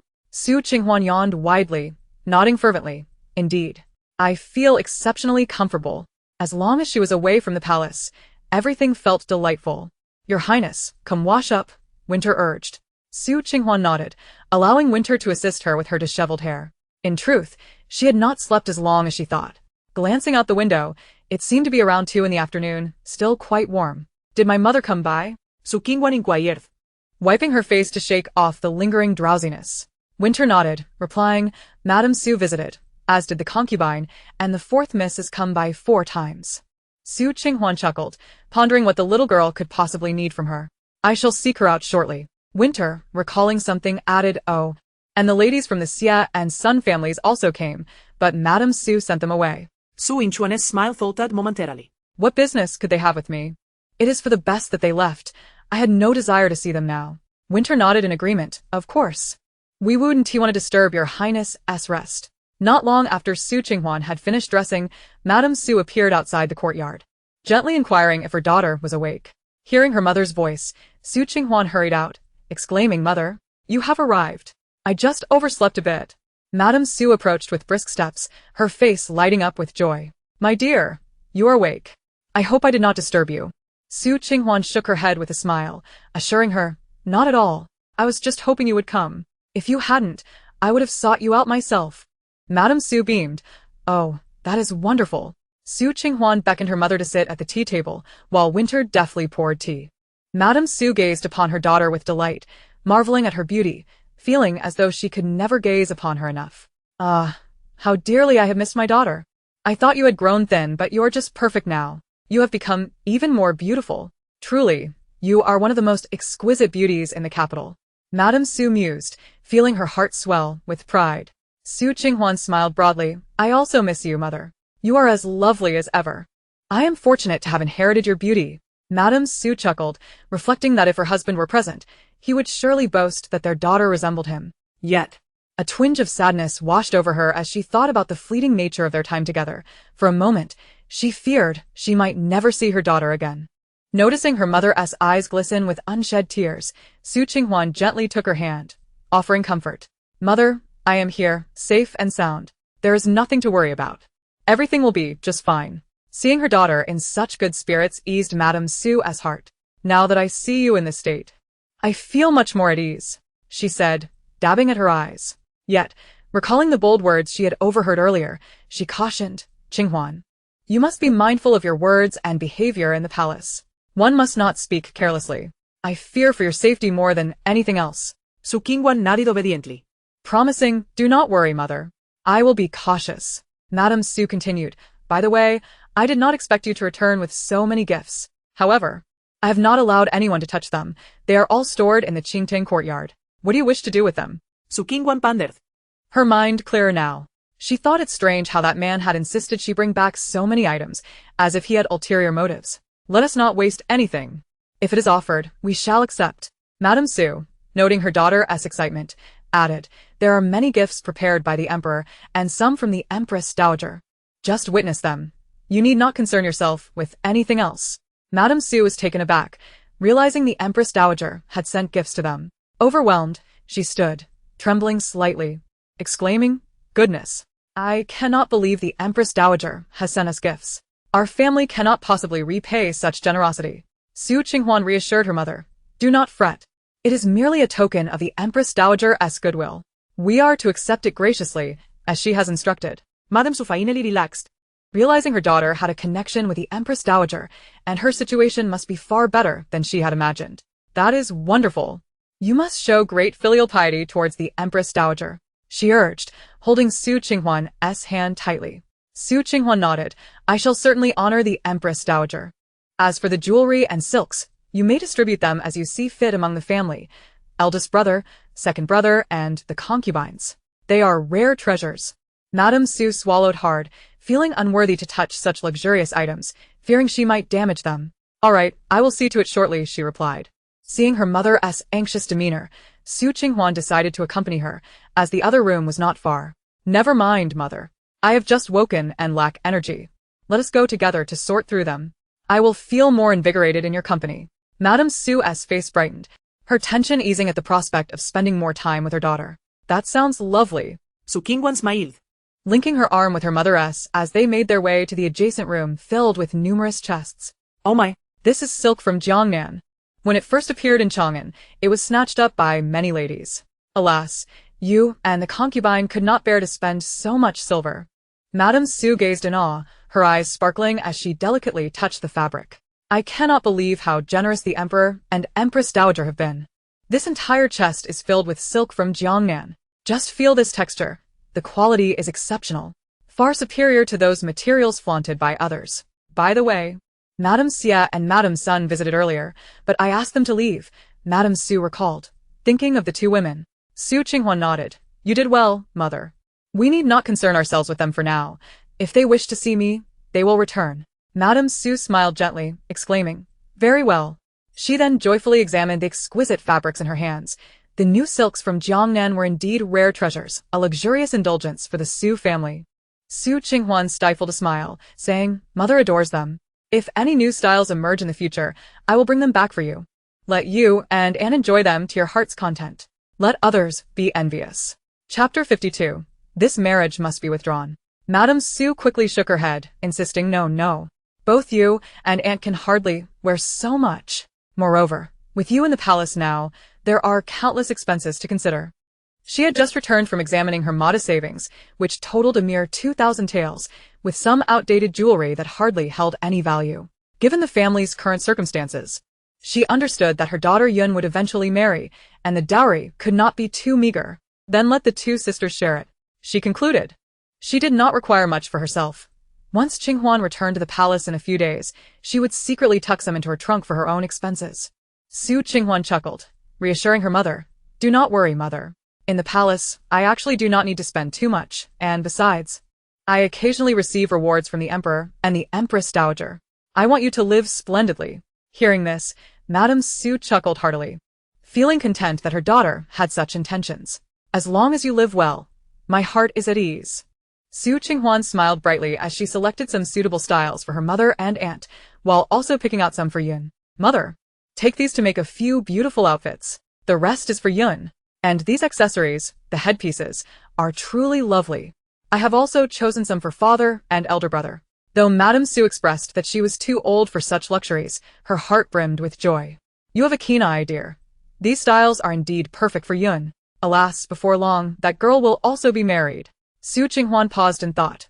Indeed, Yun was to be wed, and in her flurry of activity, she had almost forgotten. However, it seemed the wedding date had not yet arrived. Mother, is it the eldest son of the Fong family? She inquired hastily. Madame Su nodded with a smile. Yes, it is the Fong family. Their character appears commendable. And the eldest son is a scholar from a prominent family in Chang'an, with his grandfather having been a third-rank official. She and Aunt had inquired about them and found them quite satisfactory. As they spoke, they were pleased with the Fong family, but reluctant to marry their daughter off so soon. thus allowing her to stay home for a few more years. Now, however, the Fong family was pressing for an expedited marriage. Su Qing Huan thought otherwise. The Fong family? That wretched Fong family. Madame Su felt her heart skip a beat at her daughter's thoughts and listened intently. Isn't the eldest son of the Fong family a domestic abuser? His previous wife was beaten to death by him, and he has a gambling problem. He pretends to be genteel in public, but is exceedingly violent behind closed doors. Moreover, that wicked mother-in-law of his, how could Yun possibly thrive in such an environment? No, I must think of a way to prevent this marriage. Madame Su was equally alarmed. How had the Fong family concealed such matters so well? Su Qinghuan continued, Mother, why is the Fong family pressing so urgently? Madame Su recounted the truth. The matriarch of the Fong family claimed that the eldest son wished to compose a letter and needed a devoted person to care for him, as servants could not provide personal attention. Additionally, she expressed concern over Yun's advancing age, fearing it would hinder her ability to bear children. How absurd! This is clearly a selfish desire. The eldest son of the Fong family must be quite restless. Madame Su quickly asked Qinghuan, do you have any suggestions? We cannot treat such a significant matter lightly. Su Qinghuan regarded her mother earnestly. Mother, do you trust me? Madame Su nodded vigorously. Of course I do. Su Qinghuan then revealed her thoughts, causing Madame Su's face to drain of color as she sank into her chair, clutching her handkerchief tightly. Heavens! No wonder the Fong family is so eager. No wonder they are interested in our family. Thank goodness you informed me, or Yun's life would have been unbearable. This would have been a calamity. This marriage had been arranged at her own behest, and the Su family had collectively deemed it acceptable. Mother, there is still time. You and Aunt can test the waters as I suggested, and then we can withdraw from the engagement. Su Qinghuan comforted her mother by patting her hand. Madame Su steadied her nerves and nodded. What you say is true. I must speak to Wanwan about this matter. However, Mother, let us not make a fuss. We must proceed cautiously and gather evidence. Otherwise, the Fong family will not easily agree to an annulment, Su Qinghuan advised, narrowing her eyes. Madame Su nodded in agreement, patting her chest. All right, dear, with you around, there is nothing to worry about. Su Qinghuan smiled brightly. Mother, look at this bracelet and this one as well. Let us take them to grandfather and grandmother. And these, let us give to aunt, and the others. Let us take a variety. Su Qinghuan shifted her focus to distributing the items, feeling fortunate that her grandparents were still alive. Madame Su redirected her attention to the task at hand, deciding to suppress her earlier concerns. Qinghuan, you are so thoughtful. Grandfather and grandmother will surely be delighted. Su Qinghuan nodded with a smile. We are a loving family. No one should be left out. Madame Su's eyes crinkled with joy. As they chatted while sorting, a playful figure in pink peeked into the courtyard, quietly inquiring if her elder sister had awakened. Su Qinghuan, feeling mischievous, made a shushing gesture to her mother and the maid before sneaking up to startle Su Qingyu. Su Qingyu jumped in fright, shrieking, and upon realizing it was her elder sister, exclaimed, "Ah, elder sister, you are so wicked." She playfully puffed out her chest and shot a small glare at Su Qinghuan. Su Qinghuan laughed heartily. Well, you're just too easy to scare. Su Qingyu rolled her eyes but greeted Madame Su sweetly upon seeing her. Su Qinghuan chuckled, Oh, little one, you are so cheeky. You roll your eyes at your elder sister but smile at your mother. With her arms crossed, Su Qingyu huffed and turned her head away. You scared me. Madame Su watched her daughters with a bemused expression. All right, you two, chat away. I shall take these items to your aunt. They nodded, watching their mother depart. Left alone, the sisters exchanged curious glances. What brings you here so often today? Su Qinghuan teased, pinching her sister's cheek. Su Qingyu swatted her hand away, while her other hand clutched her small purse, which contained all her savings. Su Qinghuan raised an eyebrow. Oh, that little purse seems quite plump. Su Qingyu's cheeks flushed as she tossed her pink purse into Su Qinghuan's hands, awkwardly saying, I thought you might be in need. This is all I have. It contains 50 taels.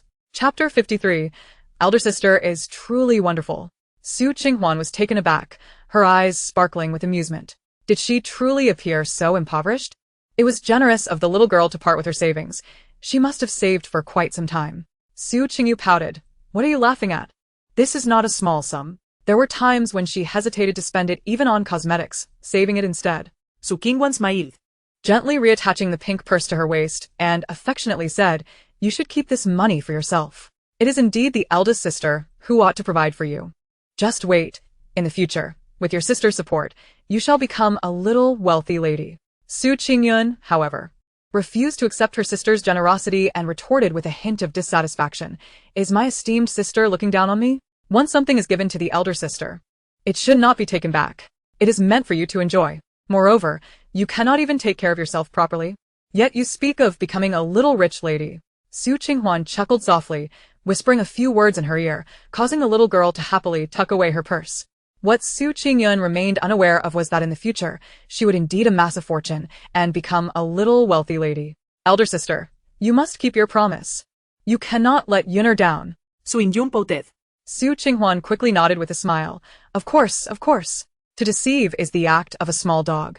This made Su Qingyun beam with joy, delighted by her sister's transformation, for previously, Su Qinghuan had been reluctant to venture outside. Come, let me show you something wonderful, Su Qinghuan said, pulling her into the room. Curiosity piqued, Su Qingyun inquired, Elder sister, what is so mysterious? At last, Su Qinghuan rummaged through her belongings and exclaimed, Tada, look what I have. With both hands, she presented a splendid treasure. Su Qingyun gasped in astonishment. This is a luminous pearl. Such a large luminous pearl. Do you like it? Su Qinghuan asked, her smile radiant as Su Qingyun nodded eagerly, her little hands rubbing together in anticipation. May I touch it, elder sister? Su Qinghuan placed the luminous pearl in her hands, grinning. You may do more than just touch it. You could even sleep with it. It is a gift from your elder sister. Initially overwhelmed with joy, Su Qingyun glanced around, but upon hearing Su Qinghuan's words, she quickly shook her head. No, no. This is far too precious. Yuner cannot accept it. Otherwise, her aunt would surely scold her. But I have one as well. I specifically brought this back for you. Are you not pleased? Su Qinghuan said with her chin resting on her hands, smiling brightly. Su Qingyun bit her lip, nodding with urgency. Really? When have I ever deceived you? Su Qinghuan replied. Su Qingyun felt torn. She adored it but recognized its value. All right, I shall accept it. In the future, elder sister will bring you many more treasures. And there are more gifts, including these lovely outfits. Hurry and try them on. Su Qinghuan cheerfully added, Leading the little girl to try on several finished garments. Su Qingyun grinned widely. Then I shall reluctantly accept. He. She gazed in wonder at the box of treasures. Sister, are all these for me? She pointed at herself, disbelief written on her face. Of course. Who else would they be for? Su Qinghuan replied while holding up the garments for her to see. Su Qingyun felt as if her heart were filled with honey. How wonderful it was to be cherished by her sister. She obediently stood still, allowing Su Qinghuan to dress her. Oh, my Yuna looks stunning in pink. Su Qinghuan remarked with great satisfaction, noting how the little girl had grown in all the right places, making her a fine clothes rack. Anything she wore looked lovely. Dong Dong nodded in agreement. Indeed, indeed. I also find her exceptionally beautiful. The delicate pink complements the fourth young lady's complexion beautifully. Xiaomi nodded repeatedly. The young lady is truly lovely. Su Qingyun twirled around in delight, feeling the fabric, which was softer and lighter than her previous garments, almost ethereal. Thank you, sister. This outfit is truly exquisite. Su Qinghuan chuckled. Why be so polite with your sister? When the time comes for your marriage, I shall prepare a grand bridal procession for you. Upon hearing the mention of marriage, Su Qingyun's cheeks flushed slightly, yet she muttered, I do not wish to marry. What is so good about marriage?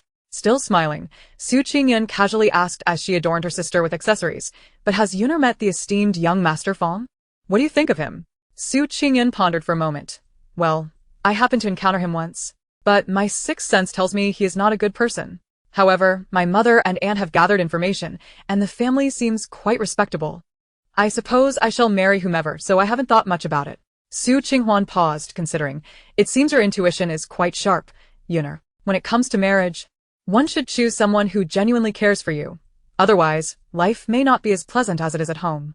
Su Qingyun sighed, fiddling with her skirt. But isn't it expected for women to marry? I have yet to meet anyone I fancy, so I shall follow my family's arrangements. Su Qinghuan fastened her hairpin and beamed. Now you look even more beautiful. She then earnestly said, Who says women must marry? They can also pursue their own careers.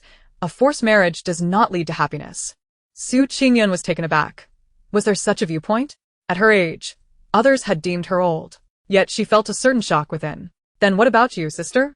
Are you not happy? Su Qinghuan adjusted her skirt, replying, What can one do if they are not happy? But I will one day break free from this cage.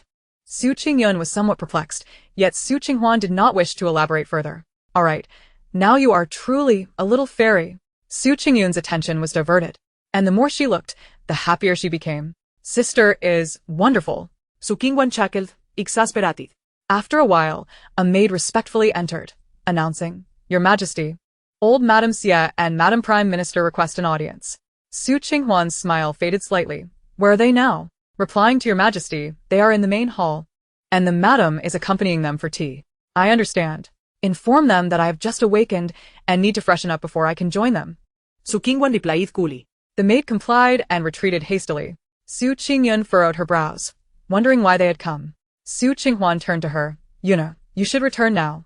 I must attend to them. Su Qingyun nodded promptly and exited. However, instead of returning to her own quarters, she secretly lingered to eavesdrop on the visitors. Su Qinghuan then instructed someone to whisper a few words to Madame Su before leisurely preparing herself. Before long, Madame Su claimed she had matters to attend to and left a few maids to serve the two guests. Observing this, Dong Dong inquired while tidying up, Your Majesty, shall we wait a little longer before going? Su Qinghuan nodded. Yes, let these presumptuous individuals learn what respect and hierarchy mean. Let them wait properly. Su Qinghuan smirked inwardly. Did they think they could come and assert their dominance? They should not assume she was an easy target due to her current condition. Tonight, the Xie family would surely face repercussions. The mosquitoes had finally arrived. Buzzing, boss, those two old hags look sour, particularly ugly. Su Qinghuan snickered sarcastically. Only a few minutes have passed, and they are already losing patience? Their airs are quite grand. Let them stay a while longer. Let my mosquito brothers entertain them. Buzzing. Understood, boss. I will ensure to survive until then. As he spoke, he called for his brothers, courageous and fearsome. Chapter 54. Their faces turned green after a long while. Su Qinghuan strolled into the main hall, just as Madame Su finished her tasks and headed that way as well. Meanwhile, the expressions of old Madame Xie and Madame Sun grew increasingly grim, their faces darkening as they swatted away the mosquitoes buzzing around them with evident disgust. When Su Qinghuan entered, the two ladies remained glued to their seats, as if their bottoms were stuck to the chairs. Despite their inner displeasure, they forced out smiles. The Empress has arrived. It is indeed a rare sight. Madame Su could not help but feel vexed. These two were acting far too high and mighty. Dong Dong was equally incensed, finding their disrespectful behavior towards the Empress intolerable. Standing before them, Su Qinghuan regarded them from a position of superiority. Did you think that I am someone you can meet whenever you please? The expressions on old Madame Xie and Madame Sun's faces were as unpleasant as if they were choking. In a voice imbued with an icy chill, Dong Dong questioned, why did the two ladies not kneel upon seeing Her Majesty the Empress? Lady Xie's face stiffened momentarily, while Lady Sun's smile faltered. With a forced chuckle, Lady Xie grasped her cane with great effort, replying, Your Majesty, please forgive me. My health is rather frail, and I find it difficult to rise at the moment. I shall stand and pay my respects immediately. Though reluctant, Lady Sun feigned a smile as she assisted Lady Xie, gently adding, Indeed, Lady Xie is in poor health. I too find my legs numb from sitting, and I hope Your Majesty does not take offense. How could Su Qinghuan fail to grasp the underlying implications of their words? One was the advanced age of Lady Xie, and the other was their delay in greeting her. With a faint smile, she responded, It matters not. How could I hold a grudge? Simply rising to pay your respects would suffice, is it not so? She then confidently strode to her seat of honor, with Lady Su promptly taking her place below. Lady Xie clutched her cane in frustration, hesitating to make a move, while Lady Sun's knees remained stiff, yet she smiled sweetly, saying, Your Majesty, why did Lady Su not kneel upon seeing the Empress? This does not adhere to protocol. Their implication was clear. If Lady Su did not kneel, then neither would they. Fearing her daughter might be reproached, Lady Su intended to rise, only to see Su Qinghuan shake her head. Coldly, Su Qinghuan asserted. Lady Su is my mother, and thus has her reasons for not kneeling. But what relation do Lady Xie and Lady Sun bear to me? Instantly, the countenance of both ladies darkened. Lady Su tightened her handkerchief in silent indignation, appalled at such disrespect shown to her daughter. Su Qingyun ground her teeth in rage, wishing to charge forward and kick them, compelling them to kneel and shatter their pride. Su Qinghuan continued, Since neither of you wishes to pay your respects, allow my maid to instruct you, lest outsiders think you both disrespectful to the royal family. Dong Dong, go on. If Lady Xie cannot rise, assist her. As you command. Dong Dong was about to march down in a fierce manner to teach them a lesson when both Lady Xie and Lady Sun promptly bent their knees to pay their respects. Inwardly cursing Su Qing Huan. With a cold huff, Su Qing Huan declared, Dong Dong, I find myself parched and wish for some tea. She ignored the two ladies' greetings entirely. Dong Dong. Her eyes alight with mirth, replied, Your Majesty, please wait. I shall fetch it immediately. Lady Xie and Lady Sun seethed with suppressed fury, unable to erupt in anger, silently enduring their humiliation, while Lady Xie discreetly rubbed her knees. Moreover, mosquitoes buzzed incessantly around them. Su Qing Huan gently blew on her tea, taking delicate sips before suddenly recollecting. Oh dear, my memory is truly failing me. I had forgotten. Please rise, both of you. Lady Sun's teeth nearly ground to dust in anger, and Lady Xie's expression mirrored that of someone who had bitten into something sour. Your Majesty the Empress, they replied, their voices strained yet striving for sweetness. Lady Xie's legs trembled slightly, while Lady Sun managed to maintain her composure. Oh, I truly am getting old. My knees are not what they used to be. Lady Xie remarked self-deprecatingly. Su Qing Huan took another sip of tea, a smile dancing on her lips as she noted. Indeed, Lady Xie appears to have aged. Not just in body but also in mind. Perhaps household matters should be left to your daughters-in-law. Lady Xie's face stiffened again, her withered hands gripping her cane tightly, struggling to find words. Eventually, she managed to utter, Your Majesty's concern is noted. There is no need for you to trouble yourself with my domestic affairs. Unperturbed by their vexation, Su Qing Huan continued languidly, Of course, I am not so idle. However, do enlighten me regarding your visit. My time is quite precious. Lady Xie smiled tightly, declaring, Your Majesty, I have no pressing matters. I merely wish to exchange a few words after such a long absence. Lady Sun maintained a facade of false cheer, inwardly cursing her decision to accompany this old crone. Indeed, we came to pay our respects to your Majesty, she echoed. Su Qing Huan blowing con hertea remarqued, Oh, I recall we are not particularly acquainted. What is there to chat about? Since there is nothing pressing, you may take your leave. They were simply wasting her invaluable time, their true intent being to gather intelligence on her. Lady Xie and Lady Sun seethed inwardly. Having come to the Su residence only to be bitten by mosquitoes and humiliated, would the Empress truly dismiss them so swiftly? Your Majesty, this dismissal seems rather abrupt. Lady Xie protested, Though I am aged, I once had the honor of meeting the Empress Dowager, and Lady Sun is the mother of the esteemed Consort Qing. Lady Sun straightened her posture, indignant that the Empress regarded them with such disregard. Yes, Your Majesty, we have waited quite a long time, enduring not just the bites of countless mosquitoes but also without even a warm cup of tea. Su Qing Huan found amusement in their plight. Did they truly think they could invoke the Empress Dowager? Could they claim to have dined on the very duck she raised? Lady Su's hands trembled slightly, realizing. Oh, so Lady Xie has met the Empress Dowager. I understand now. Upon my return to the palace, I shall certainly convey my regards to her. Su Qing Huan smiled, her demeanor as serene as a gentle breeze. At that moment, Lady Sun whispered something to Lady Xie, who gulped nervously, harboring resentment toward Lady Sun for not having informed her earlier. As a lowly figure, she had only glimpsed the Empress Dowager from afar. Stammering, she said, Your Majesty, I am of no significance before the Empress Dowager. There is no need for you to mention me to her. Su Qing Huan nodded in agreement, indeed. You are of no consequence before the Empress Dowager, and naturally, you hold no significance here either. Lady Xie nearly choked in exasperation. It was utterly infuriating. What had begun as an attempt to gather information had turned into a session of humiliation, yielding nothing of value. Lady Sun, being astute, simply offered an awkward smile. Choosing not to engage further, for her daughter, though a consort, was not yet returned, and any words she uttered now could only lead to her own disadvantage. She gracefully curtsied, stating, Your Majesty, I shall not impose further. Oh, by the way, I have heard that Lord Su will soon accompany the Prime Minister to Anjo to pacify the populace.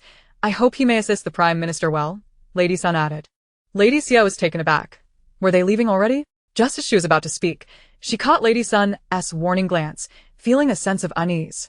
Su Qing Huan nodded, acknowledging, Lady Sun has a point. I shall certainly mention this to His Majesty, ensuring that the Prime Minister lends his considerable experience to assist Lord Su, especially as it will be his first time in such a role. Since there are no further matters, you may take your leave. I find myself fatigued. Dong Dong. Please see them out. She stifled a yawn, feigning weariness. Lady Sun clenched her handkerchief tightly in frustration, feeling that Lord Su was unworthy of her esteemed Prime Minister's assistance. How could she be so exhausted after only a few words? Dong Dong donned her most polite smile.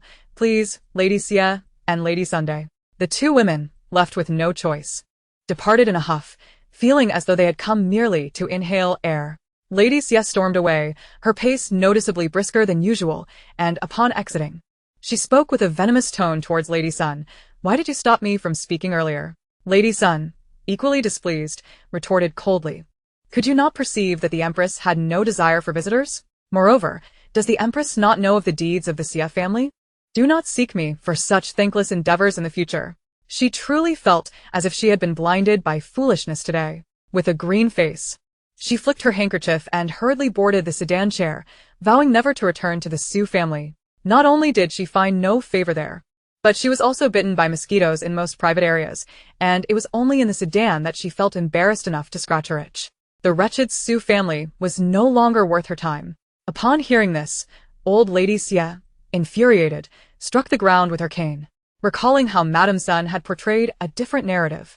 In her rage, she stormed off, resolving never to associate with Madame Sun again. Their visit to the Su residence felt like striking a fist against cotton, an internal frustration with no outlet. Moreover, both were astonished to observe a significant change in the demeanor of Her Majesty the Queen. It seemed that this trip had not borne fruitless results after all. However, after observing for a while, they noted that the Queen had but one capable maid by her side. Perhaps her situation was not as enviable as it appeared. There were also few guards around, suggesting it might just be a facade of authority. The young servant at the entrance of the Su residence, seeing them leave, fetched 2 buckets of water to wash the entrance, muttering, "Bah, what bad luck." Dong Dong found it amusing and hurried back to share the news with Qing Huan, who waved her hand generously, proclaiming, "Reward them. One must spend where necessary." The young servant gleefully accepted the reward, earning envious glances from his peers. Qing Huan also instructed that the few items brought by old Lady Xie and Madame Sun be distributed among the household servants, but to her surprise, they all declined. Leaving the offerings aside, the maids and young servants were united in their disdain. Witnessing the sour faces of the two women had been immensely satisfying. Heaven knows how arrogant they had been upon entering the Su residence, looking down upon everything and thinking themselves above the trifling gifts they had brought. Seeing the camaraderie among her servants, Qing Huan felt a rush of joy and rewarded them once more, knowing that those who do not disdain their own family are indeed good servants. The atmosphere within the Su residence grew significantly more cheerful. Yet after resolving this affair, Qing Huan pinched her brow, realizing that one matter followed another, and she could only tackle them one at a time. Soon, various families came to pay their respects, and she could only smile wryly as she managed through the encounters, sitting until her backside grew numb, and she did not recognize a single guest. All she could do was awkwardly smile and exchange pleasantries. Just when she thought she could finally relax, another young servant approached her with news. Qing Huan felt a wave of frustration. Who could it be now? Tomorrow I shall feign illness. Madame Sun looked on with concern, her heart aching for her daughter. This afternoon had already seen 5 or 6 groups of visitors, leaving her no time to rest. Before long, a figure clad in pale yellow burst in, accompanied by a handsome man in black attire. Sister-in-law, Luo is here. Surprise and delight filled the air. The elegantly dressed Jun Luosheng smiled and greeted, "Sister-in-law, good day." Qing Huan, initially resting her eyes, perked up at the familiar voices. It turned out they had arrived. She lifted her skirts, joyfully approaching them, thinking it was yet another visiting lady. "Seeing you both brings me such happiness." Jun Luo beamed, linking her arm with Qing Huan's. "I was feeling bored, so I dragged third brother along. Hope we haven't disturbed you, sister-in-law." Jun Luosheng, the third son of the royal family, smiled amiably. Qing Huan chuckled, Slightly surprised by how much more composed Jun Luosheng appeared compared to their previous encounter at the palace. Internally, he thought, I must maintain this facade of authority. Otherwise, I would lose my dignity outside. Jun Luo seemed to sense Qing Huan's curiosity and whispered, "Third brother is just putting on an act. He behaves like this outside." Qing Huan stifled a laugh, and Jun Luosheng shot his sister a small glare. All right, you must be tired and thirsty. Please sit down and enjoy some tea." They nodded, casually finding a place to settle. Dong Dong quickly served tea. At this moment, Madame Sun finally had the chance to greet Jun Luo and Jun Luosheng, her palms sweating with anxiety. Goodness, who would have thought her daughter had connections with a princess and a prince? Unfortunately, Master Su was preoccupied with matters concerning Anjo and was not home, amplifying her stress. Jun Luoluo quickly urged Madame Sun to take a seat, please. This is your daughter-in-law's mother. Jun Luosheng also nodded politely at Madame Sun, stating that no formalities were necessary. Su Qinghuan smiled and inquired, what brings you both here so suddenly? Tomorrow, I will be at the princess's residence. Jun Luoluo had even prepared invitations, stating they had come to enjoy the flowers together. Thirsty, she took a sip of tea before adding, sister-in-law, we are here to support you. Unfortunately, we were delayed by some matters. Jun Luosheng nodded in agreement. Yes, sister-in-law. Otherwise some might come to stir trouble. Su Qinghuan expressed her gratitude with a smile. You are so thoughtful. It seems tomorrow shall be much more peaceful for me. Jun Luoluo clenched her fist. If sister-in-law does not wish to meet them, then you needn't. After all, they won't be frequent visitors. The queen is the most esteemed woman in the country. Jun Luosheng affirmed, Luoluo speaks the truth. Sister-in-law has returned to save her life. He added, should you require any assistance, do not hesitate to ask me. He patted his chest, asserting that sister-in-law's family matters were theirs to share. Su Qinghuan could only laugh. Very well. I shall not stand on ceremony. Jun Luoluo and Jun Luosheng nodded eagerly. Meanwhile, Madame Sun found herself inexplicably fond of these two children. They were nothing like the arrogant and haughty individuals portrayed outside. What utter nonsense! Just then, Su Qingying, believing her elder sister had concluded her tasks, burst into the main hall with an exuberant, elder sister, can we go out to play now? Suddenly noticing the company, she abruptly halted, her face a picture of bewilderment. Su Qinghuan and the others, witnessing Su Qingying's comical surprise, burst into laughter, with Jun Luosheng nearly choking on his tea. Chapter 56, A Visit to Unwelcome Places. Madame Sun, seeing this, thought to herself, oh dear, and quickly grabbed a handkerchief to cover Su Qingying's exaggeratedly made-up face, softly reminding her to pay her respects. Su Qingying was taken aback. What? It's the princess and the prince. Why are they here? Her face flushed with embarrassment as she half-covered her face. Approaching Jun Luoluo and Jun Luosheng to offer her greetings, her hands awkwardly searching for a place to rest. After they responded, she hurried to hide behind Madame Sunday. Su Qinghuan stifled a giggle. This girl was so eager to play.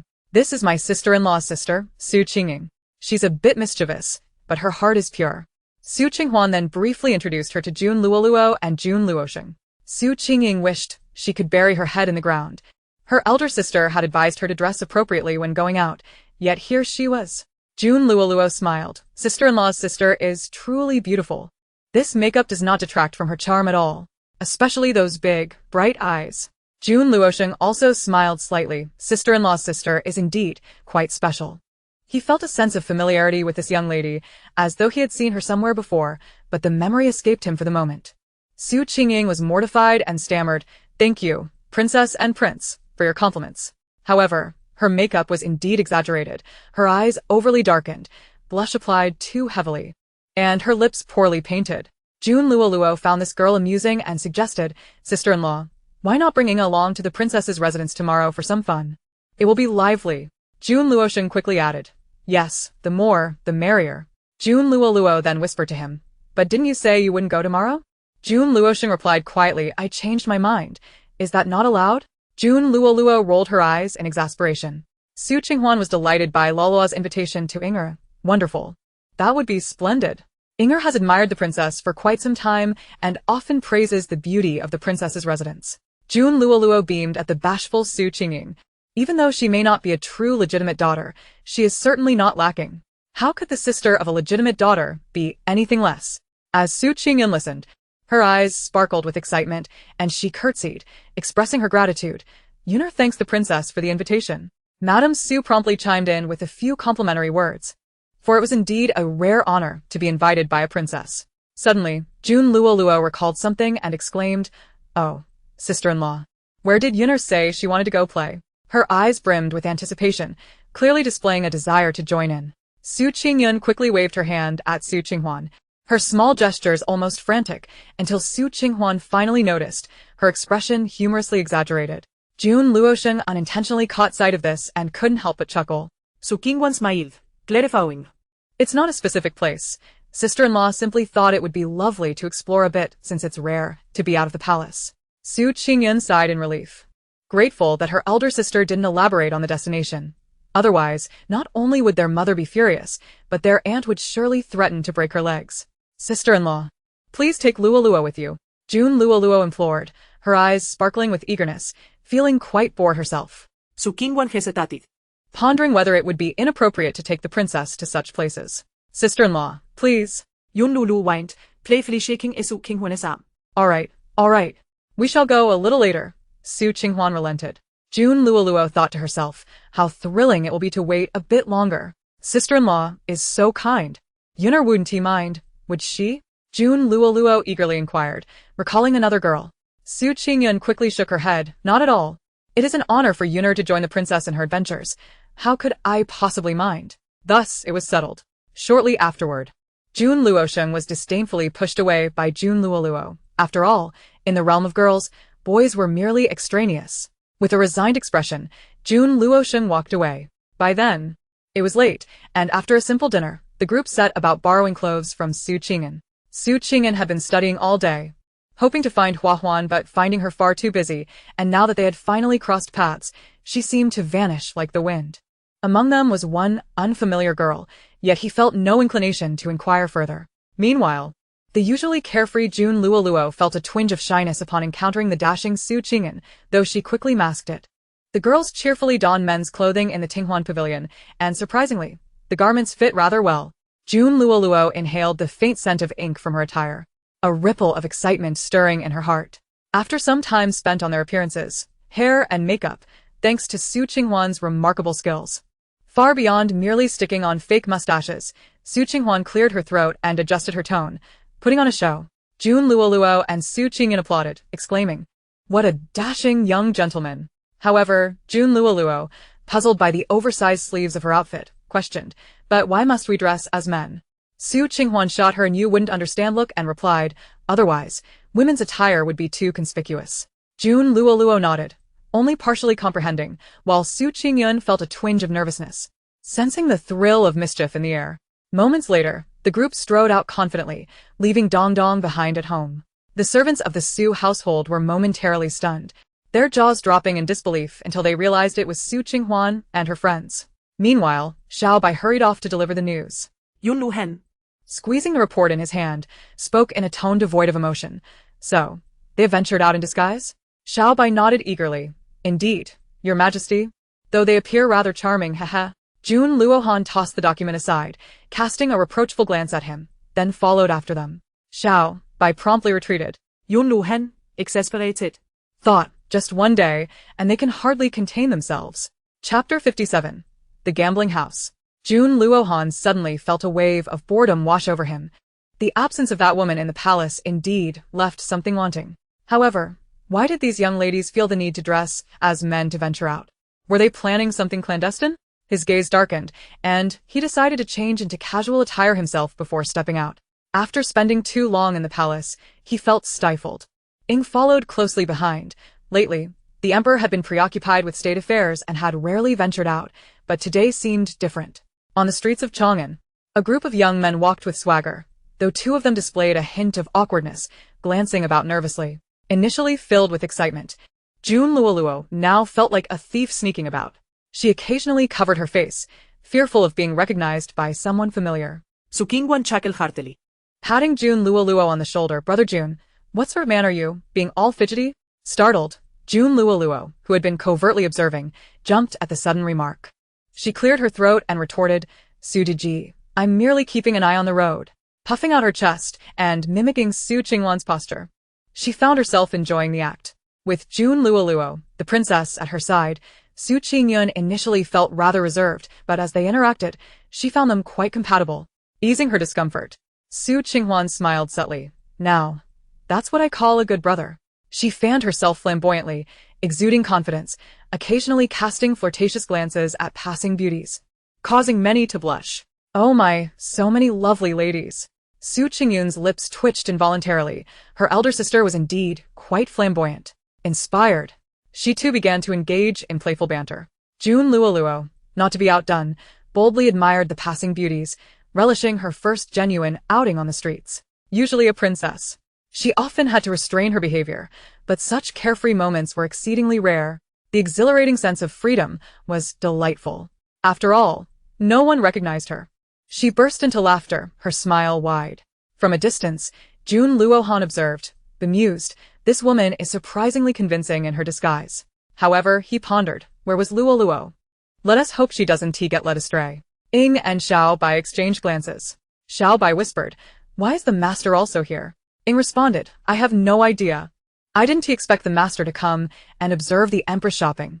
Outside, they referred to Jun Luohan as the master. Seeing their antics, Jun Luohan coldly inquired, have your eyes developed a twitch? Both Xiao Bai and Ying quickly shook their heads. Your Majesty, we simply have sand in our eyes. In no time, Qing Huan and her companions had vanished from sight, prompting them to hastily follow. What a lively scene! Exclaimed Jun Luoluo, her eyes wide with wonder. Wow! Look at all the cosmetics. As they strolled, Jun Luoluo and Su Qingyun's inherent love for shopping quickly emerged. Su Qinghuan took one of each by the arm, playfully chiding. Hey, pay attention to your image. Jun Luoluo and Su Qingyun quickly straightened themselves, apologizing to Su Deji for their momentary curiosity about the trinkets displayed by the women. Su Qinghuan chuckled, suggesting they observe the reactions of those around them. Upon glancing around, they noticed some men casting flirtatious glances in their direction, prompting both to retract their charming demeanor, overwhelmed by the attention. Su Qinghuan sighed. Clearly, they were unaccustomed to such attention. As they continued walking, Jun Luoluo and Su Qingyun quietly inquired, Su Deji, where are we headed? Su Qinghuan paused in front of a bustling establishment, glancing up at the sign reading Happy Gambling House. Su Qingyun and Jun Luoluo exchanged anxious looks. A gambling house. Su Ingun leaned closer to Su Inchuan, whispering arrogantly. Elder sister, didn't we agree to avoid such places? They glanced around warily, aware that if their family discovered their whereabouts, they would surely face dire consequences. Moreover, the place was filled with men. Su Qinghuan remained unfazed, responding coolly, Dear Su Xiaodi, how can we enjoy ourselves without earning a little pocket money? If you two are feeling apprehensive, you may wait for me over there. She has the opportunity to cheat, and if she doesn't seize this chance now, when will she? Moreover, the security at this casino is quite commendable, and they do not allow credit. Any issues are addressed face-to-face, which is why she harbors little concern. Su Qingyun quickly exclaimed, but how can we do that? We must go together. They mustered their courage. If their elder sister and sister-in-law were unafraid, then they too would not be daunted. Su Qinghuan glanced at them. Are you truly intent on entering? The two nodded eagerly, akin to chicks pecking at grain, absolutely. However, should you end up losing, do not shed tears. Fortune is dictated by fate, and this place is not to be entered lightly. Do you understand?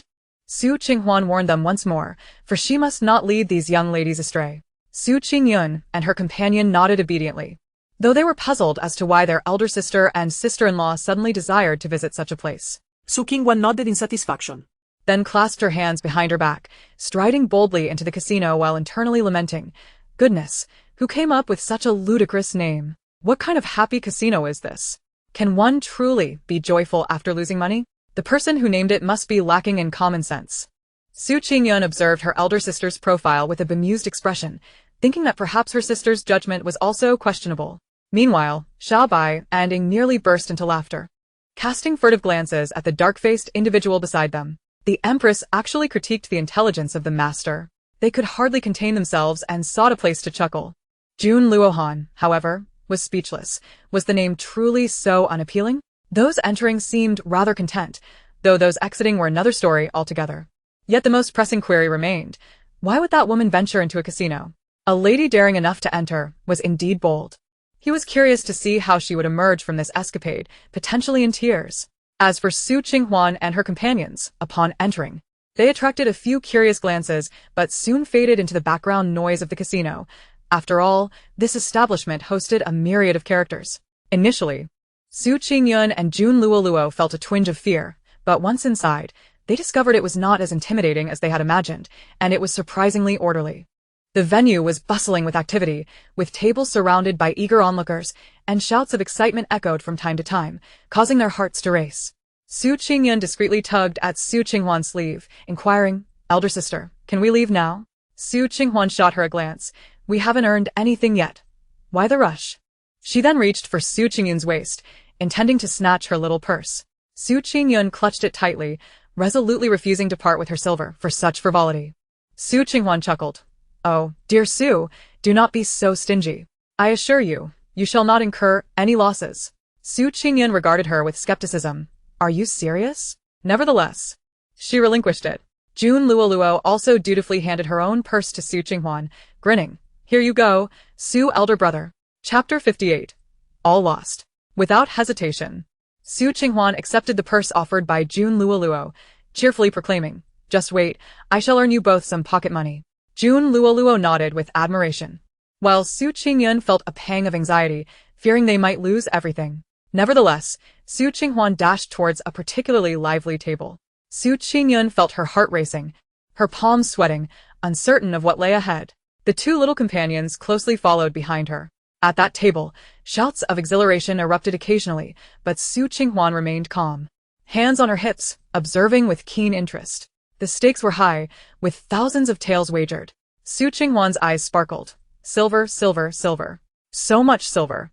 Su Qingyun feared her sister might leap straight for the money, tugging her sleeve with increased urgency. Jun Luoluo was equally captivated by the thrill of the gambling. Bet big. Bet big. No, bet small. Bet small. The cacophony of voices threatened to rupture their eardrums. Su Qingyun and Jun Luoluo watched the bets unfold, asking Su Qinghuan what she planned to wager. Su Qinghuan shook her head. I am uncertain. Suingunes heart tightened, clutching Suinchuan's purse, elder sister. You aren't sure what to bet on? Su Qinghuan reassured her. Hush, I promise you. I shall not lead you astray. Soon, the results were revealed. It was a win for the big. The faces of the losers turned ashen, followed by cries of despair. My silver. They pounded their chests in frustration, lamenting their previous wins, wondering how they could have lost this round. Meanwhile, the victor gleefully collected their winnings, exclaiming, So much silver. Su Qinghuan smirked. It was evident that cheating was rampant. Even in contemporary gambling, various tools for deceit abounded. The previous player had claimed that the die was flawed and had replaced it with a controllable one, allowing for manipulation, initially letting others win before turning the tables. The victor continued to call out, Is there anyone else? Who else wishes to join? Just then, Su Qinghuan stepped forward, exuding calm confidence. Su Qingyun's heart raced with tension. The player surveyed Su Qinghuan's delicate features, chuckling, You seem a bit unfamiliar. I presume this is your first time at the casino? Just remember, if you lose it all, do not weep. Su Qinghuan smiled and nodded, gesturing graciously. Fear not. I shall treat you. Who will be crying by the end of this? Go for it, big brother. Su Qinghuan, grinning mischievously, brandished the purse, only to find it was still the pink one belonging to Su Qingyun.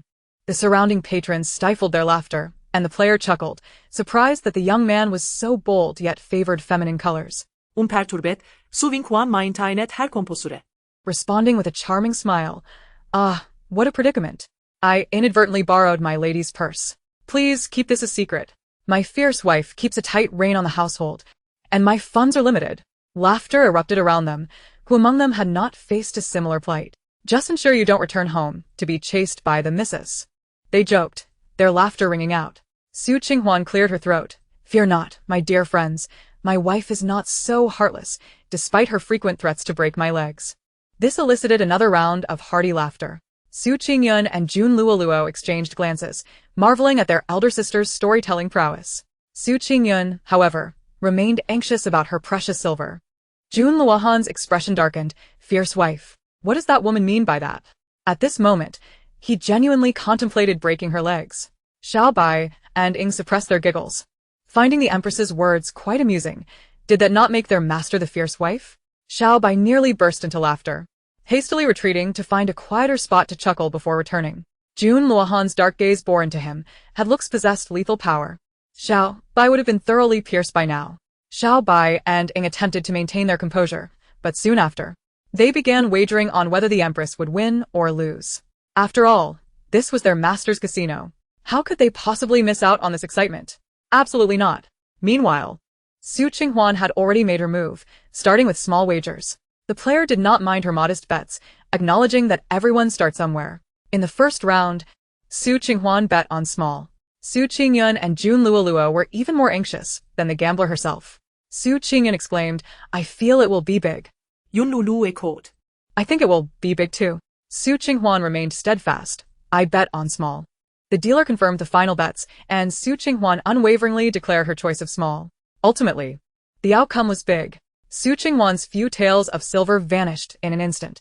Su Qingyun and Jun Luoluo were in a flurry, with Su Qingyun feeling particularly pained over her lost money. Yet, despite their urgency, they did not disturb Su Qinghuan, who was now focused with a serious expression. In truth, Su Qinghuan was merely feigning a troubled countenance, her brows deeply furrowed.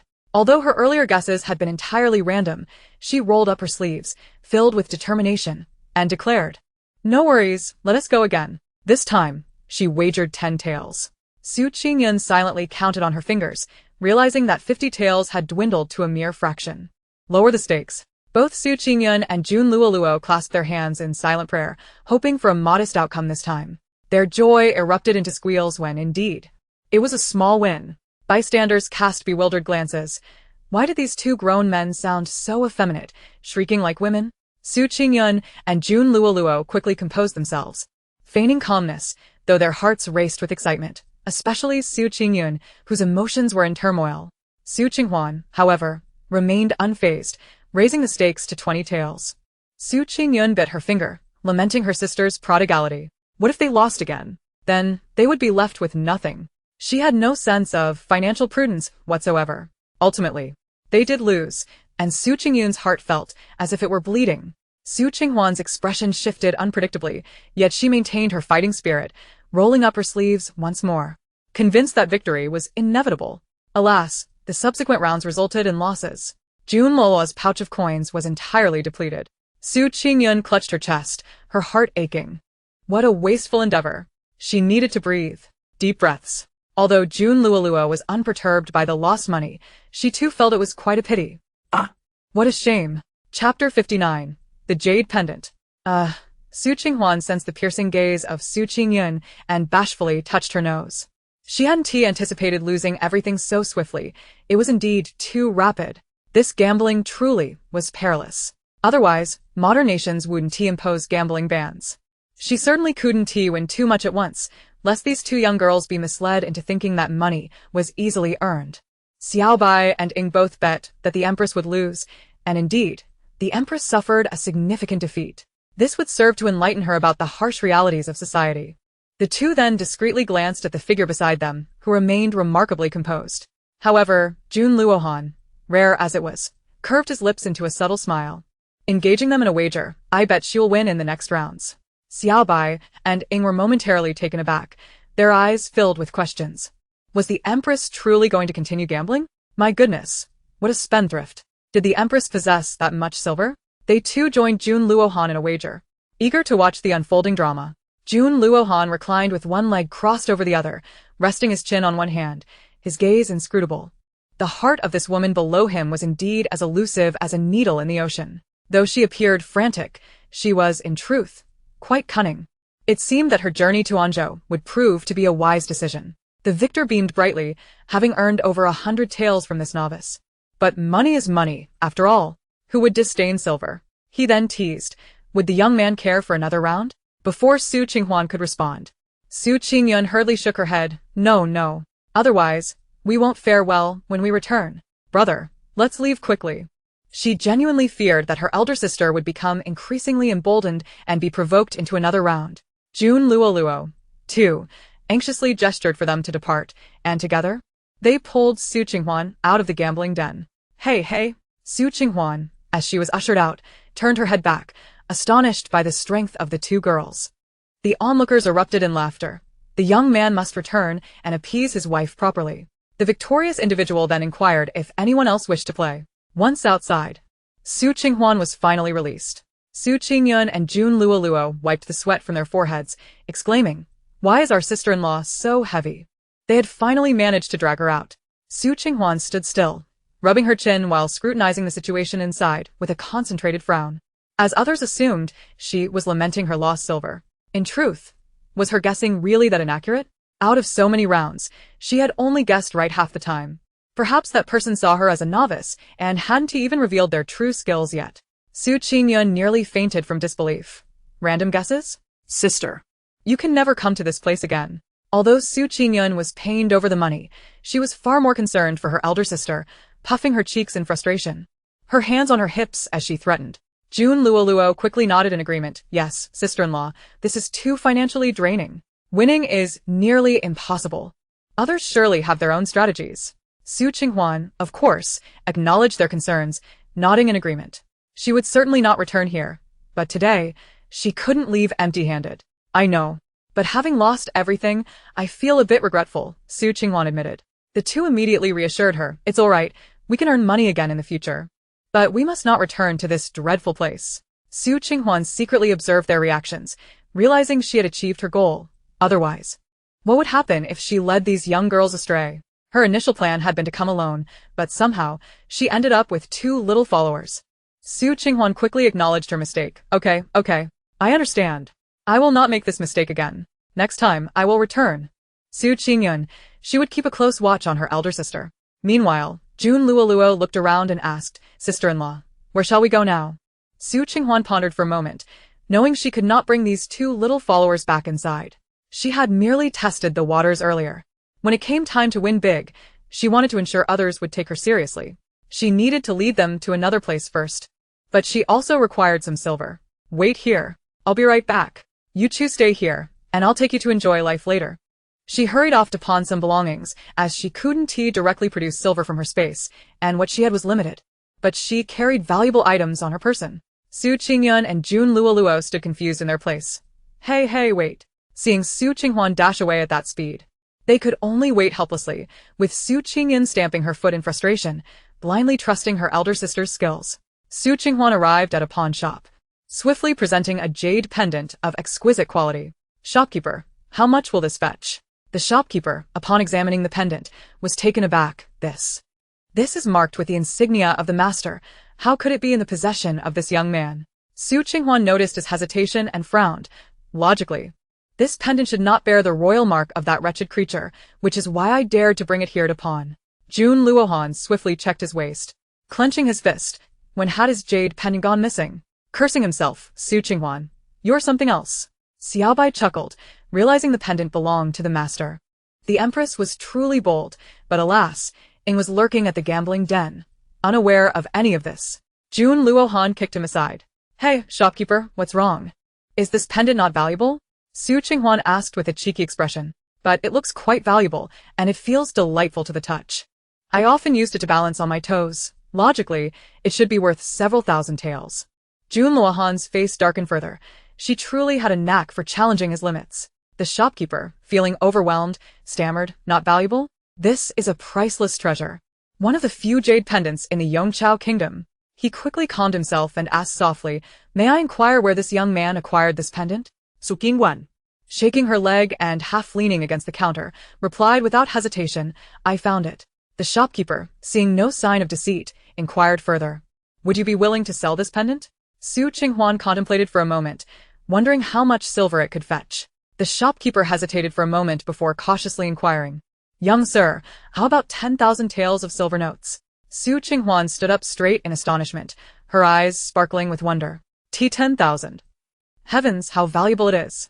The shopkeeper was taken aback by her reaction, relieved that this young man was not particularly discerning about the quality of the notes. Otherwise, the entire shop's funds would scarcely suffice to purchase them. Indeed, young sir, 10,000 taels. And they are in silver notes, what do you think? Qing Huan felt she had perhaps celebrated too soon. She believed this jade pendant could fetch an even higher price. She then pretended to deliberate, saying, although your offer is quite tempting, I find myself in need of some funds as well. However, this jade pendant appears to be of exceptional quality. How about an additional 5,000 taels from this old man?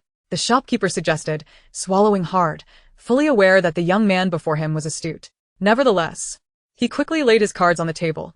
Young sir, the highest price I can offer is this, and as you can see, this is merely a small shop. Inside, Qing Huan was secretly amused. This jade pendant might indeed bring about unforeseen troubles. Selling it for such a sum was rather unexpected. Very well then. That would be 15,000 silver notes. No credit, Qing Huan said, feigning reluctance, though inwardly she was overjoyed. Ah, splendid. I shall fetch the silver notes immediately. The shopkeeper breathed a sigh of relief and hurried to retrieve the notes. What a generous shopkeeper. After a short while, Qing Huan left with a spring in her step. clutching the silver notes, mindful not to keep her two little companions waiting for too long.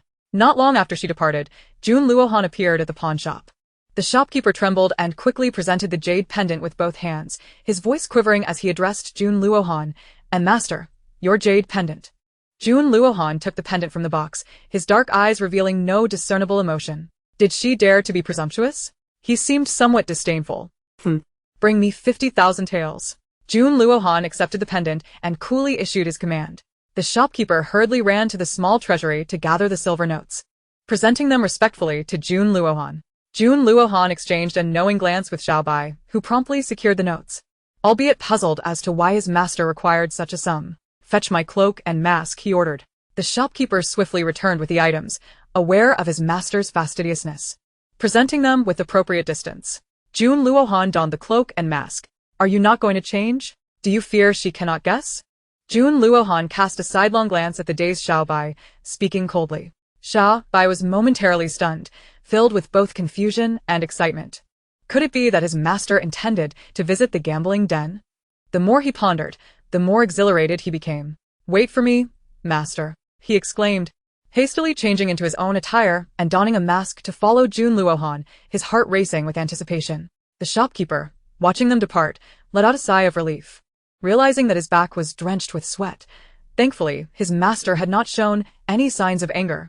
What his master intended to do with the money was a mystery he chose not to speculate upon. Meanwhile, Qing Huan, having exchanged the silver, took her two little companions to indulge in life as pleasures. Qingyun touched her purse, her face filled with doubt. Where could her elder sister have acquired such a substantial sum? Surely, she wouldn't resort to robbery. Qing Huan glanced at her and patted her shoulder reassuringly. "Fear not. My elder brother just sold something." With that, she urged, "Let us go and enjoy life." Qingyun, still skeptical, felt certain that her elder sister would not be satisfied so easily. She resolved to keep a close eye on her. Jun Luoluo also felt her purse, glancing at the vibrant and lively surroundings, her heart racing with excitement. Surely, her sister wouldn't be entering such a place. The others, including Jun Luohan, initially believed Qing Huan had returned to the gambling den, only to discover she had indeed ventured into a brothel. Jun Luohan pressed his lips together. "Is she going in?" Xiao Bai and Ing exchanged looks, sensing the implication. "Master, do you intend to enter as well?" Jun Luohan shot them a glance, as if to say he wouldn't report to them if he did. He then made his way directly to the garden at the back of the brothel. Qing Huan and her two little companions adjusted their sleeves, walking in with heads held high. The matron, with sharp eyes, spotted them and beamed. "Oh, esteemed guests, welcome. Is this your first visit? Today is fortuitous as the courtesan will be performing." The matron waved her handkerchief, her joy palpable. After all, how could she not be happy upon seeing a wealthy patron? Qing Huan nodded calmly, wearing her most charming smile. "You understand us so well, matron. We are here to enjoy the courtesan's performance and indulge in life's pleasures." The matron's eyes squinted with delight as she walked alongside them. "Very well. Do you have a particular lady in mind? Our girls are all exceptionally talented." As they walked, various ladies approached them. Qingyun and Jun Luoluo occasionally shrank back. "Hey, keep your distance." Qing Huan, on the other hand, occasionally raised an eyebrow at the beauties, surveying the surroundings with satisfaction. "Matron, you understand our needs. Please arrange for a private room and perhaps a few skilled masseuses, talented in their arts but not in their bodies." The matron paused, then beamed even more broadly.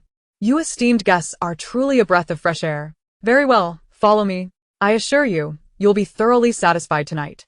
With a swaying gait, she led them upstairs. Qingyun and Jun Luoluo gazed around like curious children, taking in the colorful silks and enchanting melodies. Various sights greeted them. Some ladies wearing revealing attire, causing their cheeks to flush. But what was their elder sister intending to do? Surely it couldn't be, as they feared.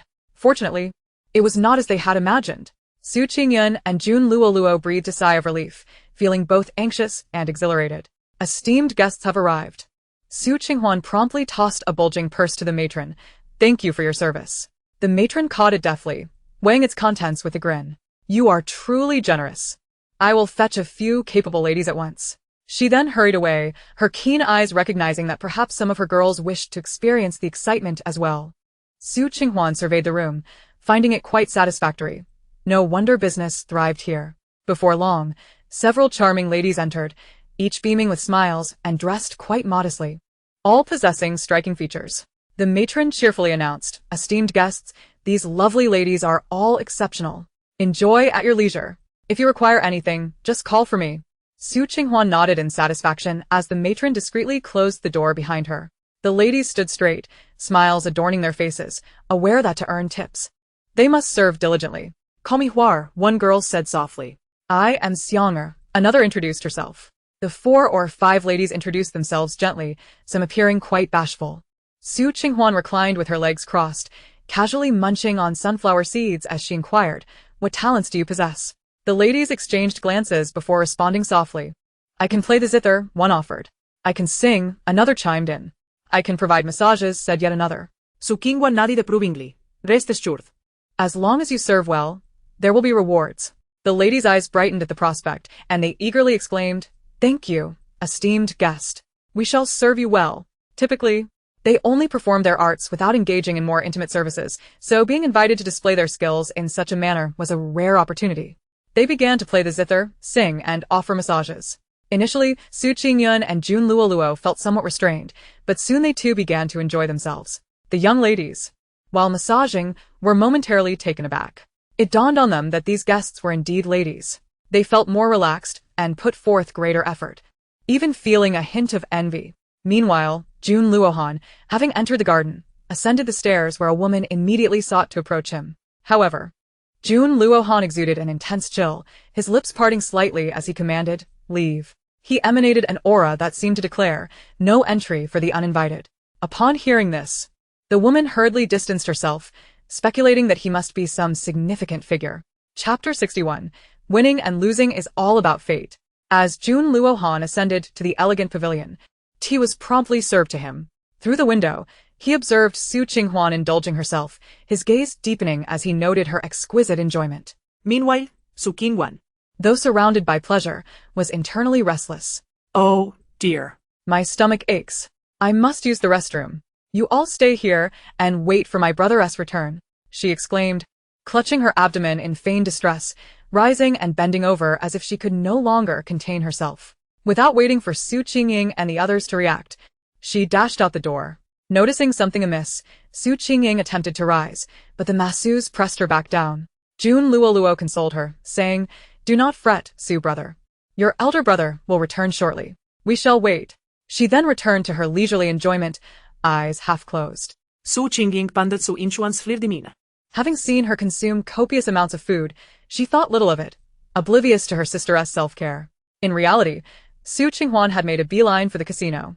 The distance from the brothel to the casino was not particularly far, and she soon found herself at the entrance, catching her breath before rolling up her sleeves, declaring with determination, "I shall reclaim what is rightfully mine." With that, she strode boldly inside, exuding confidence. Nearby, Jun Luohan remarked to himself that he was eager to see how she intended to accomplish this. Just as Su Qinghuan entered, Jun Luohan and his companions followed suit, albeit maintaining a respectful distance. Meanwhile, the shadow remained at the brothel to watch over the two ladies. The young man at the casino had yet to leave. He was strategic, occasionally losing small amounts to avoid suspicion. Upon noticing Su Qinghuan's return, he teasingly remarked, "Oh, back again, young sir? I thought your lady wouldn't allow you to return unscathed." He scrutinized her with a look of mock admiration, eliciting laughter from the onlookers. Yet, Su Qinghuan remained unperturbed, offering a forced smile as she replied, "Ah, I have just lost so much. How could I simply let it go? Otherwise, I shan't sleep tonight." The man laughed heartily. "Perhaps you'll find it even harder to sleep later." Su Qinghuan waved her hand dismissively. "Oh, such talk. Perhaps I might recover some of my losses. Come on, let us see." The man scoffed, thinking it absurd that she believed she could recover her losses from him. Clearly, this young man had yet to experience the harsh realities of life. "Very well, let us proceed." Su Qinghuan, uninterested in further pleasantries, tossed a pile of silver notes onto the table. The crowd gasped, astonished at her boldness. She appeared to be quite serious and rather affluent. The man's eyes gleamed at the sight of 5,000 to 6,000 taels of silver. Previously, some had witnessed others losing dramatically, prompting a few well-meaning individuals to counsel Su Qinghuan. Gratefully, she thanked them, declaring, "Thank you for the advice, but tonight, I shall undoubtedly win." The onlookers chuckled, recognizing that everyone who came would utter similar sentiments, though many ultimately faced dismal outcomes. They could only feel sympathy for Su Qinghuan. Jun Luohan observed from the second floor, arms crossed, admiring her courage. Thus, a crowd gathered around the table, eager to witness the spectacle. In the first round, Su Qinghuan wagered 1,000 taels and won. Wow. In the second round, she placed another 1,000 taels and won again. Heavens! In the third round, she wagered 2,000 taels and won once more. The surrounding crowd erupted in exclamations of astonishment. Su Qinghuan beamed, her smile radiating joy, while others cast envious glances her way. The man across from her, though feigning disappointment, felt a sense of smug anticipation, eager to see how she would react to the inevitable loss that awaited her. After several rounds of victories, Su Qinghuan gleefully counted her winnings, which had multiplied significantly. In the final round, she bet all her earnings. The crowd's eyes widened in disbelief, their hearts racing at the audacity of her wager. The man, now fully invested, swallowed hard, realizing the stakes were nearing 10,000 taels. He hesitated, uncertain, but ultimately reverted to his usual tactics, attempting to switch the dice. However, Su Qinghuan was unwilling to grant him that opportunity, reasoning that if he won, he would happily pocket the winnings, and if she won, he might attempt to cheat. "Dear sir, shall we not find a notary? Given the magnitude of our wager, it is only prudent to ensure everything is above board," she suggested, her smile unwavering.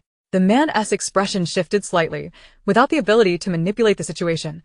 His confidence wavered. "Do you doubt me?" Su Qinghuan asked, maintaining her playful demeanor. "I assure you, I trust you completely, but we must use the casino as equipment. Not anything private. Indeed, it should be public." The man concurred, though he felt uneasy. After some deliberation, they procured a set of dice, which they thoroughly inspected before proceeding. Su Qinghuan maintained her composure, stating seriously, "Let us agree. The outcome of this wager is entirely a matter of fate. We must not disrupt the establishment due to a loss." She then turned to the crowd, bowing slightly. "Everyone here shall serve as witnesses." Certainly. Only a rogue would act dishonorably. Someone chimed in. The man's eyes narrowed. Her words resonated with his own thoughts, yet he felt a twinge of uncertainty. Nevertheless, he steeled himself for the outcome. Su Qinghuan nadith, rueschurth. Having verified the dice, she felt prepared for whatever tactics the opponent might employ. The casino staff took charge of the process, while the man exchanged glances with them, and Su Qinghuan pretended to be oblivious. Chapter 62. Profiting Handsomely. The crowd held their breath, for this was indeed the largest wager they had ever witnessed. Xiao Bai was taken aback, marveling at the audacity of the Empress. She was fearless to place such a substantial amount on the line. Jun Luohan watched with keen interest, impressed by her audacity. "Is that lad new?" he inquired, glancing at the staff member overseeing the operation. Xiao Bai scrutinized the young man, confirming, "He only arrived recently. It appears he may be colluding with outsiders. We'll handle it later." Jun Luohan replied nonchalantly, then descended the stairs with purpose, prompting Xiao Bai to hastily follow suit. Meanwhile, the anticipation in the room reached a fever pitch as they transitioned to the guessing phase.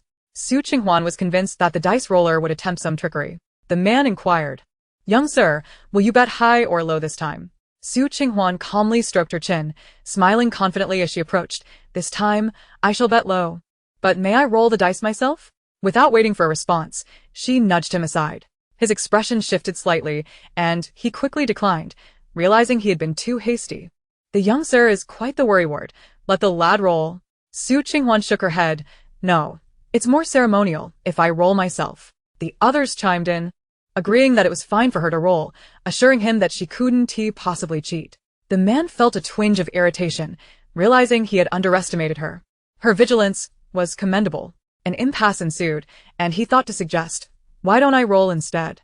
Suddenly, a chilling voice emanated from behind. The crowd turned to look, and soon exclamations rang out. "Wow! The master of the casino has come out.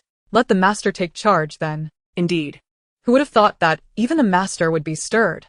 It was truly a rare sight. However, due to the overwhelming aura exuded by Jun Luohan, no one dared to meet his gaze directly. Su Qinghuan, after a moment of vigilance, quickly smiled and said, "That would be splendid. I still trust the master." A man's palms were slick with sweat.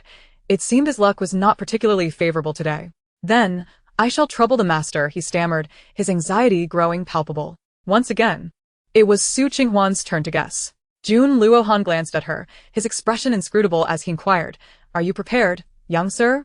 Su Qinghuan paused for a beat. Then promptly nodded, "I am ready. I shall place my bet." Yet inwardly, she mused, "Why is this man so fierce? It's as if I owe him money. He rivals even the most intimidating figures in the palace." Jun Luohan tightened his grip. He then turned to the individual betting against Su Qinghuan, asking, "And you?" The man hastily nodded, hardly daring to breathe. The crowd held their breath in anticipation. Su Qinghuan felt a tinge of nervousness, thinking, "Soon, I shall accumulate a fortune. How thrilling! Surely, this master, looking so respectable, wouldn't he resort to trickery? After all, they possess skills. If he didn't he tamper with the dice? He might rely on his prowess." Jun Luohan's movements paused momentarily. He was not of such low character. He then lifted the lid, revealing, gasp. It was indeed a small number. How splendid! I might just win a little. He laughed heartily. Goodness, this young sir's luck is extraordinary. He had been losing continuously just moments ago. Indeed, what incredible fortune. Now I might even break even. Su Qinghuan beamed with delight. She had won, as expected. Yet the other man's complexion paled, unable to withstand such a blow. How could this be? He wiped his eyes again, staring at the three incredulously. Had the master not been present today, he would surely have caused a ruckus. Yet now, he found himself at a loss for words. Su Qinghuan exhaled a sigh of relief, thinking, "I cannot return here again. Sometimes, winning is not a blessing. Brother, it seems my luck was quite good just now. As we mentioned earlier, winning and losing depend on fortune. I shall take my leave." Su Qinghuan bowed graciously, then gleefully gathered her winnings. "Oh my. I won so much today. This will last me a long time." The man gritted his teeth silently. But with so many eyes upon him, and having already spoken so much, he had no choice but to nod grimly. His heart bleeding, every penny he had earned was now lost. As Su Qinghuan placed her money, others followed suit, also making a small profit, their faces alight with joy. One of them even playfully patted Su Qinghuan on the shoulder, exclaiming, "Today, we've earned a bit of pocket money, haven't we?" Su Qinghuan nearly buckled under the force of the pat, hastily chuckling, No. Perhaps it was thanks to your good fortune." Jun Luohan skindled, observing Su Qinghuan, who appeared like a little money grubber. "How about you take a chance and wager with the master?"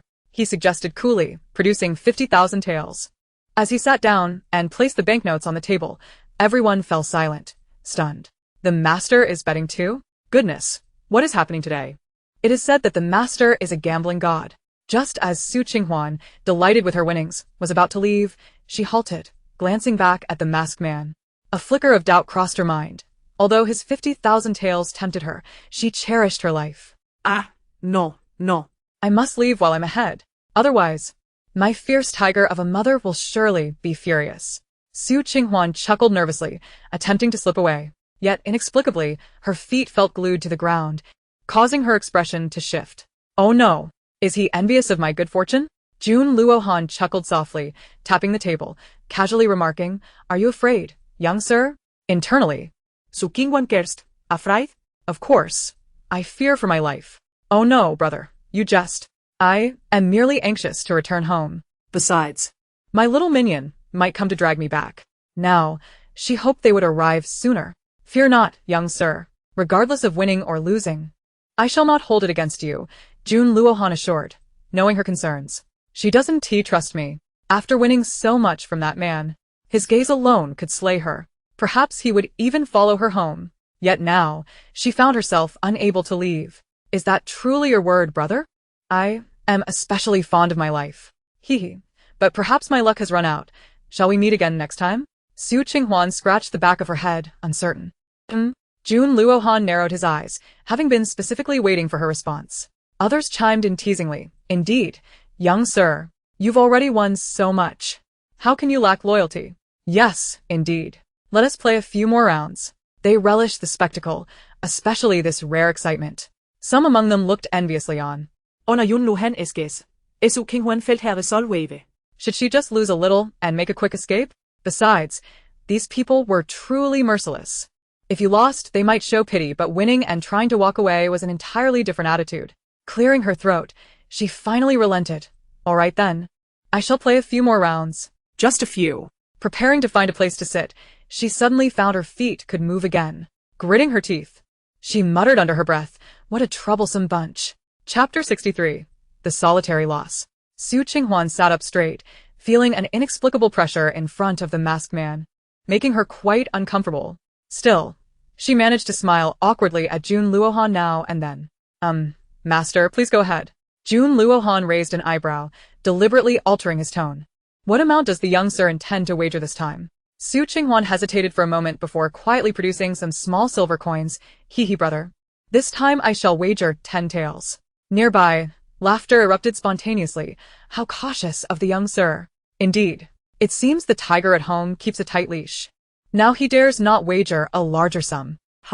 Otherwise, he'd have to hand over his winnings when he returns. Su Qinghuan joined in the laughter, saying, "True, true. Otherwise, if I lose it all, I want to have a place to sleep tonight." The laughter took on a hint of flirtation, and Su Qinghuan could only chuckle along. Feeling a slight bitterness, she just wanted to escape. Meanwhile, Jun Luohan's expression darkened further. "Su Qinghuan, you are truly impressive. It seems your wife is quite the strict one. Pray tell, which family do you belong to?" he inquired coldly. Su Qinghuan chuckled awkwardly. "Brother, you flatter me. My family is merely an unremarkable one. No need to discuss it." Seeing her discomfort, Jun Luohan refrained from pressing further, fiddling with the dice while contemplating her wager of 10 taels. "Young sir, shall we change the rules a bit?" Su Qinghuan's heart skipped a beat, and she stammered, What new rules does brother have in mind?" Jun Luohan replied coolly. "If you can win against me 5 times, the 50,000 taels before me shall belong to you, but we shall both guess 2 dice together." A collective gasp arose from the crowd, whispers of astonishment circulating. Wow, the master is quite generous. Truly a man of wealth. Indeed, the young sir has won many rounds already, but to guess 2 dice together is exceedingly challenging. This is a first for such a game. The proprietor truly lives up to his reputation as the gambling god. The thrill is simply exhilarating. Su Qinghuan felt a tremor in her heart. Could it really be this simple? Surely not. There must be a trick involved. With an intense desire for survival, she pondered, what if she loses? If she were to lose? Jun Luohan tapped the table, suggesting they would deal with that when the time comes. Su Qinghuan's heart raced. He appeared quite self-assured. Shifting slightly in her seat, she urged, "Brother, perhaps you should just speak plainly. Otherwise, I feel rather uncertain." Jun Luohan nodded appreciatively. "How about this? If you lose, you shall invite me to your home as a guest? What do you say?" Upon hearing this pivotal point, Su Qinghuan thought, as simple as that? Is this merely the caprice of the wealthy? But could he be planning to expose my secrets? After a moment of contemplation, she agreed. "All right, that sounds good. I shall ensure that my lady prepares some delicacies to entertain you." After all, she was determined not to lose. Jun Luohan smirked, then gracefully picked up the dice, shaking them with such flair that it dazzled onlookers. Everyone was captivated by his unique technique and astonishing speed. However, Su Qinghuan's attention was elsewhere. His hands are indeed quite captivating, well-defined and elegantly long, yet they appear slightly familiar. Jun Luohan remained silent, pondering where her focus lay. Finally, as he stopped and rolled, the sound jolted Su Qinghuan from her reverie, startling her. "Guess," she exclaimed, shaking her head to clear it and focusing intently. 2 big ones. Jun Luohan was taken aback. Did she guess so swiftly? No further verification? The others joined in guessing, their expressions strained and thoughtful, yet lacking confidence. Su Qinghuan, however, did not hesitate, affirmatively nodding. Definitely 2 big ones. When the results were revealed, one die showed 6 and the other 5. Jun Luohan fell silent. She had won the first round. The others regarded Su Qinghuan with admiration. Goodness, this young man is remarkably skilled. How could he guess so accurately? Then it was Su Qinghuan's turn to roll, and Jun Luohan guessed correctly again, resulting in a tie for the first round. Su Qinghuan was also taken aback. How could he guess so accurately? She grew increasingly serious. As the rounds continued, more and more people gathered around, and Su Qinghuan began to gain the upper hand. Eventually, she stole a glance at the masked man across from her. "So, I won. Does that mean I can take that 50,000 taels?" The atmosphere grew tense. Her small hand hesitated to reach out, awkwardly crossing her fingers and forcing a smile. Meanwhile, Jun Luohan pressed his lips together. He lost? How could this be? How did she manage this? Xiao Bai was dumbfounded as well, exclaiming, "Goodness, the Empress is truly extraordinary. Even the master has been bested." The expressions of those around them were filled with shock. Was this young man truly that formidable? Even the master of the gambling table could be defeated. A hush fell over the crowd. Qing Huan awkwardly chuckled. Should she perhaps remind them amicably that she had won? Yet, the person across from her looked rather intimidating. Maybe she should just slip away?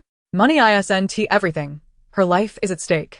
Jun Luohan lifted his gaze, instructing Xiao Bai to hand the banknotes to Qing Huan. Her eyes sparkled with excitement as she covertly glanced at the masked man before swallowing hard and carefully collecting her winnings. Goodness, 50,000. She relished the sight of herself, so thrilled by money. Ha ha ha. Hee hee, brother. You are too kind. I'm just fortunate today. I shall not be modest. Jun Luohan pressed his lips together, contemplating silently. Had he truly lost to this woman? Naturally, he always kept his word. However, this young man was indeed impressive. Such a challenging game did not daunt him. Qing Huan felt elated. Her brother was truly magnanimous. Hee hee, today was merely a stroke of good fortune. After all, she had suffered significant losses earlier. Hee hee, with so much money on her person, perhaps she should hire a bodyguard to escort her home? What if someone with ill intentions targeted her? Jun Luohan observed her gleeful demeanor as she reveled in her wealth. Typically, a winner is expected to surrender 20% of their winnings. Qing Huan was well aware of this rule, though it stung a bit. She dutifully prepared to hand over her share. Jun Luohan interjected, as fate would have it. Let us waive that portion today. The others looked on in envy. Goodness. This young man was exceptionally fortunate. Qing Huan's hand trembled slightly as she held the money.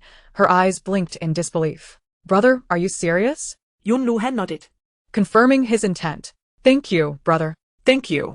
She had encountered a great benefactor. Moreover, the amount she was supposed to surrender was several thousand taels. What a stroke of luck. Those who lost didn't even receive a consolation prize. Jun Luohan mentally regretted his earlier statement. As Qing Huan prepared to make her exit, she turned and spotted two familiar faces, one of whom glared at her with wide eyes and hands on hips. Hey. What are you doing here? You should still be over there enjoying yourselves. Qing Huan's smile faltered, and she waved awkwardly in greeting. Chapter 64. The Dark Alley Works Wonders. Qingga gritted her teeth, her fingers cracking ominously. She had indeed been correct. Her elder sister had returned. And what was this about needing to use the restroom? Naturally, the younger brother had indulged in the pleasures of life. Otherwise, he wouldn't have known that his elder brother had come to this place. Qingga seethed. I can't believe it. So Qing Huan forced a smile. I'm heading home. Right away. Please don't tell the family. The others exaggeratedly chimed in. Oh, the younger brother's companions have arrived. Your elder brother just won quite a sum. Indeed. Today has been quite profitable. You must enjoy it. Jun Luoluo incredulously asked, Is that true? Didn't he lose? The people around them nodded vigorously, prompting Jun Luoluo and Qingga to remain half-convinced, but still intent on dragging her away. Jun Luolu glanced at Jun Luohan, feeling a strange sense of familiarity. Still, she chose to slip away first. This time, Qing Huan didn't need her sisters to drag her. She dashed off swiftly. Qingga and Jun Luoluo exchanged glances, perplexed. Once they had run quite a distance, Qing Huan slowed her pace, panting heavily.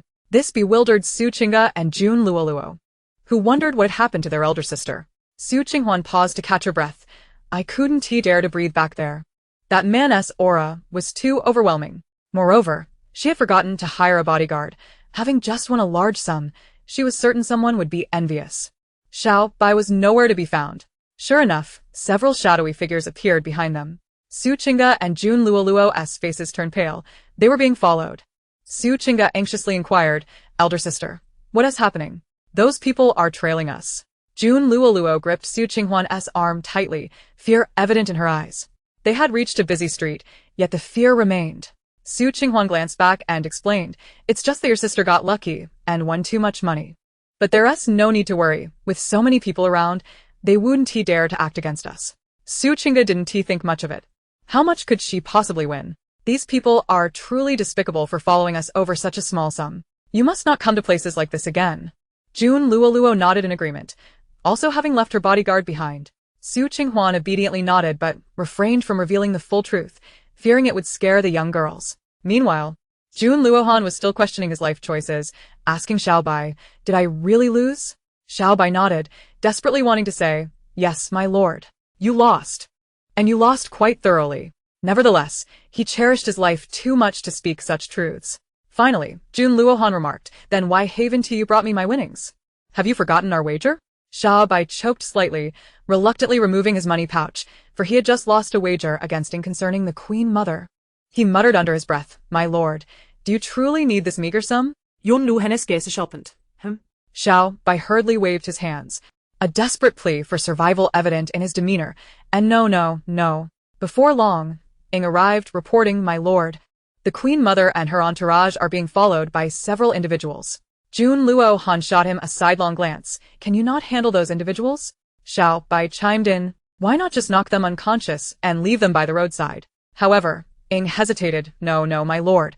Among them is Fong Ju-ren. Jon Lu han pondered, inquiring. Who is Fong Ju-ren? He is the eldest son of the Fong family. And which family is that? Jon Lu hans interrogation left Ying momentarily skittish. The Fong family. Well, he struggled to articulate. Never mind the details. As long as they are not harmed, that suffices. Ing nodded and promptly hurried back. Xiao Bai sneezed several times and quickly followed suit, removing his clothing and mask, surmising that the Queen Mother must be cursing him. Meanwhile, Jon Lu han asned. Still perplexed about how he had lost, reassured by Ing and Xiao Bai's presence. Over in the vicinity, Qing Huan, upon recognizing one of the individuals, felt a surge of composure. An opportunity had presented itself. Soon, the eldest son of the Fong family approached them, his affections increasingly apparent in his gaze. Qing Huan found such scrutiny distasteful, inciting a desire to retaliate. So this Fong fellow has an inclination towards men. Qing Yun also discerned the identity of the visitor and, upon hearing Qing Huan's thoughts, felt a wave of nausea. What a travesty. Observing their lack of distress, Jun Luo felt less intimidated, though the man's gaze remained unsettling. The eldest son of the Fong family, impeccably groomed, greeted them with a veneer of courtesy, flashing what he deemed a charming smile. "Esteemed gentlemen, you are truly a rare sight. I am Fong Ju-ren. Shall we indulge in a drink together?" he proposed, gesturing toward a nearby tea house. The individual who had just lost to Qing Huan trailed behind Fong Ju-ren, sycophantically grinning. "My lord, did I not tell you? These individuals are indeed a rare find. Guaranteed to please you. Suin Wan chuckled. This gentleman seems to be a poor sport. If he only accepts his victories and not his defeats, what is the point of gambling? He might as well serve as a sycophant." Completely disregarding Fong Ju-ren, the man's expression soured, revealing his true nature as he angrily spat. "This is all your scheme. I never expected you to be so cunning." "Oh, what scheme have you fallen victim to?" "I am unaware of any machinations. Rather, it is you who has plotted." Failing at the gambling table and resorting to confrontations, Qing Huan retorted without hesitation. "You, who do you think you are?" The man seethed with indignation, believing his ability to deceive others was a talent.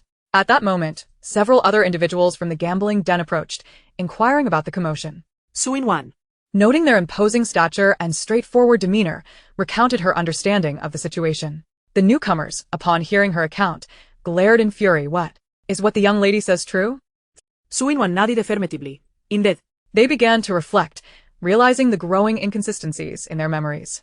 Meanwhile, the man's complexion turned pale as he attempted to flee, only to be captured by the towering figures.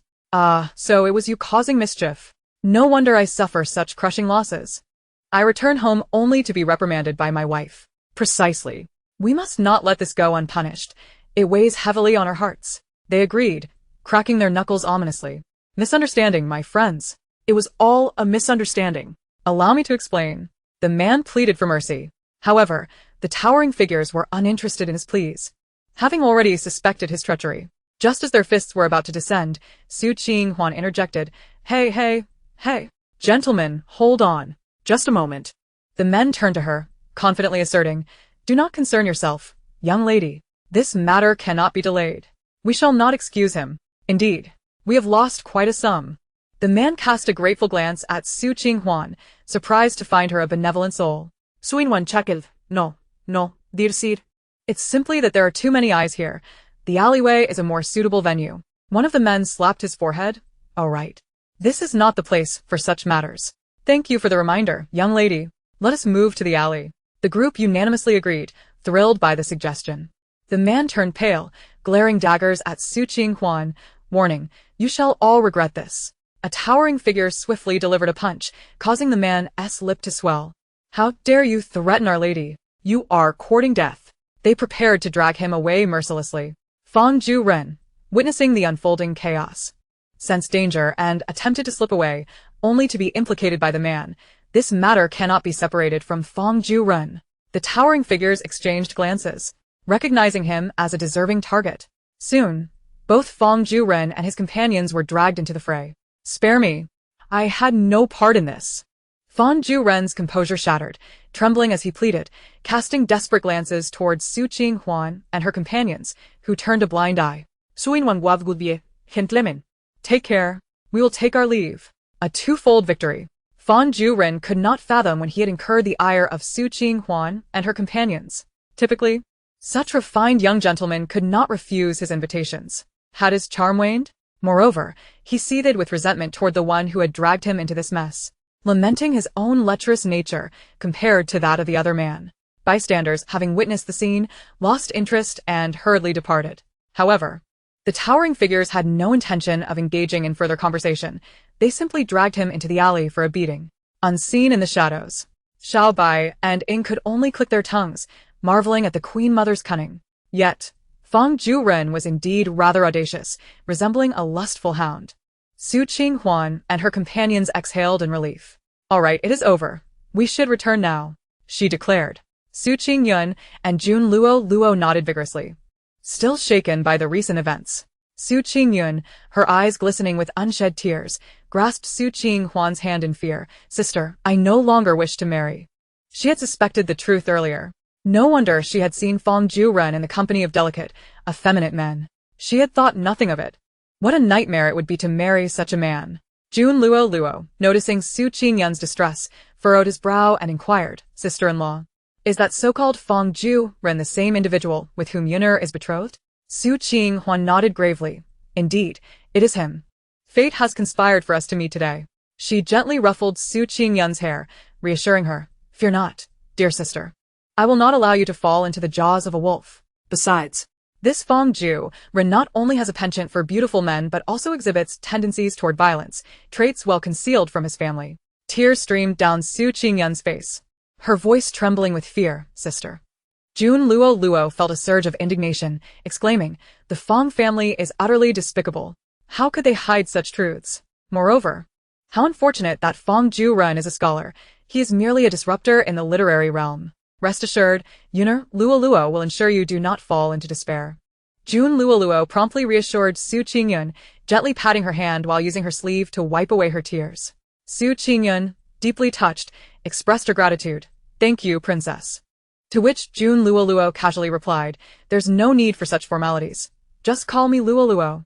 Qing Yun felt a profound sense of gratitude, cherishing the harmonious interaction with the princess, never anticipating such a friendship could blossom. Qing Huan nodded approvingly. Luo. It seems that Annie Shuanghua may not be able to attend the flower viewing tomorrow.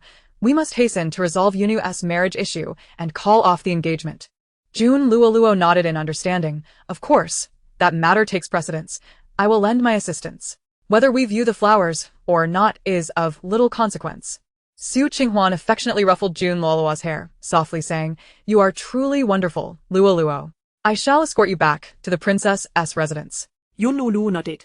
The princess's residence was conveniently located in the heart of Chang'an, not too far away. Upon their arrival, Jun Luo remained concerned for their safety and insisted that several guards escort them back to the Su residence, feeling reassured only then. Sister-in-law, Yun'er, I shall visit the Su family again tomorrow. Together, we will resolve this matter. Qing Huan smiled and nodded. Indeed, we must gather evidence. Otherwise, the Fang family will not easily agree to annul the engagement. Jun Luo clenched her fists in indignation, vehemently declaring, Sister-in-law, what is there to fear? If necessary, we shall wield our influence. They would not dare to oppose us. Qing Huan chuckled. Very well. Luo, you should return and rest. I am confident we will find a resolution. After bidding farewell, it was not long before Qing Huan and her companions returned to the Su residence, which was brightly lit at this hour. Earlier, Su Yuan had returned home busily, now wearing a worried expression as he occasionally sighed. Upon seeing Qing Huan and her companions arrive, he hurried over to greet them, not inquiring further about their attire. Huaner and Yun'er are back. Qing Huan nodded, Observing the family gathered in the hall, and understood much more. Before leaving, She had sent her mother and concubines to investigate specific matters, which likely yielded some results. Upon seeing her family, Su Qingyun felt tears welling up again, unable to stop herself as she sobbed. Mrs. Su and Auntie Xia approached, quickly deducing the situation, and comforted her with heartfelt concern. Yunner, do not cry. Thankfully, Huaner has provided guidance. We still have the option to refuse. Su Qingyun nodded gravely, having just learned of the situation, feeling quite ashamed of Fang Jiren's behavior. Such a cultured facade. Thankfully, my sister has not yet married. Su Yuan was even more incensed, exclaiming, what a disgraceful family the Fangs are. We had received nothing but good news during our inquiries. Who would have guessed they were concealing such depths? No wonder they are hastening the marriage. Fear not, Yunner, your father will not allow you to marry into such a family. Su Qingyun's tears flowed more fiercely, crying out, oh, what virtue have I to deserve such a wonderful family? She then broke down into sobs. Father, you are all too good to me. Su Yuan felt flustered, wondering why his daughter was crying even harder. For a moment, he was at a loss, only to find the situation amusing as he heard her cries. Auntie Xia, while wiping her tears, admonished, silly girl, why are you crying? Crying will not solve anything. Mrs. Su shot Auntie Xia a reproachful glance and wiped Su Qingyun's tears, saying, why scold her? She has just learned of such a significant matter. Her heart must be heavy. It's all right, Yunner, let your tears flow. You'll feel better after a good cry. Do not fear your aunt. Auntie Xia glared back, insisting, she is no longer a child. She must grow up. Seeing her mother and aunt behave this way, Su Qingyun couldn't help but giggle through her tears, feeling much better now that her family was so supportive. Once Su Qingyun had calmed down, the family began discussing their strategy.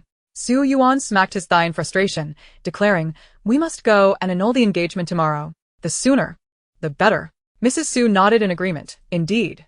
Today, I sent someone out, spending some silver to gather information, and uncovered a few things. Auntie Xia, harboring her own worries, interjected, we will likely need to procure more evidence. Su Qingyun chimed in, Fang Jiren's antics surely have garnered discontent from others. The others nodded in agreement. At that moment, Su Qinghwan thoughtfully stroked her chin and asked, Father, Mother, do we still have the betrothal gifts that the Fang family presented? Mrs. Su promptly replied, Huaner. I have preserved everything the Fang family sent, fearing unforeseen circumstances. Nothing has been touched. Chapter 66, Financially Sourcing Evidence. The group felt a tremendous weight lift off their shoulders upon hearing this. Su Qinghwan nodded, that is excellent. It simplifies matters considerably. Mrs. Su felt a sense of relief. During their investigations, everything had seemed quite favorable, and everyone had been pleased, but still, nothing had been disturbed. Auntie Xia felt reassured as well. In that case, we shall have an easier time reclaiming our items. Thus, the matter was swiftly decided.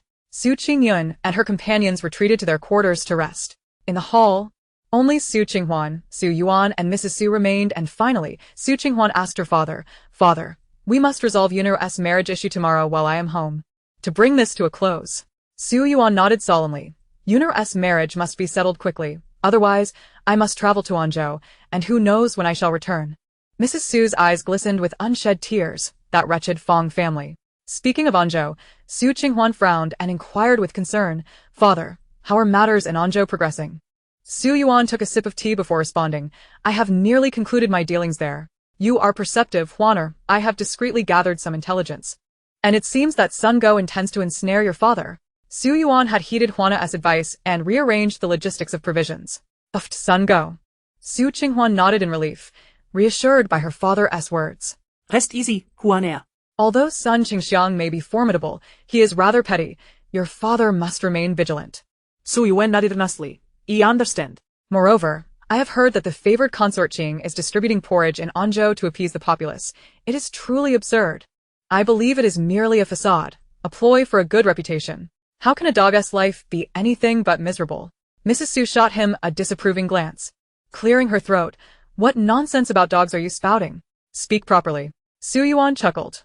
Madam, I am merely venting my frustrations at home. Su Qinghwan stifled a laugh, finding her father's current demeanor quite amusing.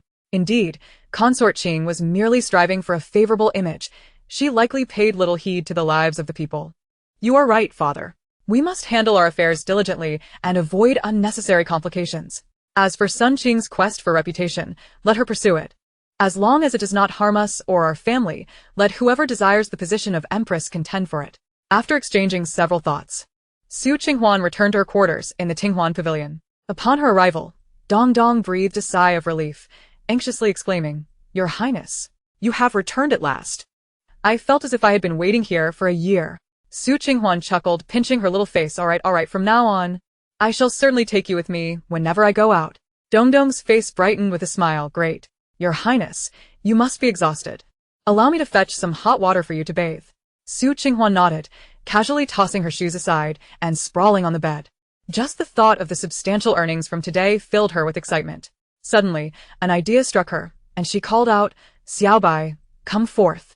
Xiaobai twitched the corner of his mouth. "Your Highness, I am not deaf." There is no need to shout so loudly. Xiaobai appeared, bowing respectfully. "Your Majesty, how may I serve you?" Qing Huan was taken aback, noticing his unusually formal demeanor today. Returning to the main topic, Xiaobai, are you aware if there exists any organization in the kingdom of Yongqiao that could swiftly procure the necessary evidence and materials for a fee? Xiaobai was momentarily taken aback. Was that not the infamous Yanwang Pavilion? As long as one possesses wealth, there is naught that cannot be accomplished. It was rather surprising that the Empress was unfamiliar with this. Yet, one cannot fault Qing Huan, as such matters were not elucidated in the text. After a moment's contemplation, Xiaobai replied, "Your Majesty, indeed there exists an organization in the kingdom of Yongqiao that can facilitate such tasks, provided one has the requisite funds. How much silver is required? I urgently need the evidence by tomorrow morning at the latest." Xiaobai pondered whether the Empress's silver should be accepted. However, it would be rather peculiar not to accept it, wouldn't it? Perhaps a nominal fee would suffice? Qing Huan, observing the complex expression on Xiaobai's face, inquired, "Is it exceedingly expensive?" "I currently possess silver." As she spoke, she began to produce her coins. Your Majesty, actually, 200 taels will suffice," Xiaobai assured her, confident of his ability to fulfill the request. Regaining his composure, he hastily added, "Of course, I am aware that your Majesty is quite affluent." Su Ling Huan struket herchin. Contemplating, I thought it would require thousands of taels. Without hesitation, she tossed out 500 taels, stating, "Here, take this amount and ensure it is done. Any excess, please return." Xiaobai's lips twitched, and he accepted the banknote, replying, "Your Majesty, it seems you are unexpectedly generous." He listened intently to Qing Huan's further instructions before promptly departing, surmising the nature of the task. It was fortunate that Qing Huan and her associates were prudent. The Fong family was indeed quite unscrupulous, necessitating solid evidence to avoid unnecessary disputes. After her bath, Qing Huan lingered for a while before rising. She still had matters to attend to. However, today, she noticed the absence of her little mosquito companion. A sniff of the air revealed that Dong Dong had lit some mosquito-repellent incense. Glancing at the time, she realized it was nearly midnight, an opportune moment for her endeavors. Stealthily donning her attire, she utilized her spatial abilities to scale walls with ease, moving at such speed that outsiders would merely perceive her as exceptionally swift. The first stop was the Xie family. "Buzz, buzz, boss, you're here," exclaimed the mosquito. "Allow me to lead you to the Xie family's warehouse." Qing Huan nodded. "Thank you, my mosquito friend. I shall reward you with some silver later." "Buzz, buzz, boss, I don't care for silver. I just want to savor something warm." Su Qing Huan replied. Just refrain from biting her. With her rapid movements and newfound ability to traverse walls, she swiftly arrived at the Xie family's warehouse. "Oh, They have quite a lot of goods here. Surely, this is not all. Su Qing Huan unapologetically gathered everything." For those who dared to undermine the Su family's business and sought to monopolize the shop were sorely mistaken. "My mosquito friend, where is the Xie family's treasury?" "The place where they withdraw money." The mosquito pondered. "Is it not the place where the master frequently withdraws cash to a woman?" Qing Huan's lips twitched, and she nodded. "Buzz, buzz, follow me." The mosquito flitted ahead, guiding her. What an abundance of wealth. The Xie family's treasury is quite substantial. She collected it all without hesitation. As for the Fong family, she dismissed them with disdain. The next destination was the Sun family.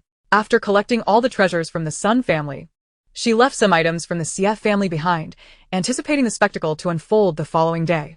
However, she did encounter something rather peculiar at the Sun residence.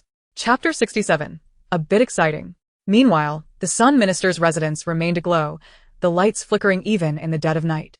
Qing Huan observed with keen interest from a shadowy corner. "Madam Sun, who should have been deep in slumber, found herself restless, a hint of irritation etched on her face. She brusquely inquired of her maid, "Has the minister gone to that wretched woman's quarters again?" The maid lowered her head and hurriedly nodded. "Yes, yes, madam." Madame Sun's chest heaved in indignation. Though she could surmise the truth, her vexation was undeniable. "Enough, you may leave. There is no need for your service here." She pounded the table in frustration. The maid quickly withdrew, eager to escape, as the madame's ire seemed to intensify of late. Shortly thereafter, Steward Li entered. Madame Sun, not yet seeing him, scolded, "Did I not instruct that no one was to attend to me?" Steward Li lowered his head, hastily responding, "Madam, it is I who have returned." Madame Sun lifted her gaze, softening slightly at the sight of him, her tone inadvertently gentler. "Ah, it is you. It is rather late. You were not discovered, were you?" She furrowed her brow, adding, "If anyone found out, it would be quite troublesome." Steward Li nodded, reassuring her, "Rest assured, madam. I was not seen. I rushed back to inform you of the developments." Given Madame Sun's recent volatility, he had dismissed the other maids and disguised himself to enter without issue. Madame Sun nodded, opening a concealed compartment as she spoke. "Come in and speak. It is not convenient outside." Suddenly, she caught a whiff of something pleasant, initially assuming it to be from Steward Li. However, recalling that he was still unmarried yet involved with the maids, she felt a twinge of displeasure. Perhaps this fragrance originated from one of them. Her irritation deepened. Steward Li, observing Madame Sun's still voluptuous figure, felt a surge of desire arise, though he masked it well as he followed her inside. He inhaled, thinking it was the delightful scent of Madame Sun, and found himself lost in thoughts that sparked further yearning. Madame Sun's chamber contained a hidden passage leading to a small room where secrets were often discussed. After a brief yawn, Qing Huan decided to return home, predicting what might transpire, as she had sprinkled something rather potent. Yet, she had no intention of allowing their conversation to be discovered too soon. Such revelations would lack excitement. If betrayal were to occur, it should be of the most vibrant and verdant nature. Thus, she returned home for a restful sleep. Meanwhile, Madame Sun began to feel a warmth enveloping her, attributing it to her own agitation. Every time she encountered Steward Li, vivid images would occasionally surface in her mind, which she had long suppressed. She had previously stumbled upon him shirtless, and he indeed possessed an enticing physique. With a lantern in hand, they walked slowly, one leading and the other following. However, Madame Sun unnaturally slowed her pace, leaving Steward Li uncertain whether this was intentional. He endeavored to regulate his breathing, though it grew increasingly pronounced. Despite countless fantasies of being with Madame Sun, he had yet to muster the courage to take that step. Suddenly, Madame Sun halted abruptly, and unknowing he stumbled forward. Steward Li felt as if his very blood were boiling. Yet, he desperately restrained himself, quickly stepping back, lowering his head and whispering, "Madam, are you unharmed? It was not my intention. Please forgive me." Madame Sun's body stiffened momentarily. She nodded and softly replied, "It is of no consequence. However, I too feel a bit frightened. Perhaps you should stay closer to me." Steward Li. His heart raced at her words, and with trembling hands, he held the candle closer. Moving nearer to Madame Sunday, she felt a softness enveloping her body, contemplating that proximity might alleviate her discomfort. Surely, this was not too inappropriate? For Steward Li, this was akin to igniting a flame. He was on the verge of combustion. Both were striving to restrain themselves, a rare occurrence indeed. One feared bringing dishonor to the minister, while the other feared the revelation of his desires might cost him his life. Madame Sun occasionally walked with a slight sway, as if searching for a particular place. The thoughts swirling in her mind became increasingly uncontrollable, rendering the situation rather uncanny and overwhelmingly alluring. She felt an intense desire to pounce on the man behind her, yet she reminded herself that she was the wife of the Prime Minister. It was rather warm inside today. As she spoke, Madame Sun removed her outer garment, having already donned light clothing for the summer. Mr. Li, the steward, could barely contain his excitement as he caught a glimpse, nearly causing his nose to bleed. "Indeed, madam, it is somewhat stifling today," he replied, though they had yet to take that decisive step. As they strolled, Madame Sun suddenly bent down to retrieve something. In that fleeting moment, her body and mind erupted with conflicting emotions, freezing her in that position. Mr. Li, who had just regained his composure, found himself overwhelmed, unable to restrain his desires. "Madam, I am utterly enamored by you," he exclaimed. Overcome by passion, he carelessly pushed the candle aside, extinguishing the flame, and embraced Madame Sun tightly. his grip faltering as he struggled to breathe. Madame Sun shuddered, but her mind raced, reminding her, "No, I cannot. I am the Prime Minister's wife." Though she verbally resisted, her body betrayed her, finding it difficult to withstand such temptation. Mr. Li, amidst his fervor, said, "Madam, are you not aware that the Prime Minister's heart lies elsewhere? I feel it is unjust for you. If he can indulge in numerous affairs, why should you remain alone, waiting in vain?" Madame Sun pondered this, gritting her teeth in frustration. Indeed, the Prime Minister seemed to visit that shameless woman daily. As Mr. Li's advances intensified, an unprecedented sensation washed over her. Anger tinged her voice, and her gaze became increasingly unfocused, teetering on the brink of losing herself. Mr. Li, feeling the heat, removed his own garments and boldly declared, "Yet the Prime Minister cannot. But I certainly can. Madam, please grant me this one indulgence." Chapter 68. The families quarreled. Madame Sun felt as if she had lost all support. Indeed, she had been guarding an empty home, feeling like a faded flower. If the Prime Minister found her lacking, was she not entitled to seek companionship elsewhere? Though she was in her 40s, her needs remained significant, especially given her prolonged deprivation. Mr. Li, sensing the tension, soon found himself hearing Madame Sun's furious outbursts echoing through the air. Their surroundings were hardly appropriate, yet they felt an undeniable thrill. They engaged in several passionate encounters, their garments drenched. For the first time, Madame Sun relished the sensation of being active outside, a feeling she had long neglected. Years of emptiness within her heart were suddenly filled, as if she had discovered a new world. She had not anticipated that Mr. Li harbored such feelings for her, leaving her with a blend of love and resentment. In fragmented breaths, she questioned, "Do you often consort with those maidservants? Yet you do not take a wife." However, her breaths were too rapid for her to articulate her thoughts fully. Mr. Li, drenched in sweat, felt an entirely new experience. Though he had dallied with maidservants before, this was distinctly different. "Madam, how can you compare yourself to them? Night and day, my thoughts are solely of you. I desire only you." Hearing this, Madame Sun's heart swelled with delight. Humph! Though the Prime Minister may disdain her, there were still those who cherished her. This night had proven utterly liberating. After a night of passion, Madame Sun awoke the next day feeling invigorated, her face aglow, prompting astonished looks from her maidservants. The spark in her gaze directed towards Mr. Li was unmistakably more potent than anything she had felt with the Prime Minister. However, early that morning, turmoil erupted between the Sun and Xia families, as valuable items and silver mysteriously vanished. Prime Minister Sun's face twitched in fury, his wealth was at stake, and just as he was preparing to depart for Anjo, this debacle arose. "Sir, we found items belonging to the Xia family by the wall. It must be the work of thieves," a servant exclaimed in a panic. Upon closer inspection, Prime Minister Sun realized, what audacity. It appears the Xia family has committed theft. "So be it, I shall confront them." Madame Sun, hearing this, felt her earlier joy dissipate rapidly. Silver. Meanwhile, the Xia family was equally furious, demanding to know who dared to disturb their peace. However, their anger had barely begun to simmer when the Sun family stormed into their residence. The two families engaged in a fierce confrontation, each unwilling to relent or listen to the other, insisting on an explanation. On the other hand, Qing Huan relished the chaos, pleasantly surprised by Xiao's efficiency. Not only did they avoid spending money, but they also acquired what they needed. Upon receiving the goods, she headed to the main hall. Upon her arrival, Su Foreign quietly remarked, "Huaner, I've heard that both the Sun and Xia families have fallen victim to thieves. Yet the Sun family has retained items belonging to the Xia family, causing quite the uproar." Su Yuan felt pleased with the discord, knowing both families were hardly virtuous. Qing Huan calmly nodded in agreement. "Mother, I too have heard the news. Let us simply enjoy the spectacle." This was all orchestrated by her. Su Yuan and Su Foreign widened their eyes in disbelief, but quickly dismissed the notion, convinced it must be a figment of their imagination. Their daughter was so well behaved.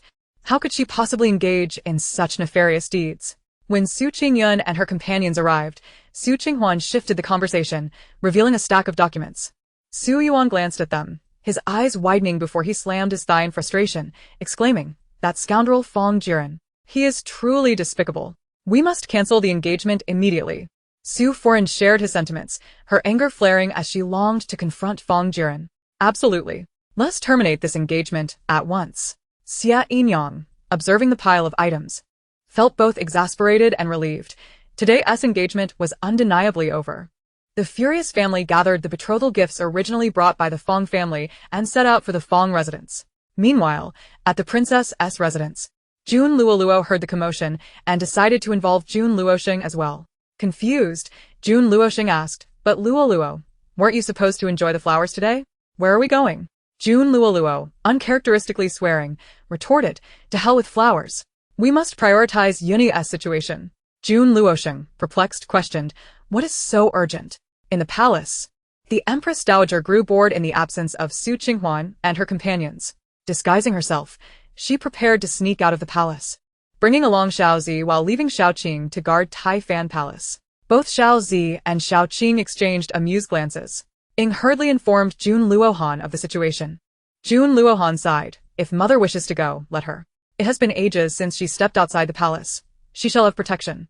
Ying nodded but was halted by Jun Luohan's next inquiry. "I heard the Sun and Xia families are at odds?" Ying affirmed, "Indeed, Your Majesty. It appears valuable items have vanished from both families, and the Sun family has retained items belonging to the Xia family, sparking their conflict." Yun Luhan esgase distant. He wondered if this was the doing of that woman. "What are the Empress and her entourage up to today?" Ying pondered before replying, "Your Majesty. The Empress and others are headed to the Fong family to cancel the engagement." "Cancel the engagement?" Jun Luohan mused. Did she decide to go herself? Ying then recounted what he knew about the Fong family, information gleaned from Xiao Bai, which otherwise would have escaped his notice. Upon understanding, Jun Luohan reflected. In that case, is Fong Jiren still worthy of being called a scholar? Wait a moment, I need to procure something. After a moment's thought, he took up his brush and wrote a note, passing it to Eunuch Wei. "Let him handle this matter. You may leave now. We must address this, otherwise it would be a disservice to the scholarly community." Ying nodded before departing, and Eunuch Wei promptly prepared himself for action. The Empress Dowager successfully slipped out of the palace, while those within feigned ignorance, turning a blind eye. "Hooray! We are finally out," she exclaimed joyfully, gazing at the streets outside, feeling as though she had stepped into another world after such a long time away. Little Purple also felt a surge of happiness. It was a rare occasion to escape the confines of the palace, and the sensation of freedom was utterly delightful. "Madam, where shall we go now?" Little Purple inquired, considering it appropriate to address the Empress Dowager as Madam in public. The Empress Dowager pondered for a moment and asked, "Do you know where Huan's home is?" Little Purple shook her head in confusion. "Madam, I am unaware." "Well then, let us meander aimlessly and ask for directions later. Have we brought enough silver?" The Empress Dowager mused, recalling how long it had been since she enjoyed a proper shopping excursion. "Today, let us indulge ourselves." She wished to gather some items for Huan as well. Little Purple nodded with a smile. "Madam, I have brought plenty of silver. I even have some silver notes with me." The Empress Dowager nodded in satisfaction, and the two of them wandered through the streets, marveling at the changes around them. The palace was situated in the heart of Chang'an, and it wasn't long before they found themselves in a bustling marketplace. Before they had strolled for long, they heard a commotion and, driven by curiosity, approached to witness the spectacle. It turned out to be a quarrel between the Sun and Xia families. A rare display of uproar. The Empress Dowager watched with amusement from the sidelines. Little Purple nodded in agreement. "Indeed, madam, and they are quite fierce in their argument. Let us keep our distance." However, before they could move away, a carriage approached swiftly, rudely shoving them aside. "What are you doing in the way, you peasant women? Get lost." The Empress Dowager was momentarily taken aback, while Little Purple fumed in anger. They were merely dressed modestly. How could they be so disrespectful? Yet, the Empress Dowager remained calm, pulling Little Purple back as she wished to see who bore such arrogance. The lady in the carriage, Mrs. Sun, leaned out with a displeased expression, demanding to know who dared obstruct her path. She did not recognize the Empress Dowager, for today, the Empress had disguised herself.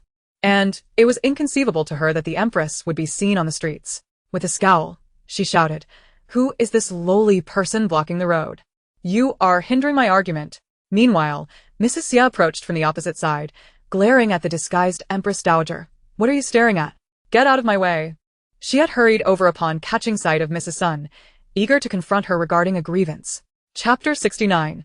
Have mercy, Your Majesty. The Empress Dowager, having given birth to Jun Luohan and Jun Luoluo later in life, appeared older than her years, and her modest attire only added to her unassuming facade. Little Purple, incensed, was about to confront them, but the Empress Dowager grasped her arm and shook her head. Child, your emotions are still too stirred. If a dog bites you, will you bite back? Retorting to them would make us no different. What sets us apart from quarrelsome women in the streets?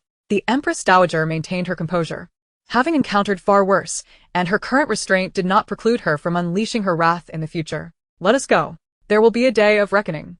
Did not Mrs. Sun previously send several messages requesting to see me? Very well, she shall be forever placed on my blacklist. And Mrs. Xia wishes to converse with me? What is she, after all? The Xia family, merchants of the court, ought to be ashamed for their oppression of the common folk. Upon hearing this, Little Purple's anger began to subside, and she murmured softly, "Yes, madam." However, as they attempted to leave, the two women were relentless. Mrs. Sun and Mrs. Xia ceased their bickering, uniting against the Empress Dowager and glaring at her with fury. "You old peasant woman, what did you just say? Do you think you can insult us and walk away?" Mrs. Sun retorted, instructing her servant to block their path. Mrs. Xia spat derisively, both astonished and contemptuous. Though the peasant woman appeared younger and simply dressed, there was something about her demeanor that was decidedly uncommon. "Do you even know who we are? How dare you point fingers at us?" Mrs. Xia, older by at least a decade or two, leaned on her cane, tapping it against the ground. The surrounding commoners quickly distanced themselves, fearful of incurring the wrath and disdain directed at the Empress Dowager and her companion. The Empress Dowager narrowed her eyes slightly, feeling a flicker of anger. Although dressed modestly, her regal presence could not be concealed. "Oh, what makes you think I cannot leave? I am well aware of who you are, but what does that concern me?" She replied coolly. "How dare you act so high and mighty? Someone seize this insolent peasant woman." Mrs. Xia shouted, her pride wounded at the lack of fear in the Empress Dowager's eyes. In this moment, they were within the Xia residence, and soon enough, servants and elderly women emerged, their expressions fierce, clearly accustomed to bullying others. Little Purple quickly stepped in front of the Empress Dowager, shouting, "I dare anyone to touch her. How audacious! You would dare insult the Empress Dowager. You would dare lay a hand on her. How dare a lowly maid speak so boldly?" Mrs. Xia seethed, her authority at stake. "Someone, make sure this insolent wench receives a good beating." Mrs. Sun looked at the maid, her expression one of disdain. After all, she was just a maid. Yet she had the audacity to confront them. For the first time, Little Purple felt a surge of righteous fury. "Mrs. Xia, Mrs. Sun, you shall pay for your actions today." "Oh, what could you possibly do?" Mrs. Xia scoffed. She had seen countless situations like this. Were not all those who initially boasted eventually subdued beneath her authority? Mrs. Sun cast a scornful glance, astonished that a mere servant would dare challenge them openly. Yet, the rough servants continued to advance towards the Empress Dowager, and Little Purple glared at them, protecting the Empress while evading their grasp. The Empress Dowager remained unperturbed. She understood that her departure from the palace was known to the Emperor, who would undoubtedly ensure their safety from the shadows. "Come forth and settle this."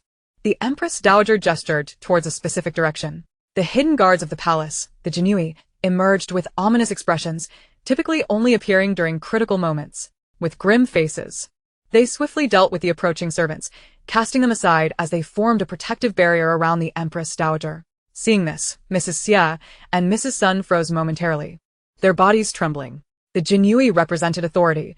Without being an important figure of the palace, they were unworthy of such protection. Mrs. Sun's face turned pale as she scrutinized the Empress Dowager's appearance and the aura surrounding her, staggering back a few steps. She had once had the fortune of encountering the Empress. Indeed, the Jinui bowed respectfully, declaring, "Your Majesty, please forgive us. We have arrived late." At this, Mrs. Sun truly panicked, trembling as she abruptly knelt on the hard stone floor, seemingly oblivious to the pain. "Your Majesty, please forgive me. I failed to recognize your Majesty. I deserve death. Please spare me." Her voice trembled with a hint of tears, her heart gripped by fear after so brazenly insulting the Empress. Those witnessing Mrs. Sun's transformation grasped the situation immediately. A multitude of people fell to their knees, some curious citizens who had never seen the Empress before, surprised by her approachable demeanor. Others, however, felt a sense of despair, filled with regret for their earlier actions. Madame Xia, regardless of her advanced age, disregarded her cane and knelt down with a resounding thud, her face turning a ghostly white and her heart racing with panic. Trembling with fear, she repeatedly bowed her head, the sound echoing like thunder, and implored, "Your Majesty, please forgive me. Spare my life. It is I who am blind and foolish. I failed to recognize your majesty. I beseech you, great empress, to show mercy and not to hold my folly against me. The Xia and Sun families had long since fallen silent. Both Prime Minister Sun and Master Xia exchanged furtive glances, akin to someone suffering from constipation, before hastily kneeling in supplication. Your Majesty, please grant mercy. It is my failure to teach my wife properly that has led to this unseemly behavior before the Empress. Punish her as you will, whether it be punishment or execution. I leave it to your discretion. Prime Minister Sun stammered, trembling as he spoke. Master Xia echoed his sentiments, shaking as he declared, Indeed, Your Majesty, please show mercy. I too have failed in my duties as a husband.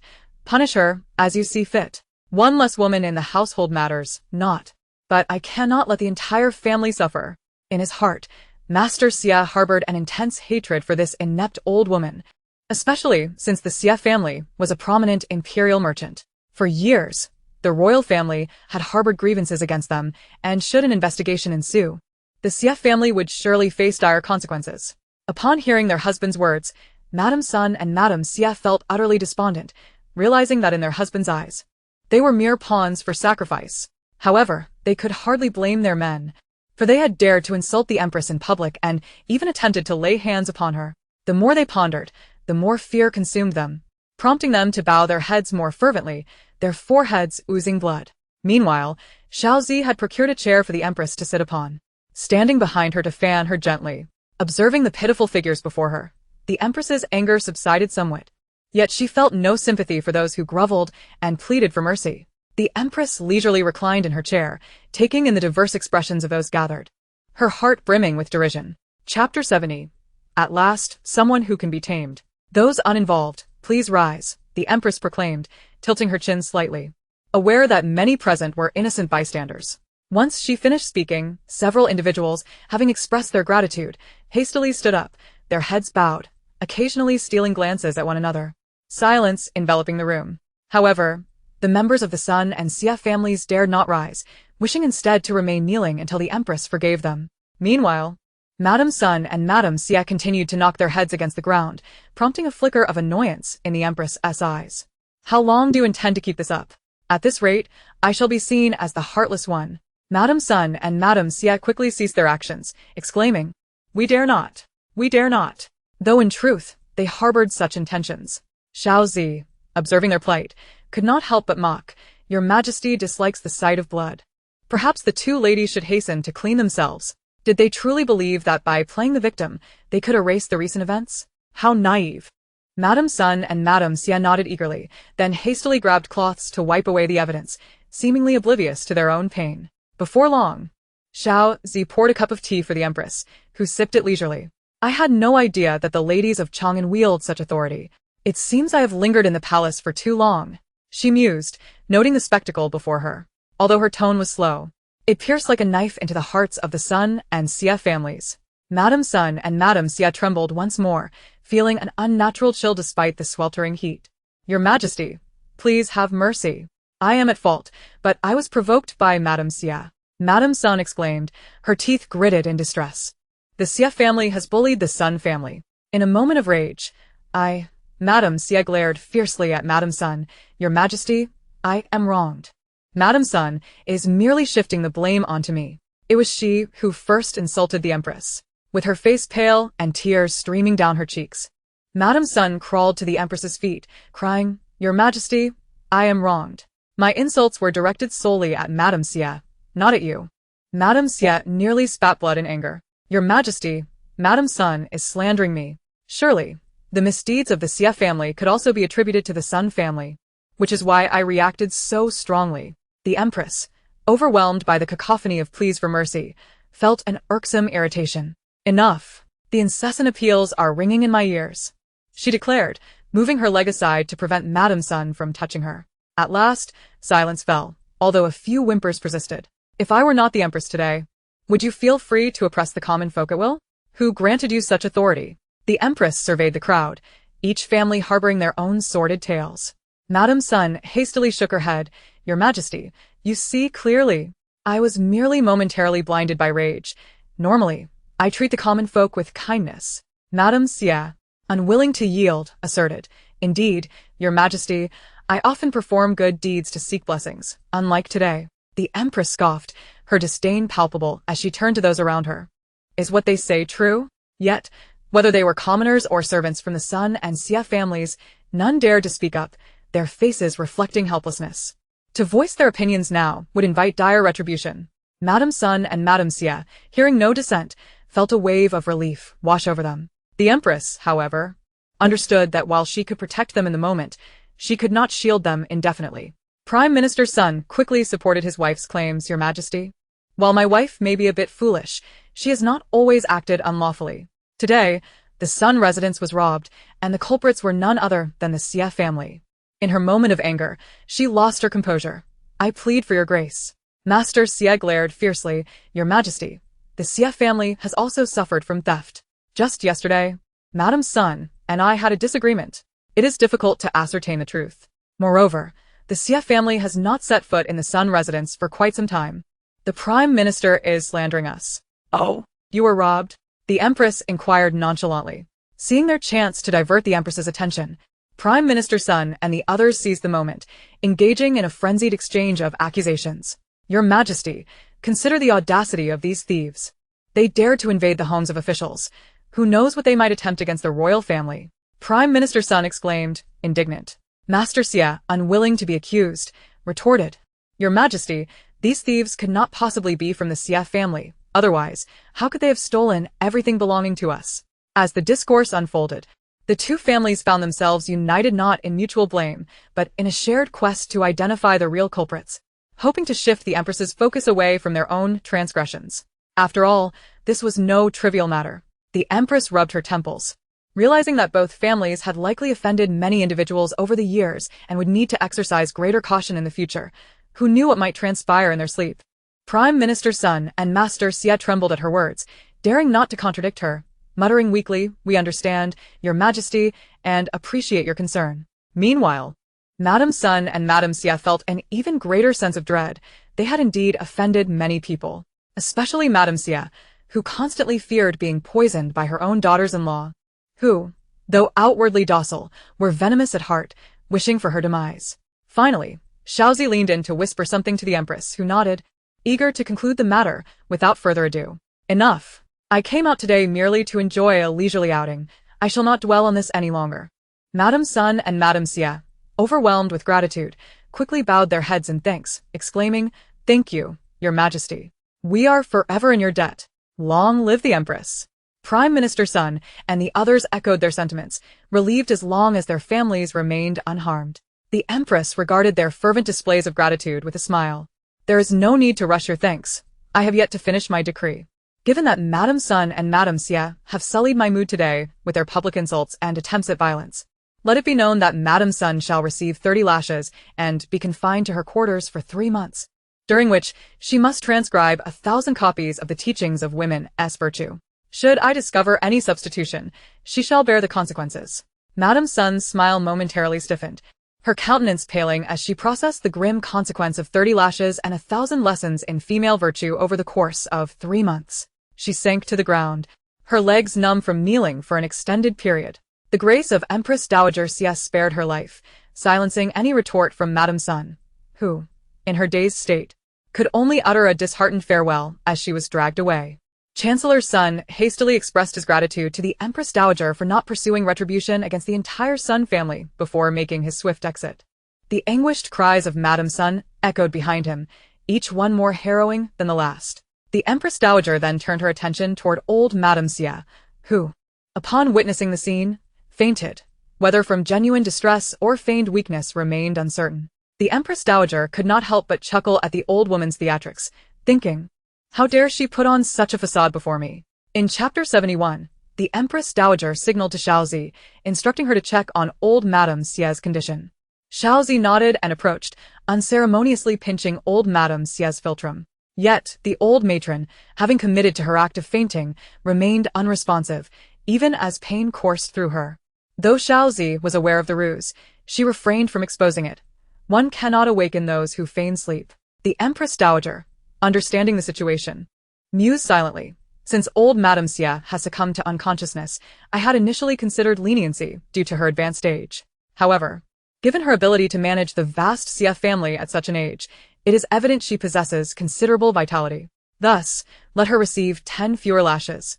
With all else remaining unchanged, old Madame Xia's eyes flickered with regret, realizing her grave miscalculation. Meanwhile, the Xia sons and daughters-in-law hurriedly expressed their gratitude for the Empress Dowager's mercy, internally thinking, "You have spoken too much, Your Majesty."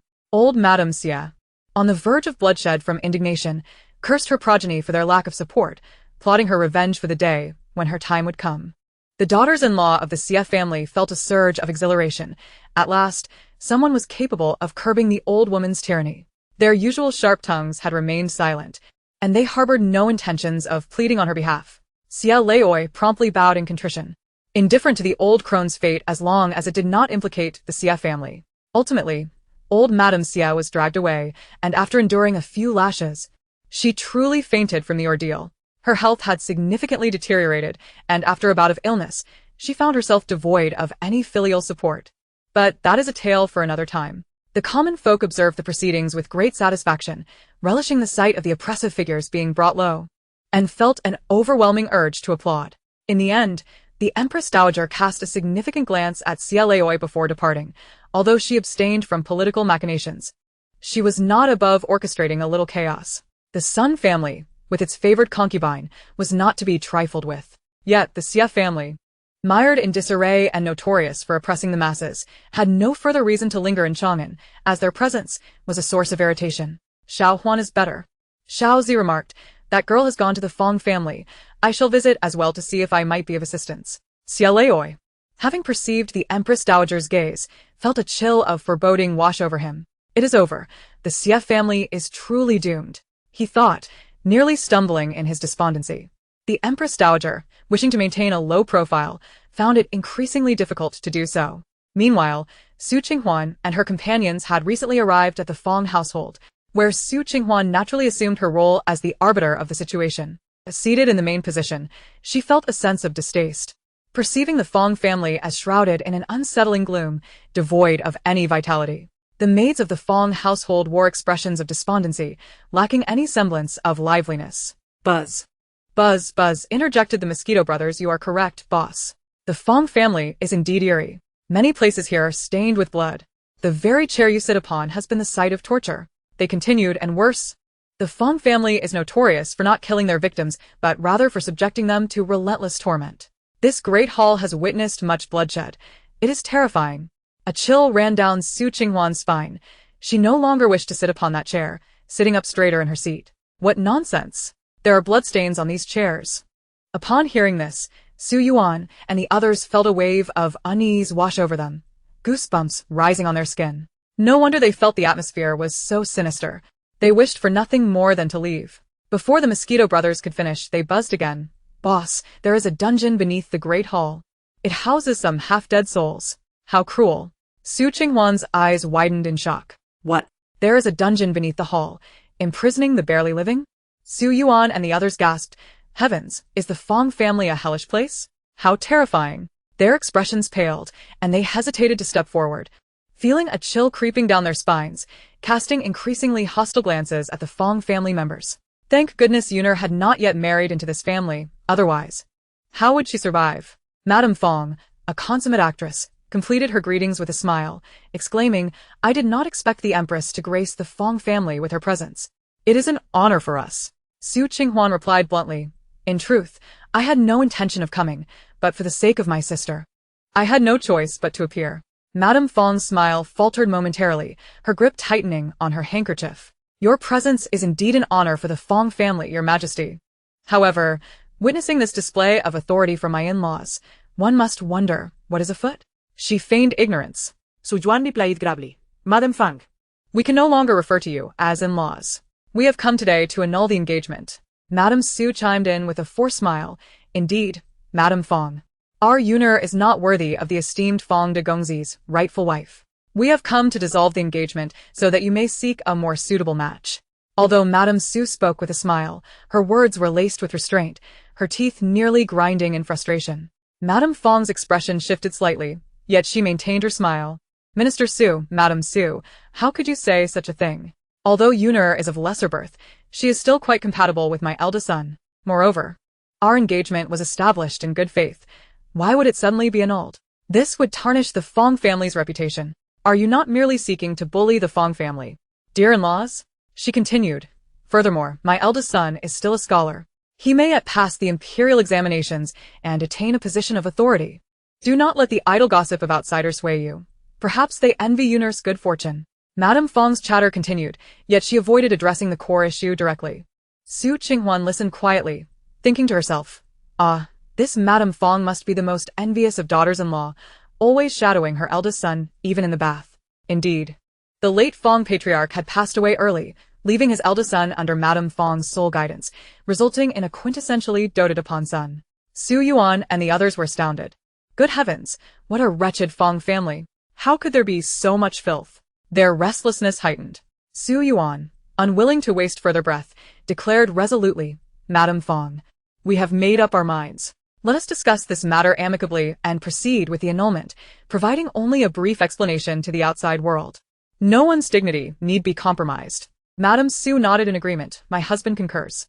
Furthermore, we have not touched the betrothal gifts sent by the Fong family. We shall return them intact.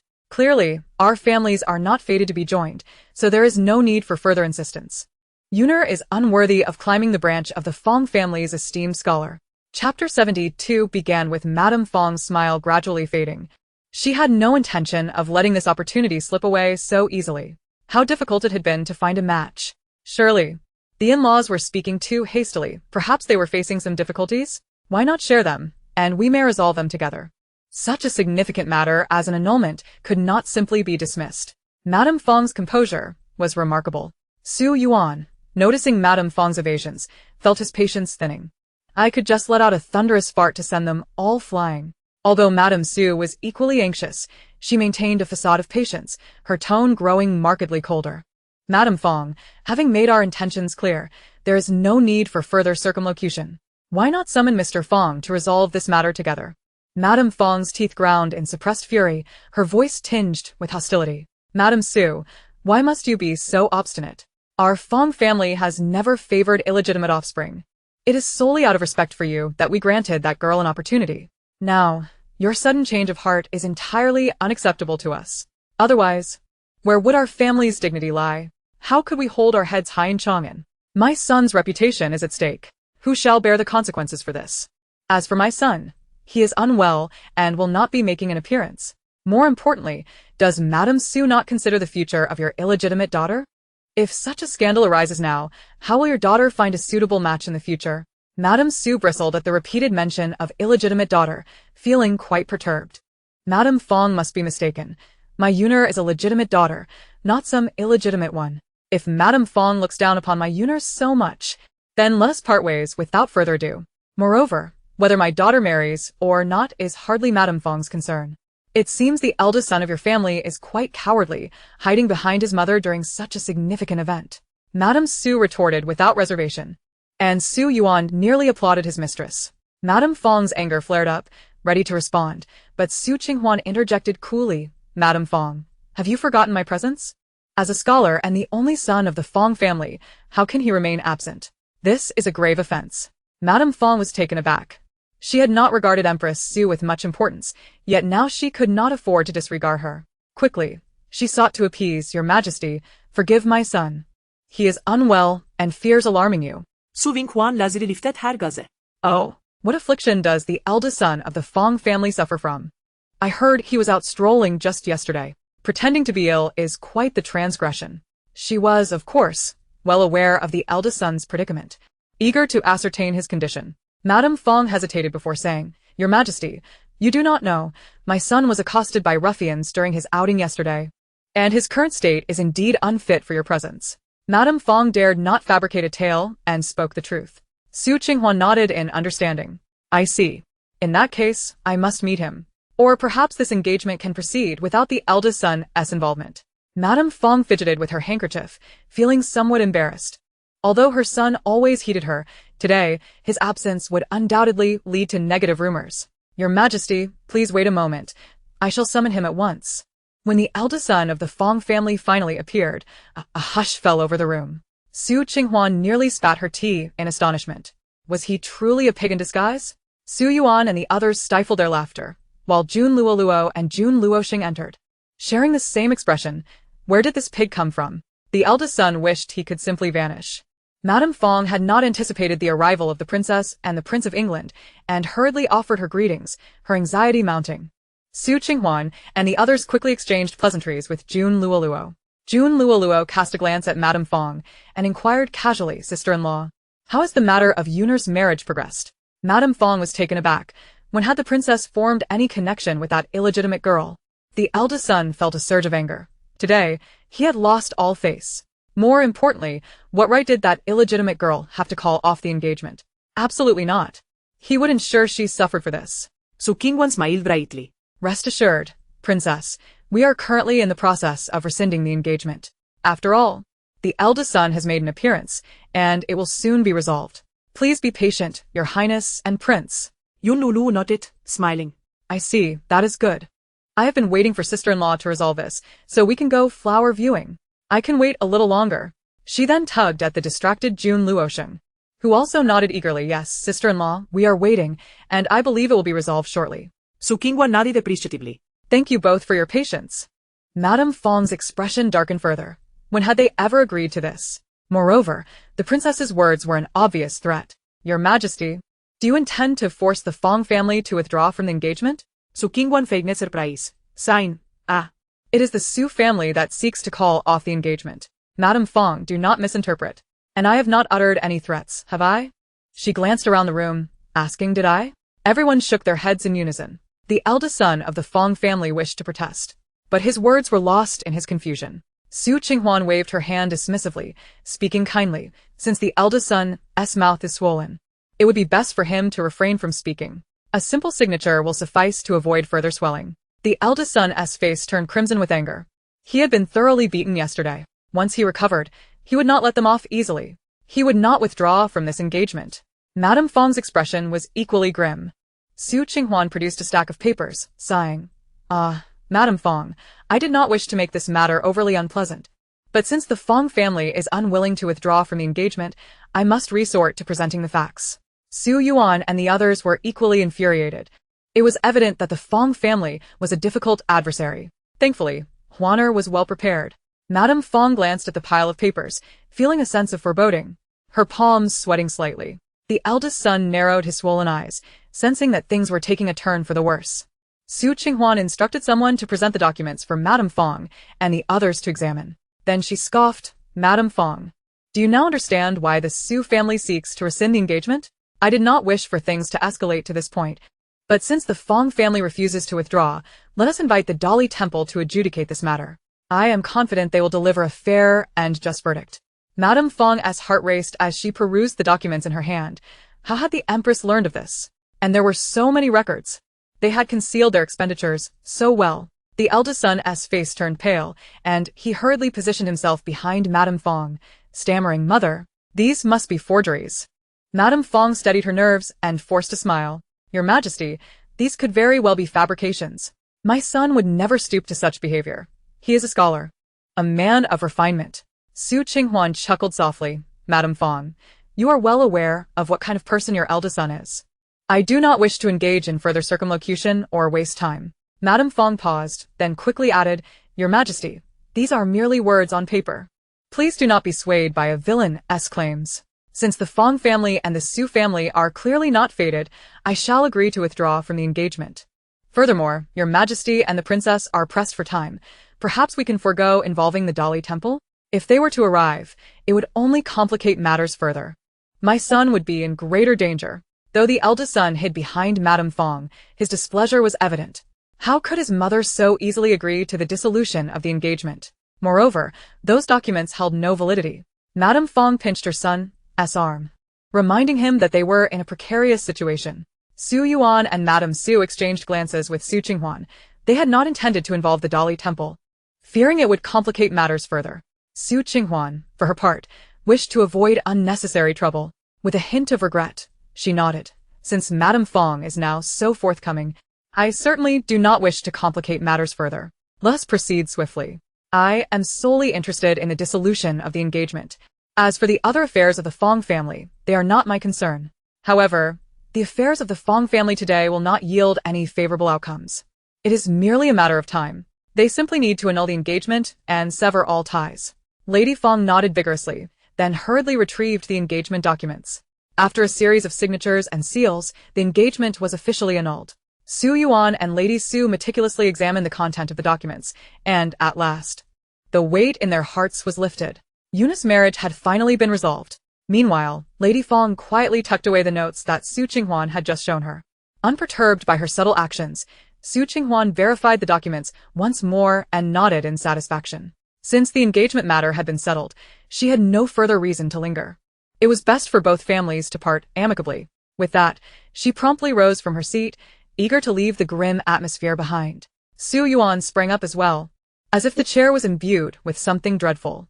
Lady Su discreetly elbowed him, whispering, "We must remain courteous." Su Yuan, brimming with indignation, did not bother to lower his voice, exclaiming, "Why should we be courteous? They certainly were not."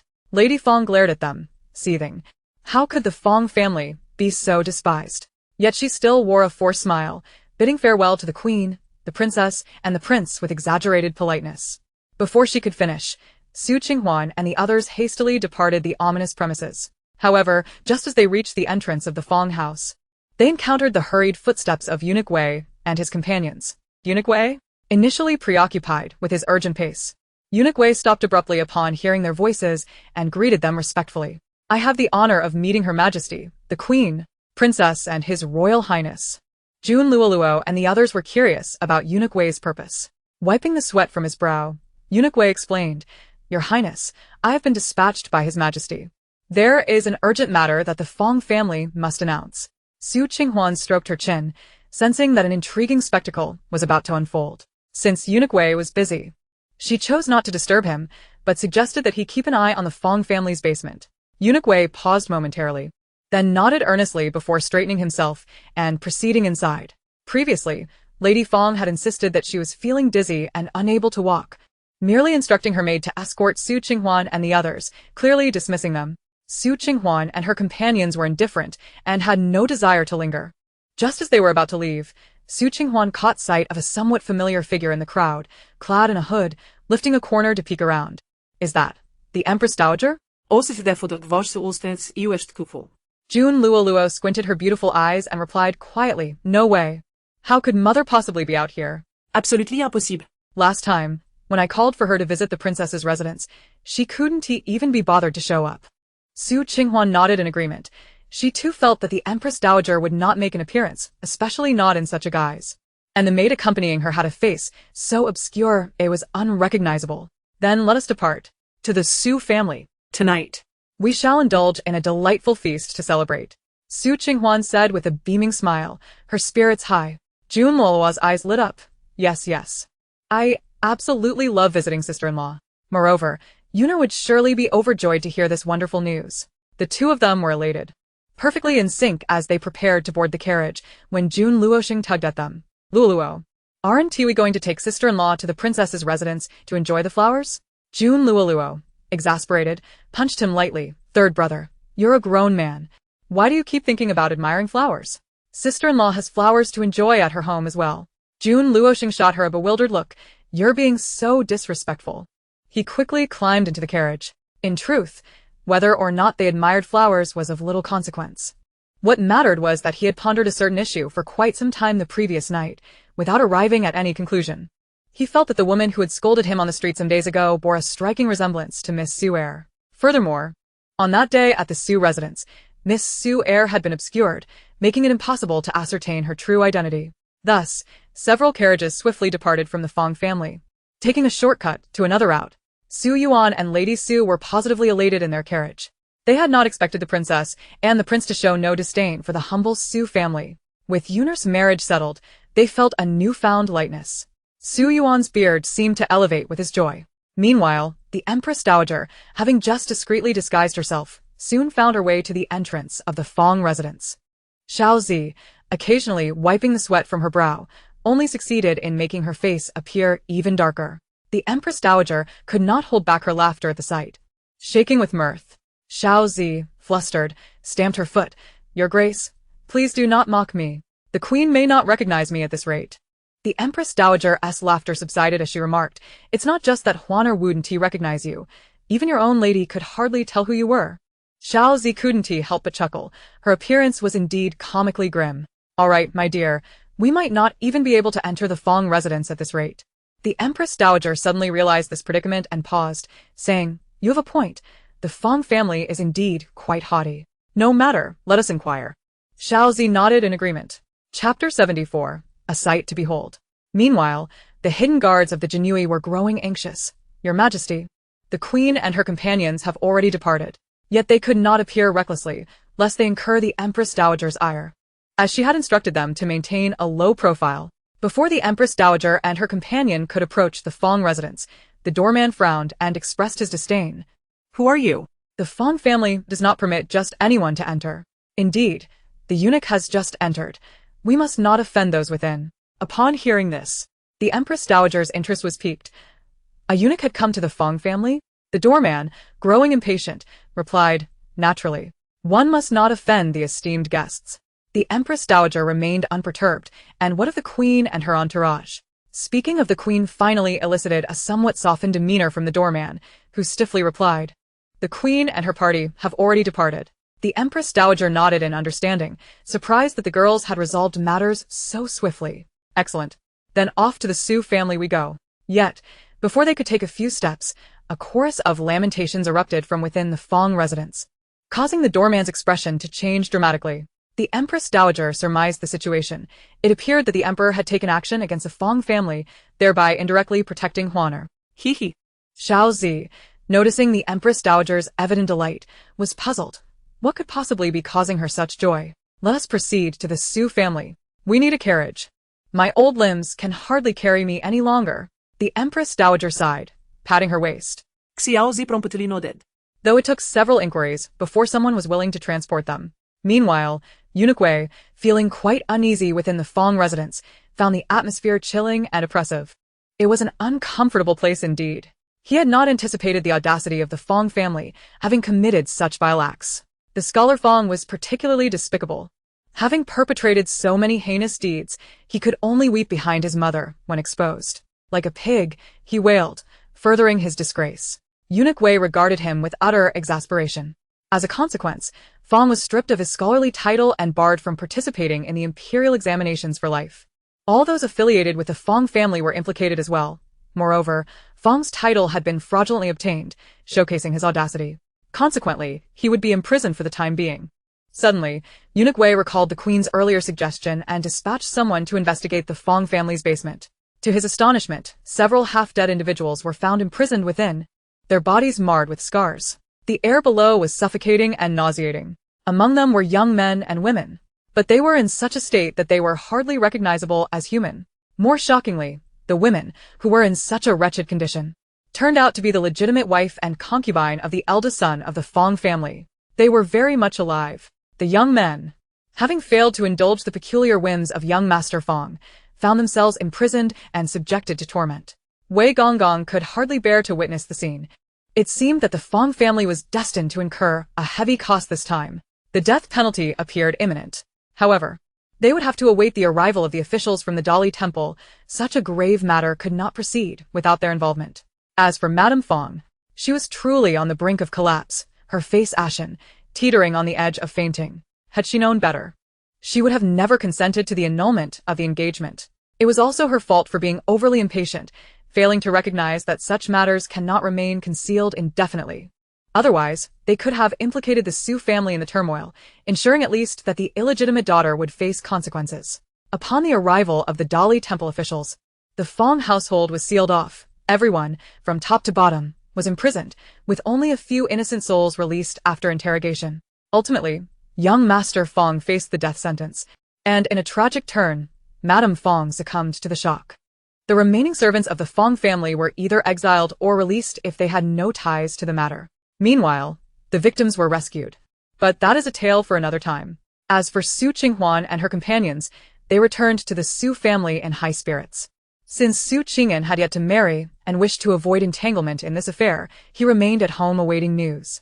As they neared the gates of the Su residence, the coachman cheerfully announced, "Your Highness, The young masters have been waiting at the door for quite some time. Hearing this, Su Qinghuan lifted the curtain of the carriage to find them all anxiously awaiting her arrival. A smile crept onto her lips. Home truly was the safest haven.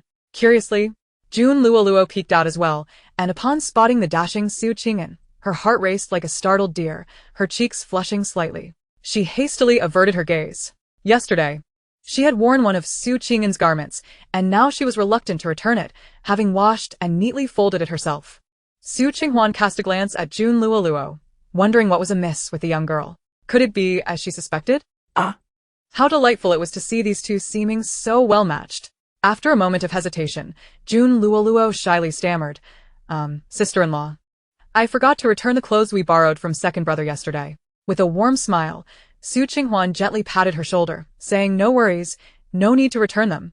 Second brother doesn't mind. Jun Luoluo's face flushed anew as she nodded, fiddling with her fingers. Though she felt it might not be appropriate to keep the garment before her marriage, she decided to claim it as her own purchase. With this thought, her spirits lifted once more. The more Su Qinghuan observed, the more intriguing it became. It seemed the young girl had taken a liking to her second brother. She had to be careful not to reveal her observations too overtly. Yet, she remained curious about Su Qingyan's feelings after all. He had yet to establish a family of his own, and it was uncertain whether he had someone special in his heart. It appeared she would need to observe him closely. Soon, the carriage came to a halt at the Su family's entrance, and Su Qinghuan eagerly disembarked. Unbeknownst to Su Qingyan, Jun Luoluo was also present. He approached the carriage with a beaming smile, extending his hand to assist. Su Qinghuan, brimming with joy, took hold of his hand without hesitation as she leapt down.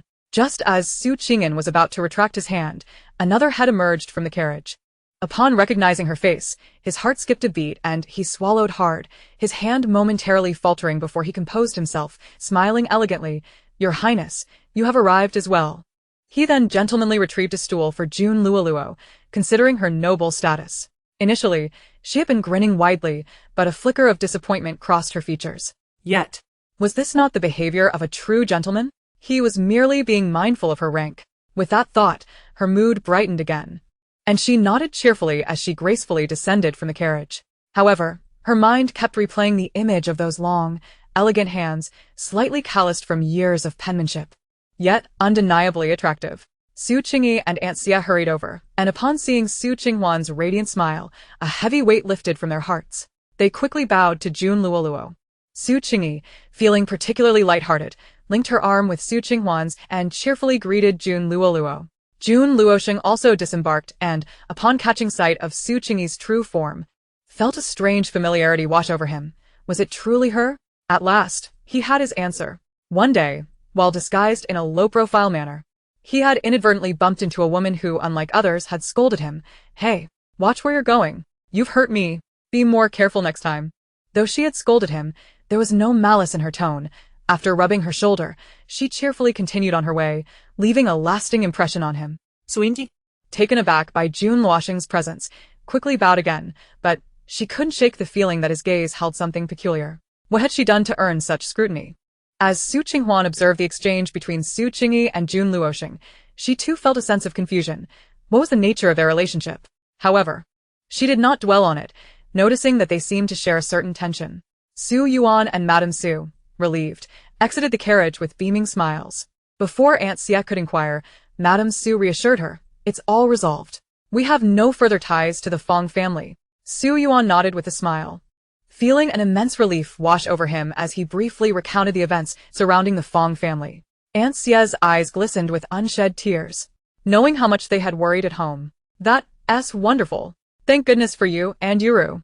Most importantly, for Huaner and the princess. Otherwise, today's annulment would not have gone so smoothly. Aunt Xia expressed sincerely. Su Qingyan nodded gratefully, regretting he could not be there to assist, and was surprised that the princess had also attended. Su Qingyi felt lighter than air, her eyes sparkling with joy.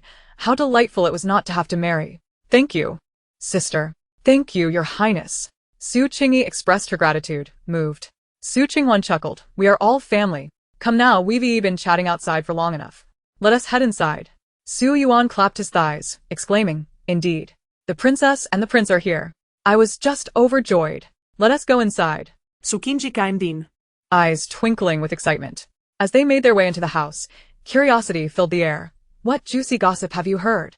Su Qingyi animatedly recounted the news she had gathered that day.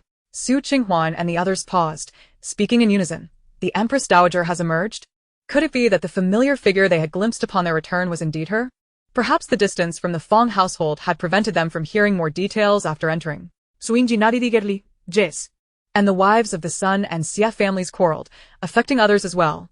I never imagined they would dare to speak ill of the Empress Dowager. Their audacity is astounding. The aftermath had resulted in severe punishments, public caning and confinement, along with 1,000 copies of women's moral conduct for them to write. Su Qingyi shuddered at the thought, recalling the arduous task. Su Qinghuan and the others exchanged knowing glances, quickly instructing the servants to be vigilant and report any visitors immediately, sensing that the Empress Dowager might soon arrive. Meanwhile, Su Yuan and the others began to feel anxious. Oh, dear. It seems the Empress Dowager may indeed be coming. Your Highness, the prince is here as well. What a momentous occasion for the Su family. Juana, let us ask the kitchen to prepare some food right away. Su Yuan erid. Su Qinghuan nodded, agreeing with her father. That sounds splendid. Before long, more rumors began to circulate regarding the Fong family. Aunt Xia and the others felt a renewed sense of trepidation, grateful they had managed to annul the engagement. After all, the Fong family was no place for decent folk. At last, justice would be served to that wretched Fong family who had imprisoned their own wives and others. Such inhumanity was utterly intolerable. If we continue to turn a blind eye to the Fong family, it will surely spell disaster for other young ladies. Suinjundi markt, exasperatid. Indeed. Fortunately, my royal brother has also investigated the Fong family thoroughly, leading to their downfall. It is truly a cause for celebration.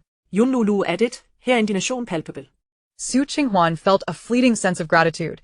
She had only just departed from the Fong residence when eunuch Wei entered, which meant Jun Luohan was indirectly aiding the Su family. Yet perhaps she was merely overthinking. Before long, the Empress Dowager and her companion arrived at the Su residence, smoothly gaining entry with a myriad of gifts in tow. Upon entering, the Empress Dowager discarded her headscarf, exclaiming how unbearably warm it was. Xiozi. Striving to wipe the smudges from her face, attempted to present herself like a proper lady. Su Qinghuan and the others exchanged glances, while Jun Luoluo stifled a smile, realizing that the dark-faced maid was none other than Sister Xiao Zi. Su Yuan and the others were momentarily taken aback, having never encountered the Empress Dowager in person. Once they collected themselves, they hastily offered her the main seat. The Empress Dowager, with a bashful smile, said, "There's no need for such formalities. I merely slipped out for a brief visit. Please, let us be comfortable." Xiao Zi chuckled, her face blackened except for her gleaming white teeth. Unable to contain her laughter, Su Qinghuan quickly dispatched Dongdong to take Xiao Zi to freshen up. The others remained somewhat bewildered and restrained. After their midday meal, they escorted the Empress Dowager and her companion to the guest rooms for a respite. Su Qinghuan joined them for a light-hearted chat. "Your Majesty, what prompted your solo excursion?" "It was quite perilous," she said with a warm smile, pouring tea as she spoke. Jun Luoluo nodded in agreement. "Indeed, Mother, your unexpected decision took us by surprise. I thought you would prefer to remain in the palace." The Empress Dowager squinted her eyes into mere slits. "The palace is dreadfully dull. I intended to come directly to Huano's place, but encountered certain matters along the way. I wished to keep a low profile, so I disguised myself alongside Xiaozi." "That is understandable. Those two families are far from reputable," the Empress Dowager asserted. "Why not stay for dinner before returning? We shall indulge in hot pot tonight," Su Qinghuan exclaimed, her excitement palpable, having longed for it dearly. The Empress Dowager and Jun Luoluo nodded enthusiastically, albeit with a hint of curiosity. "What exactly is hot pot? Does it mean a pot over a flame?" Su Qinghuan, with a mysterious smile and a twinkle in her eye, replied, "It's hard to explain at the moment, but you will surely understand by evening." She continued, "Your Majesty, please rest. Our residence is modest, so I must trouble you and Luoluo to share a guest room." The Empress Dowager waved her hand dismissively. "There is no need for such courtesy. As long as it is comfortable, that suffices." Huanea. "You should also encourage your family to relax." Jun Luoluo nodded. "Indeed, sister-in-law, it is of no consequence. I can enjoy more time chatting with Mother." Su Qing Huan nadith. And after exchanging a few more pleasantries, she stepped out for a brief afternoon nap. Upon awakening, she recalled something and curiously inquired of her father, "Father, have we been consuming this year's new rice these past days?" The quality was not particularly high, and the taste was lacking, especially compared to what she had in her space. Su Yuan confirmed, yes, it is this year's new rice, and the harvest was not very good. The Su family owned 200 acres of land, a portion of which was dedicated to growing grain. Qing Huan responded, Father, I have procured some exceptionally fine grains from elsewhere. Today, let us refrain from using the previous rice. She added, moreover, there is still time for another planting. I wonder how the grains in the cold palace are faring. It's only been 2 days. Yet I can't help but worry if someone is tending to my flowers and plants. Su Yuan readily agreed. Of course, Huaner, what you have found must be extraordinary. However, he did not expect it to be as exceptional as it was, as the rice they cultivated was already of high quality in Chang'an. It was only by evening that he realized his error after consuming several bowls. As the evening approached, Su Qinghuan prepared the necessary items for the night's feast. However, many ingredients were temporarily unavailable, and she had to make do. The pot, charcoal, beef, lamb, frogs, meatballs, shrimp, duck intestines, vegetables, and most importantly, the hot pot base were all ready.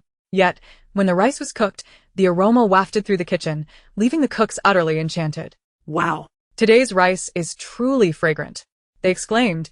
We can smell it from afar. It is vastly different from the rice we usually use. The kitchen staff inhaled deeply, reveling in the delightful scent. Su Duan, Following the enticing aroma, rushed to the kitchen in disbelief. Is that the fragrance of rice? The maids nodded vigorously. Yes, my lord. It is the fragrant rice brought by the Empress. Su Yuan was taken aback, unable to resist opening the lid to inspect the grains, which were plump and inviting. Heavens! I swear this is the first time I have seen such large and luscious rice grains. His heart swelled with excitement.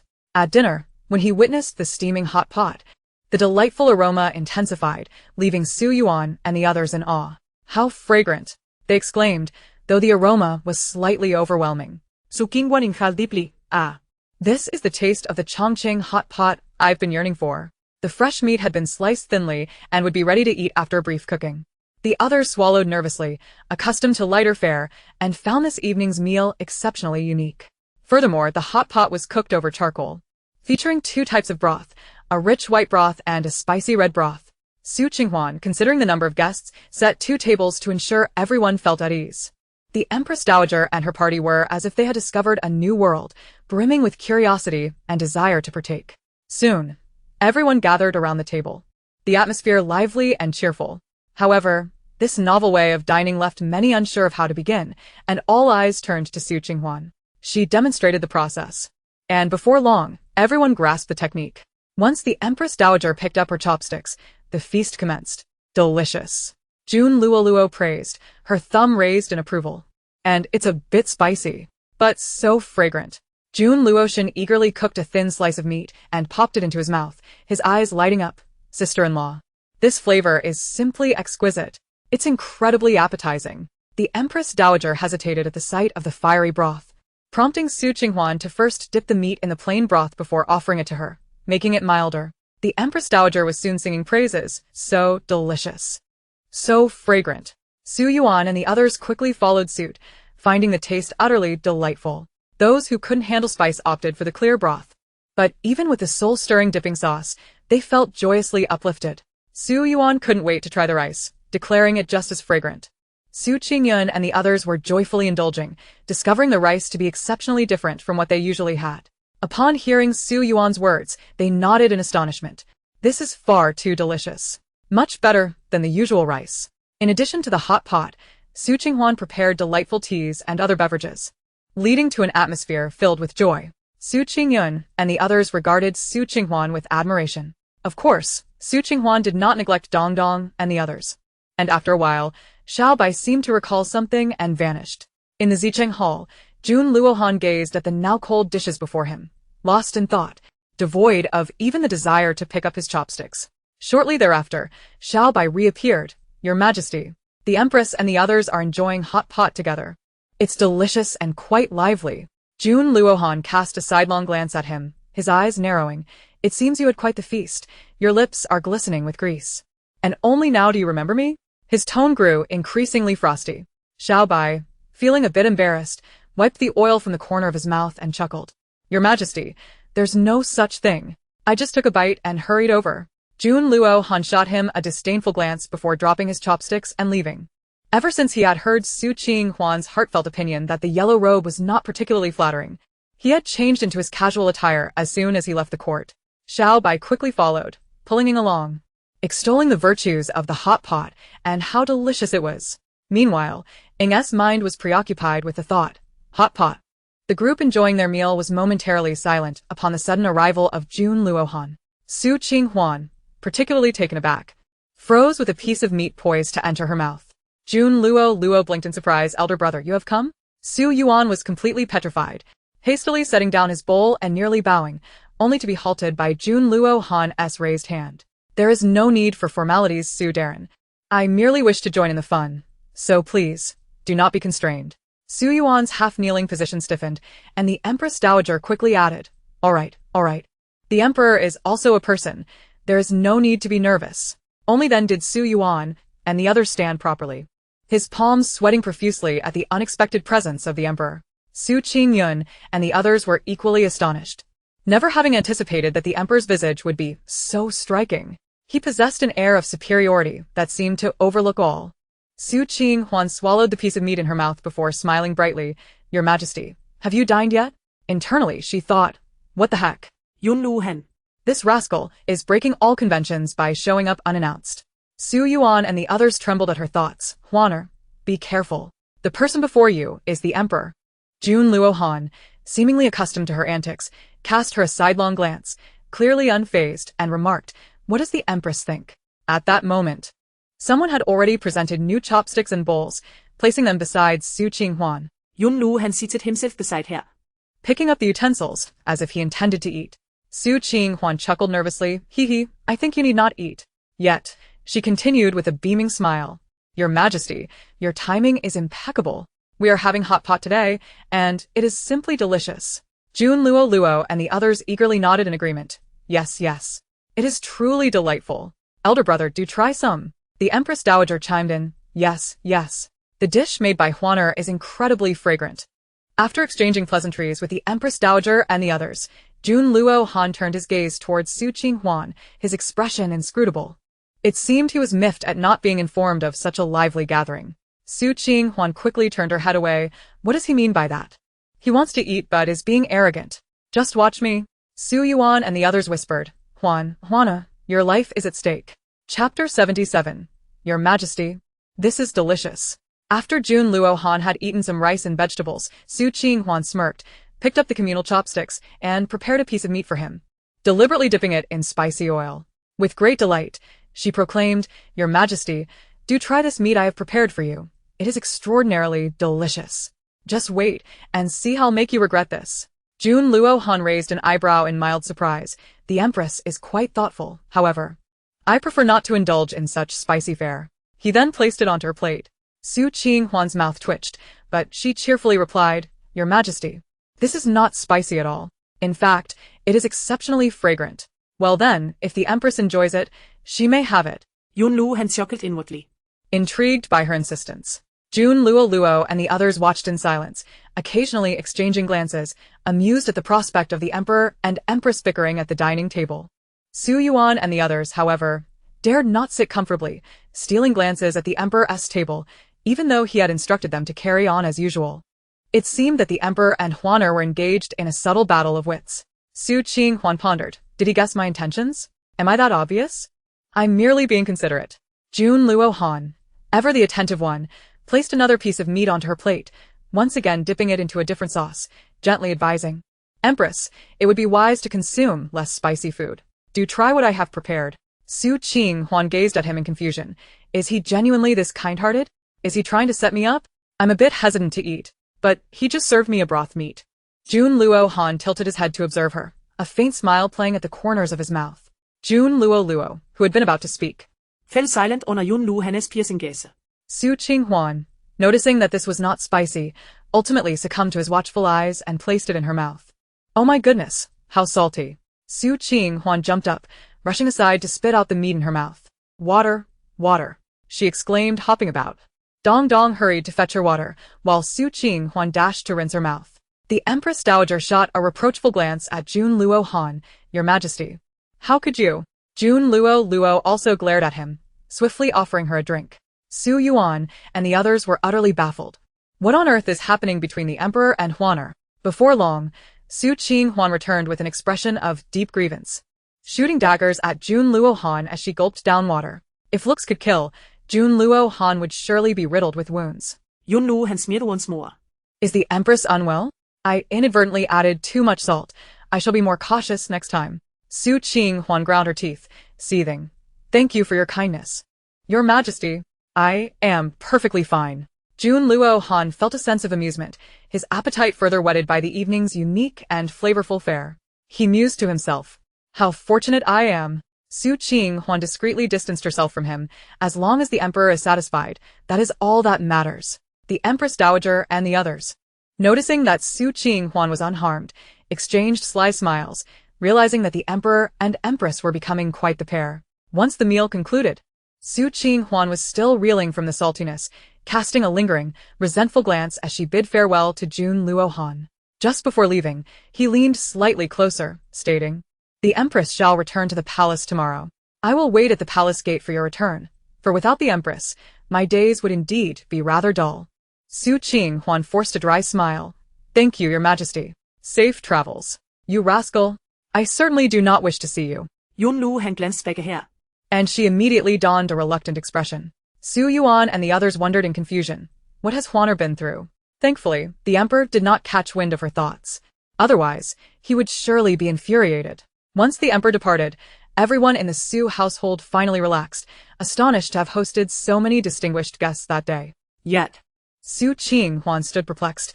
Tomorrow, I shall have to face that rascal again. Su Yuan and the others chimed in. Huaner, even if you no longer harbor feelings for him, there is no need to speak so harshly. By the way, father, how was the rice we had today?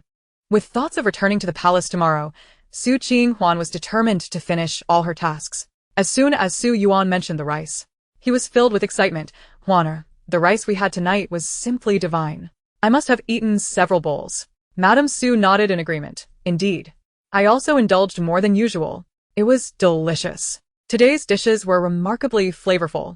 Aunt Xia and the others also nodded, surprised that what they usually considered top-tier rice could be surpassed.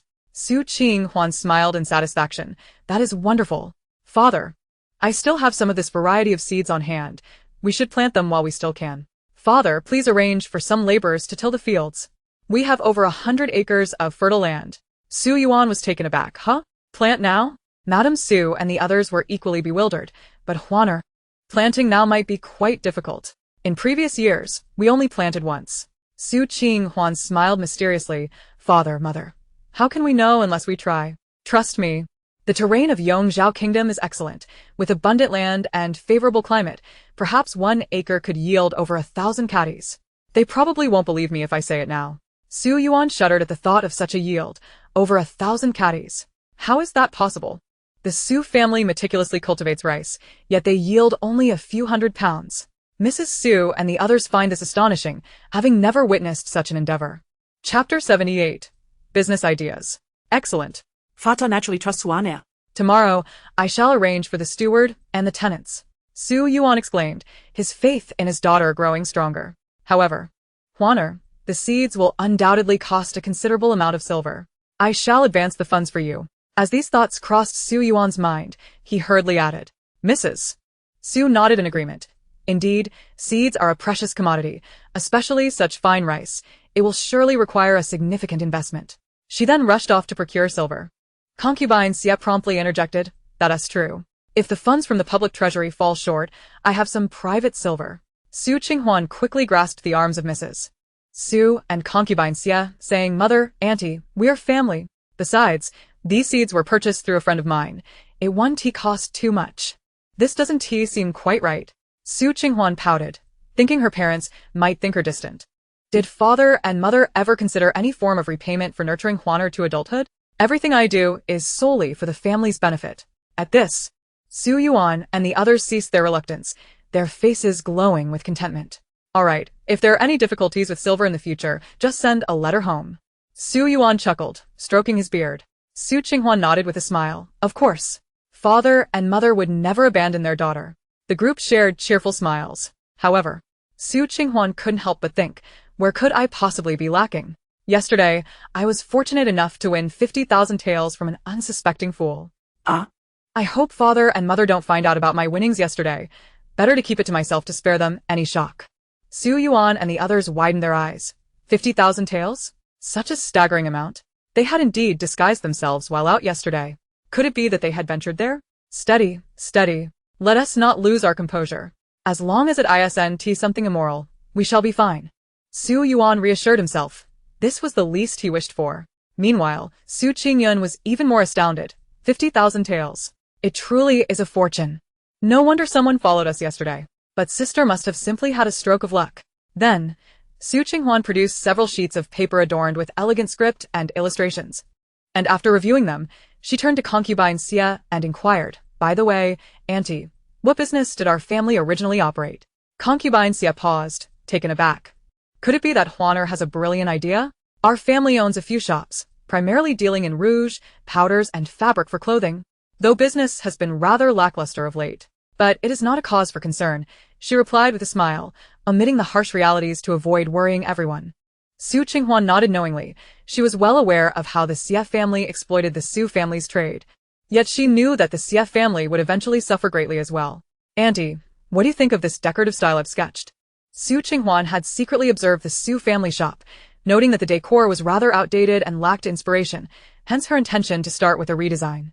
Concubine Xia examined the drawings, becoming increasingly astonished. "My goodness, what a unique shop style. Huaner, your drawings are truly remarkable. The style is exceptionally distinctive and innovative." She continued to admire the details, growing more appreciative with each glance. Although Mrs. Su was not well versed in this field, she too found it quite special. Su Yuan curiously leaned in to take a look. Let me see. However, he was promptly pushed aside by Mrs. Su and concubine Xia, who urged him. "Go rest, master. You wouldn't understand." Su Yuan remarked, "Am I being disregarded? Very well. If you ladies are more knowledgeable about such matters, I shall not intrude." He then called for Su Qing'an. "Come, let us head to the study. I have something to discuss with you." Su Qing'an, somewhat dazed, followed along, realizing he had little to contribute in this discussion. However, he indeed found Huaner's illustrations quite extraordinary, having never seen such a style before. Su Qinghuan and the others stifled their laughter. Once there was room, Su Qing'an leaned into pique, pouting. "What is this drawing? I don't understand it at all." She was met with a significant eye roll from concubine Xia. "What do you know, child? Instead of learning good things, you're only picking up the bad. Fortunately, you don't have to rush to marry now. Make sure to learn more about music, chess, calligraphy, and painting." Su Qingyan quickly slipped away, thinking learn music, chess, calligraphy, and painting? I lack the talent for that. However, she was genuinely delighted today, finally relieved from the urgency of marriage. Concubine Xia sighed in exasperation at Su Qingyan, knowing all too well that she would flee at the mention of arts. If only Yuner could be a fraction like Huana, I wouldn't be so worried. Su Qinghuan couldn't help but chuckle. "It's perfectly fine, Auntie. Yuner may not excel in those areas, but she can pursue her interests. It is easier to persist in what one loves." Mrs. Su nodded, adding, "I've noticed Yuner has an interest in dyeing. Didn't she dye her clothes herself in various colors?" An idea sparked in Su Qinghuan's mind. "Yes, we sell fabric. We could start our own dyeing workshop. That would be simply perfect," she exclaimed, thrilled, as many colors remained rather limited. Concubine Xia had long considered this, but the lack of manpower, time, and sufficient funds had hindered her plans. "Indeed, Huaner and I think alike. Once we start turning a profit, we shall establish a dyeing workshop." Mrs. Su could offer no opinions, simply nodding along, for she trusted whatever they proposed. "You all will lead us to wealth." Su Qinghuan couldn't help but laugh out loud. Of course, the Su family will only flourish further. The group brimmed with ambition. Soon, Su Qinghuan led them to her courtyard, where she presented several beauty products, including lipsticks, powder puffs, and eyeshadows. "Mother, Auntie, what do you think of these? I've been meaning to let you try them, but I got caught up with other matters." Now, Mrs. Su was genuinely intrigued, while concubine Xia was equally captivated, admiring how elegant the boxes and bottles appeared. "Oh, this blush color is simply exquisite," Mrs. Su exclaimed joyfully, having always adored such items. Whenever new products arrived at the shop, Mama would always bring them back for her use. Concubine Xia also admired the various shades of blush, exclaiming, "Indeed, these colors are truly the stuff of dreams. The shades in the shop cannot compare." Su Qinghuan smiled brightly. Mother and Annie, do try them. They are meant for you. Eagerly, they took turns testing the products, having already lost their lipstick after their previous meal. Wow. This is stunning. Yes, yes. This is the color. The two women beamed at their reflections in the bronze mirror, their joy radiating like blooming flowers. Su Qinghuan felt a surge of happiness in her heart. Mother and Auntie, you both look so beautiful. And these colors perfectly complement your skin. She praised sincerely, while Mrs. Su and concubine Xie grinned, their lips curving into smiles.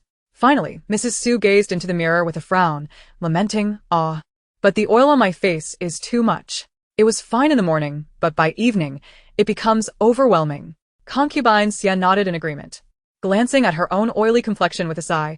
Indeed, the oil could be used for cooking. If only there were a remedy for this. Chapter 79. Powder Puff. Upon hearing this, Su Qinghuan snapped her fingers. I have a solution. She then opened a wooden box containing various items that blended seamlessly, and with a gentle pat, she applied some to Mrs. Su and concubine Xie. Mother, concubine, look. Is it no longer oily now? Su Qinghuan said with a cheerful smile. Ah, indeed. And it seems to be even more radiant, exclaimed Madame Su and concubine Xie in astonishment, glancing at each other's faces. Heavens, it truly has become non-oily in an instant. This product is simply marvelous. The Long and Rouge shop has yet to offer such refined powder. It must be rather expensive, right? Concubine Xie remarked, growing increasingly fascinated. Huaner knew that mother and concubine would adore it. The price is quite reasonable too. Su Qinghuan replied with a grin. The items in my space are indeed pricey. Though there are also recipes available. They just require a bit of time to prepare. The two women laughed even more joyfully, expressing their fondness. Of course we like it. Huaner, we cherish whatever you gift us. By the way, concubine, what would be a suitable price for such a powder puff? Su Qinghuan inquired. Having sold each box for 10 taels in her space, concubine Xie hastily replied, Huana, this will surely fetch a high price. 20 taels would be more than sufficient. It's truly effective. The price aligned with Su Qinghuan's expectations. Concubine, I possess the recipe. However, the manufacturing process is rather time-consuming, so we can adjust the price accordingly later. As she spoke, she retrieved the recipe, which she had also procured from her space, with materials easily sourced from Yongchao country. Wow, Huana, you should keep these to yourself. Concubine Xie quickly declined, insisting she couldn't take everything from Huaner. Madame Su nodded in agreement. Indeed, we cannot provide you with much support at home. You should reserve these for your own use. Su Qinghuan smiled. Huana has plenty. How about I take a 10% profit? At least 30%. Concubine Xie raised her hand, declaring, that's excessive. You'll need to find labor, gather materials, and supervise the process. Huaner cannot in good conscience take that much. Let us not dwell on it, just 10%. Su Qinghuan asserted decisively. She then proceeded to discuss other samples in detail. Mr. Su and concubine Xie exchanged glances. Then, let us defer to Huaner. They listened intently, growing increasingly astonished. When did Huaner acquire such vast knowledge? This was all so sudden. Seeing their surprised expressions, Su Qinghuan laughed. Mother and concubine must be wondering how I learned so much. I have encountered fortuitous opportunities. My aim is to improve our lives. Madame Su clasped her hands in gratitude. Heaven has eyes. Our Su family will surely prosper. Concubine Xie nodded. Indeed, I have observed that our Su family is becoming increasingly fortunate. That is only natural. The group continued to engage in lively discussions, primarily regarding business matters, until Madame Su and concubine Xie departed when the time felt right. Su Qinghuan sipped water, while Dong Dong kneaded her shoulders. Your Majesty is truly remarkable, and you are so kind. The Su family will surely thrive. Su Qinghuan closed her eyes in contentment. Indeed, the foundations of the Su family are humble. We will require much more silver in the future. Shared prosperity and adversity. As for the seeds, I shall reveal them later. In the Zichuan palace, she mused, we can plant rice once more? Yun Luhan inquired, handing a brush. Xiao Bai nodded. Your Majesty, the Empress has stated precisely that. Nodded just at all. Jun Luohan nodded, planning to inquire further later. If we can indeed plant again, it would be splendid. Furthermore, with the current low grain yield, the populace must contribute 30% of their harvest, making life quite difficult. The soldiers at the borders also require substantial supplies. Did she mention anything else? Xiao Bai pondered. Your Majesty, the Empress also spoke of rouge and powder. Stop. That is enough. Jun Luohan interjected, losing interest in such trivial matters. Xiao Bai promptly swallowed the words he had nearly uttered. By the way, what transpired today with the Sun and Xie families? Jun Luohan's tone turned icy, already aware of the incident involving the Empress Dowager on Chang'an Street. Xiao Bai hurriedly relayed all he knew. After Madame Sun received 30 lashes, she fainted, and they could not even find a reputable doctor due to a robbery at their home. Although old Madame Xie endured 20 lashes and also fainted, her sons and daughters-in-law did not approach her. However, they are subtly vying for control of the household, constrained by the fact that old Master Xie is still alive. Is the Xie family currently handling royal commerce? Yes, Your Majesty, but the Xie family is quite unscrupulous, often using this as an excuse to oppress numerous merchants. Jun Luohan scoffed lightly. How many officials are truly innocent? The Yama Hall cannot investigate every single family thoroughly. The priority is to prevent spies. Let the Xie family relinquish their position. They have no officials in court anyway. The Xie residence will be reclaimed, Jun Luohan stated indifferently. Instruct them tomorrow. Xiao Bai nodded. The Xie family has been troublesome in Chang'an. Their departure will bring peace. Just as Xiao Bai was about to withdraw, Jun Luohan abruptly asked, have the vegetables in the cold palace been properly tended to? Otherwise, when she returns tomorrow, there will be grievances. Xiao Bai quickly confirmed, Your Majesty, the vegetable garden in the cold palace is monitored daily by the palace maids. Good. Bring back some cucumbers before heading to the Su residence, Jun Luohan instructed, continuing to practice calligraphy as he spoke. Xiao Bai stiffened. The emperor had been insisting on consuming cucumbers grown by the Empress every day. He exchanged a glance with Ing, who pretended not to see. Xiao Bai shot a secret glare at Ing, then resignedly headed toward the cold palace. The following day, Qing Huan reluctantly rose, dreading the swift return to the palace. Can I not go back until nightfall? Yet she allowed Dong Dong to groom her. Madame Su and the others had already risen early to pack supplies for her return, discreetly slipping some silver into her belongings for her to use. The day before, Qing Huan had taken the opportunity to retrieve several boxes of rice, now stored in the courtyard, after reminding her father thoroughly. The eunuchs and palace maids sent to escort Qing Huan back to the palace were already waiting respectfully. Huaner, once back in the palace, be sure to take good care of yourself. If anything arises, send word home. Madame Su admonished with teary eyes. Concubine Xie was equally reluctant. Indeed. You have always been our pillar of support. You need not worry too much about the shops. I will manage. Su Qingyun's eyes were also swollen, clearly having cried, Sister. I will miss you dearly. Su Qingyun nodded. Brother will strive to do well.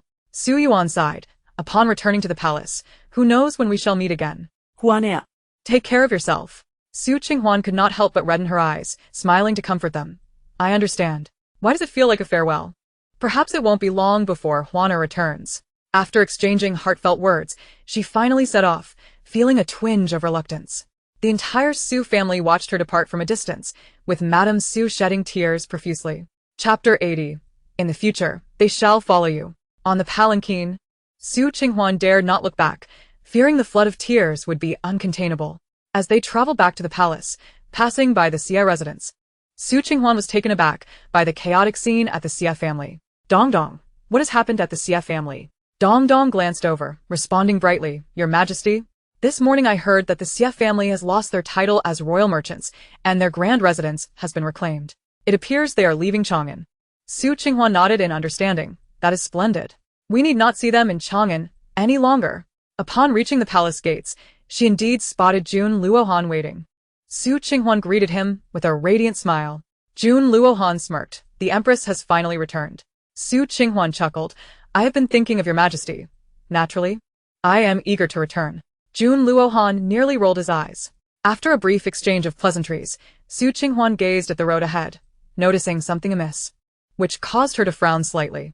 Xiao Detzi, is the path to the cold palace not this way? Dong Dong also expressed her confusion. Before Xiao Detzi could respond, Jun Luohan remarked indifferently, I believe it is quite a disservice for my beloved consort, as Empress, to reside in the cold palace. Henceforth, the Empress shall find solace in Fingyi Palace, and regarding the vegetable garden in the cold palace, you may visit at your convenience. Su Qingguan?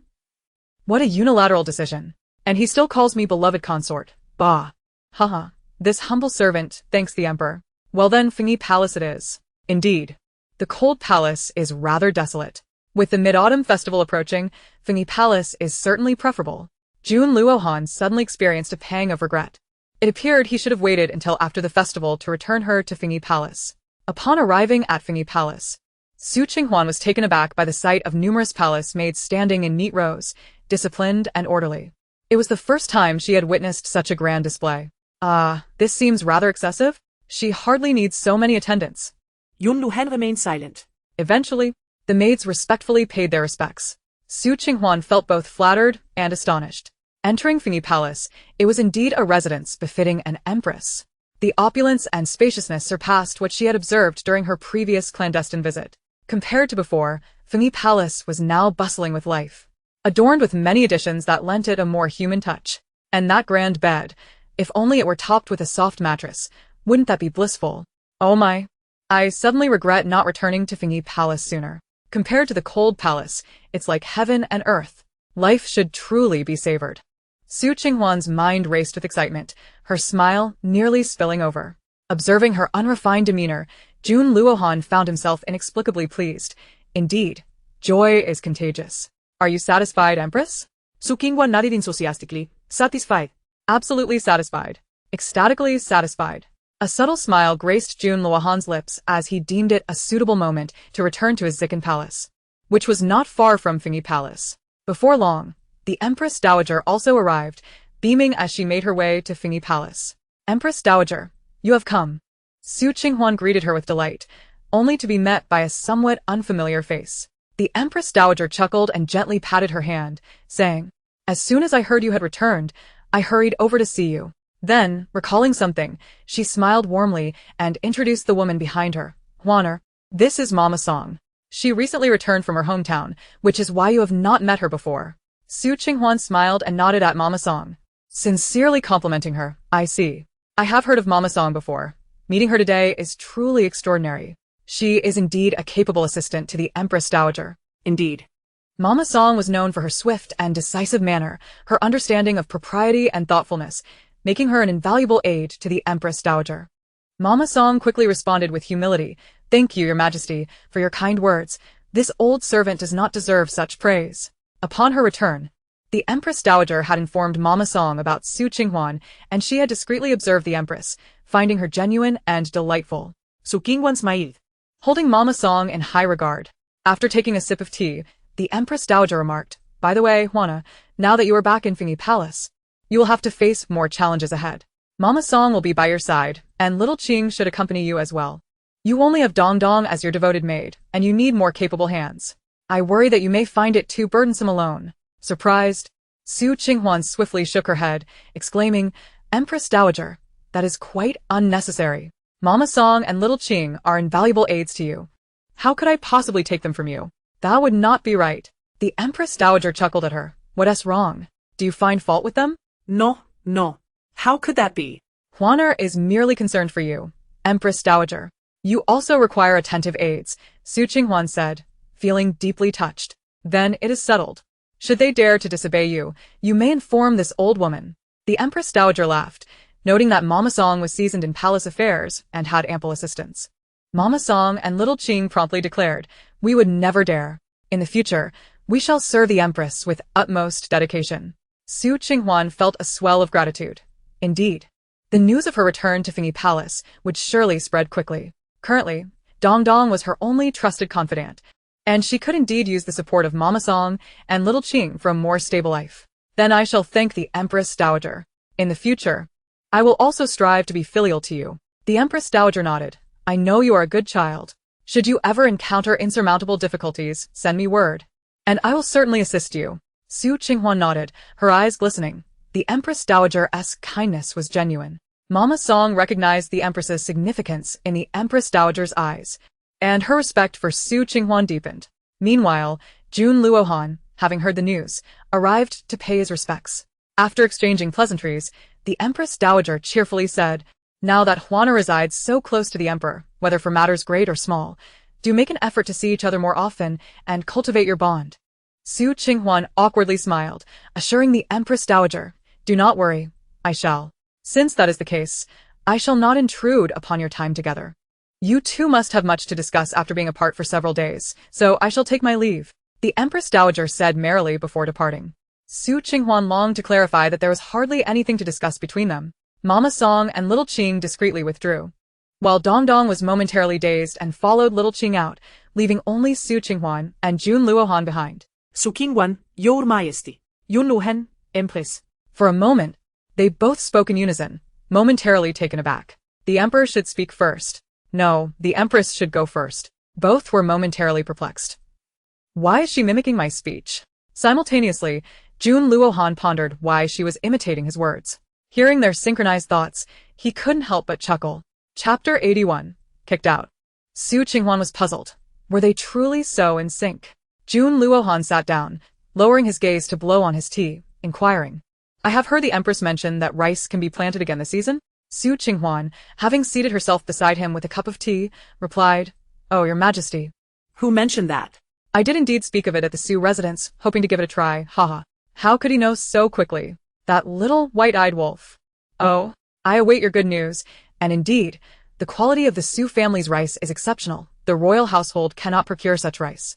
We should consult Lord Su when the time comes, Jun Luohan continued. He reasoned that if the Su family's fields could serve as a test plot, and if successful, he could promote it more widely. Well, he is indeed clever. Su Qinghuan nearly choked on her tea upon hearing his words. Your Majesty, haha. That rice was something I obtained from elsewhere. It is regrettable that it is no more. If you are interested, once the new harvest from the Su family is ready, would it be acceptable to purchase some? Jun Luohan nodded naturally. Since the Empress has suggested it, it shall be so.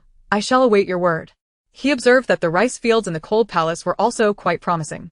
By the way, Anjo is experiencing drought, and the people are suffering.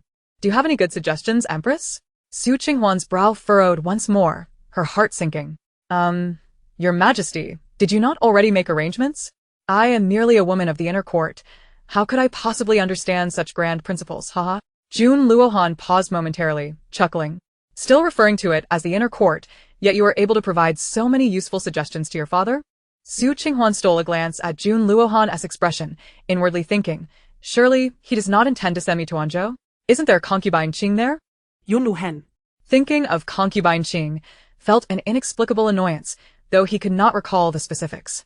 In that case, Empress, do attend to your matters, he said, rising with an inscrutable expression as he adjusted his robe. Su Qinghuan observed that he was acting rather unusually today. He hadn't retorted at all. Well then, Your Majesty. Take care. What else with that expression? Has he been yearning for his childhood sweetheart due to their prolonged separation? Jun Luohan appeared disinclined to engage in conversation. Was his expression truly like that? He quickened his pace. Su Qinghuan craned her neck to watch him depart, then unceremoniously flung herself onto the grand bed. Yet, it was still a bit too firm. She ought to seize an opportunity to retrieve the mattress soon. In the afternoon, Su Qinghuan eagerly ventured to the cold palace to inspect her vegetable garden. After moving to the Su family, she had assigned several maidens to oversee it. Granny Song was astonished upon seeing the transformation. She was aware of the Empress's fall from grace, yet the situation had dramatically shifted. To her surprise, the cold palace had taken on such a splendid appearance. Aside from the dilapidated palace, everything else seemed quite well. Moreover, an abundance of crops had flourished. Having endured hardships in the past, Granny Song felt a sense of nostalgia at the sight of the vegetable garden. However, Su Qinghuan was puzzled. Where were her cucumbers? She distinctly remembered seeing numerous nearly ripe cucumbers before returning to the Su family, yet now only a handful remained? Perhaps one of the maidens had been tempted to pluck some for a snack. The other plants had thrived remarkably. Granny Song sincerely praised, Your Majesty. The vegetables in this garden are truly flourishing. Little Qing nodded in agreement. Indeed, Your Majesty, the garden appears healthier than ever. Su Qinghuan beamed with delight. The royal soil must be exceptionally rich. By the way, Qing, in the future, the Empress Dowager may wish for something. Feel free to gather it from here. Little Qing promptly acquiesced, for the Empress Dowager had a fondness for such delicacies. In the end, the group harvested a variety of vegetables, including water spinach, pumpkin shoots, and tomatoes. Granny Song found it quite fascinating. After all, this was the imperial palace. How extraordinary. Suddenly, a large hen waddled over, followed by a flock of chicks. Granny Song was even more astonished. There was a hen too. The hen clucked, cluck, cluck, my dear master, you've returned. Look at the little ones behind me. Aren't they adorable? I've hatched 20 eggs this time. Su Qinghuan gazed at the fluffy chicks, utterly amazed. So cute. But why are there only 18 chicks? She counted again, and indeed, there were only 18. The hen, somewhat sheepishly, clucked, cluck, cluck, my dear master, some were weak and didn't he survive? Qing Huan nodded in understanding and glanced around, but where is your mate?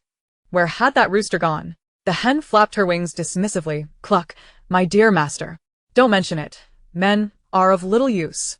All they do is chatter and can't even care for the young ones. He got kicked away by the little ones.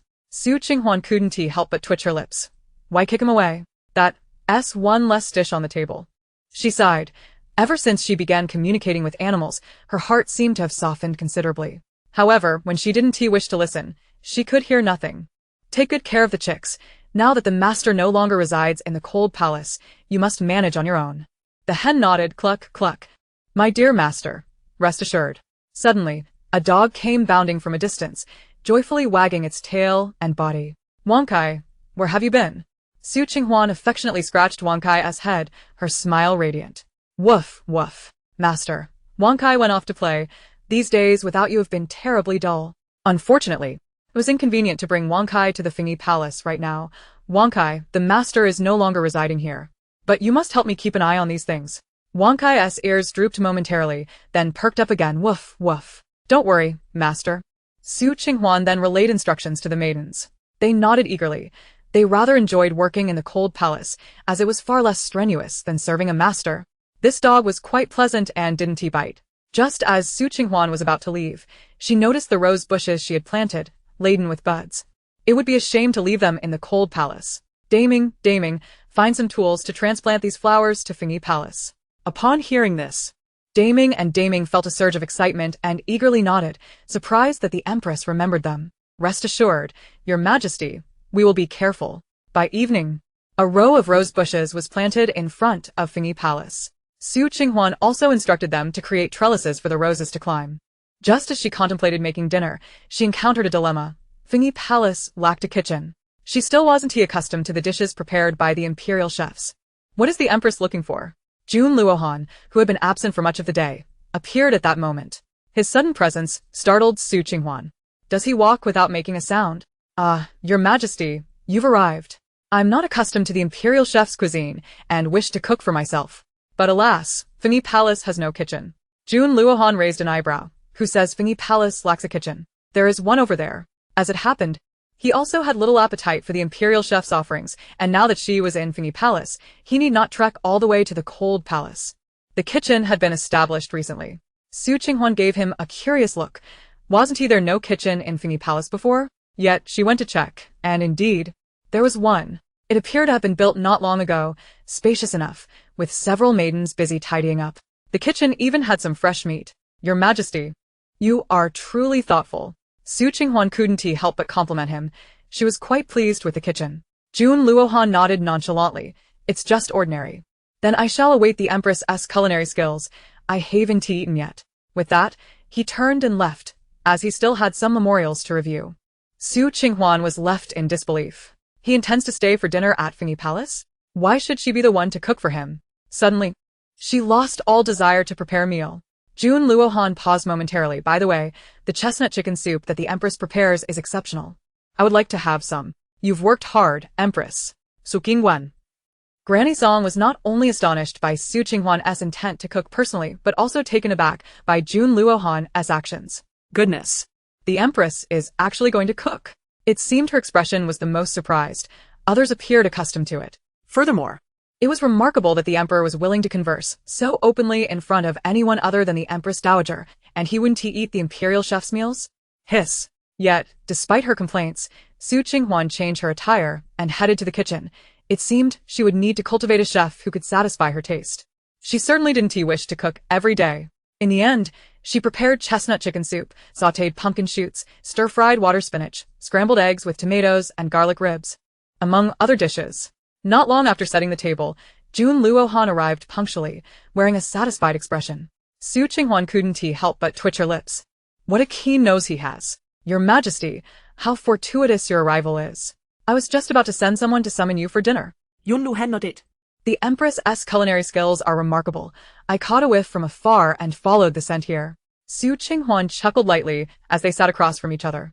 Jun Luohan seemed to eat with great satisfaction, but Su Qinghuan still felt somewhat uneasy. Suddenly, the two found themselves dining alone together again, and he had the habit of eating in silence, creating an awkward atmosphere. She could hardly chew without making noise. Meanwhile, the imperial chefs were in a tizzy, lamenting that the emperor hadn't eaten their food for yet another day. I am full now. If the empress has no further matters, please rest early. After finishing his meal, Jun Luohan remarked before casting her a meaningful glance and departing. So Qing Huan? He even cares about her sleep? It was not until the next day that she grasped the implications. Naturally, she intended to rest well. Moreover, she wanted to sleep on the mattress. In the afternoon, she seized the opportunity to take it out. How delightful it would be to sleep then. As it happens, Su Qinghuan, having just finished her bath, eagerly leaped onto her spacious king-sized bed, enveloped in soft comfort. Meanwhile, Dong Dong approached with a small box, softly inquiring, "Your Highness, please take a look at this." Upon closer inspection, Su Qinghuan discovered it was a stash of silver coins secretly gifted by her family, filling her heart with warmth and joy. At the same time, Madame Su and the others noticed the substantial banknotes left behind by Su Qinghuan, their eyes brimming with tears.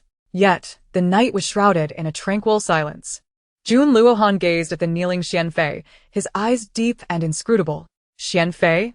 No, it should be Lengyu.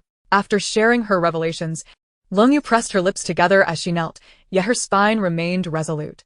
A few days prior, she had discreetly dispatched someone to the island, and indeed, her family was there. It lay within the territory of the Yongqiao kingdom, and the so-called Leng family in the dungeon was merely a facade.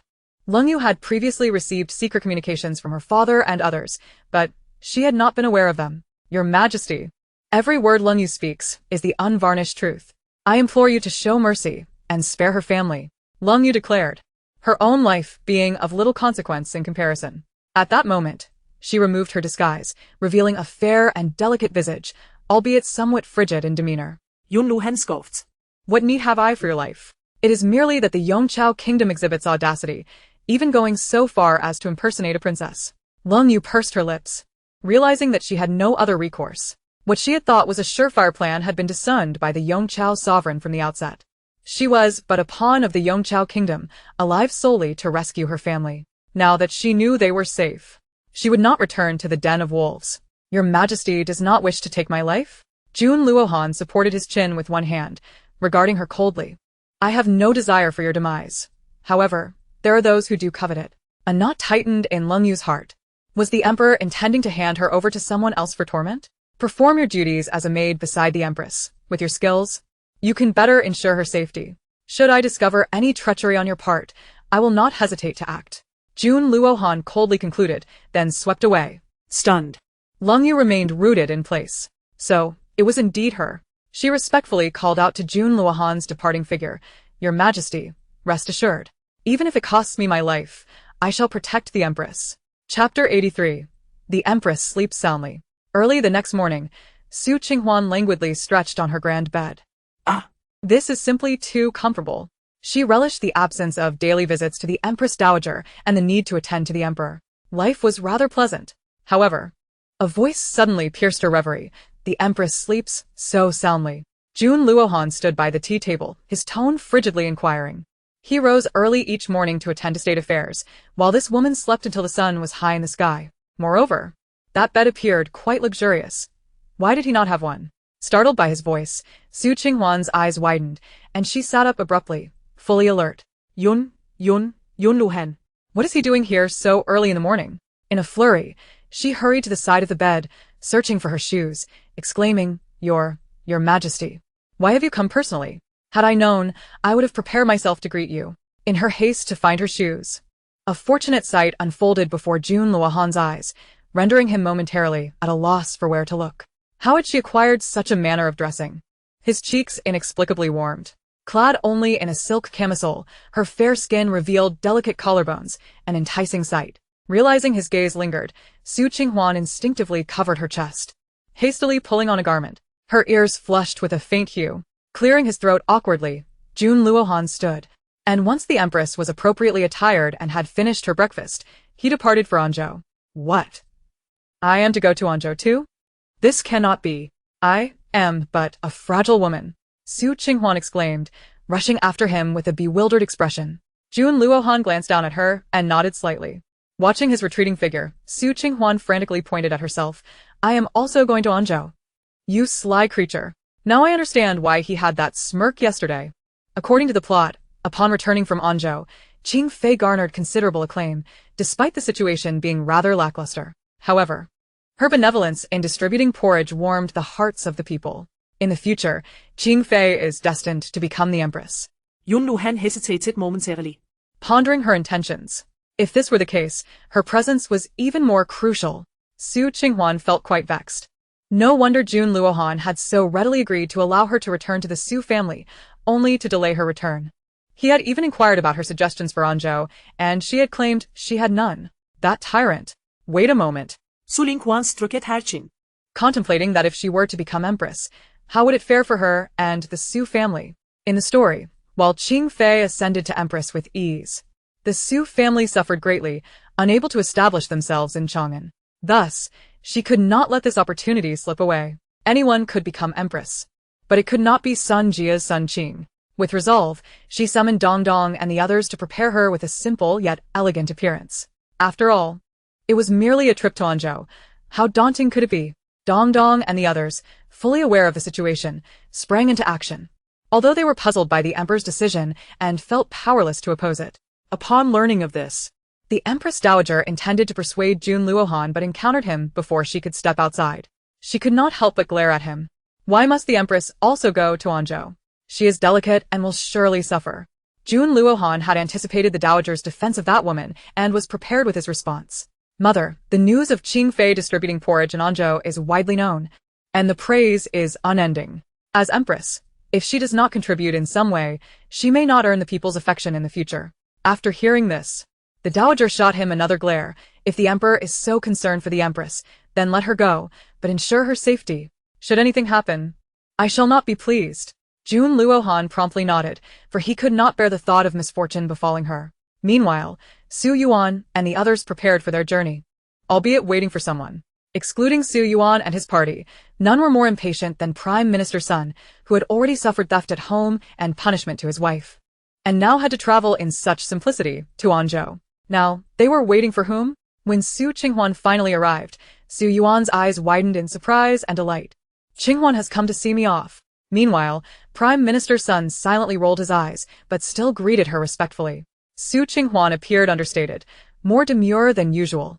A cool palace maid followed closely behind her. Su Qinghuan had recognized her as Lin Yu, but now having her by her side felt somewhat peculiar. Furthermore, a small squad of imperial guards was also present. Jun Luohan declared coldly, "The Empress is to accompany us to Anjo, ensure her safety without fail." The imperial guards replied respectfully. Su Yuan's eyes widened again. Qinghuan is going to Anjo too. The drought there is severe. Will she be able to withstand it? Meanwhile, Prime Minister Sun and his associates were momentarily taken aback, then muttered in dissatisfaction. The Empress is going too? Is she not just adding to the chaos? Jun Luohan directed a piercing gaze at Prime Minister Sun. Do you have any objections, Prime Minister? Prime Minister Sun quickly shook his head. Your Majesty, I have no objections, but the Empress is delicate and may not endure hardships. He refrained from saying more. Su Qinghuan glared at Prime Minister Sun. Does this wretched creature see me as a hindrance? We shall see who becomes the real nuisance. Eating like a pig indeed. Yun Luhan remained silent. However, the Queen's words ring true. Indeed, Chancellor Sun bears a striking resemblance to a pig. Then in a cold tone, she remarked, "Rest assured, Chancellor. The Queen requires no care from you. You need only attend to your own responsibilities." Chancellor Sun hastily nodded, though his lowered gaze betrayed a profound disdain. Could it be that the Queen was merely seeking to uphold her reputation by making an appearance in Anjo? Wasn't that tantamount to competing with his beloved Qing? Nevertheless, with the vast heavens above and the distant earth below, should the Queen encounter any misfortune, none could foresee the repercussions. Su Qinghuan observed Chancellor Sun's furtive glances, easily discerning his ulterior motives. Look at Chancellor Sun and his petty schemes. Does he think he can manipulate her in Anjo? The outcome remains uncertain. Jun Luohan narrowed his eyes, casting a cold stare at Chancellor Sun, his tone laced with veiled threat. Although the Queen was not aligned with the Chancellor's faction, should she find herself in peril, all would share the blame. The Chancellor's little machinations were swiftly dismantled. Su Qinghuan looked at Jun Luohan in surprise. Was he genuinely considering her welfare? Meanwhile, Su Yuan was deeply pained, his eyebrows knitted together as if to crush a fly. Perhaps the emperor had sound reasons for sending Qing to Anjo. He ought to keep a watchful eye on her, even at the cost of his own life. To ensure her safety. Chapter 84. Journey to Anjo. After Jun Luohan exchanged a few more perfunctory words, Su Qinghuan and her entourage set off. With an air of calm detachment, Su Qinghuan climbed into the carriage, showing no signs of regret. How tedious, with all this incessant chatter. It's making me drowsy. Yun Luohan. This ungrateful woman, does she think he wishes to speak?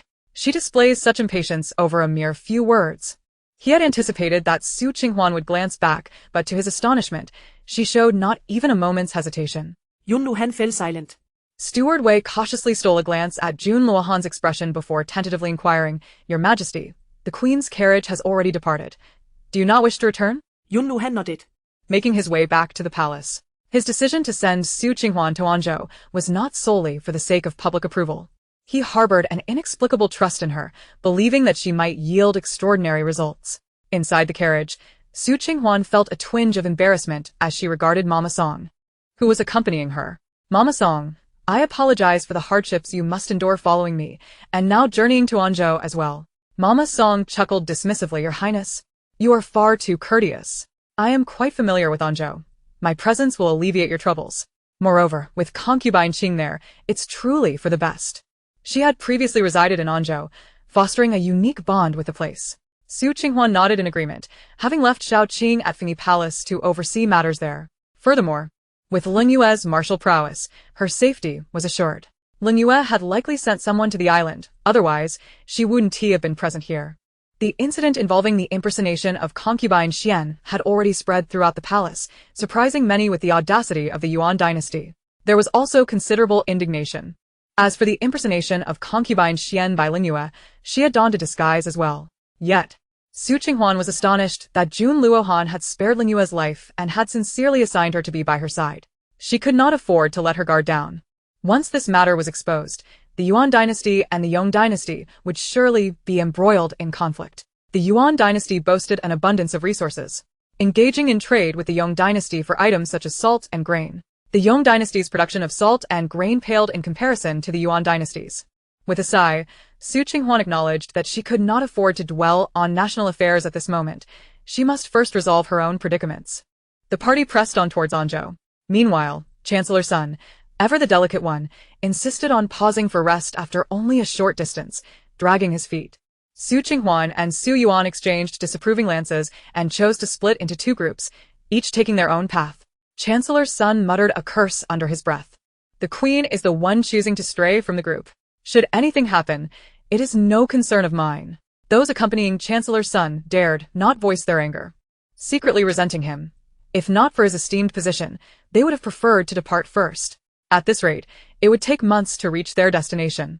One might think Chancellor Sun was merely out for a leisurely jaunt. Despite not bringing much with him, Chancellor Sun continued to rely on others for sustenance.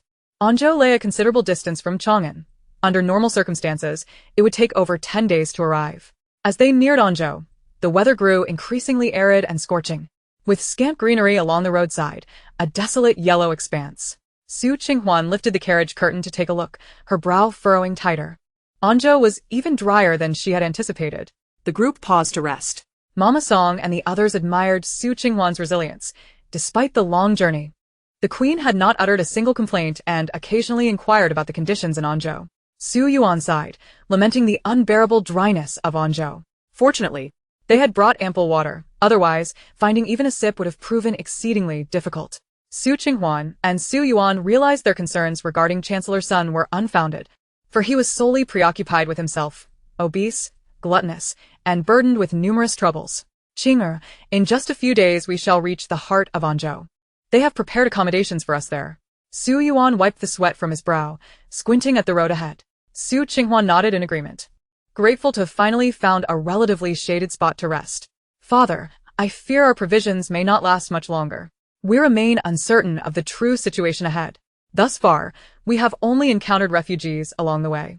The people of Anjo clung to their belief that the divine would not forsake them. Hesitating to leave and subsisting on scant water, Su Yuan solemnly nodded in agreement, conceding that they would have to address the matter when the time came. He was astonished by his daughter's composure. She had journeyed without a single complaint. The others were equally impressed, realizing that the queen had far surpassed their expectations. Initially, they had worried that she would be a hindrance, only to discover that they had been the ones lagging behind. What a slap in the face. So Qing Huan drank heartily, while the others were reluctant to indulge so freely. Su Yuan also grew more cautious with their water resources, quietly asking, "Qing'er, why do I feel as though we still have plenty of water left? How strange." Su Qinghuan nearly choked, coughing, "Father, you must be exhausted, leading to such a misconception. How could we have more water than less?" In truth, she had discreetly infused the water tank with the essence of the spirit spring while others were distracted, though she had been careful not to add too much, lest she raise suspicion. Yet, her father's keen observation was rather impressive. Su Yuan pondered for a moment, then took another sip, finding the water even more refreshing. Perhaps it was merely his fatigue. The more exhausted he became, the less clear his mind, and the more delightful the water tasted. Others shared this sentiment, but refrained from questioning, fearing that a mere inquiry might deplete their own water supplies. After 2 days, they finally arrived at their lodgings, now under the cloak of night. The governor's wife respectfully prepared the finest room for them. Though she was perplexed by the queen's unexpected visit, Su Qinghuan surveyed her surroundings, noting the emptiness and that the well was nearly dry.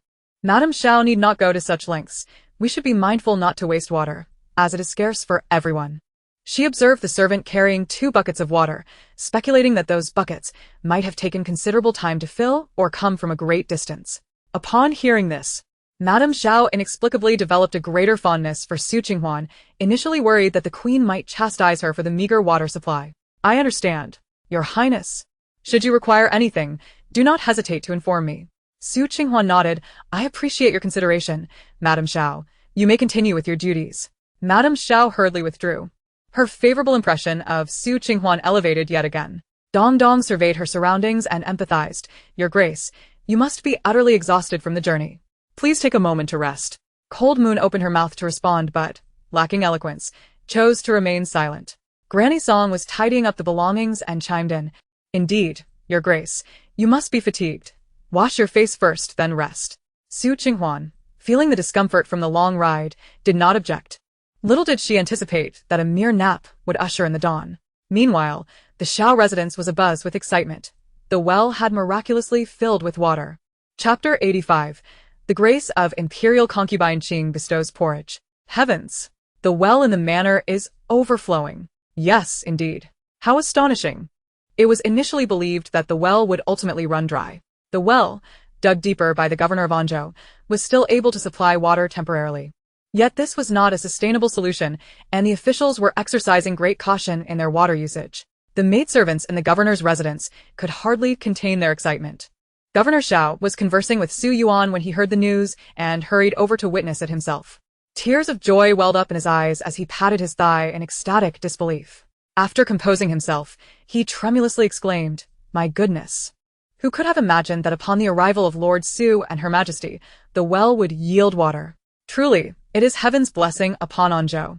The Empress is a harbinger of good fortune." Just yesterday, he had heard his wife speak of the Empress's humility and her advocacy for water conservation, which endeared her even further to him. Su Yuan was equally astonished.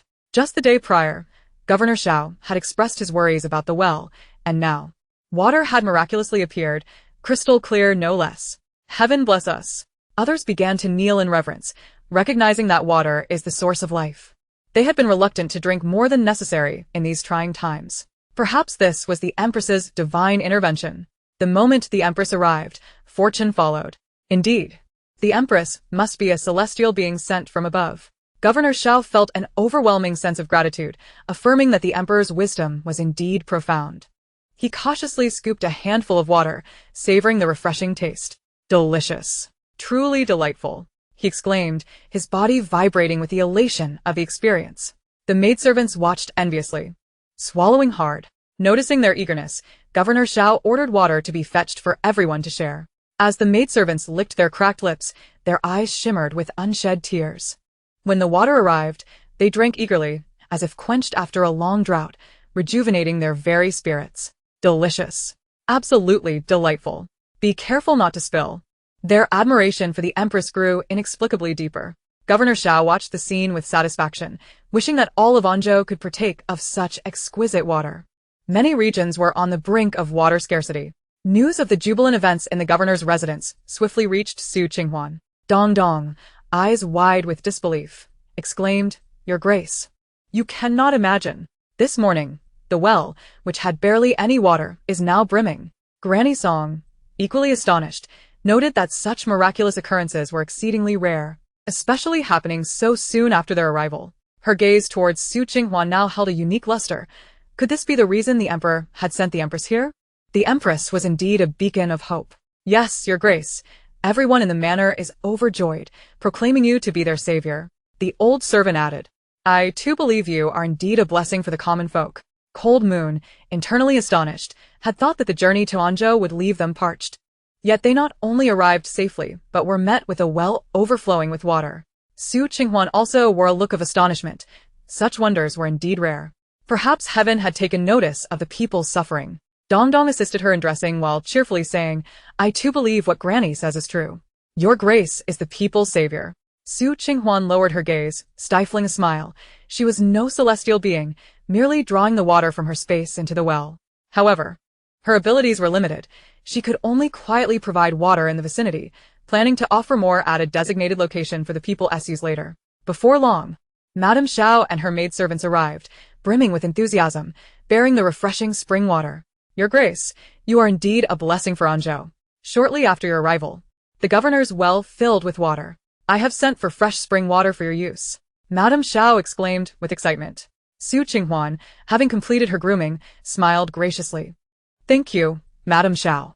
She then took a symbolic sip, exclaiming, "This water is exceptionally sweet."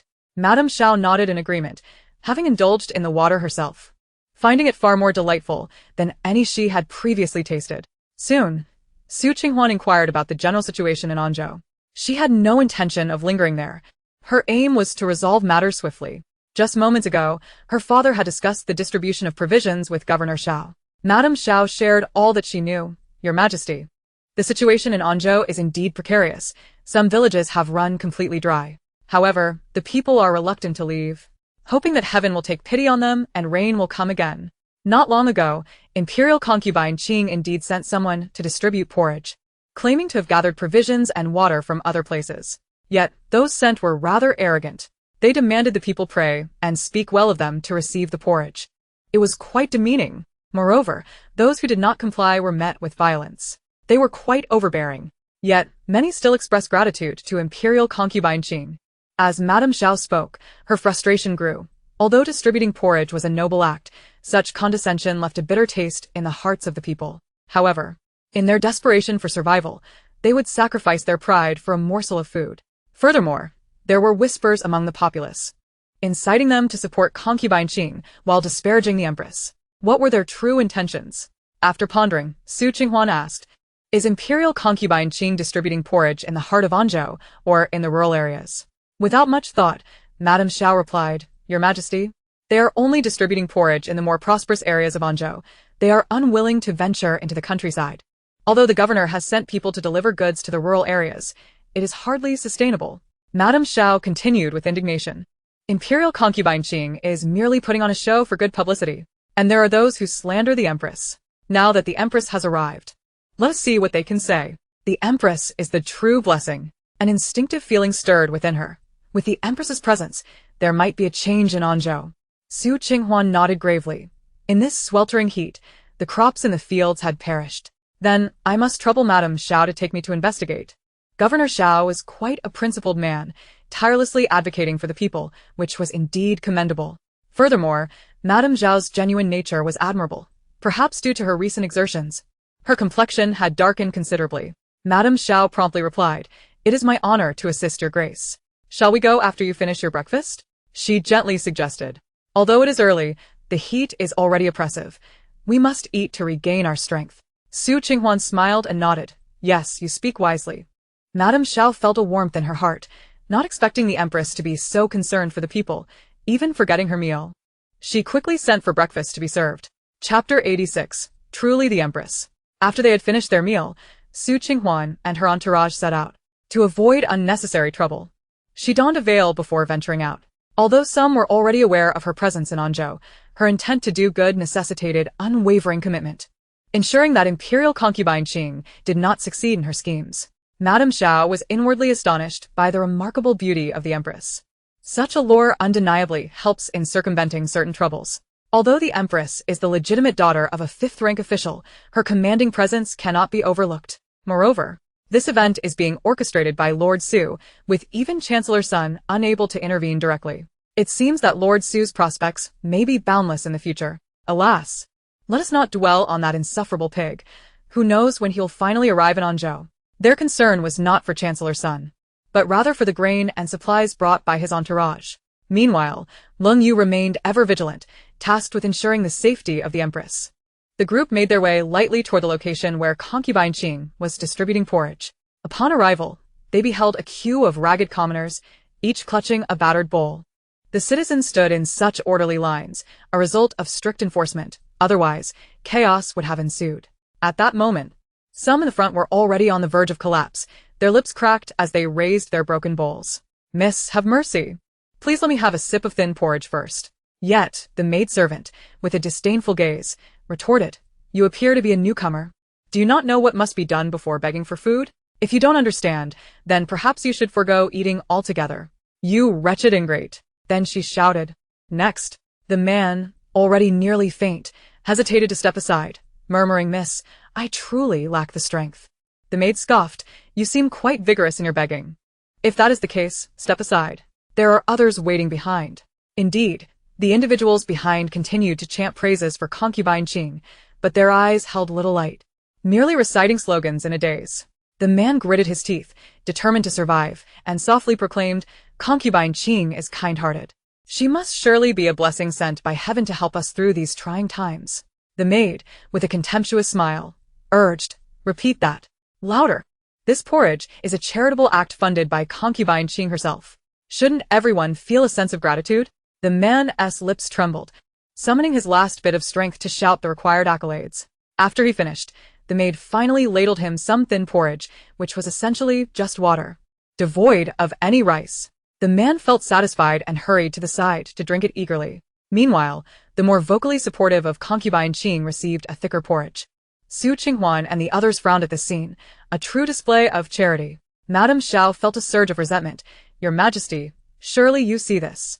Dongdong also looked on in indignation, questioning concubine Qing's true intentions. Yet, these individuals were evidently unaware that Su Qing had also arrived. Thus, the situation escalated. As a few more people emerged from the crowd, calling out, "Concubine Qing is a great benefactor. Not only does she pray for the people at the Tianshan Temple, but she also selflessly contributes her own resources to help the suffering. This is the essence of a mother of the nation." Indeed, indeed. Concubine Qing truly cares for the populace. That's right. Unlike the one in the palace, who enjoys a life of luxury in Chang'an, indifferent to the plight of the common folk. They stirred the crowd, seeking to incite the people's sentiments. Madame Xiao felt a tightness in her chest, unable to endure it any longer, and scolded, boldly speaking, "Who permitted you to discuss such matters behind our backs? Do you wish to endanger your lives?" Upon seeing Madame Xiao, the individuals displayed a flicker of fear, while a hint of greed appeared in their eyes at the sight of the enchanting beauty beside her. Yet, they pressed on, "Madame Xiao, you have arrived, but we are merely speaking the truth. Even Madame Xiao is busy with these matters. Indeed, we have noted the good deeds of Madame Xiao, and we are even more aware of the charitable acts of concubine Qing. This is the true spirit of caring for the world." Madame Xiao quickly glanced at Su Qing, relieved to see she was not angered, and retorted, "How dare you? What I do is merely my duty, assisting Lord Xiao. It is not worthy of mention. Concubine Qing certainly has the citizens' welfare in mind, but the Empress displays even greater virtue, traveling all the way from Chang'an to Anjo, bringing grain and water for everyone." Madame Xiao proclaimed loudly for the assembled populace to hear. The more outspoken individuals exchanged glances laced with disdain, yet still, they dared to declare, "Is what Madame Xiao says truly so? The Empress is so delicate. How could she possibly come to Anjo herself? Yes, yes. Perhaps she has come to stir up trouble." Madame Xiao found their audacity appalling. How dare they speak thus? Just as she was about to respond further, Su Qing raised her hand. In a crisp tone, Su Qinghuan remarked, "What? Is it impossible for me to arrive?" The individuals paused, their eyes filled with confusion, doubting the reality of the situation. Surely someone must be impersonating her. The maidservants distributing porridge were also taken aback, but dismissed the thought, continuing to call the citizens forward, believing deep down that the Empress could not possibly come in person. Otherwise, why would she be veiled? The citizens, hearing the melodious voice, trembled slightly. Yet doubt filled their eyes, coupled with disbelief. Madame Xiao admonished, "The Empress is present. Should you not kneel in greeting?" The more spirited individuals remained unmoved, while the citizens exchanged glances, unsure of what to do. Madame Xiao's chest heaved with indignation. Leng Yu attempted to step forward to apprehend the dissenters, but was halted by Su Qinghuan. Observing the scene, Su Qinghuan remained unperturbed, viewing the reaction as entirely natural, and smiled. It seems everyone believes the Empress too delicate to visit such a harsh place. The crowd began to murmur among themselves, as they had yet to lay eyes on the Empress. The more vocal individuals grew cautious, hesitant to voice further dissent. Just then, Lord Xiao and Su Yuan arrived with the grain and water. Realizing the situation, they promptly bowed respectfully to Su Qinghuan. "Long live the Empress! Your Majesty, how is it that you have come personally?" The crowd gasped in shock. Could this truly be the Empress before them?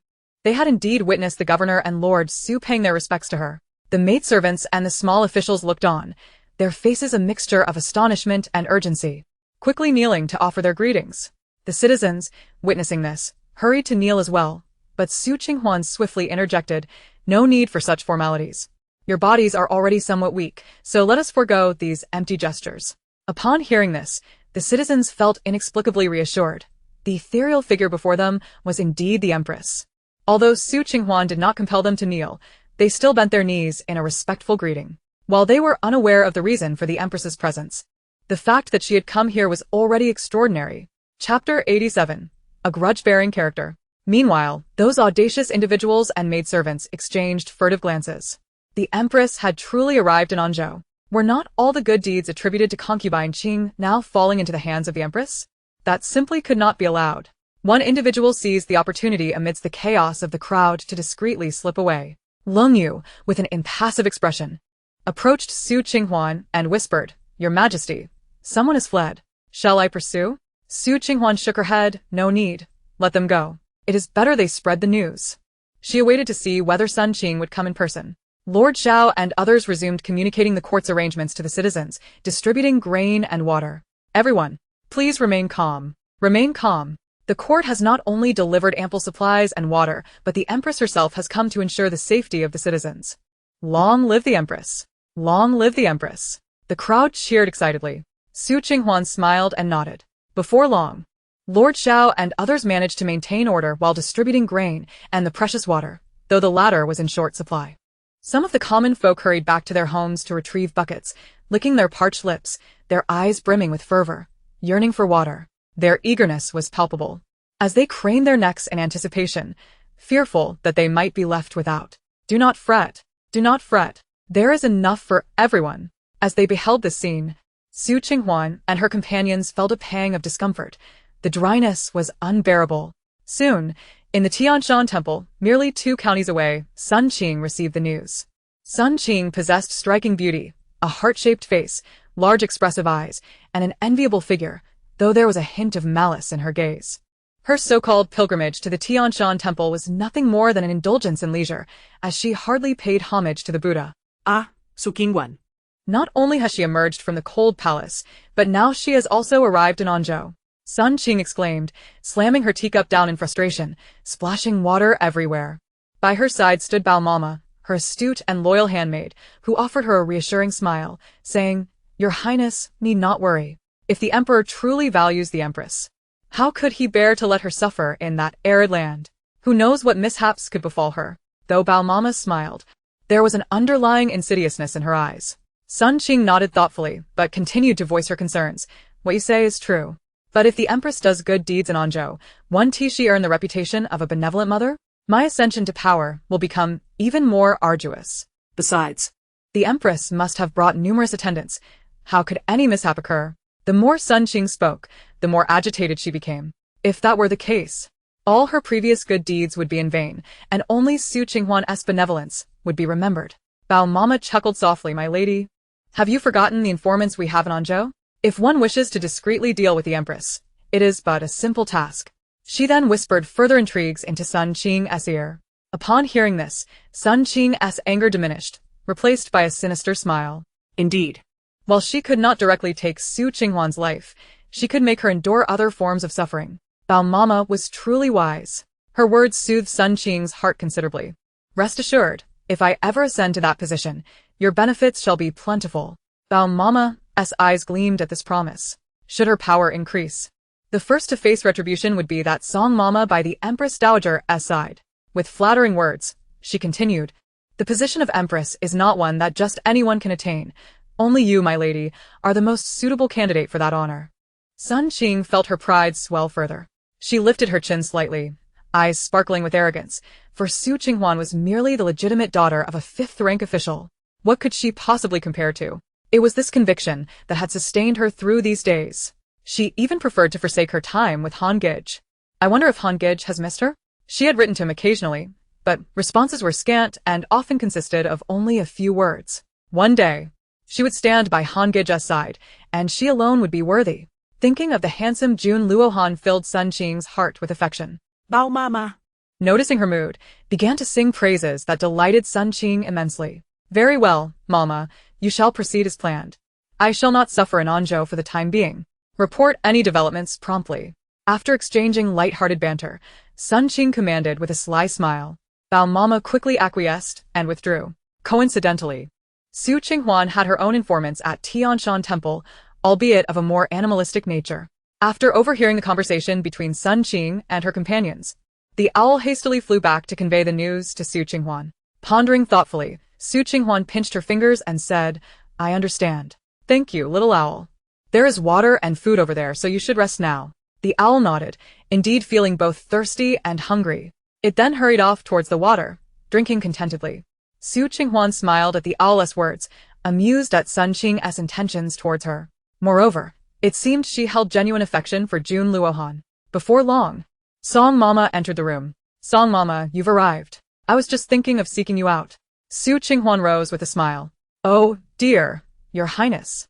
You need not stand for me. Song Mama quickly urged her to sit. Su Qinghuan smiled. Very well. By the way, do you know Bao Mama, who is by Qing Fei's side?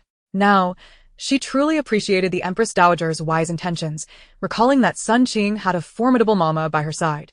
One who was ruthless, which was precisely why the Empress Dowager had brought Song Mama to her. Warmth filled Su Qinghuan's heart. Although Bao Mama had been mentioned in the book, her impression was faint, yet she was eager to hear Song Mama's perspective. Upon hearing Bao Mama's name, Song Mama's previously cheerful demeanor quickly faded. Your Majesty, as for Bao Mama, she is merely a contemptible creature. Her demeanor is so unpleasant that it is hard to bear. Moreover, she harbors resentment towards me simply for having reprimanded her once. Having grown accustomed to speaking candidly with Su Qinghuan, Song Mama did not mince words, clearly expressing her disdain for Bao Mama, her eyes devoid of joy. Su Qinghuan listened, envisioning a cantankerous individual. At last, as she pinched her handkerchief, Song Mama's description triggered a recollection. Bao Mama was indeed one to hold grudges. Since Sun Qing ascended to Empress, Bao Mama had become increasingly overbearing. The first to strike was indeed Song Mama, and her actions were exceedingly cruel. Chapter 88. Strike First. Realizing this, Su Qinghuan's mood soured. Now that Song Mama was her ally, she would not allow anyone to bully her. Song Mama quickly noticed the change in Su Qinghuan's expression, assuming she was worried about Bao Mama posing a threat, and hurriedly reassured her, Your Majesty need not fret. With me here, that little schemer will not be able to hinder you. Su Qinghuan nodded gratefully. You are truly a gem, Mama. The Empress Dowager must have recognized the situation, which is why she entrusted you to me. I am immensely grateful. Song Mama chuckled heartily. It is my fortune to serve by Your Majesty's side. Now, she understood why the Empress Dowager valued Su Qinghuan so highly. It was well deserved. Su Qinghuan chuckled lightly. By the way, Mama, news of my arrival in Anjo has likely reached Sun Qing. She may take some action, so please remain vigilant. Song Mama nodded solemnly. The Sun family is not to be trifled with, especially since Sun Qing's position as a noble consort is illegitimate, having been acquired through dubious means. You may rest assured, I shall keep a close watch. Su Qinghuan nodded in trust and allowed Song Mama to attend to her duties. Lastly, she summoned Ling Yue. This was the first time Ling Yue had met Su Qinghuan in private and felt rather restrained. She had never been eloquent, and now, with her changed status, she seemed even more awkward, stiffly asking, "Your Majesty, what are your commands?" Since the incident with Xian Fei, this was the first time Su Qinghuan had met Ling Yue alone. Noticing her discomfort, Su Qinghuan felt a twinge of amusement. Why was she so tense now? Earlier, she had dared to threaten her. Kein Disziplin Kati, so Qing Huan invited. Why so stiff, Ling Yue? It was only a moment ago that you were so bold with me. Upon hearing this, Ling Yue quickly knelt, her ears flushed. "Your Majesty, forgive me. I was compelled by circumstances then." Su Qinghuan sighed, pinching the bridge of her nose. "Rise, rise. How many times have you knelt already? You must learn to refrain from dropping to your knees at every turn. What is past, and I have already forgotten it." Hearing Su Qinghuan's forgiving words, Ling Yue felt a warmth in her heart and obediently stood up. She was initially apprehensive that the Empress might persistently cling to this matter or seize the opportunity to reprimand her. However, to her surprise, neither occurred. Hence, she sincerely expressed, "Thank you, Your Majesty. Your generosity is truly commendable." Su Qinghuan couldn't help but chuckle again. This cool and aloof lady could also offer compliments. "Very well. I have summoned you to undertake a task. The sooner the better." Gradually, Su Qinghuan reined in her playful demeanor, speaking earnestly.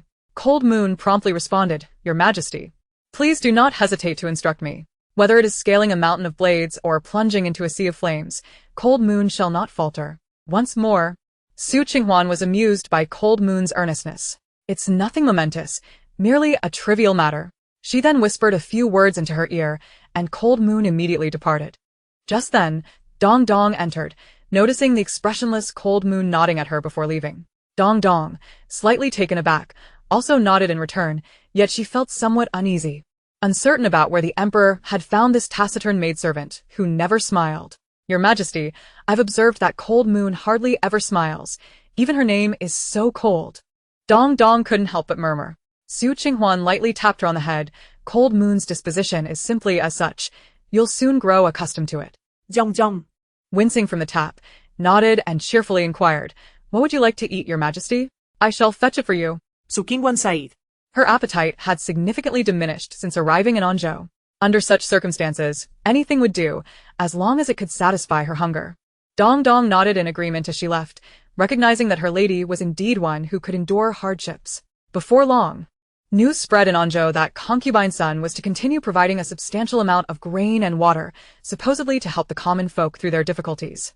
Upon learning this, Sun Qing was seething with rage. "Who has spread such nonsense?" she exclaimed, throwing items off her table in fury. "Dozens of carts of grain and water. Who uttered such foolishness? Where am I to procure so much?" Moreover, her intention was merely to create a facade, to distribute porridge for a few days, which wouldn't cost much grain or silver. Now, it seemed, the entire Anjo was aware of her supposed charitable intentions. Old Madame Bao shrank back, hesitant to speak further. Once Sun Qing's anger had somewhat subsided, she cautiously remarked, "Your Majesty, please do not be angry. Perhaps this is a trap set by others." Sun Qing glared at her with disdain. "Do you think I am a fool? Can't I see that this is a trap?" Old Madame Bao immediately knelt in fear, exclaiming, "Your Majesty is wronged. I did not mean it that way." Sun Qing took a deep breath and replied curtly, "Enough, get up. We must devise a plan." Old Madame Bao cautiously rose. Realizing she should not have provoked the wrath of the concubine at this moment, she ought to have sent another maidservant instead. Sun Qing paced back and forth, convinced that the scheming Su Qinghuan was behind this. She had not yet managed to retaliate against Su Qinghuan, and now it seemed Su Qinghuan was one step ahead. In this predicament, should she fail to keep her promise, her credibility would be irrevocably tarnished. It would merely bring joy to the commoners, thereby damaging her reputation. The more she pondered, the angrier she became, wondering when her father would arrive in Anjo. Old Madame Bao, sensing the opportunity, cautiously suggested, "Your Majesty, we could fabricate some excuse, stating that unforeseen circumstances have only allowed us to gather a portion of the grain and water." Sun Qing could not bear to hear this, frowning. "Am I the kind of person to do that? What if everyone laughs behind my back for being boastful?" Absolutely not. Sun Qing was particularly sensitive to her pride. Old Madame Bao shrank her shoulders, realizing that it might be best to remain silent for now. In her agitation, Sun Qing noticed her silence and scolded, "Speak up. Why have you fallen silent again? Aren't you usually brimming with ideas?" Old Madame Bao trembled, lowering her head and stammering, "Your Majesty, please calm your anger. I cannot think of a solution at this moment." Old Madame Bao felt a mix of despair. It seemed there was no right answer, and perhaps it would be better for her to simply leave. Sun Qing, seething with anger, retorted, "What use are you to me?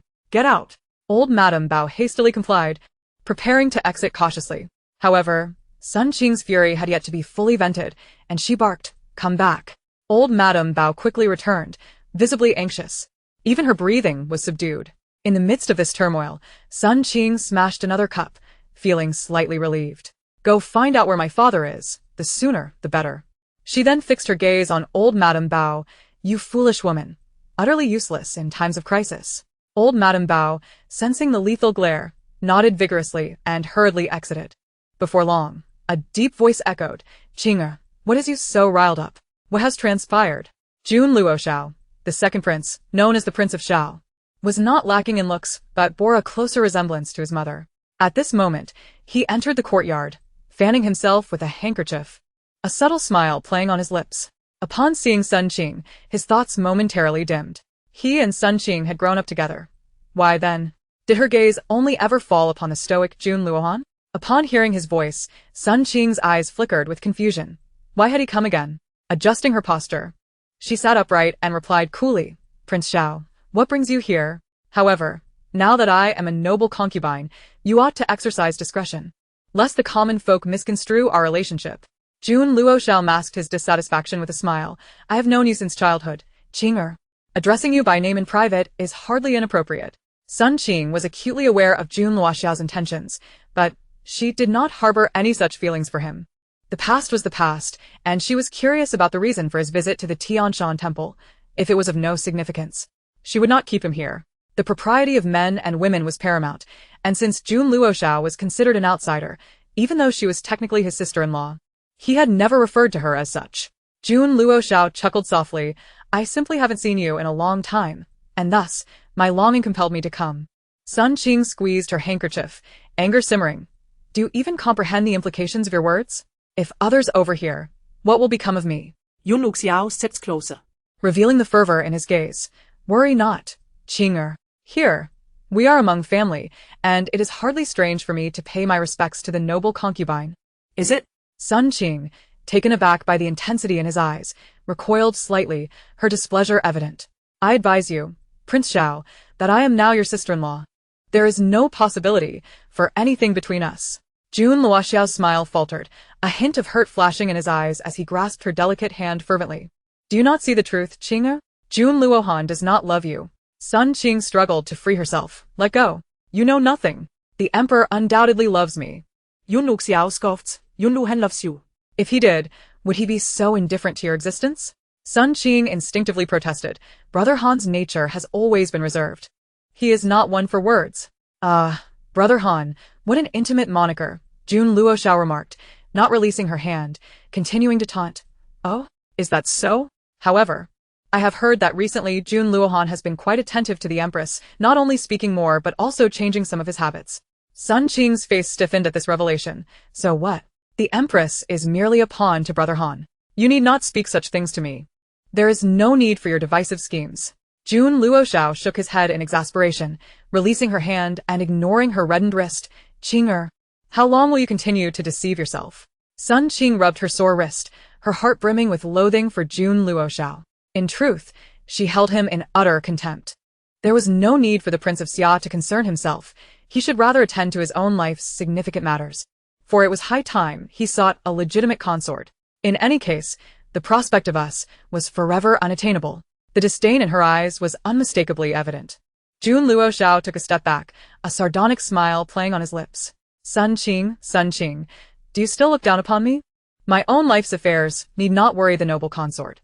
Initially, he had intended to extend a helping hand to her, but given her blatant disregard for him, he decided to take his leave. He retracted his playful demeanor, offered a respectful bow, and prepared to depart. Deep within, he grappled with a flicker of hope, only to be met with the realization that she too regarded him with disdain. He questioned the nature of his obsession. Was it love? Yet it seemed to be more of a rivalry with Jun Luohan. Wait! Sun Qing called out to him, suddenly recalling that Jun Luoxiao might indeed assist her through her predicament. However, he merely paused, not turning back. Today, my mood is rather poor. Should the consort require any assistance, you may seek me out. With that, he strode away without a backward glance. Sun Qing seethed with frustration. What did Jun Luoxiao mean by this? Did he not harbor feelings for her? Why had he not lingered a moment longer? He appeared somewhat discontented, but that was inconsequential. A little coaxing would suffice. Someone, prepare a pot of delicious porridge. It must be exquisite. I have need of it shortly, she commanded, determined to salvage her reputation and resolve her immediate troubles. After a refreshing bath and donning a more alluring appearance, she later made her way to Jun Luoxiao's residence. A tranquil location. Yet, the proud Jun Luoxiao, citing discomfort, refused to entertain guests. Sun Qing's features contorted with irritation as she angrily discarded the meal box and stormed off. Initially, she intended to rely solely on her own resources, but when she could only gather a fraction of what was needed, she reluctantly approached Jun Luoxiao again. Seeing him drowning his sorrows in drink, she paused, recognizing that he would relent if she softened her tone. As she entered with a smile, her movements more graceful than before and the scent of perfume wafting around her, Jun Luoxiao regarded her with little more than indifference, finding her fragrance rather overpowering. "Ah, the consort has arrived. Would you care for a drink?" he asked, though his demeanor was uninviting. Sun Qing, upon entering and catching the scent of alcohol, instinctively frowned. Noticing his unrefined posture, a fleeting look of disdain crossed her features, but it was only for an instant, one that did not escape Jun Luoxiao's notice. Yet, what did it matter? To achieve her aims, she could adopt any demeanor necessary. As she set down the porridge, she gently inquired, might the prince be troubled? Drinking alone is not good for one's health. Internally, she compared him unfavorably to Jun Luohan, who would never wallow in such self-pity. Jun Luoxiao glanced at the porridge she had brought, then diverted his gaze, expressing little surprise as he continued to pour himself another drink. She had always been adept at soothing others. Chapter 90, merely a tool. Noticing his lack of response, Sun Qing's smile faltered, yet she quickly regained her composure. Watching him continue to drink, she felt a twinge of triumph. Was he drowning his sorrows because of her? She attempted to snatch the bottle from him, only to have Jun Luoxiao evade her grasp. A flicker of displeasure crossed his face. What is the meaning of this, consort? I simply wish to indulge in a little drink for leisure. Sun Qing's hand froze midair, and she forced a smile, gracefully settling beside him. Is the prince still unable to let go? Jun Luoxiao paused in his drinking, a bitter smile gracing his lips. What was there to let go of? Yet, it was indeed a fixation he could not shake off. But why did he feel inferior to Jun Luohan? He had declared his affections to her long before she entered the palace, professing that the position of primary consort was hers alone.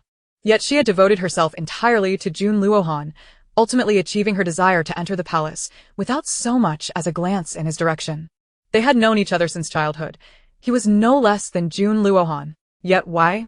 Was it merely because he was the son of a consort from the cold palace? His lineage indeed paled in comparison to Jun Luohan's. The consort misunderstood. There was nothing he could not let go of.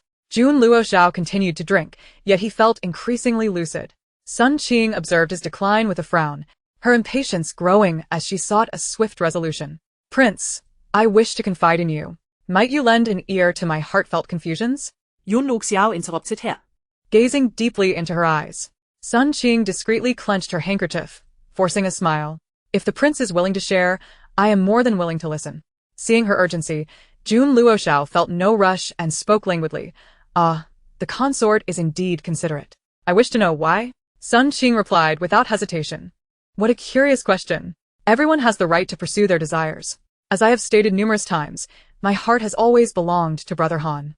But have you not realized that he has never regarded you as anything more than a mere acquaintance? Just a simple relationship, Jun Luoxiao pressed. From childhood, it has always been him by my side, always assisting me. How can she not see that? Sun Qing's thoughts drifted to Jun Luohan, her eyes softening with affection. Yet, so what? If Brother Han did not harbor feelings for me, how could he have willingly made me his consort? Furthermore, if it weren't for that wretched Qing Huan, I might have become the Empress from the very start. As she spoke, hatred flickered in her eyes. Without Qing Huan, she would not have had to scheme for so long. This was the first time Sun Qing had revealed such emotions before Jun Luoxiao. He was momentarily taken aback by her expression, yet found it less peculiar than he might have expected. He believed himself to be a villain, but at present, he harbored no intentions of seizing power. He merely wished to avoid the presence of someone he detested. He wondered whether the consort truly loved Jun Luohan or merely coveted his position. If it is the position you desire, I could fight for it. Jun Luoshao asked earnestly. Sun Qing laughed. Naturally, it is for both the man and the position. In life, I am Brother Han's. In death, I shall be. Yun log Xiao til et self-deprecating lyd. Did he still cling to hope? How absurd. In that case, I shall not pry any further. If the consort requires my assistance, please state your needs plainly. This shall be the final time I aid you. At the mention of assistance, Sun Qing's spirits lifted, her earlier impatience dissipating. Even her address towards Jun Luoshao shifted as she eagerly shared her grievances and frustrations. Brother Xia, you have no idea how malicious Su Qinghuan is. She has resorted to such underhanded tactics to ensnare me. It is infuriating. Thankfully, you happened to arrive, or I would have lost sleep over this. While she vented her frustrations, she displayed the indignation of a wronged woman, hoping to evoke Jun Luoxiao's sympathy. Jun Luoxiao shook his head, a bitter smile on his lips. He was only remembered when she needed something. Yet every time she called him Brother Xia, he felt compelled to assist her, though this would indeed be the last time. He set the wine bottle down and remarked coolly, perhaps the consort should address me as Prince Xia, to prevent any misunderstandings. As you rightly stated, I shall assist you, as it is my duty. Regarding Su Qinghuan, he chose to remain silent. He did not know her well enough to comment. Sun Qing listened to his somewhat distant tone, her broad smile gradually fading as she asked, Brother Xiao, are you still angry? Jun Luoshao furrowed his brow, pondering her question. This king is not angry. It is simply how things should be between us. Since there is nothing at stake, the esteemed concubine may take her leave. Rest assured, I shall fulfill my promises. Upon hearing this, Sun Qing's smile blossomed once more. As long as a resolution could be reached, she was content. She had always believed that if she spoke with a gentler tone, Jun Luoshao would assist her in resolving her issues. Thank you, Prince Xiao. I shall take my leave now. I just prepared some porridge myself. You should have some later to ease your stomach. Excessive drinking is detrimental to one's health, she said cheerfully before quickly retreating, her steps noticeably lighter. Meanwhile, Jun Luoshao watched her departing figure, feeling little turmoil within. Had she grown accustomed to viewing him merely as a problem solver? He had previously felt fortunate to be of some use to her and believed she cared for him, thinking he held a certain place in her heart. It seemed he had overestimated his significance. After this inquiry, he found clarity in his thoughts. And that porridge, did she truly concoct it herself? He had little faith in that claim. Xiao Yao, come here, Jun Luoshao called, pinching his forehead as he summoned his personal attendant. Xiao Yao, hearing the call, sauntered out, grumpily inquiring, my lord, do you require bowls and chopsticks? Without waiting for a response, he turned back to lazily shuffle toward the kitchen. Observing his demeanor, Jun Luoshao felt a greater sense of absurdity. Even Xiao Yao could see through the facade, while he remained ensnared within his own emotional fortress, numbing himself. He shot Xiao Yao an irritated glance and snapped. What is with your attitude? When did I request you to fetch bowls and chopsticks? Xiao Yao, out of sight, rolled his eyes before turning back, muttering quietly. When did my lord lose interest in even bowls and chopsticks? Are you so eager to drink it straight from the pot? He could not fathom why his lord was so oblivious. That woman was nothing but a schemer, seeking only to use him. How could he not see it? And yet, he still wished to assist her. The transportation of so many supplies and resources, she agreed to help so readily. It cannot be that simple. Chapter 91. Imprisoned first. My lord, I do not mean to criticize, but it is high time you awakened to reality. Xiao Yao lamented, despite having advised his lord numerous times to no avail. Even now, Jun Luoshao sought solace in wine while planning to assist that woman. He simply could not comprehend it. Jun Luoshao brushed his garments and coldly remarked, I understand. Dispose of this porridge. Xiao Yao's eyes widened in disbelief. Dispose of it? He stammered, nearly unable to suppress his grin. Yun log Xiao nodded, teasingly adding. Or, if you fancy it, you may drink it yourself. Ecstatic, Xiao Yao eagerly grabbed the bowl and unhesitatingly discarded it. He had no desire to partake. His smile widened. Had the prince finally come to his senses? It is a relief indeed. Jun Luoshao observed Xiao Yao's elation and shook his head in resignation. Bring me the red garments I favor. Those white ones may be discarded. Xiao Yao's jaw dropped in astonishment. Was the prince truly making such a decisive change? His favorite color was indeed red, yet he had donned white to appease that woman. Now, was he finally ready to embrace his true self? How splendid! Jun Luo Xiao chuckled softly at Xiao Yao's enthusiasm, feeling the effects of the wine settling in, and decided to retire for the night, intending to gather supplies in the morning. Regarding the procurement of resources, Xiao Yao seemed considerably less aggrieved. At least the prince was contributing his share. In Chang'an, as Qing Huan departed, Jun Luohan awaited the emissaries from the Yuan dynasty within the palace. The Yuan emissaries, confident in their nation's prosperity, still maintained their imposing demeanor despite the exposure of their schemes. Yet, Jun Luohan had resolved to sever ties. The Yuan emissary scoffed. Does your sovereign not fear that such actions will sever relations between Yuan and Yong dynasty? Most of the grain, salt, horses, and silk are products of Yuan. Jun Luohan coldly laughed, his tone frigid. So, by your logic, without the Yuan, the Yong dynasty would perish from starvation? The ministers of the Yong dynasty stood united at that moment. Indeed, the Yuan people are far too arrogant. One might think the Yong dynasty could not survive without them. Precisely. The Yuan sent a false princess to wed, perhaps as a spy. This is an affront to the Yong dynasty. If the Yuan does not provide a satisfactory explanation, we will not bow our heads. The Yuan emissary remained unfazed, retorting, and what of it? The weak must bow to the strong. Their words incited outrage among the ministers. And Jun Luohan's icy demeanor deepened as he regarded the emissaries with disdain. Where is the Dali Temple? He inquired. The Dali Temple officials promptly stepped forward, declaring, present. Jun Luohan, looking down from his elevated position, addressed the Yuan emissaries. The Yuan emissaries have spoken arrogantly and disrespected our nation. They may well be spies sent to sow discord. Thus, they shall be imprisoned until further inquiry. Hearing this, the Dali Temple officials felt a surge of relief. We shall obey, they vowed, eager to conduct a thorough investigation. Other ministers quickly concurred. Meanwhile, the Yuan emissaries appeared bewildered. How dare you show such disrespect to the emissaries of the Yuan? We represent the face of Yuan, not mere spies. Indeed, do you comprehend the implications of your actions? Yet the Dali Temple officials paid them no heed, swiftly escorting them to prison. Word soon spread regarding their confinement, and even if the Yuan were to learn of it later, they would find themselves unable to refute the charges. The emissaries protested, but the Dali Temple officials silenced them with rags, finally restoring some peace. As the emissaries were taken away, the ministers wore worried expressions. The Yong dynasty, less affluent than the Yuan, would surely find it more challenging should the Yuan cease trade.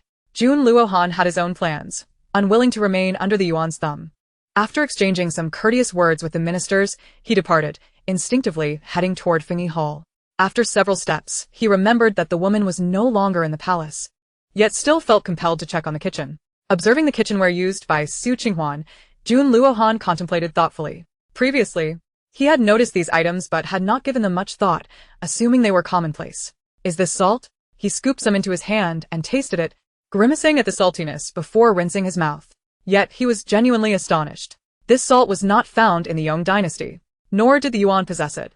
The purity and salinity exceeded anything he had encountered. Other spices were equally remarkable, both in appearance and flavor. A look of profound understanding crossed Jun Luohan's face, a faint smile playing at the corners of his lips. How had he overlooked such treasures before? This woman had brought him countless surprises. Shadow. Spread the word that I have fallen ill due to the Yuan emissaries' provocations and require a prolonged period of recuperation. Summon Prince Ing to assist me in the palace. Jun Luohan meticulously cleaned his hands and spoke with deliberate slowness. Hearing this, Shadow quickly retreated, somewhat puzzled. Was the emperor intending to follow the empress? Following this, Jun Luohan made his way to Taifan Palace to reassure his mother. The Su family had quieted considerably while Su Yuan and others journeyed to Anjo. However, upon learning that the Empress had also traveled to Anjo, the atmosphere erupted. Despite the passage of time, the Su family wore expressions of concern. Madame Su was consumed by worry, unable to find solace in either food or drink. Wan, she lamented, the vastness of the heavens and the earth is daunting, and how can Huaner possibly endure the harshness of that arid land in Anjo? Aunt Xia, her face etched with concern, gently patted Madame Su's hand and reassured her. Do not fret, Yuru.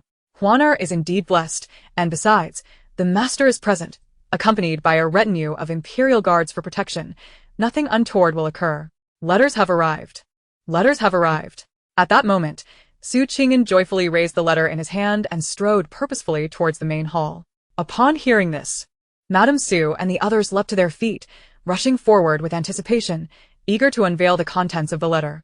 As long as safety is assured, that is all that matters, Madame Su exclaimed, her heart finally unburdened as she patted her chest in relief. Aunt Xie chuckled softly. Now we can all rest easy. Thanks to Su Qinghuan previously providing the necessary formula, Aunt Xie felt at ease to proceed with her arrangements and studies. The Su family had finally returned to a semblance of normalcy. Upon learning this, Su Qingyan too felt a weight lift from her shoulders. However, she couldn't help but worry about her elder sister, who had been so pampered. Would she find the food palatable and sleep soundly in that distant place? Fourth Miss Ningxi has come to see you, whispered her personal maid. Xiaomi, truth be told, she was reluctant to see her young mistress grow too close to Miss Ning, who was known for her cunning nature. Yet, her young mistress was drawn to her.